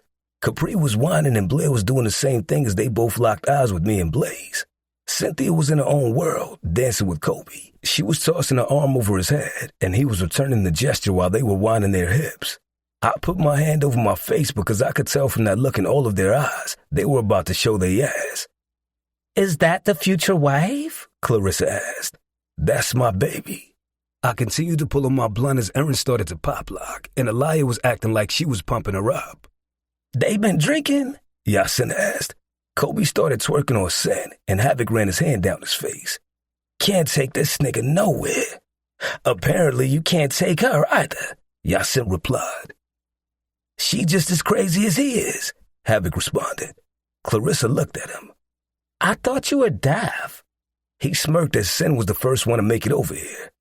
You all in trouble, not you, 'cause you not my nigga, she slurred as she pointed to Havoc. Yet, Havoc smirked. And if you were, I would have been in here tossing tables, 'cause why a hand on you? She gently removed Shorty's hand, who looked offended. Havoc leaned back and tapped his lap, and she sat down. Baby, what up? How was dinner? Blaze was acting like she caught him in here fucking another chick. Hey, ladies, how are you? We're good. Want a drink? The drunk of the group offered Capri a drink, and she declined. Elias stood behind her husband and yoked his ass up by his shirt. Come on, Mr. Friendly. You a designated driver now, too? I mean, shit. I didn't have a drink. Roy, don't even play with me. She held his shirt as he stood up and allowed her to pull his ass out the section, while Erin slapped Capone in the head and pulled his ear. Nah, fuck this. You niggas in fight? Bring your ass, Winnie. She walked behind Aliyah and Capadonna, and he was right on her ass. Shug, damn. That tan and that green dress. Damn, I see why the fuck y'all wanted to be away from them. Why they came over here busting up the moment. We could have had you niggas if we wanted, but kept it cute. One of the chicks spoke out of the side of her mouth. Nicole, chill out, Clarissa told her friend. Yo, she shoot, Blaze warned her, and she was too busy puffing out her chest because she didn't like how they came and cleared house. You can't have my nigga if I fucking gave him to you. I heard Anjo's voice and watched as she went to swing her head, and Kobe grabbed her ass back. Chill out, mamas. You pregnant. Shorty puffed her chest out more and went to charge at Blair, and I jumped up, but not quicker than Capri, as she slammed the bitch on the couch and started beating her ass. Blaze had to snatch her off the girl. Then Zoya came out of nowhere and started throwing punches at her, and Goon grabbed her back. Just as it was under control, Sin leaped off Havoc's lap and started hitting the girl while her friends watched, not wanting to be a part of the shit their friend was chatting about. Told her to stop running her mouth, Clarissa muttered. As I made my way around the couch and grabbed my baby up, she stood up and Yasin helped her out the section and stopped when he saw Kiki standing there. So you telling me to dead my situation, but you out here being extra friendly, huh? I can respect if you're in a relationship. He never told me that you were. I'm sitting here with my friends. I respected each of these men that told me they were married. The one with the locks nearly took my eye out showing me his wedding band. Babe, you are fine. He's very much single. Kiki pushed past him while I watched everything going on around us. Zoya had her finger in Goon's face as he stared down at her. She's sitting on your lap while you telling me that you want chocolate babies? And I'm raising a Muslim, so you need to convert. This nigga had the nerve to say, and I scanned the room as Havoc carried Sin in his arms out the lounge. I spotted my baby, and Kobe was standing in front of her because the shorty that just got her ass beat 4 separate times was back up and ready to fight. You girls need to get Incredible Hulk up out of here, he said to her friends, who were all dumbfounded. Why the fuck you out here trying to fight? She tried to walk past me and I pulled her back. I have to pee, Simi. I followed her to the bathroom and closed the door behind us. She shuffled into the stall as I leaned on the door.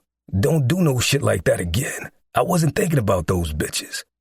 I know. She started talking out the side of her mouth. That is why I swung. She came out the bathroom and washed her hands, leaning on the counter. I licked my lips because she had a red silk dress on and her hair was brushed back with a red lip. My baby knew that red on her was my favorite. Wasn't no other way. Red was our color, and it belonged to our name. I watched as she fixed the strap of her heel and nearly bit my lip off at her sexy red toes. You like what you see, King? Anjo, I said lowly. I wanted to be inside her. A nigga wasn't even mad at the fact that she just swung on some bitch while pregnant. I needed her. And if I had to have her in this bathroom, then fuck it. She walked over toward me, kissing me on the lips and pushing me against the door. I rested my head on the door as I looked down at her pulling my linen shorts down. My dick grazed her lip as it sprang from my briefs, wanting to feel her pretty lips on it. You wanted to see something on my lips, no? She grabbed hold of my dick tightly like I taught her. You know I do. Suck it for me, my love. She kissed and then sucked the tip as she looked up at me. The way she nibbled on the head always drove me fucking crazy, especially when she stared right into my eyes as she sucked my shit. My love knew what I liked as I rubbed her face. She pulled my dick out of her mouth and stood up, going to the mirror to fix her lipstick. Anjo, what the fuck? She smirked as she moved me away from the door. I'll let you know. She winked and headed out the bathroom. I poked my head out the door as she was walking down the hall. Blair! You not the only one that runs shit, King. My shit was so damn hard I could probably break through this wooden door with the shit. I paced the bathroom, trying to think of shit that would bring my shit back down. And all I kept seeing was flashes of my future wife with a mouthful of my dick staring up at me with those eyes. Fuck, Anjo! I hollered in the bathroom. I leaned on the counter, thinking of that bitch at the bar that always tried to talk to me. Shorty needed to consult with the dentist because her breath was always bad. She was a regular, so I always played it nice, but I spent half our conversation wondering why her breath smelled like dolphin shit. No sooner than her head flashed in my head, I shuddered as I thought about her ass. My phone vibrated in my pocket, and I grabbed it. 40. Fuck shit up. Good thing you laying low out the country. I knew not to reply, and no sooner than I read the message, it disappeared from my screen. My family was here, and we were all safe, so I was able to relax. The minute I got back home, I was going to handle Polo with my bare hands. I would do my uncle in, but I couldn't take that from my father. This beef had been brewing long before I was even thought about. When I came out the bathroom, Capri and Blair were gone, Sin and Havoc were gone, and the only people there were Blaze, Kobe, Kiki, and Yasin. Everybody else bounced. The fuck was you doing? Fighting makes you take shit? Blaze smart-ass said as he took a pull from his crooked-ass spliff. Shug hating ass bent my damn spliff. You know damn well those girls shouldn't even been over here. Kiki scolded us. I eased back in my seat. I didn't do shit and my baby knows that. I was smoking my spliff, observing. I was trying to roll my shit with drunk ass falling all over me. It was this nigga that invited them over here. Blaze snitched on Yasin, who looked at him and flipped him the middle finger. 'Cause he can't get his way, he wanna throw a tantrum and talk to other bitches. Immature ass. Yasin was still standing, and Kiki had sat where he once was. He pulled her head back and kissed her lips, releasing her. Yo, you gonna stop trying to little boy me? Ain't been a little boy in a long fucking while. I'm a grown-ass man. You and I both know that I ain't no little fucking boy, Kiana. He strolled out the lounge. Blaze's messy ass crossed his leg at the ankle. Yeah, Kiana. How is he not a little boy? Share with the class. Fuck you, Mayor. She shoved past him and followed behind Yasin while I laughed. Blaze looked at me as he pulled his phone out. While I got you here, me and Gams was going over altar options for the wedding. Blaze, stop fucking lying. He switched seats and shoved his phone in my face, and sure enough, he had Gams texting him pictures of different altars. Nigga, I was serious about that shit. Been resting my vocals, too. Told you I'm singing that song to you. Wasn't fucking around. As your wedding planner, we need to get you a suit and shit. Capadonna, my assist. Bitch, why you lying? I ain't the assistant. You the fucking assistant. Capadonna came back over and snatched his phone he left behind. Why do you always pop up when someone talking about you? He checked his phone and nodded. Gams is right about that color of roses. It will pop. I leaned up and looked at him. You both in a group chat? Now you know Aaron and Aliyah in there too. Can't throw shit without them having their hand in it. I looked at Blaze, then back at Cap, who pulled fucking reading glasses out his pocket as he scrolled on his phone. Yeah, I like that color. I'm gonna tell my cousin to make sure he get the DJ we used for Capri's wedding. He was fire. Your first dance, I'm thinking, I already know what song I want for the first dance. I cut them off. Blaze snatched Cap's glasses and put them on. Oh, so now he wants to have input. Sheesh. Now I have to rework the music list and switch some things around. Capadonna nodded his head in agreement. Salah and Ali told me they gonna be flying in a few days. Yeah, Ali has a +2. +2? Cap hollered in both of our ears. Blaze nodded while still doing something on his phone. Yeah, you know he on that shit like Core trying to be on. Ali was Salah's younger brother, and he was in a poly relationship, except his wife had 2 husbands. Oh, 2 wives. Got it. Nah, she got 2 husbands. I smirked. Cap looked at me. Word? Why the fuck am I the last to find out about everything? Blaze answered the phone. Gams, I got you in the morning. I can't promise nothing tonight because me and Sim about to get drunk. What? I said. Cap, Gams said that we need to find someone for the cake. The lady that made Capri's cake is fully booked. Fuck. All right, I got it. I'll bake that shit myself because I used to make this little bread in prison. I'd rather set my ass on fire before I eat some prison sploosh you about to explain. Blaze cut him off. I was staring between both of my best friends, and all I could do was shake my head. As much as these niggas was doing too much, I knew they wanted this from me and Blair. They sat back waiting for it, and now that it was happening, they weren't about to let us move forward without giving us the wedding that we deserved. As long as I got to witness her walk down the aisle toward me, nothing else mattered. Blair. Recommendation. Let's Get Married by Jagged Edge. After me and Capri went back to the restaurant to grab something to go, we ate on the beach before we started to out-yawn each other. Zoya was somewhere with Goon, and Sim was on the beach with Havoc. Kobe did his nighttime routine and came out with a bonnet and his tea and said he was going to sleep. We had enough entertainment for the night. It wasn't that we pulled up to the lounge because we thought any of our men would do something. I knew firsthand that I had a mean man, and he wasn't about to give any chick any added conversation. We all wanted to pay them back for always snatching us out of somewhere. This was our chance to snatch their asses up. And then that bitch got feisty out the mouth. For a minute, I forgot I was even pregnant until Kobe reminded me.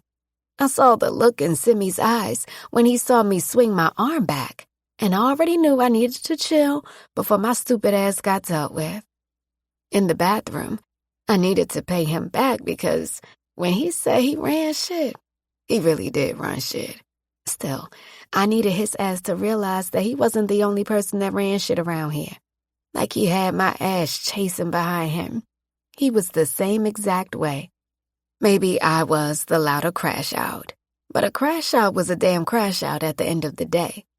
I had finally showered and gotten comfortable in bed, asleep, when I jumped up in the bed from hearing someone singing loud as shit. The window to the room was open, and our beach was private, so nobody should have been on it but whoever belonged. Climbing out the bed, I left the room, and Capri was coming down the stairs while Zoya was coming around the corner from the downstairs room with Goon behind her. Get your mind out the gutter. We were watching a movie. She quickly defended herself as Goon stood behind her with no shirt on. Meet me at the altar. I heard singing again, and we rushed to the backyard, and I closed my eyes at the sight before me. Qasim was ripping his white shirt while Mir was behind him hyping him up, both of them drunk as shit. Do it, yeah. Mir had his background vocals. They were slurring and stumbling as Sim continued to sing while ripping his shirt, and I couldn't keep a straight face because I had never seen him so uncontrolled. He dropped to his knees and sang how he was ready to commit to me, while Mir started dry humping the grass behind him. Capri was on the floor howling as she watched, while Zoya was recording them as they performed Let's Get Married. Do it, yeah, do it. He continued to sing while I had tears falling down my face because I was in literal tears, laughing with Capri. I could smell the liquor all the way over here as they danced. With all the ripping of the shirt he was doing, you would have thought it would be off him. It was around his neck and looked like the Hulk had got his ass. I want to do you too, Anjo. Let me do you. He sang, and I put my hand over my face as I watched his sweaty ass with this drunken look of lust in his eyes. Capri could not stop laughing each time she tried to get up. Mir was still grinding on the grass, while Qasim was on his knees, like it was an old-school R&B video shoot. Qasim, you are fucked up. Hell yeah. Don't ever fucking chop. You know what the fuck I mean. He slurred as I tried to help him up, and he pulled me into his arms and kissed my lips. How fucking much did you drink? Goon laughed as he helped a grinding Mir. Sim had stopped singing, and Mir's ass was in the background still screaming, Do it. 30. He used his finger to count and then stuck his middle finger up. That many shots, nigga.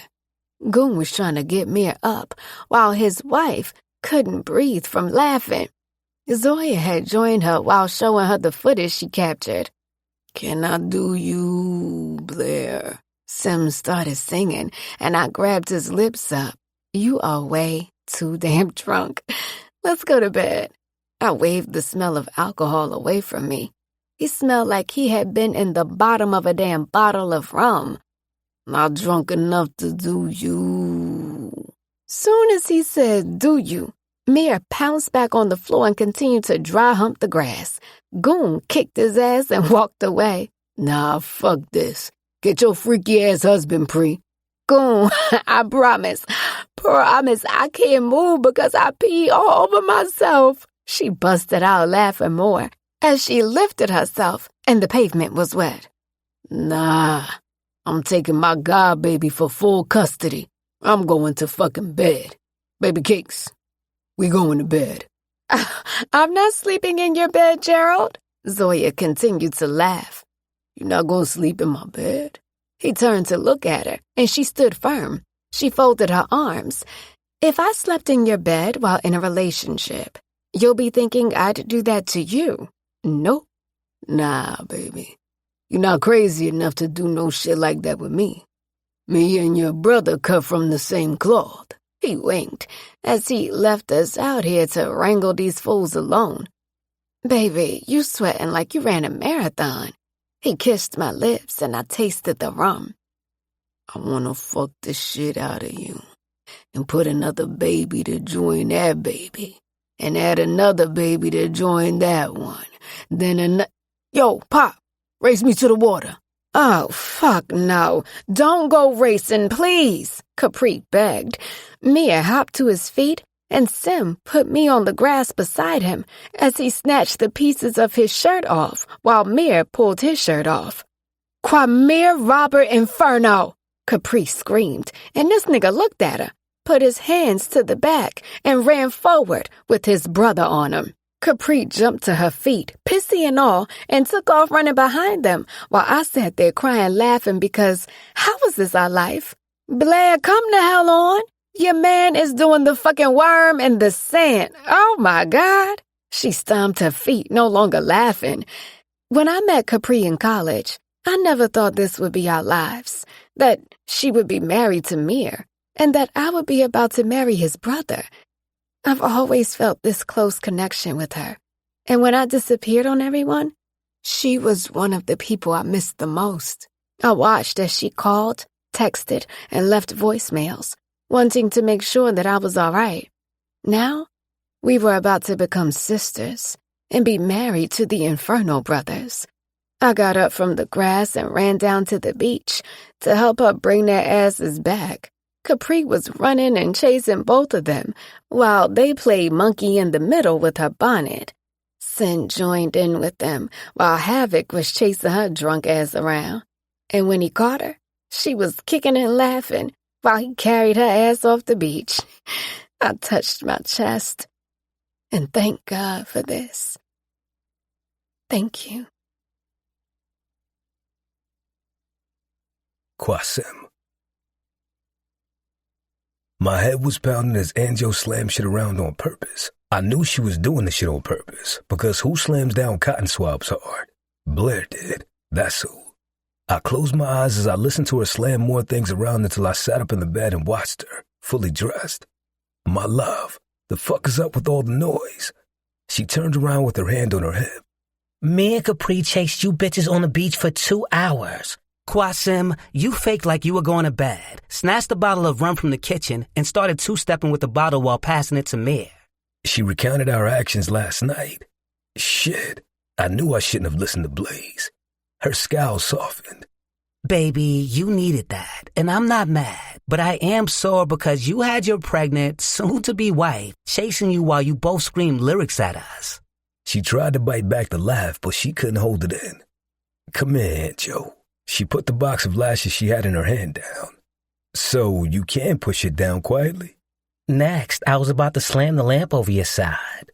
I laughed as I kissed her hands, and then she came close for me to kiss her lips. I'm sorry for getting fucked up like that. Please, Qasim, you needed that night with your brother. Mir is going to be in trouble because he told Capri found the diamond, and when she came close, he blew sand in her face. We both started laughing hard as shit because that was some shit Blaze would do. I let his ass convince me to get fucked up like that. After 4 shots, I was feeling it, but he wanted to keep talking shit, so I had to show him why I was the big brother.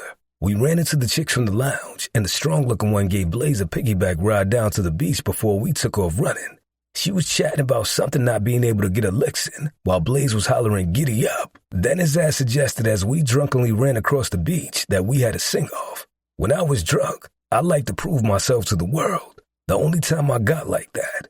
In the middle of the Delgado Beach, we started singing and then carried that shit onto our beach, and eventually, our backyard. After that, everything was a blur because those drinks were fucking me up. I winced as I closed my eyes because she had the shades wide open with her petty ass. Close the curtain, baby. Damn, my head. She closed the curtains and then kissed me on the lips as I lifted my head. Where the fuck you going? To try on my dress. Apparently Aliyah and Erin picked the perfect one from Tally. Do you know your brother, Capadonna, and Gams are planning our wedding? Apparently. She laughed. Your brother is heavily invested. Capri said he has a notebook and checklist in his phone. Blaze was going to plan this wedding and wasn't letting either of us fuck with his vision. I'm letting him rock and giving us what we want. I'd marry you in this bed, so I'm not picky.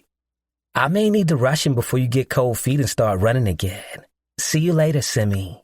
Take Elijah to get fitted for a suit, too. She headed toward the door.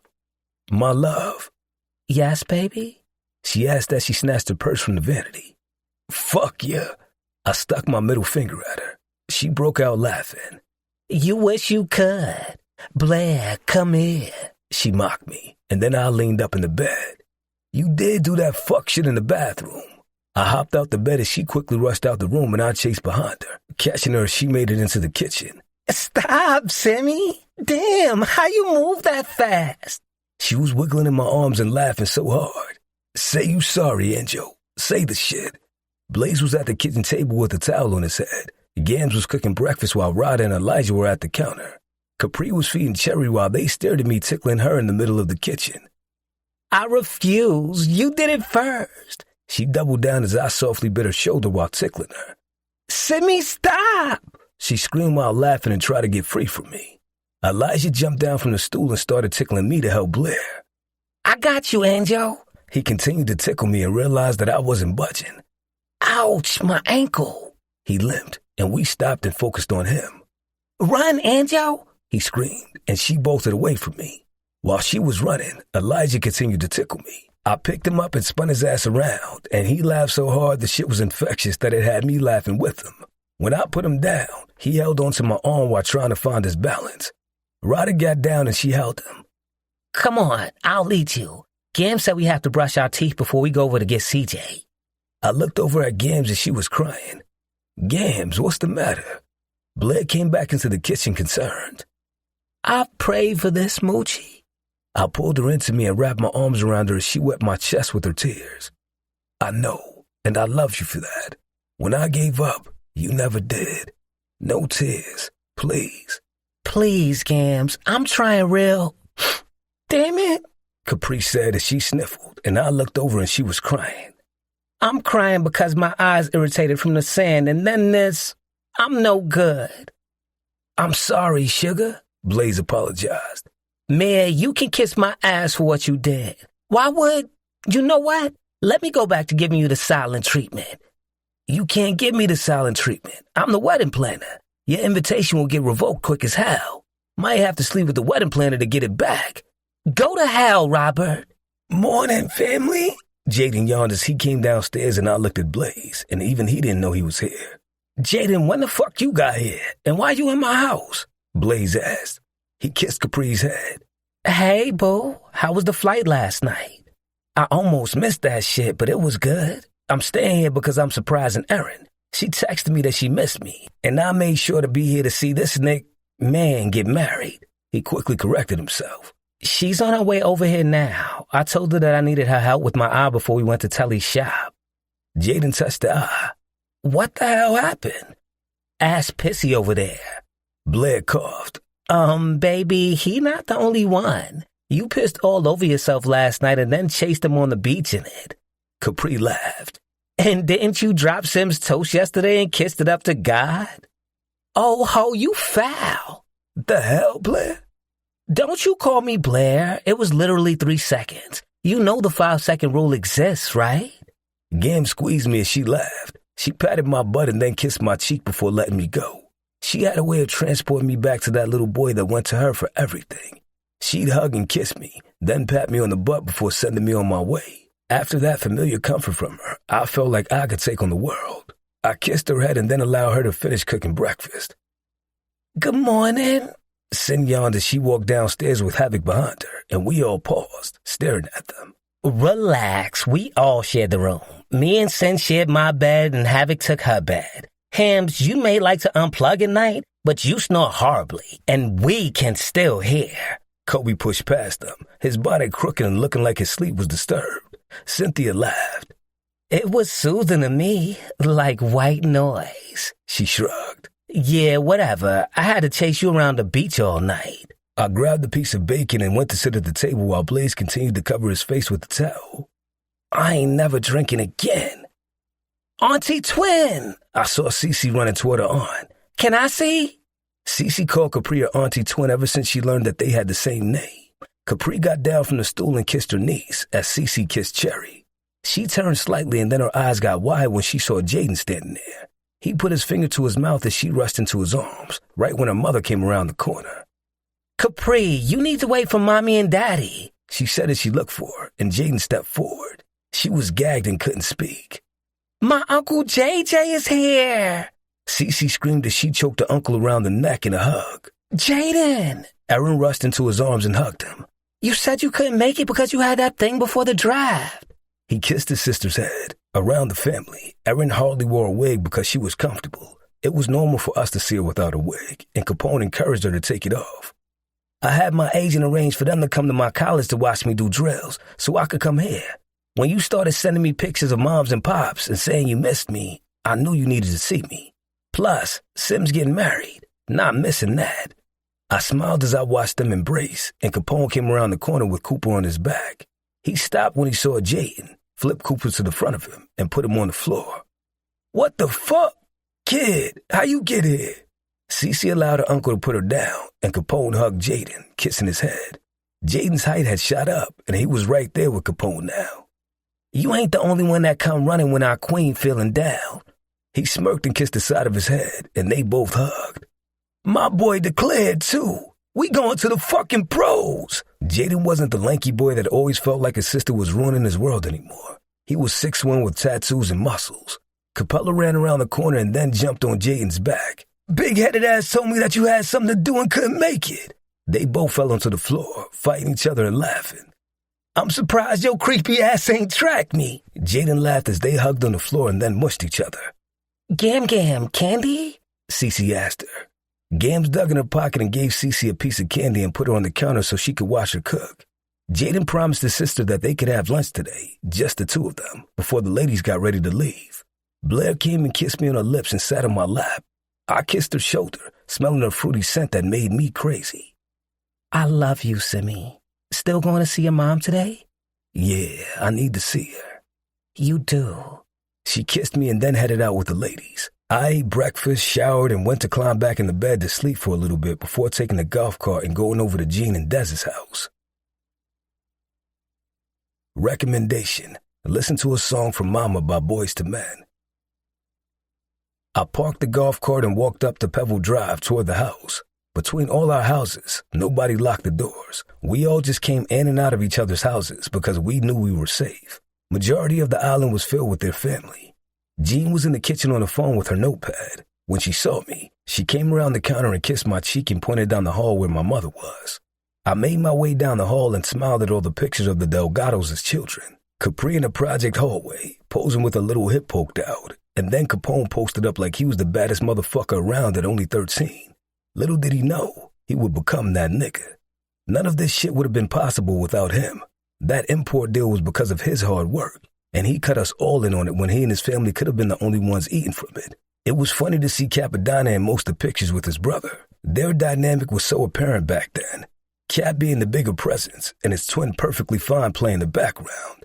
I stopped when I saw a picture of Capri in college, and Blair was in the picture. She had long hair, and she was smiling at the camera, but she wasn't happy. I could tell from the picture she wasn't happy. She was putting on a front, which she had a habit of doing. Capri held on to her as they smiled. They were so young and so ready for life. My baby didn't get the chance to have the life that she wanted and experienced pain. I was going to make sure she never experienced that shit again. God, I was going to marry the fuck out that woman and then fuck the shit out of her. I knocked on the door and entered, and she wasn't in her chair. Mommy? She poked her head out of the bathroom with a mousse in her hand. I leaned in the doorway and smiled at her trying to do her hair. It had become normal to see Gams doing her hair. She was still doing therapy and could still speak, but the therapist said her thoughts came faster than what she could get out, and she became frustrated. Her memory seemed foggy, like she remembered who we all were, but certain things we spoke about, she couldn't remember. Where's Pops? She often paused before she responded, like she was finding the words. I was patient and allowed her to figure it out before she spoke. Backyard. We didn't need to share words because I was comfortable in her presence as she figured out her curly mane that we had all been blessed with. She messed with it for a while before she eventually scrunched it and then smiled at herself in the mirror. She kissed my cheek as I moved out the doorway and she entered the room. I turned and watched as she picked my father's pajamas up from the bed. So messy. I laughed. He's always been messy. Uh-huh. She finished messing with his side and then sat in a chair near the door that led out to the backyard. The windows were open, and even with Jean and Dez's house being more inland, you could still smell that fresh smell of seawater. Jean came into the room with fresh water and medicine in her hand from my mother. Denim. Jean paused in her tracks. I looked between her and my mother, confused as to why she was becoming emotional. What happened? She sat the water and medicine down and held onto the dresser with tears in her eyes. Pina, she whispered. My mother smiled at her. Denim and Bina. Jean was going through it, so I hugged her. She never called me Jean. Told me my name was funny when we first met. Always called me Denim. God, I haven't heard that name in years. And Bina, you do remember? She went over toward my mother and pulled her out the chair. Jean sobbed while hugging her, and my mother rubbed her back. Infern, she sighed, trying to figure out what she wanted to say. Infernos and Delgados forever. She said it slowly this time. Jean pulled back and smiled at her. On that beach in Staten Island, we made that promise, the four of us. Life pulled us apart for a while, but we're back together now.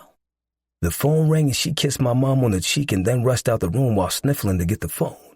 I stood there watching my mother sit back in the chair as she looked over at me. Mue bebe ven aquí. She motioned for me. I walked over toward her and she patted her lap. Mommy, I'm too damn big for that now. I laughed because she just wanted to hold her firstborn again. She paused, then patted her lap and pointed to the ground. Get down there. I obliged and climbed on the floor as she patted her leg. Resting my head in my mother's lap transported me somewhere I hadn't been in a long time. She rubbed my hair as she kissed the side of my face. Tears blurred my vision as she kissed my cheek and rubbed my hair. Marriage is good. You think so? Sam. I loved when she switched between languages. One would confuse her for saying my name, but Sim also meant yes. I took one of her hands and kissed her hand. I missed you, Mommy.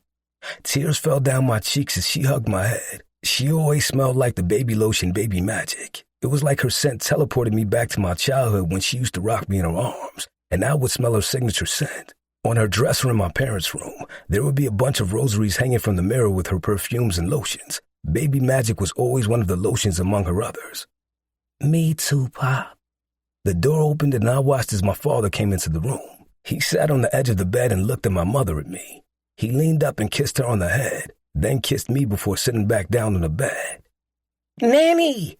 I heard Ryder as she ran into the room, stopping when she saw me laying on my mother's lap. She got down on the floor with me and cuddled against me. Everybody is a big baby for their mommy, right, Grandpa? He smiled. Yeah, even the biggest and baddest. I closed my eyes as my mother continued to kiss and hug my head, while Ryder put her hand around me. Do you like dirt bikes? Ryder, why are you trying to butter your uncle up when your father said no? My father called her out. She sucked her teeth, kissed my cheek, and then left the room. I'm getting that bike. I heard her mutter before she left out the room. My father left the room soon after, as I felt myself becoming sleepy in my mother's lap. Love you, Mommy. So much. Blair. I had found the dress, and it was the most beautiful dress I had laid eyes on. Telly said that it fit my petite body perfectly and didn't overwhelm me. I even tried dancing in it because I told Mir that the DJ better have bounce music on his set list because I plan to dance all night long. I've been a wife before, and that was nothing like this experience. Everyone in our family was invested in this wedding. It was me and Simmy's world, and everyone was just living in it. I was surprised when Capone popped into Telly's shop and told us that the men had a surprise for us on the beach tonight. After ripping and running around the island all day today, I was tired and wanted a nap.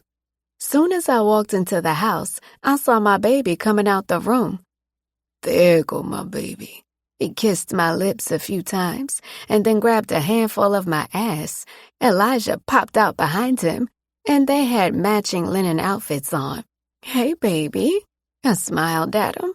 He was so tanned from being outside with both Ryder and CJ. From the minute they woke up, they were on the go. They had motor scooters and were all around this island. Everybody would give Jean a call, letting her know they passed by their shop, or they were in a certain area. Go tell Capone we coming, he told Elijah, and he ran off to pass on the message. And I kissed my man again, this time giving him tongue. I was pushing him back into the room and he laughed. Nah, badass. Remember the fuck shit you did? I remember, but now I'm saying the beef is over. I want actual beef now. He tossed his head back and laughed. Got shit to do, Anjo. Now it's on my time. He kissed my lips and backed away. I'm not going to see you after tonight, I whined, because all the men were going to the Delgado house while us girls were all staying here. He came back over and kissed me, dipping me in the process. Means I get to be inside my wife for the first time. Simmy, you still want this, right?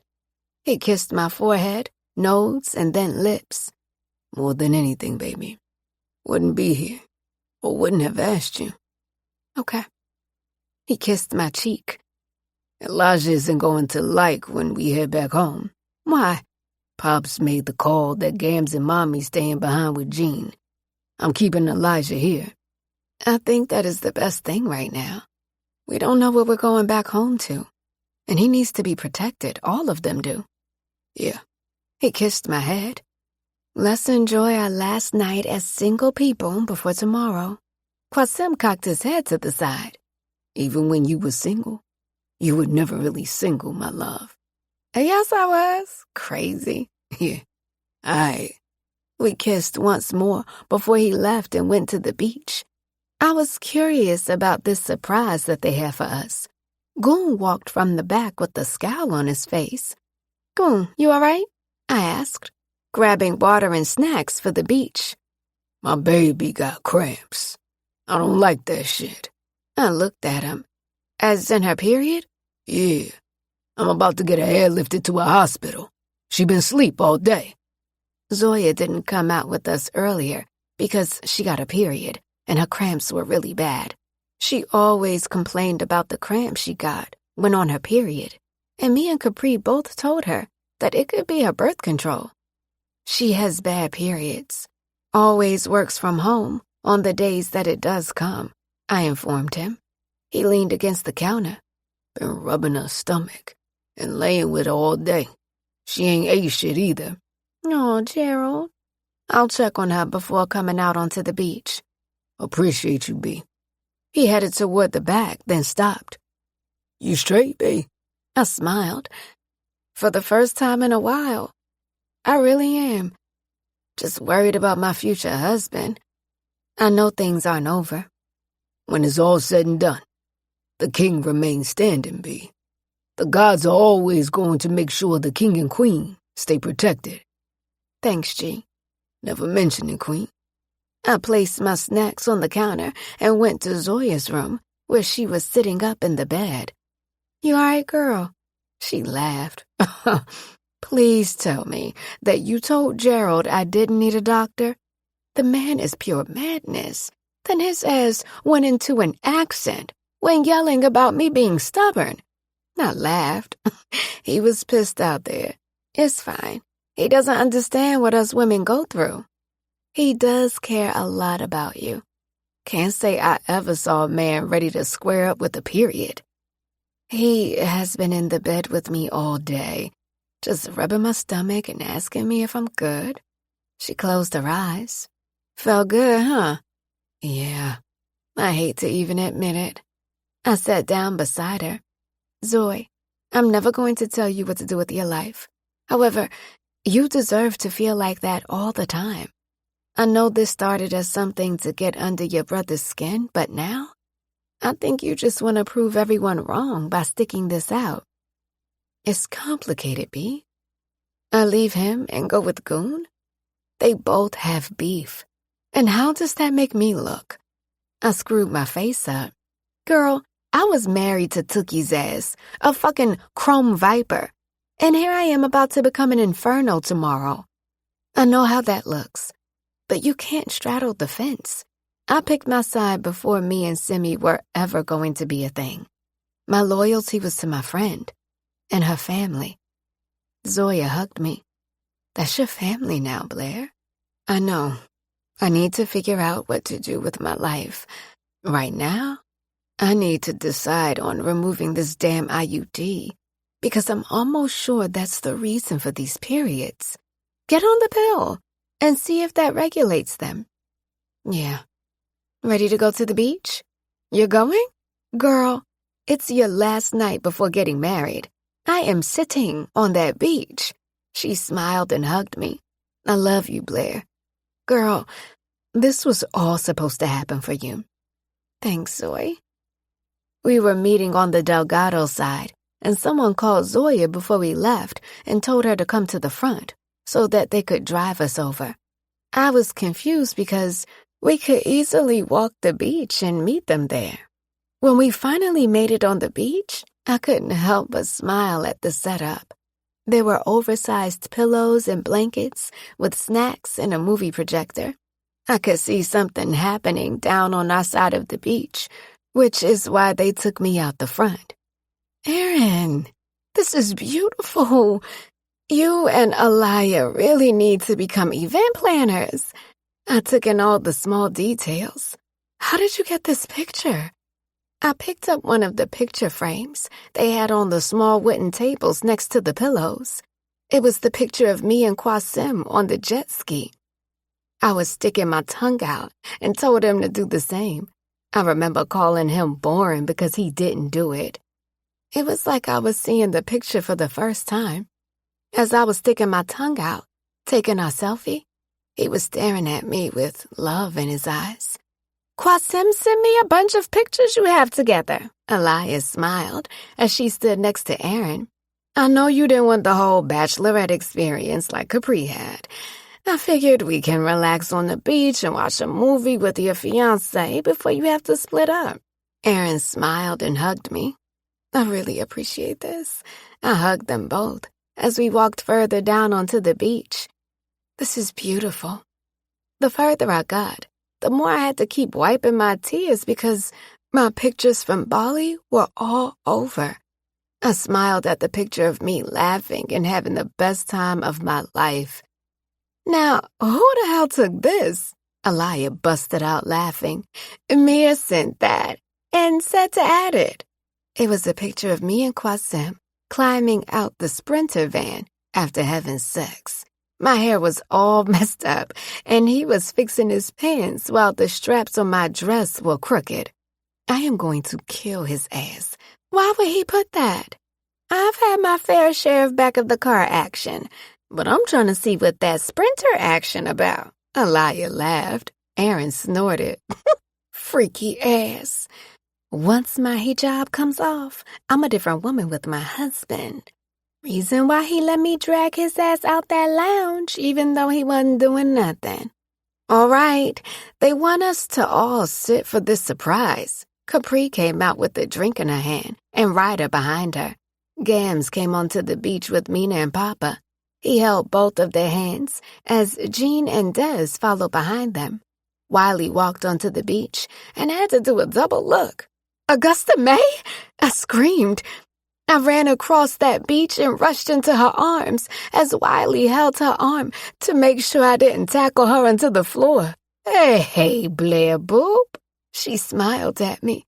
What are you doing here? I cried as I held on to her.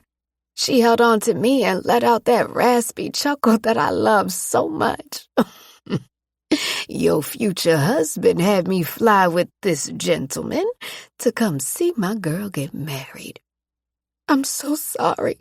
I sobbed into her as she held me and rubbed my back. Her arm was still in a sling and cast as she held on to me with her one good one. Trey said that her arm was taking a bit longer to heal because of her age. For what, baby? You living your life, and that's all I wanted. Now, quit all that crying and give me a shot of rum. I know they got some here. I laughed through the tears. Yes, I will get you something to drink. Does Trey know? Your husband, what's his name? Qasim? Sim, Augusta May. Qasim. I laughed. Oh, okay. Well, he called Trey and told him that he wanted to surprise you, and here I am. She kissed my cheek. I took her arm, and Wiley helped us down onto the beach. Thanks, Why? Don't mention it, Queen. Such a handsome one. Quiet, too, she said when Wiley headed back into the house, and I sat her on the couch. I went and grabbed her some rum and a plate of food. Jean had cooked food for everyone, and I made her a plate. When I made it back to the beach, she and Capri were talking. This is my best friend, Capri. I never forget a pretty face. I remember her from parents' night. Your freshman year, when I came to visit you. Such a pretty little light. Look at her babies, beautiful, just like her. Thank you, Augusta May. This is my mommy. After everyone got their greetings out, I held Augusta May's free hand, and we waited for whatever the surprise was. The guys all filed out from the house onto the beach in a single line, all wearing white silk pajamas. CJ and Elijah were at the end of the line, as they all lined up next to each other on the beach. Everybody was laughing as they stood there. King! I bet your ass you can't get that queen, Mia said, and we all fell back in laughter because we knew what they were doing. Sim had a smirk on his face as he stared at me. Please, I bet I can get the queen. The beat dropped to You Rock My World by Michael Jackson. All the men backed up and started two-stepping, all out of order. Elijah and CJ were doing Fortnite dances as they all kept together. Qasim started singing, and we all were dancing in our seats as they put on a performance. Capella and Capadonna both were moonwalking while kicking sand everywhere. Mia ripped open his pajama top and started grinding. Capri hit her face as he was pointing to her and started hopping while grinding over toward her.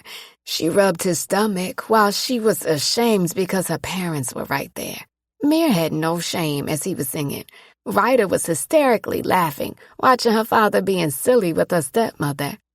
When Cool It Now by New Edition came on, they all lined up, shielding Qasim as the beat went on. They did this electric slide, and he came through the middle singing. My hands covered my mouth because this wasn't Simi.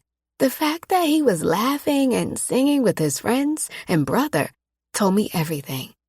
He was happy, and I needed to stop worrying about if I was making him happy. He didn't need to tell me every day that he was.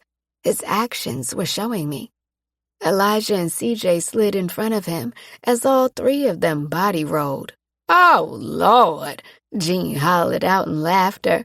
Go, CJ and Lige. She clapped for them. My eyes was locked on Sim's body. It was sickening how perfect his body was, without him even having to try. Capone and Capadonna both popped out and started rapping Michael and Ronnie's parts while Aliyah and Aaron yelled for them both. Capella and Jaden were both body rolling and pop locking, while Goon was two-stepping while singing and pointing to Zoya. We all were laughing because you could tell they rehearsed this and none of them could get it right. Qasim looked at all of them to hit the next part, and they all forgot. So all of them started doing the Running Man. When CJ and Elijah got down and started doing the worm, even Augusta May had tears in her eyes. This a hot mess. Boy, my stomach is in pain from hollering. I couldn't reply because we all were laughing, but thought they all looked so damn good up there. Havoc and Yasin started doing patty cake and then tried to shoulder bump, but Havoc was taller than his brother. The song ended, and they all took a bow and then shoved each other because they knew they messed up their dance all the way. Going to the crowd wasn't in rehearsals, and you got Cisco over here snatching open his shirt and getting rubbed on. Jaden pointed to Mir as I made my way over there. Don't be hating 'cause you single and don't got nobody. I'm the star of this. Who got the voice? Nigga, that's all you had to offer. They all yelled in unison at Mir, who was sparking a spliff. Soon as he saw me coming over, he quickly put it out. Stabby, you gonna let him talk to your wedding planner like that? Qasim pulled me into his arms and kissed my lips while holding me. What you think of the surprise? I loved it. I'm thinking I want a private show. Maybe a striptease, too. He slapped my ass and kissed my lips. I got you. Elijah was still singing as he came over toward us. Elijah, you killed it up there. Really? Yup. He was satisfied as he and CJ went to talk to Ryder, who was laughing at them. Baby. He looked down at me. Augusta May? My voice choked as I stared up at him, and he wiped the tear that slid down my face. How did you pull that off? I'm always going to pull anything that I have to when it comes to you, Angel. Never going to allow a day to pass where you don't know how I feel about you, or that I don't try to move the mountains and the moon for you. Anything for you, Blair. Always. I hugged him tightly and kissed him on the neck. I love you so much, Simmy. He kissed me on the shoulder. I know, baby. Can you properly introduce me to her? I want to meet someone that was a very important part of your life. Smiling, I locked my hands into his and walked over to where Augusta May was laughing with Sin. She a little firecracker. You do know that you got that man wrapped around these tatted fingers. Just how I like them. Sin laughed, standing up and giving us a chance to speak to Augusta. She leaned up and smiled at Qasim. Well, I've always known my girl had it in her to get what she deserved. Nice to meet you, Mr. Inferno. All those people at that fancy airport kept hollering was Mr. Inferno this and Mr. Inferno that. Qasim leaned forward and hugged her and kissed her cheek. Nice to meet you, Mrs. Augusta May. You better call me Augusta and leave that May mess alone. It's very nice to meet the man that my Blair Boop is going to marry. You know, I told you that you deserved better when you brought that little dust bucket to the house all in love. I hid my face with my hand. Don't hide now, baby. Augusta, tell me more. Sim snickered, clearly tickled. I'm not going to talk about the bad when good is happening here. I am going to say, when you cried to me after that first time, I told you that you are destined for good. You are a good girl, Blair. Always have been. And I told you that you deserve better. She looked at Sim. She's always been stubborn and always has had to have her way. Trey even went after him when he put his hands on her, and his little gang beat my baby up. I knew then we had to let her go and hope she learned her lesson without it being a hard one. We have to let our people go and hope they come back wiser without more trauma. I sat down beside her and cried in my hands because I remembered everything she spoke about. Trey had tried to defend me many times, and I got him pulled into my mess. CV showed up to Augusta's house, and she held her shotgun out the door and told them to get gone. They never brought any more mess to her door. After the last time, when the CVs beat him badly, I decided to pull away and didn't involve anyone into my life. I didn't want more people that I loved getting hurt. This was my decision to be with that man, and nobody needed to be hurt because of me. Qasim kneeled down in front of me and kissed my lips. I'm so sorry for everything. I know that I caused you stress and constantly did the opposite of what you warned me of. Augusta rubbed my thigh. Honey, that is what life is about.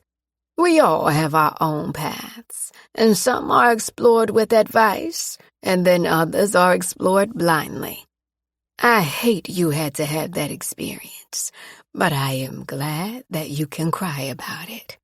That means you're alive and here with us. Qasim kissed my face as I continued to cry, and I held him around the neck. Hey, no crying today. Happy tears only. Promise? I smiled and nodded my head. Happy tears only. Blair Boop, life gets so good for people who have had it bad. I want you both to always keep each other first. And love is always enough. Don't believe that mess about love not being enough. Keep God and love at the front of that marriage, and you both will be fine. I leaned my head on Augusta's shoulder. like I used to do as a teen when I felt down. Thank you for everything, Augusta. My only regret is that you weren't placed in my home sooner, boo. Recommendation: Listen to You by Jesse Powell. I was getting married today. As I lay in this bed with Capri and Zoya both next to me, I couldn't believe today was the day. I was getting married. My body and mind felt so clear and peaceful. There was no overthinking this morning. Today, I was going to marry Quasim Inferno. Our second chance at life was here, and we would become one today. I would become his wife. After all the shit we had been through, all the second guessing I did, not knowing where I stood with this man, all the emotional turmoil he went through, not feeling like he deserved this. I always became emotional when I thought about how much he suffered alone, how much he took on his shoulders and suffered in pain, always showing up for everyone and their family while he was in pain from losing his own. I leaned up and became choked up and felt Capri put her arm around me. You're getting married today, Blair. I'm getting married today, Capri. I laid back down as she laid on my arm and smiled. I love you so much, Blair. Everything that is happening for you and Quasim is supposed to happen, including you both taking on Elijah. The three of you were meant to find each other. All three of you went through life alone and in pain, and now you each get to experience love together. Never second guess if Quasim loves you, boo. He loves you so much. The light knock on the door pulled us from our conversation. Gams came in the room as she held something in her hand. Your future husband has sent something for you, Angel Pie. He stopped by this morning and I had to push him and Dumpling away. Wait, I'm not getting married? Why can't I see my husband? Miss Lawyer. We heard Goon's mouth coming from the window, and she lifted her head slowly, still out of it from the drinks last night. Please tell me I'm dreaming, and that's not Gerald hollering? Girl, you up, and he yelling out the window. She snatched the blankets off her and shuffled to the window. Yes, Gerald. How your shit feeling today? Zoya blushed as she looked away, then smiled. I'm feeling much better today, Gerald. Thank you for letting me be a baby yesterday. You my baby. I dropped fresh pressed juices for you. I called my mom's, and she told me some juices that help with cramps and stuff. You need some steak and beet juice. I put that downstairs, too. You told your mom about my period, Gerald? We couldn't see his face, but I just knew he was smirking. She excited to meet you, too. Told her about all those babies you gonna give me after the wedding, right? Zoya had this different look in her eyes as she stared down at him. Gerald, juices and steak? Thank you. Baby cakes, we don't count favors this way. I'll take care of mine. See you in a bit, all right? She nodded her head. Okay. I finally took the box from Gams, and she sat next to me. Opening the box, I looked at her, and she smiled at me and ran her hand through my messy hair. Inside the box, there was a Bible, like the one that Quasim had. It was a light pink Bible, and like his, my name was inscribed on the back of it. I opened it carefully and smiled when I saw his handwriting. My love, we had a lot of people praying for our second chance, and now we're here. I can't wait to become your husband and welcome our baby into this world. A life I prayed for, a life I waited for because I waited for you. Or should I say you waited for me? My angel on earth. Love you, Angel. Gams kissed my head.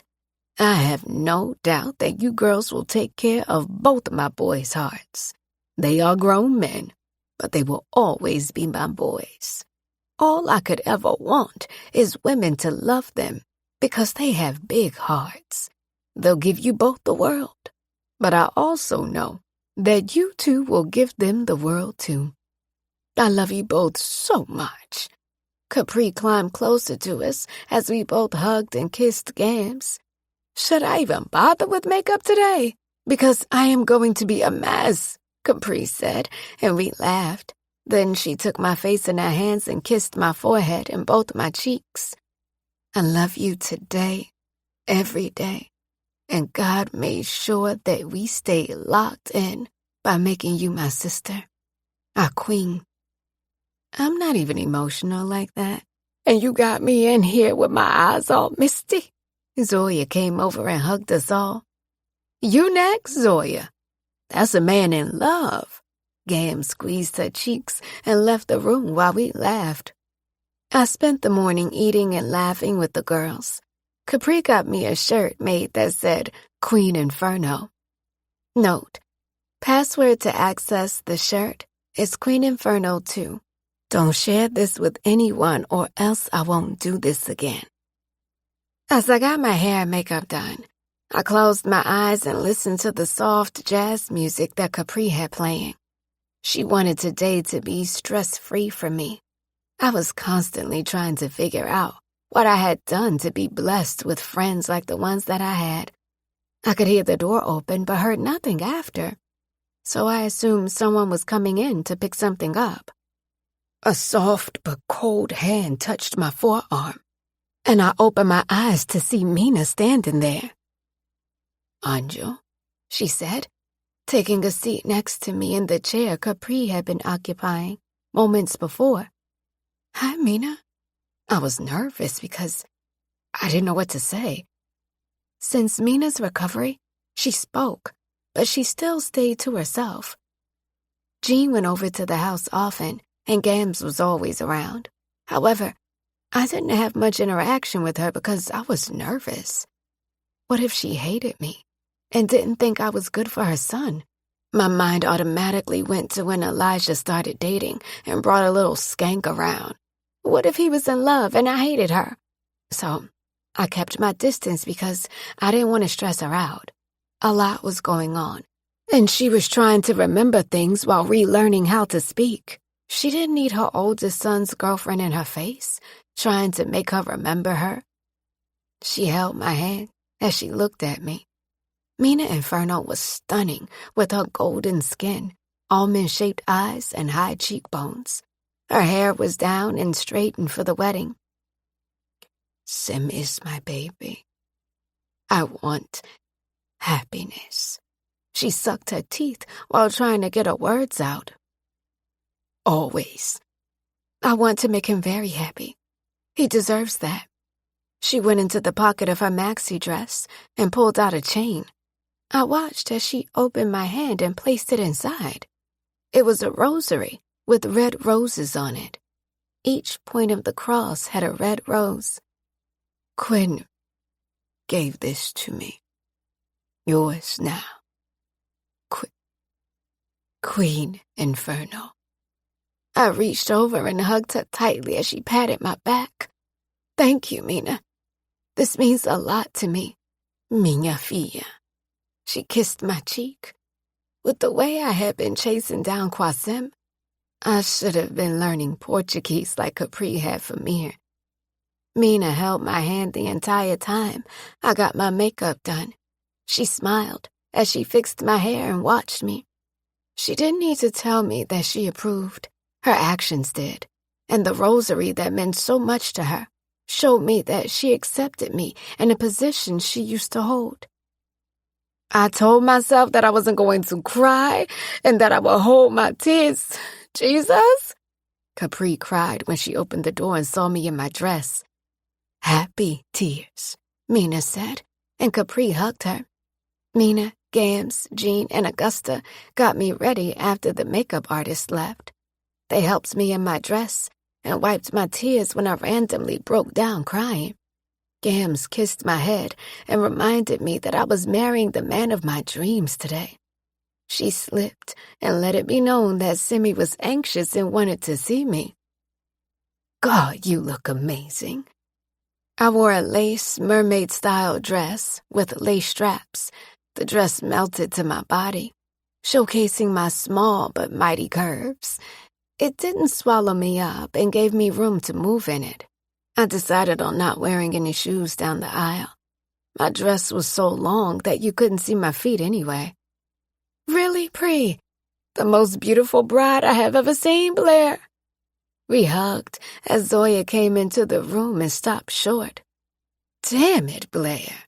I told you that I'm saving my tears for the wedding. Baby, you look beautiful. Eating the girls up, for real. Period. Jean blurted. Mommy, please. Capri laughed while hugging her mother, laughing at her, trying to keep up with the slang. Ryder taught me that. She laughed. Gams looked at her watch and kissed me once more. I need to go check in with my boy. Mina, you coming? She reached her hand, and she took it, and they left the room. Augusta fixed my hair and dusted imaginary dust from me as she took me in. Always been the most gorgeous thing walking. I'm happy that you are finally seeing it. Beautiful, inside and out, boob. Thank you. She wiped her tears. Today, you hold your happiness in your hand and walk down to the man that makes you feel like a kid on Christmas. She held my hand as I made my way out the house. Papa came from the beach, and that's when I saw Qasim and Elijah was with him. They had Qasim blindfolded. He said he not walking down the aisle unless he can pray with you before. Papa held his son's hand and guided him up the steps as I looked at him. Simi had a fresh haircut, and his skin was glistening. He wore cream tux with satin lapels and his rosary around his neck.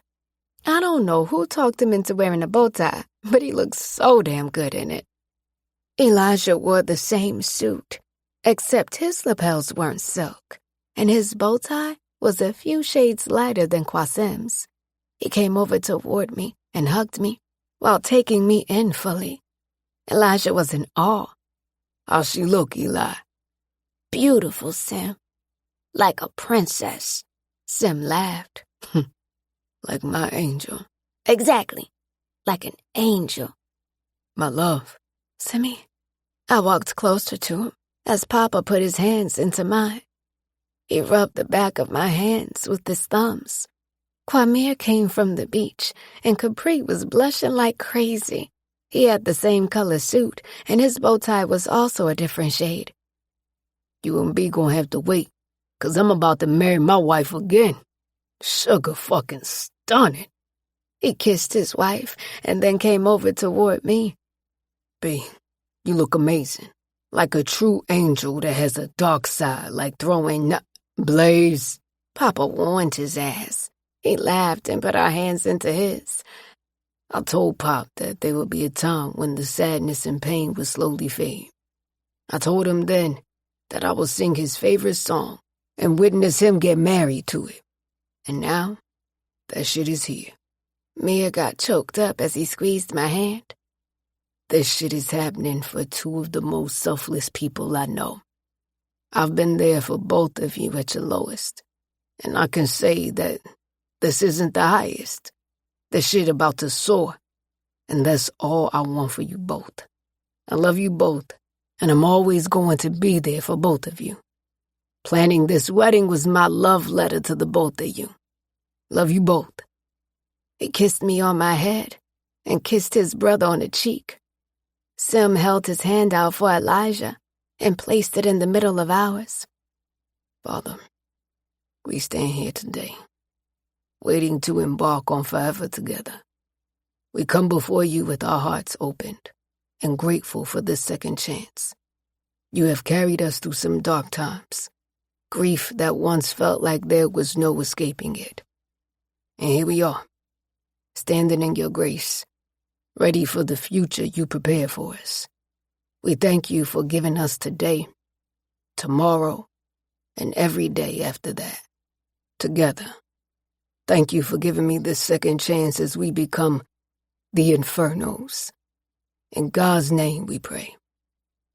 Amen. Amen. I sniffled. Elijah held our hands and looked at us both. We're the Infernos? You already know, Eli.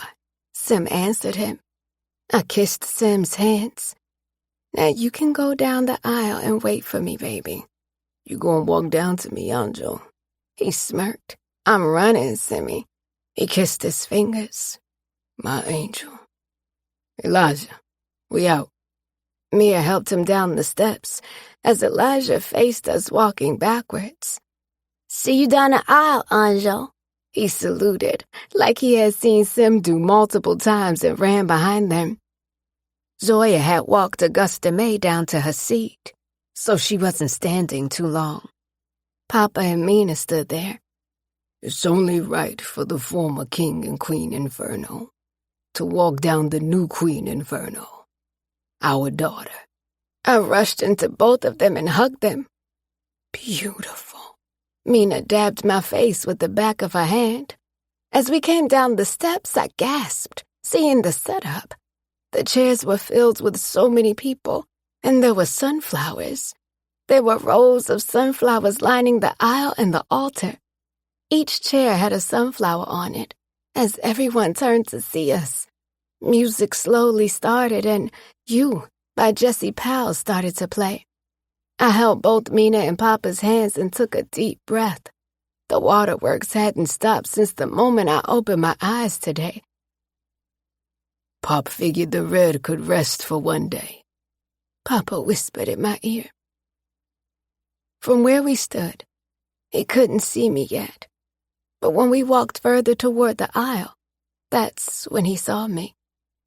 And Mir was singing softly. He stood to the side as he sang into the microphone. His hair was freshly twisted, and he looked at his brother, and then down the aisle, and nodded for Sim to see me. The minute that our eyes met, he looked away and walked a few steps. Capadonna stood in the middle as our officiant and squeezed his shoulder. He closed his fist and brought it to his mouth as tears fell down his face, watching me coming down the aisle. I want to be yours from this day forward. Mia hit the high note with his vein bulging in his neck as tears fell down his face. His voice carried on this beach as my face was wet with tears. Mina was crying as she held on to me tightly. Capri was a mess as she watched her husband. Even Capadonna had to use the handkerchief in his suit to wipe his tears. He cleared his throat. Who gives this woman away? We do, both Mina and Quentin said, as he took his own son's hand and put my hand into his, and Sim helped me up there with him. My entire body was shaking as I looked into his eyes and saw the emotion. I saw the love in his eyes as it poured down his face. All the time I questioned how he felt about me and if I was his one were put to rest today. Every time he showed up for me when he didn't have to, showed me that he loved me. Every night we both slept apart, praying and wishing on a star for a love that could heal us. He was that one. This is off script for me, but I have to speak my lush stuff. Capadonna corrected himself. I have to speak for everybody here. We've been waiting for this, waiting for our guy to find his one. I remember when he came to visit me in prison, and he told me that he was good on love, said that he didn't need it, and he was good. I knew he was hurting then, and I couldn't push him on it, couldn't force something he wasn't ready for. When Blair entered our life, I saw something in him come alive again. We had many talks, and I knew your fear, and I had those same fears. Sim, you deserve love, deserve this woman here. I'm really happy that you both didn't book me last minute and got the right price to have me here with you. Leroy, Elias scolded. You ready for that? A man my size be getting barked at by her short ass, and I like it. He winked at his wife and licked his lips. She runs the show, and I wouldn't have it any other way. My heart, my love, my everything. Today, you become one, and she becomes your everything.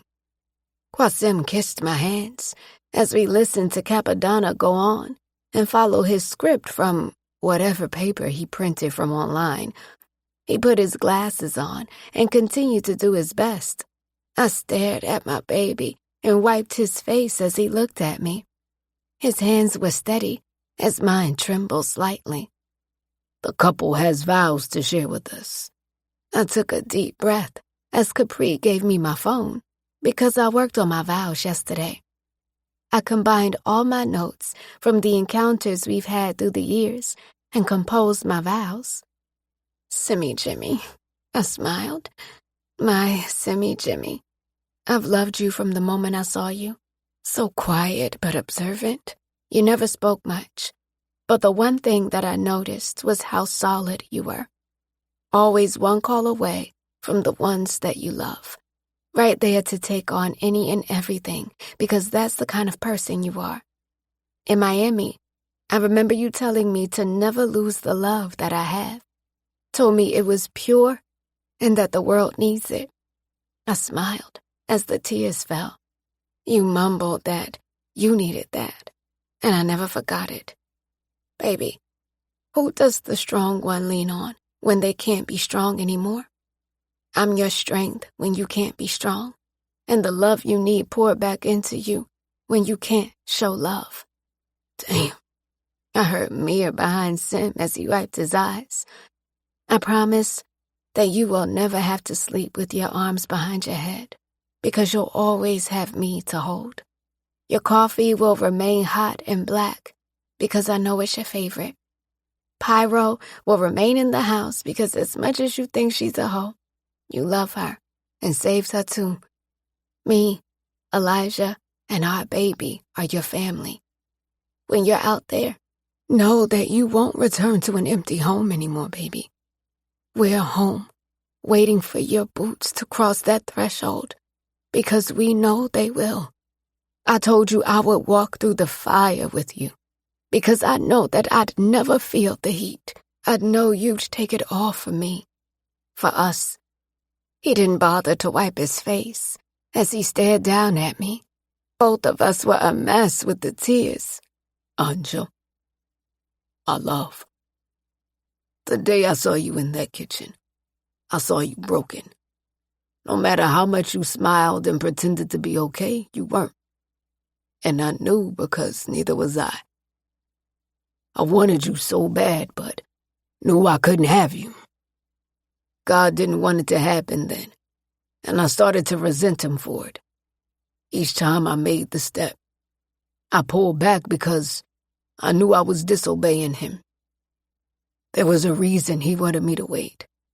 He knew I would have messed it up and allowed you to get away from me, because at that time, I was still in my head about a lot. I couldn't be trusted with someone as fragile as you. In Miami, when you said that I was scared of you, I was. Tell me. I used his words on him. Scared because love radiates off you like no other, and you make me do something I haven't done in a while. Feel. I've gotten used to feeling numb, and you changed that for me, baby. I call you my angel because you are my angel on earth. You've been through some shit, and you never lost your faith and love. Baby, I promise that I'm all the way in when it comes to us. I promise to always pull you close to me because you overthink and think that I'm mad when I don't. I promise to always kiss your chin because you start kicking your feet in excitement whenever I do. Most importantly, I promise to love you until I have nothing left. I promise to heal all those wounds that I didn't put there. My love, I promise to put so many babies in you that they won't call us the fucking Brady Bunch. He paused and looked out at everyone. And that's when he saw the chairs. I promise to love you hard because that's what you do. Love hard. When I walked down the aisle and saw those chairs, I became emotional. Mia told me that you woke him up at 3 a.m. to find someone to make these chairs. This is the kind of woman that you are. The kind of wife that I want and need. I need you, Blair. There's no doubt about that. You're my angel. Always and forever. I got 3 chairs made. One for Harley, my mom, and my son, with a sign that said, "We would have been here today if heaven wasn't so far away." On Ryder's flower basket, she had a picture of her cousin wrapped around the handle. Harley was still part of our lives. Capadonna went on another love spiel, and we all listened because the man had good advice. He had a million so-called jobs, but his advice was usually solid. I'll now pronounce you husband and wife. Kiss your wife, nigga. Capadonna Leroy Delgado, Jean hollered. My bad, Mommy. Qasim grabbed my face and kissed me so hard, bringing me back as his tongue fought to get to the back of my mouth. When he pulled away, I pulled him back and then kissed his nose. My king, I would do anything for you. My queen. He kissed my lips, never saying anything because I already knew that he would do anything for me. It was an honor to stand up here and do this. I now present King and Queen Inferno. Qasim picked me up and carried me down the aisle as I kicked my feet while laughing. He saw my toes and smiled. No shoes, just red toes. We had to have a hint of red today. He kissed my lips. You damn right. Qasim. I've heard of people mentioning how someone was breathtaking and how they took their breath away, and I had never experienced it. I've never had a moment where my breath was stolen from my body unless it dealt with grief. When Blair turned down the aisle as my parents brought her down to me, my breath was taken, and the tears had a mind of their own. I couldn't breathe and debated on going to get her because she was the only way the breath would return to my body. Flawless. I was caught between Mir singing his heart out because he knew what the song meant for us. He made me that promise and kept his word and sang it as my bride made her way to me. There was never a time in my life I thought I would ever have a wife. Now I had a family, a son that needed me because life had failed him, and he knew that failure stopped with us. He knew that we loved him like we created him ourselves and that I would never let anything happen to him. I took on a lot of guilt, even for things that I couldn't control. There was this part of me that had guilt for what happened to him, even though I didn't know him and wasn't there. I wanted to hurt everyone that was involved. I would hurt everyone that was involved. I watched my wife on the dance floor dancing to bounce music with Capri as she held her dress up and started throwing her ass. Whenever she heard bounce music, it sparked something inside of her. Her hair was sweated out and she had removed her makeup the minute I carried her inside. She was laughing and having the time of her life as she shook her ass while Capri was trying to keep up. I laughed because bounce music was Blair's domain and where she got down. Capri was Caribbean, so once reggae came on, she came to life. My baby could keep up with her, but they both did their thing with their favorite genres. Soon as the DJ mixed that reggae, Capri went crazy. Ryder got on the floor, and she showed her how to do the dutty one, barefoot, with her dress hiked to her knees. Amy got on the dance floor and followed her moves, as Capri damn near threw her neck out while dancing. Blair was laughing as they both held hands and did the same dance they did when we were in Italy. I nursed my drink and took her in. Happiness was something that I hadn't felt in a long time, and even with all that was going on back home, happiness sat at the center of my chest. Elijah started breakdancing with CJ as the women danced around him. Capri pulled her mother onto the floor and Mama Jean was shaking her hips, showing her exactly where she got it from. The kids cleared the dance floor as the women shook ass and got down. Zoe got on the dance floor and got right down with Capri and Blair as they laughed and shook their bodies to the beat of the music. Joe got on the floor and started dancing with Jean. She rushed off the dance floor and then pulled my mom onto the floor with her as she danced. Capri took my mom's hand, and they were dancing together. My mother's bun she wore for the wedding had been taken down, and her hair hung down her back as she danced with Jean. I knew it probably reminded her of old times. My eyes were on my wife as she tossed ass, and I abandoned my drink, making my way onto the dance floor, coming in right behind her. She felt me pushed against her, and she looked back. The exact reason she had my baby inside of her. It was the fuel she needed to go in, as I held her hips as she was working double hard. I couldn't slap her ass like I wanted with the kids around, but I held her, and then felt Mir behind me holding me up. "She about to break you. You gonna let that happen?" He joked as he held me up. Angel was going crazy. I looked across the room and Senna had Havoc's ass about to fall with the way she was moving. She was on her toes, giving that nigga a dub because he was so much taller than her. I knew he didn't have his ears on because of the music that was pumping on this beach. Mia let me go, and I spun my wife around as she smirked. "You out here being fresh, my love, Recommendation: listen to As Long As I Live by Jaheim. She roped her arms around my neck and kissed my lips. "We really did it." "You made me the happiest man, my love." I kissed her lips as everyone started to clear from the floor. Wait, where's everyone going? "I have a song request for our first dance. We never spoke about that." I kissed her lips as she held on to me, standing on top of my shoes because she had been barefoot all day. The music changed, and Elijah ran onto the floor, placing his little hand in mine. "We're doing our first dance together." She smiled. "The three of us, until number 4 joins us."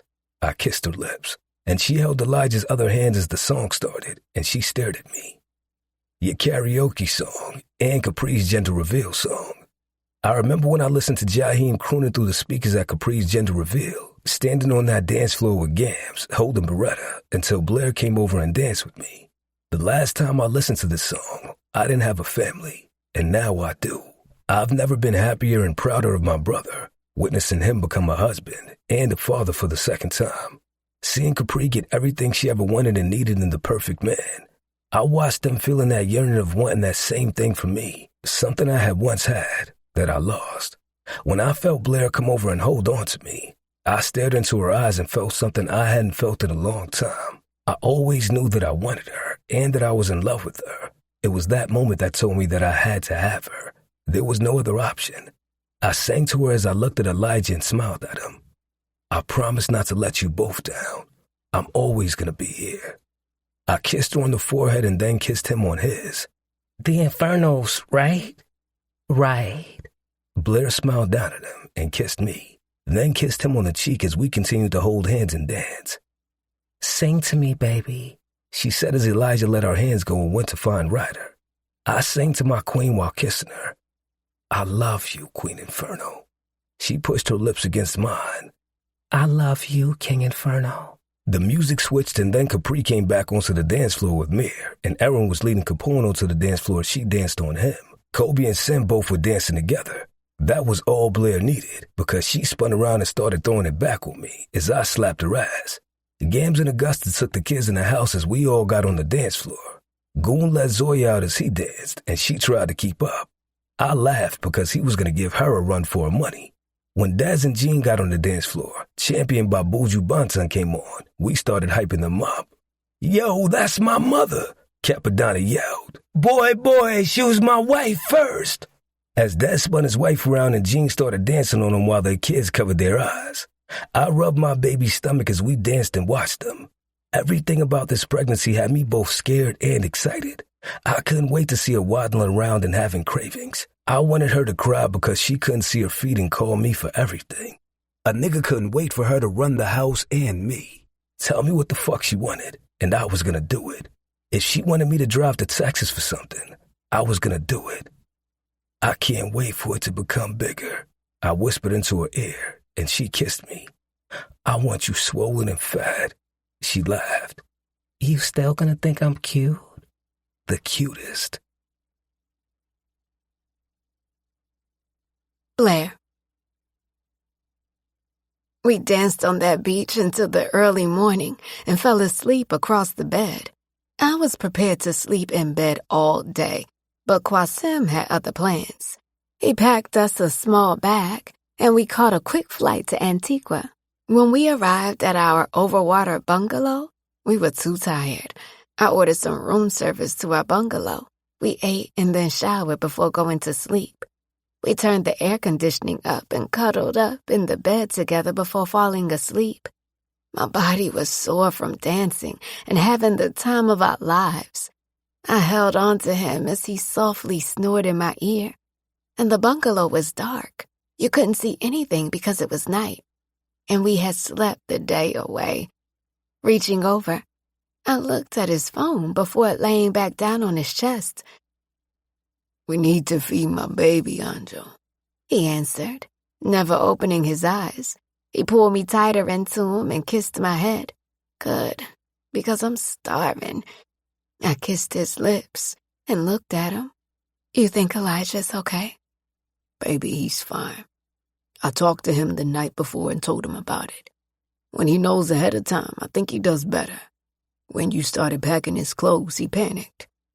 We have to be more careful and aware of his feelings." Skylar gave me a therapist, and I think I'm going to book her for him. He needs a professional, and we can't be that for him. I can sit in there with him. I'm not feeling him being around anybody that's not family, my love. Yes, we can feel her out for the first sessions. Then we have to let him do it alone. Just want to do what's right for him. Nobody ever did what was right for him. He kissed my head. I know. We took another shower together before we took a taxi into town and had dinner at a local restaurant. I sat at the high-top table, watching Simi look over the menu.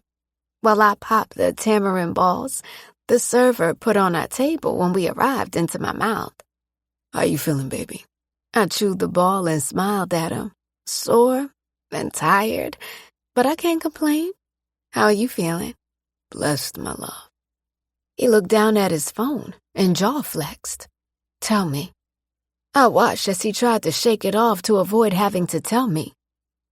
"Not going to ruin our time. We only have a few days here, and I want us to have a good time." Kwasim, I repeated. "Berkeley is missing." I leaned back in my chair and rubbed my stomach because I had an unsettled feeling. We told her not to do it. Sala just texted me that she been missing, and he usually know how to find her when she call herself going undercover. He has a few leads, and then he gonna hit me and let me know. Maybe she is just really undercover. You know when journalists go undercover, they go all the way in. Yeah, maybe. He kissed my hands as he drank his rum punch. I wished like hell that I could taste it because I had watched Sim enough to know when a drink was strong enough to his liking. Anytime he tasted it and then pulled back to look at the cup, that meant it was as strong as he loved them. The way our family came together for our wedding, I could not believe they did that for us. Every time I thought about walking down the aisle, the attention to detail, I couldn't help but feel how much they loved us to know what we would like. The sunflowers were my favorite. Papa told me that you wanted that for me. You're my son, so it made sense to have sunflowers as you walked down to me. He kissed my hands again. I looked down at our hands and then up at him. You still holding out on me? Holding an attitude? He smirked. Nah, I'm just waiting for you to finish what you started. What you telling me, Mrs. Inferno? I'll leave this fucking drink right here. Food wasn't my worry anymore. I wanted my husband, like I had wanted him the minute he stepped off that jet and made it back to me. He slid money onto the table and then helped me down from the high-top chair. Holding my hand, he pulled me behind him as we made our way to our waiting cab that the resort provided. He pulled me in front of him, and I slid into the back seat as he told the driver to take us back to our bungalow. Kissing his lips, I rubbed his thigh as he sucked on my lip. The driver was trying hard not to look in the back because I was about to rip this dress I wore off and take him down back here. I wanted him. No, I needed him. Food could wait. I needed this more. My body craved this man's touch. I couldn't think of what life was before this man started dropping dick off inside of me. How was I surviving, walking around with a smile or doing everyday things? I licked his lips as he kissed my neck and rubbed my ass through the dress. The ride back to the resort felt like hours when it was only 10 minutes away. We exited the car. Qasim handed him a tip, and we walked to our bungalow. Qasim pushed me up against the railing and sucked on my lips as his fingers found their way into my pussy. Fuck you wet, baby. Gotta handle that. He picked me up and carried me the rest of the way, struggling with the keycard in the process. I'm about to fuck you on this porch, Anjo. Get this door open. As he held me, I took the keycard and the green light finally blinked. He rushed us through the door, slamming it behind us. He carried me through the bungalow, bypassing the bedroom, while I sucked on his neck the entire time. He held me as he opened one of the sliding doors and put me on the daybed that faced the water.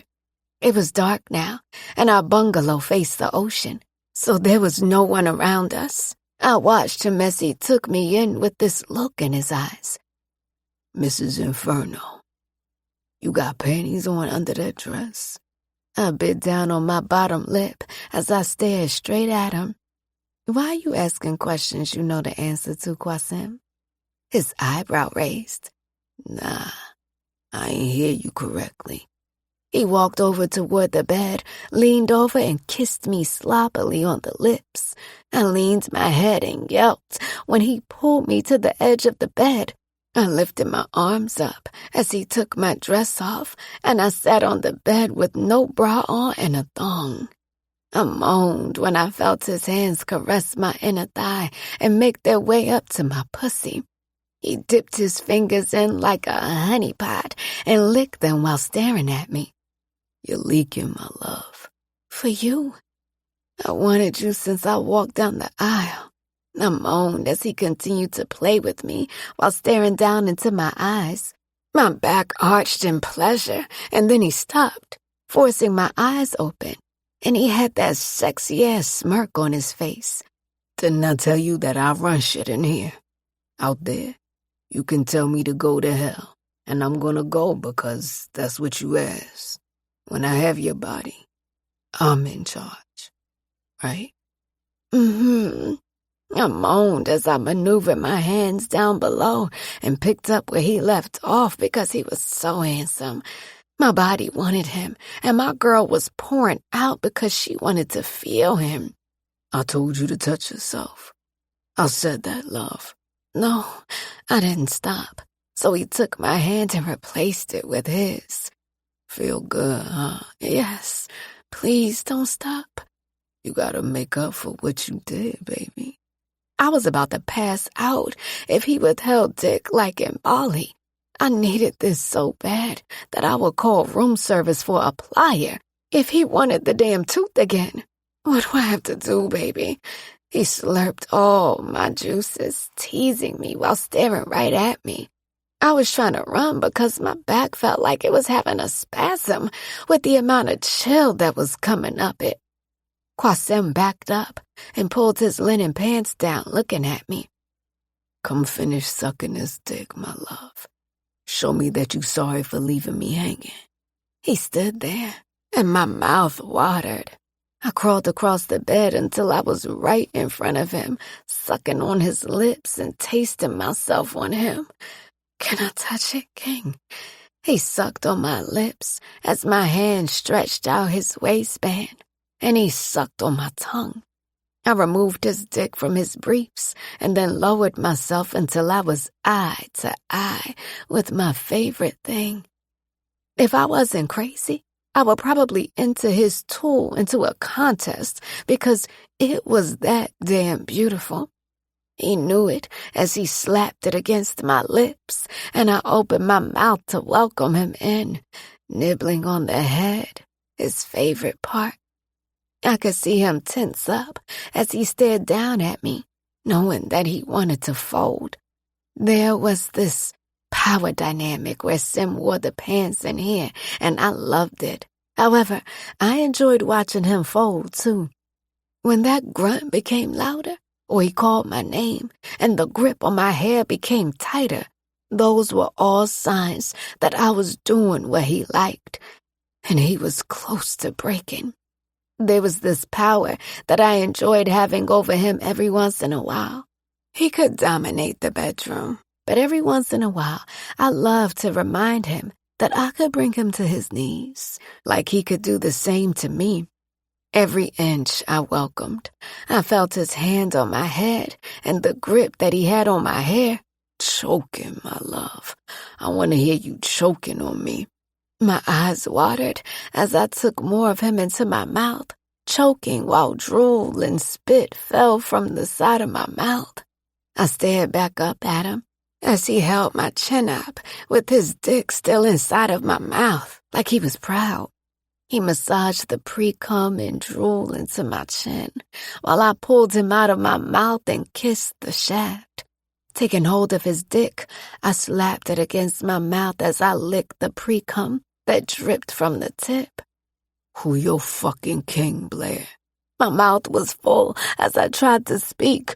You, baby. I gargled, barely audible because I was sucking my favorite lollipop. I don't hear you, my love. They got your tongue? He asked. Pushing him deeper, I gagged, and he held my head as he hissed. I pulled him out and sucked on his balls while staring right into his eyes. He was losing his balance as I continued to suck him while massaging his balls. He popped his dick out my mouth and pushed me back on the bed, knowing that I had him.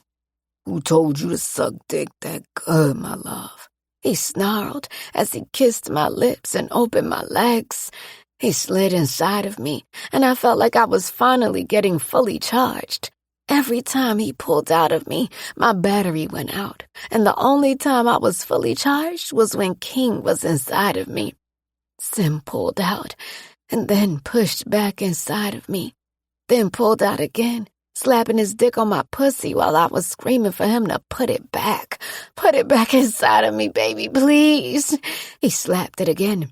Each slap felt like a whip hitting the skin because my body needed this. He bit down on his bottom lip as he watched me squirm and beg for him to put it back in. You telling me what to do, baby? No, King. I want you so much, baby. My hands found their way to my down below, and I played with myself as he watched me. His eyes were low as he smeared his dick and pre-cum on my pussy while I continued to rub myself. His dick rubbed my fingers as I continued. My breath caught in my chest. He started jerking himself as he watched me until he had enough and mounted me, shoving himself inside of me. His soft kisses sent goosebumps up my skin as I felt him in and out, his hips moving while my legs wrapped around him. That's what you wanted, my love. Wanted this inside of you, he said between the kisses he placed on my lips. My mouth was agape as I was taking it. Yes, King, I wanted you so bad. I went from my legs being wrapped around him to now being wide open as he delivered slow strokes while kissing my lips. His tongue slipped into my mouth as I sucked on it, and he continued without breaking his stride. Then he delivered a final kiss on the lips, lifted up, and pulled me down toward him. I was halfway on the bed, and the other half was on him as he held my waist and slammed me into him while I screamed, harder, please. His hands became tighter on my waist as he continued to slam me into him. Putting his hands behind my back, he held my full weight as he sat in the middle of the bed, and I bounced up and down while holding his neck. Qasim took a handful of my ass and squeezed it while slamming me down on him. You be lasting longer, baby. Be taking your dick good. Be making me proud. I do, I answered while holding on to his neck. He kissed my lips. Yeah. Make me come, queen. It was when he called me queen. Something activated in my body. He laid flat, and I held onto his chest, and I bounced up and down on him, lifting all the way up and teasing the tip of his dick while he held me. "You're gonna make me nut, baby. Fuck." He groaned out and slapped my ass hard. Every time he slapped my ass, that shit made me leak even more. "Not for me, King. I want you to fill me up." He lifted his head as I continued to ride him, and he held my hips. "I'm almost there. I'm right there. Fuck, Anjo. Shit, fuck me harder," he demanded, and I went harder while he squeezed my ass. "Tell me who your king. I need to hear it." "You are my king, Simi, my only," I screamed out while I felt myself about to come. My body became hot, and both of our bodies tensed up at the same time. His hands became tighter on my ass, and his grunts were softer in my ear. "You so fucking beautiful, baby. Sexy fucking ass. Come for me, King. Do it for me." I slowed my pace because I learned him and knew he was there. He was right there, and I needed to feel his dick releasing inside of me. We both became tense and froze at the same time, and he leaned, wrapping his arms around me as he kissed my shoulder. I could feel his dick pulsating inside of me as he kissed down to my breasts while I held on to him. I felt the breeze caress our bodies, reminding me that we were outside. "I fucking love you, Blair." Kissing his lips, I held his face in my hands. "I love you, Qasim." Qasim. Recommendation: Days of Our Lives by Bone Thugs and Harmony. After being sucked off the fucking bone on our honeymoon, we flew back to Barbados to spend time with Elijah before heading back to the States. He did much better because I told him that it was to keep him safe. Pops was leaving Gams and Miles back on the island with Jean. Blair had convinced Augusta May to stay behind too. She didn't need much convincing because she was comfortable as hell anyway. It was easy living in our bubble on the island as a family, but the fact remained that the kids still had school and life continued back home. If we could, we would have kept everyone held up on this island, but we needed to head home, and I had to face the music. As long as my mother, grandmother, and Elijah were put up in a way, I was good. I didn't like Angel coming back with me, but I knew she wouldn't stay behind. We had her doctor appointment, and she was under lock and key. Sin had agreed to come stay with her at the lake house, so she didn't get lonely. Capri had to get back to work, and would be back and forth between the compound and the lake houses. Summer had been over and done with, so everyone was back to their regular homes, and I didn't have shit. "I'm listening to you, Eli. What did you do today?" I yawned, trying to keep my eyes open because I was tired after being out all day. Blair was lying beside me with her leg tossed across me, asleep. She was nauseous, and she kept becoming dizzy when she stood up. I rubbed her ass while I watched some documentary that I had seen 3 times before. Since I've been back, I had been seeing the news coverage, which wasn't as much as before. 40 said the media coverage had died down, but you could still catch conversations going on about what transpired. They still didn't know what happened, and it had been quiet. I was smart enough to know that being quiet didn't mean peace. Polo needed to collect his mama and sister from the pavement before being worried about what was happening over here. Gams had me do work on a computer. "Gotta be smart, son. I smiled. He yawned. "Can we watch something else, kid?" "No! Please, no! No!" He hysterically screamed, and I leaned up. Blair leaned up, confused, because he was screaming and crying while Gams was trying to figure out what happened. I heard Jean's voice as they tried to calm him down. "I'm coming to you, Elijah." I jumped up ready to pack and head to my boy. "Moochie, he's pointing to CNN. The doctor in there. Jean watches it every night." I searched the bed for the remote, my hand shaking. Blair grabbed it and put it on the channel. The Surgeon General was on the screen, talking about some health shit that I didn't care about. "Elijah, come to the camera, please." He had tears coming down his face as Gams held him and consoled him. "No, please don't make me go back. Please, Sim," he pleaded with me. "Is that him, Elijah?" Tears rolled down his face as he shook his head yes, and I looked up while squeezing my phone. "You're safe, okay? Nothing is gonna happen to you. I promise." It's okay, Elijah. Gams is here. I heard Gams talking to him while she rocked him, and he clung on to her. My heart pumped as I watched Dr. Mercer sit and have conversations about whatever new medical situation was going on in the country, knowing he was responsible for the horrible things that were done to my son. The reason my house was burned down and why they wanted Elijah dead was because this boy knew the secret of a very powerful man. I feel like such a baby for not being able to drive without throwing up. Why does it come and go? She sighed. I'm going to fight your brother if he don't stop rushing me and telling me that I'm keeping him from seeing his niece and nephew. She laughed, the first laugh since everything. We were both tense after finally having a face to the horrible shit that was done to our son.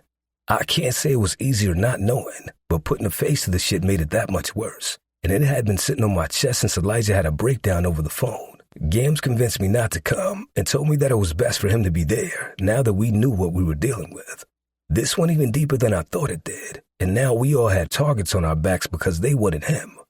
I was supposed to meet her at the doctor appointment since Blaze was driving her. She got sick on the way, so they stopped at Fern because she didn't feel right. Since I wasn't too far, I was going to pick my baby up so we could drive together to the doctor's appointment.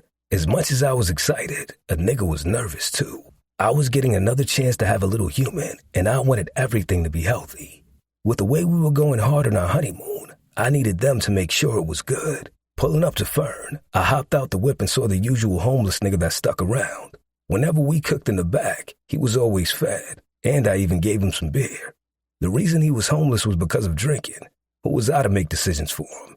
He was a grown-ass man, and he knew the choices he was making when he put that beer to his lips and took a sip. "What up, O?" I greeted. "The kingdom falls when the king is gone," he muttered. I didn't hear what he said. "Say that again for me, O."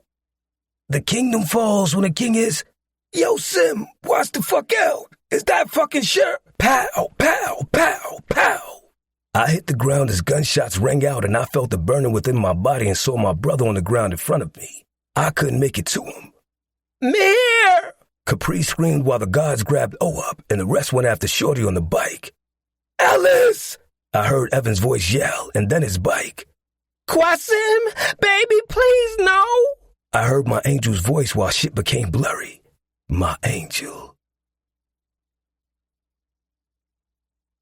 This has been a Podium audio production. If this audiobook fulfilled your fantasy, we would love for you to rate and review it.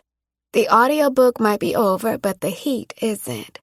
Check us out at podiumentertainment.com and join our newsletter for your next love story. Also, don't forget to stalk us on Instagram, TikTok, and Facebook. We hate to see you go, but we love to watch you leave. Until next time. You have been listening to Kwasim 2, King Inferno, Book 2 of Season 4, Inferno Gods, produced by Mitch Raines, written by Jaquel J., performed by Wesley Siobhan and Miles Washington. Text copyright 2025 by Jaquel J.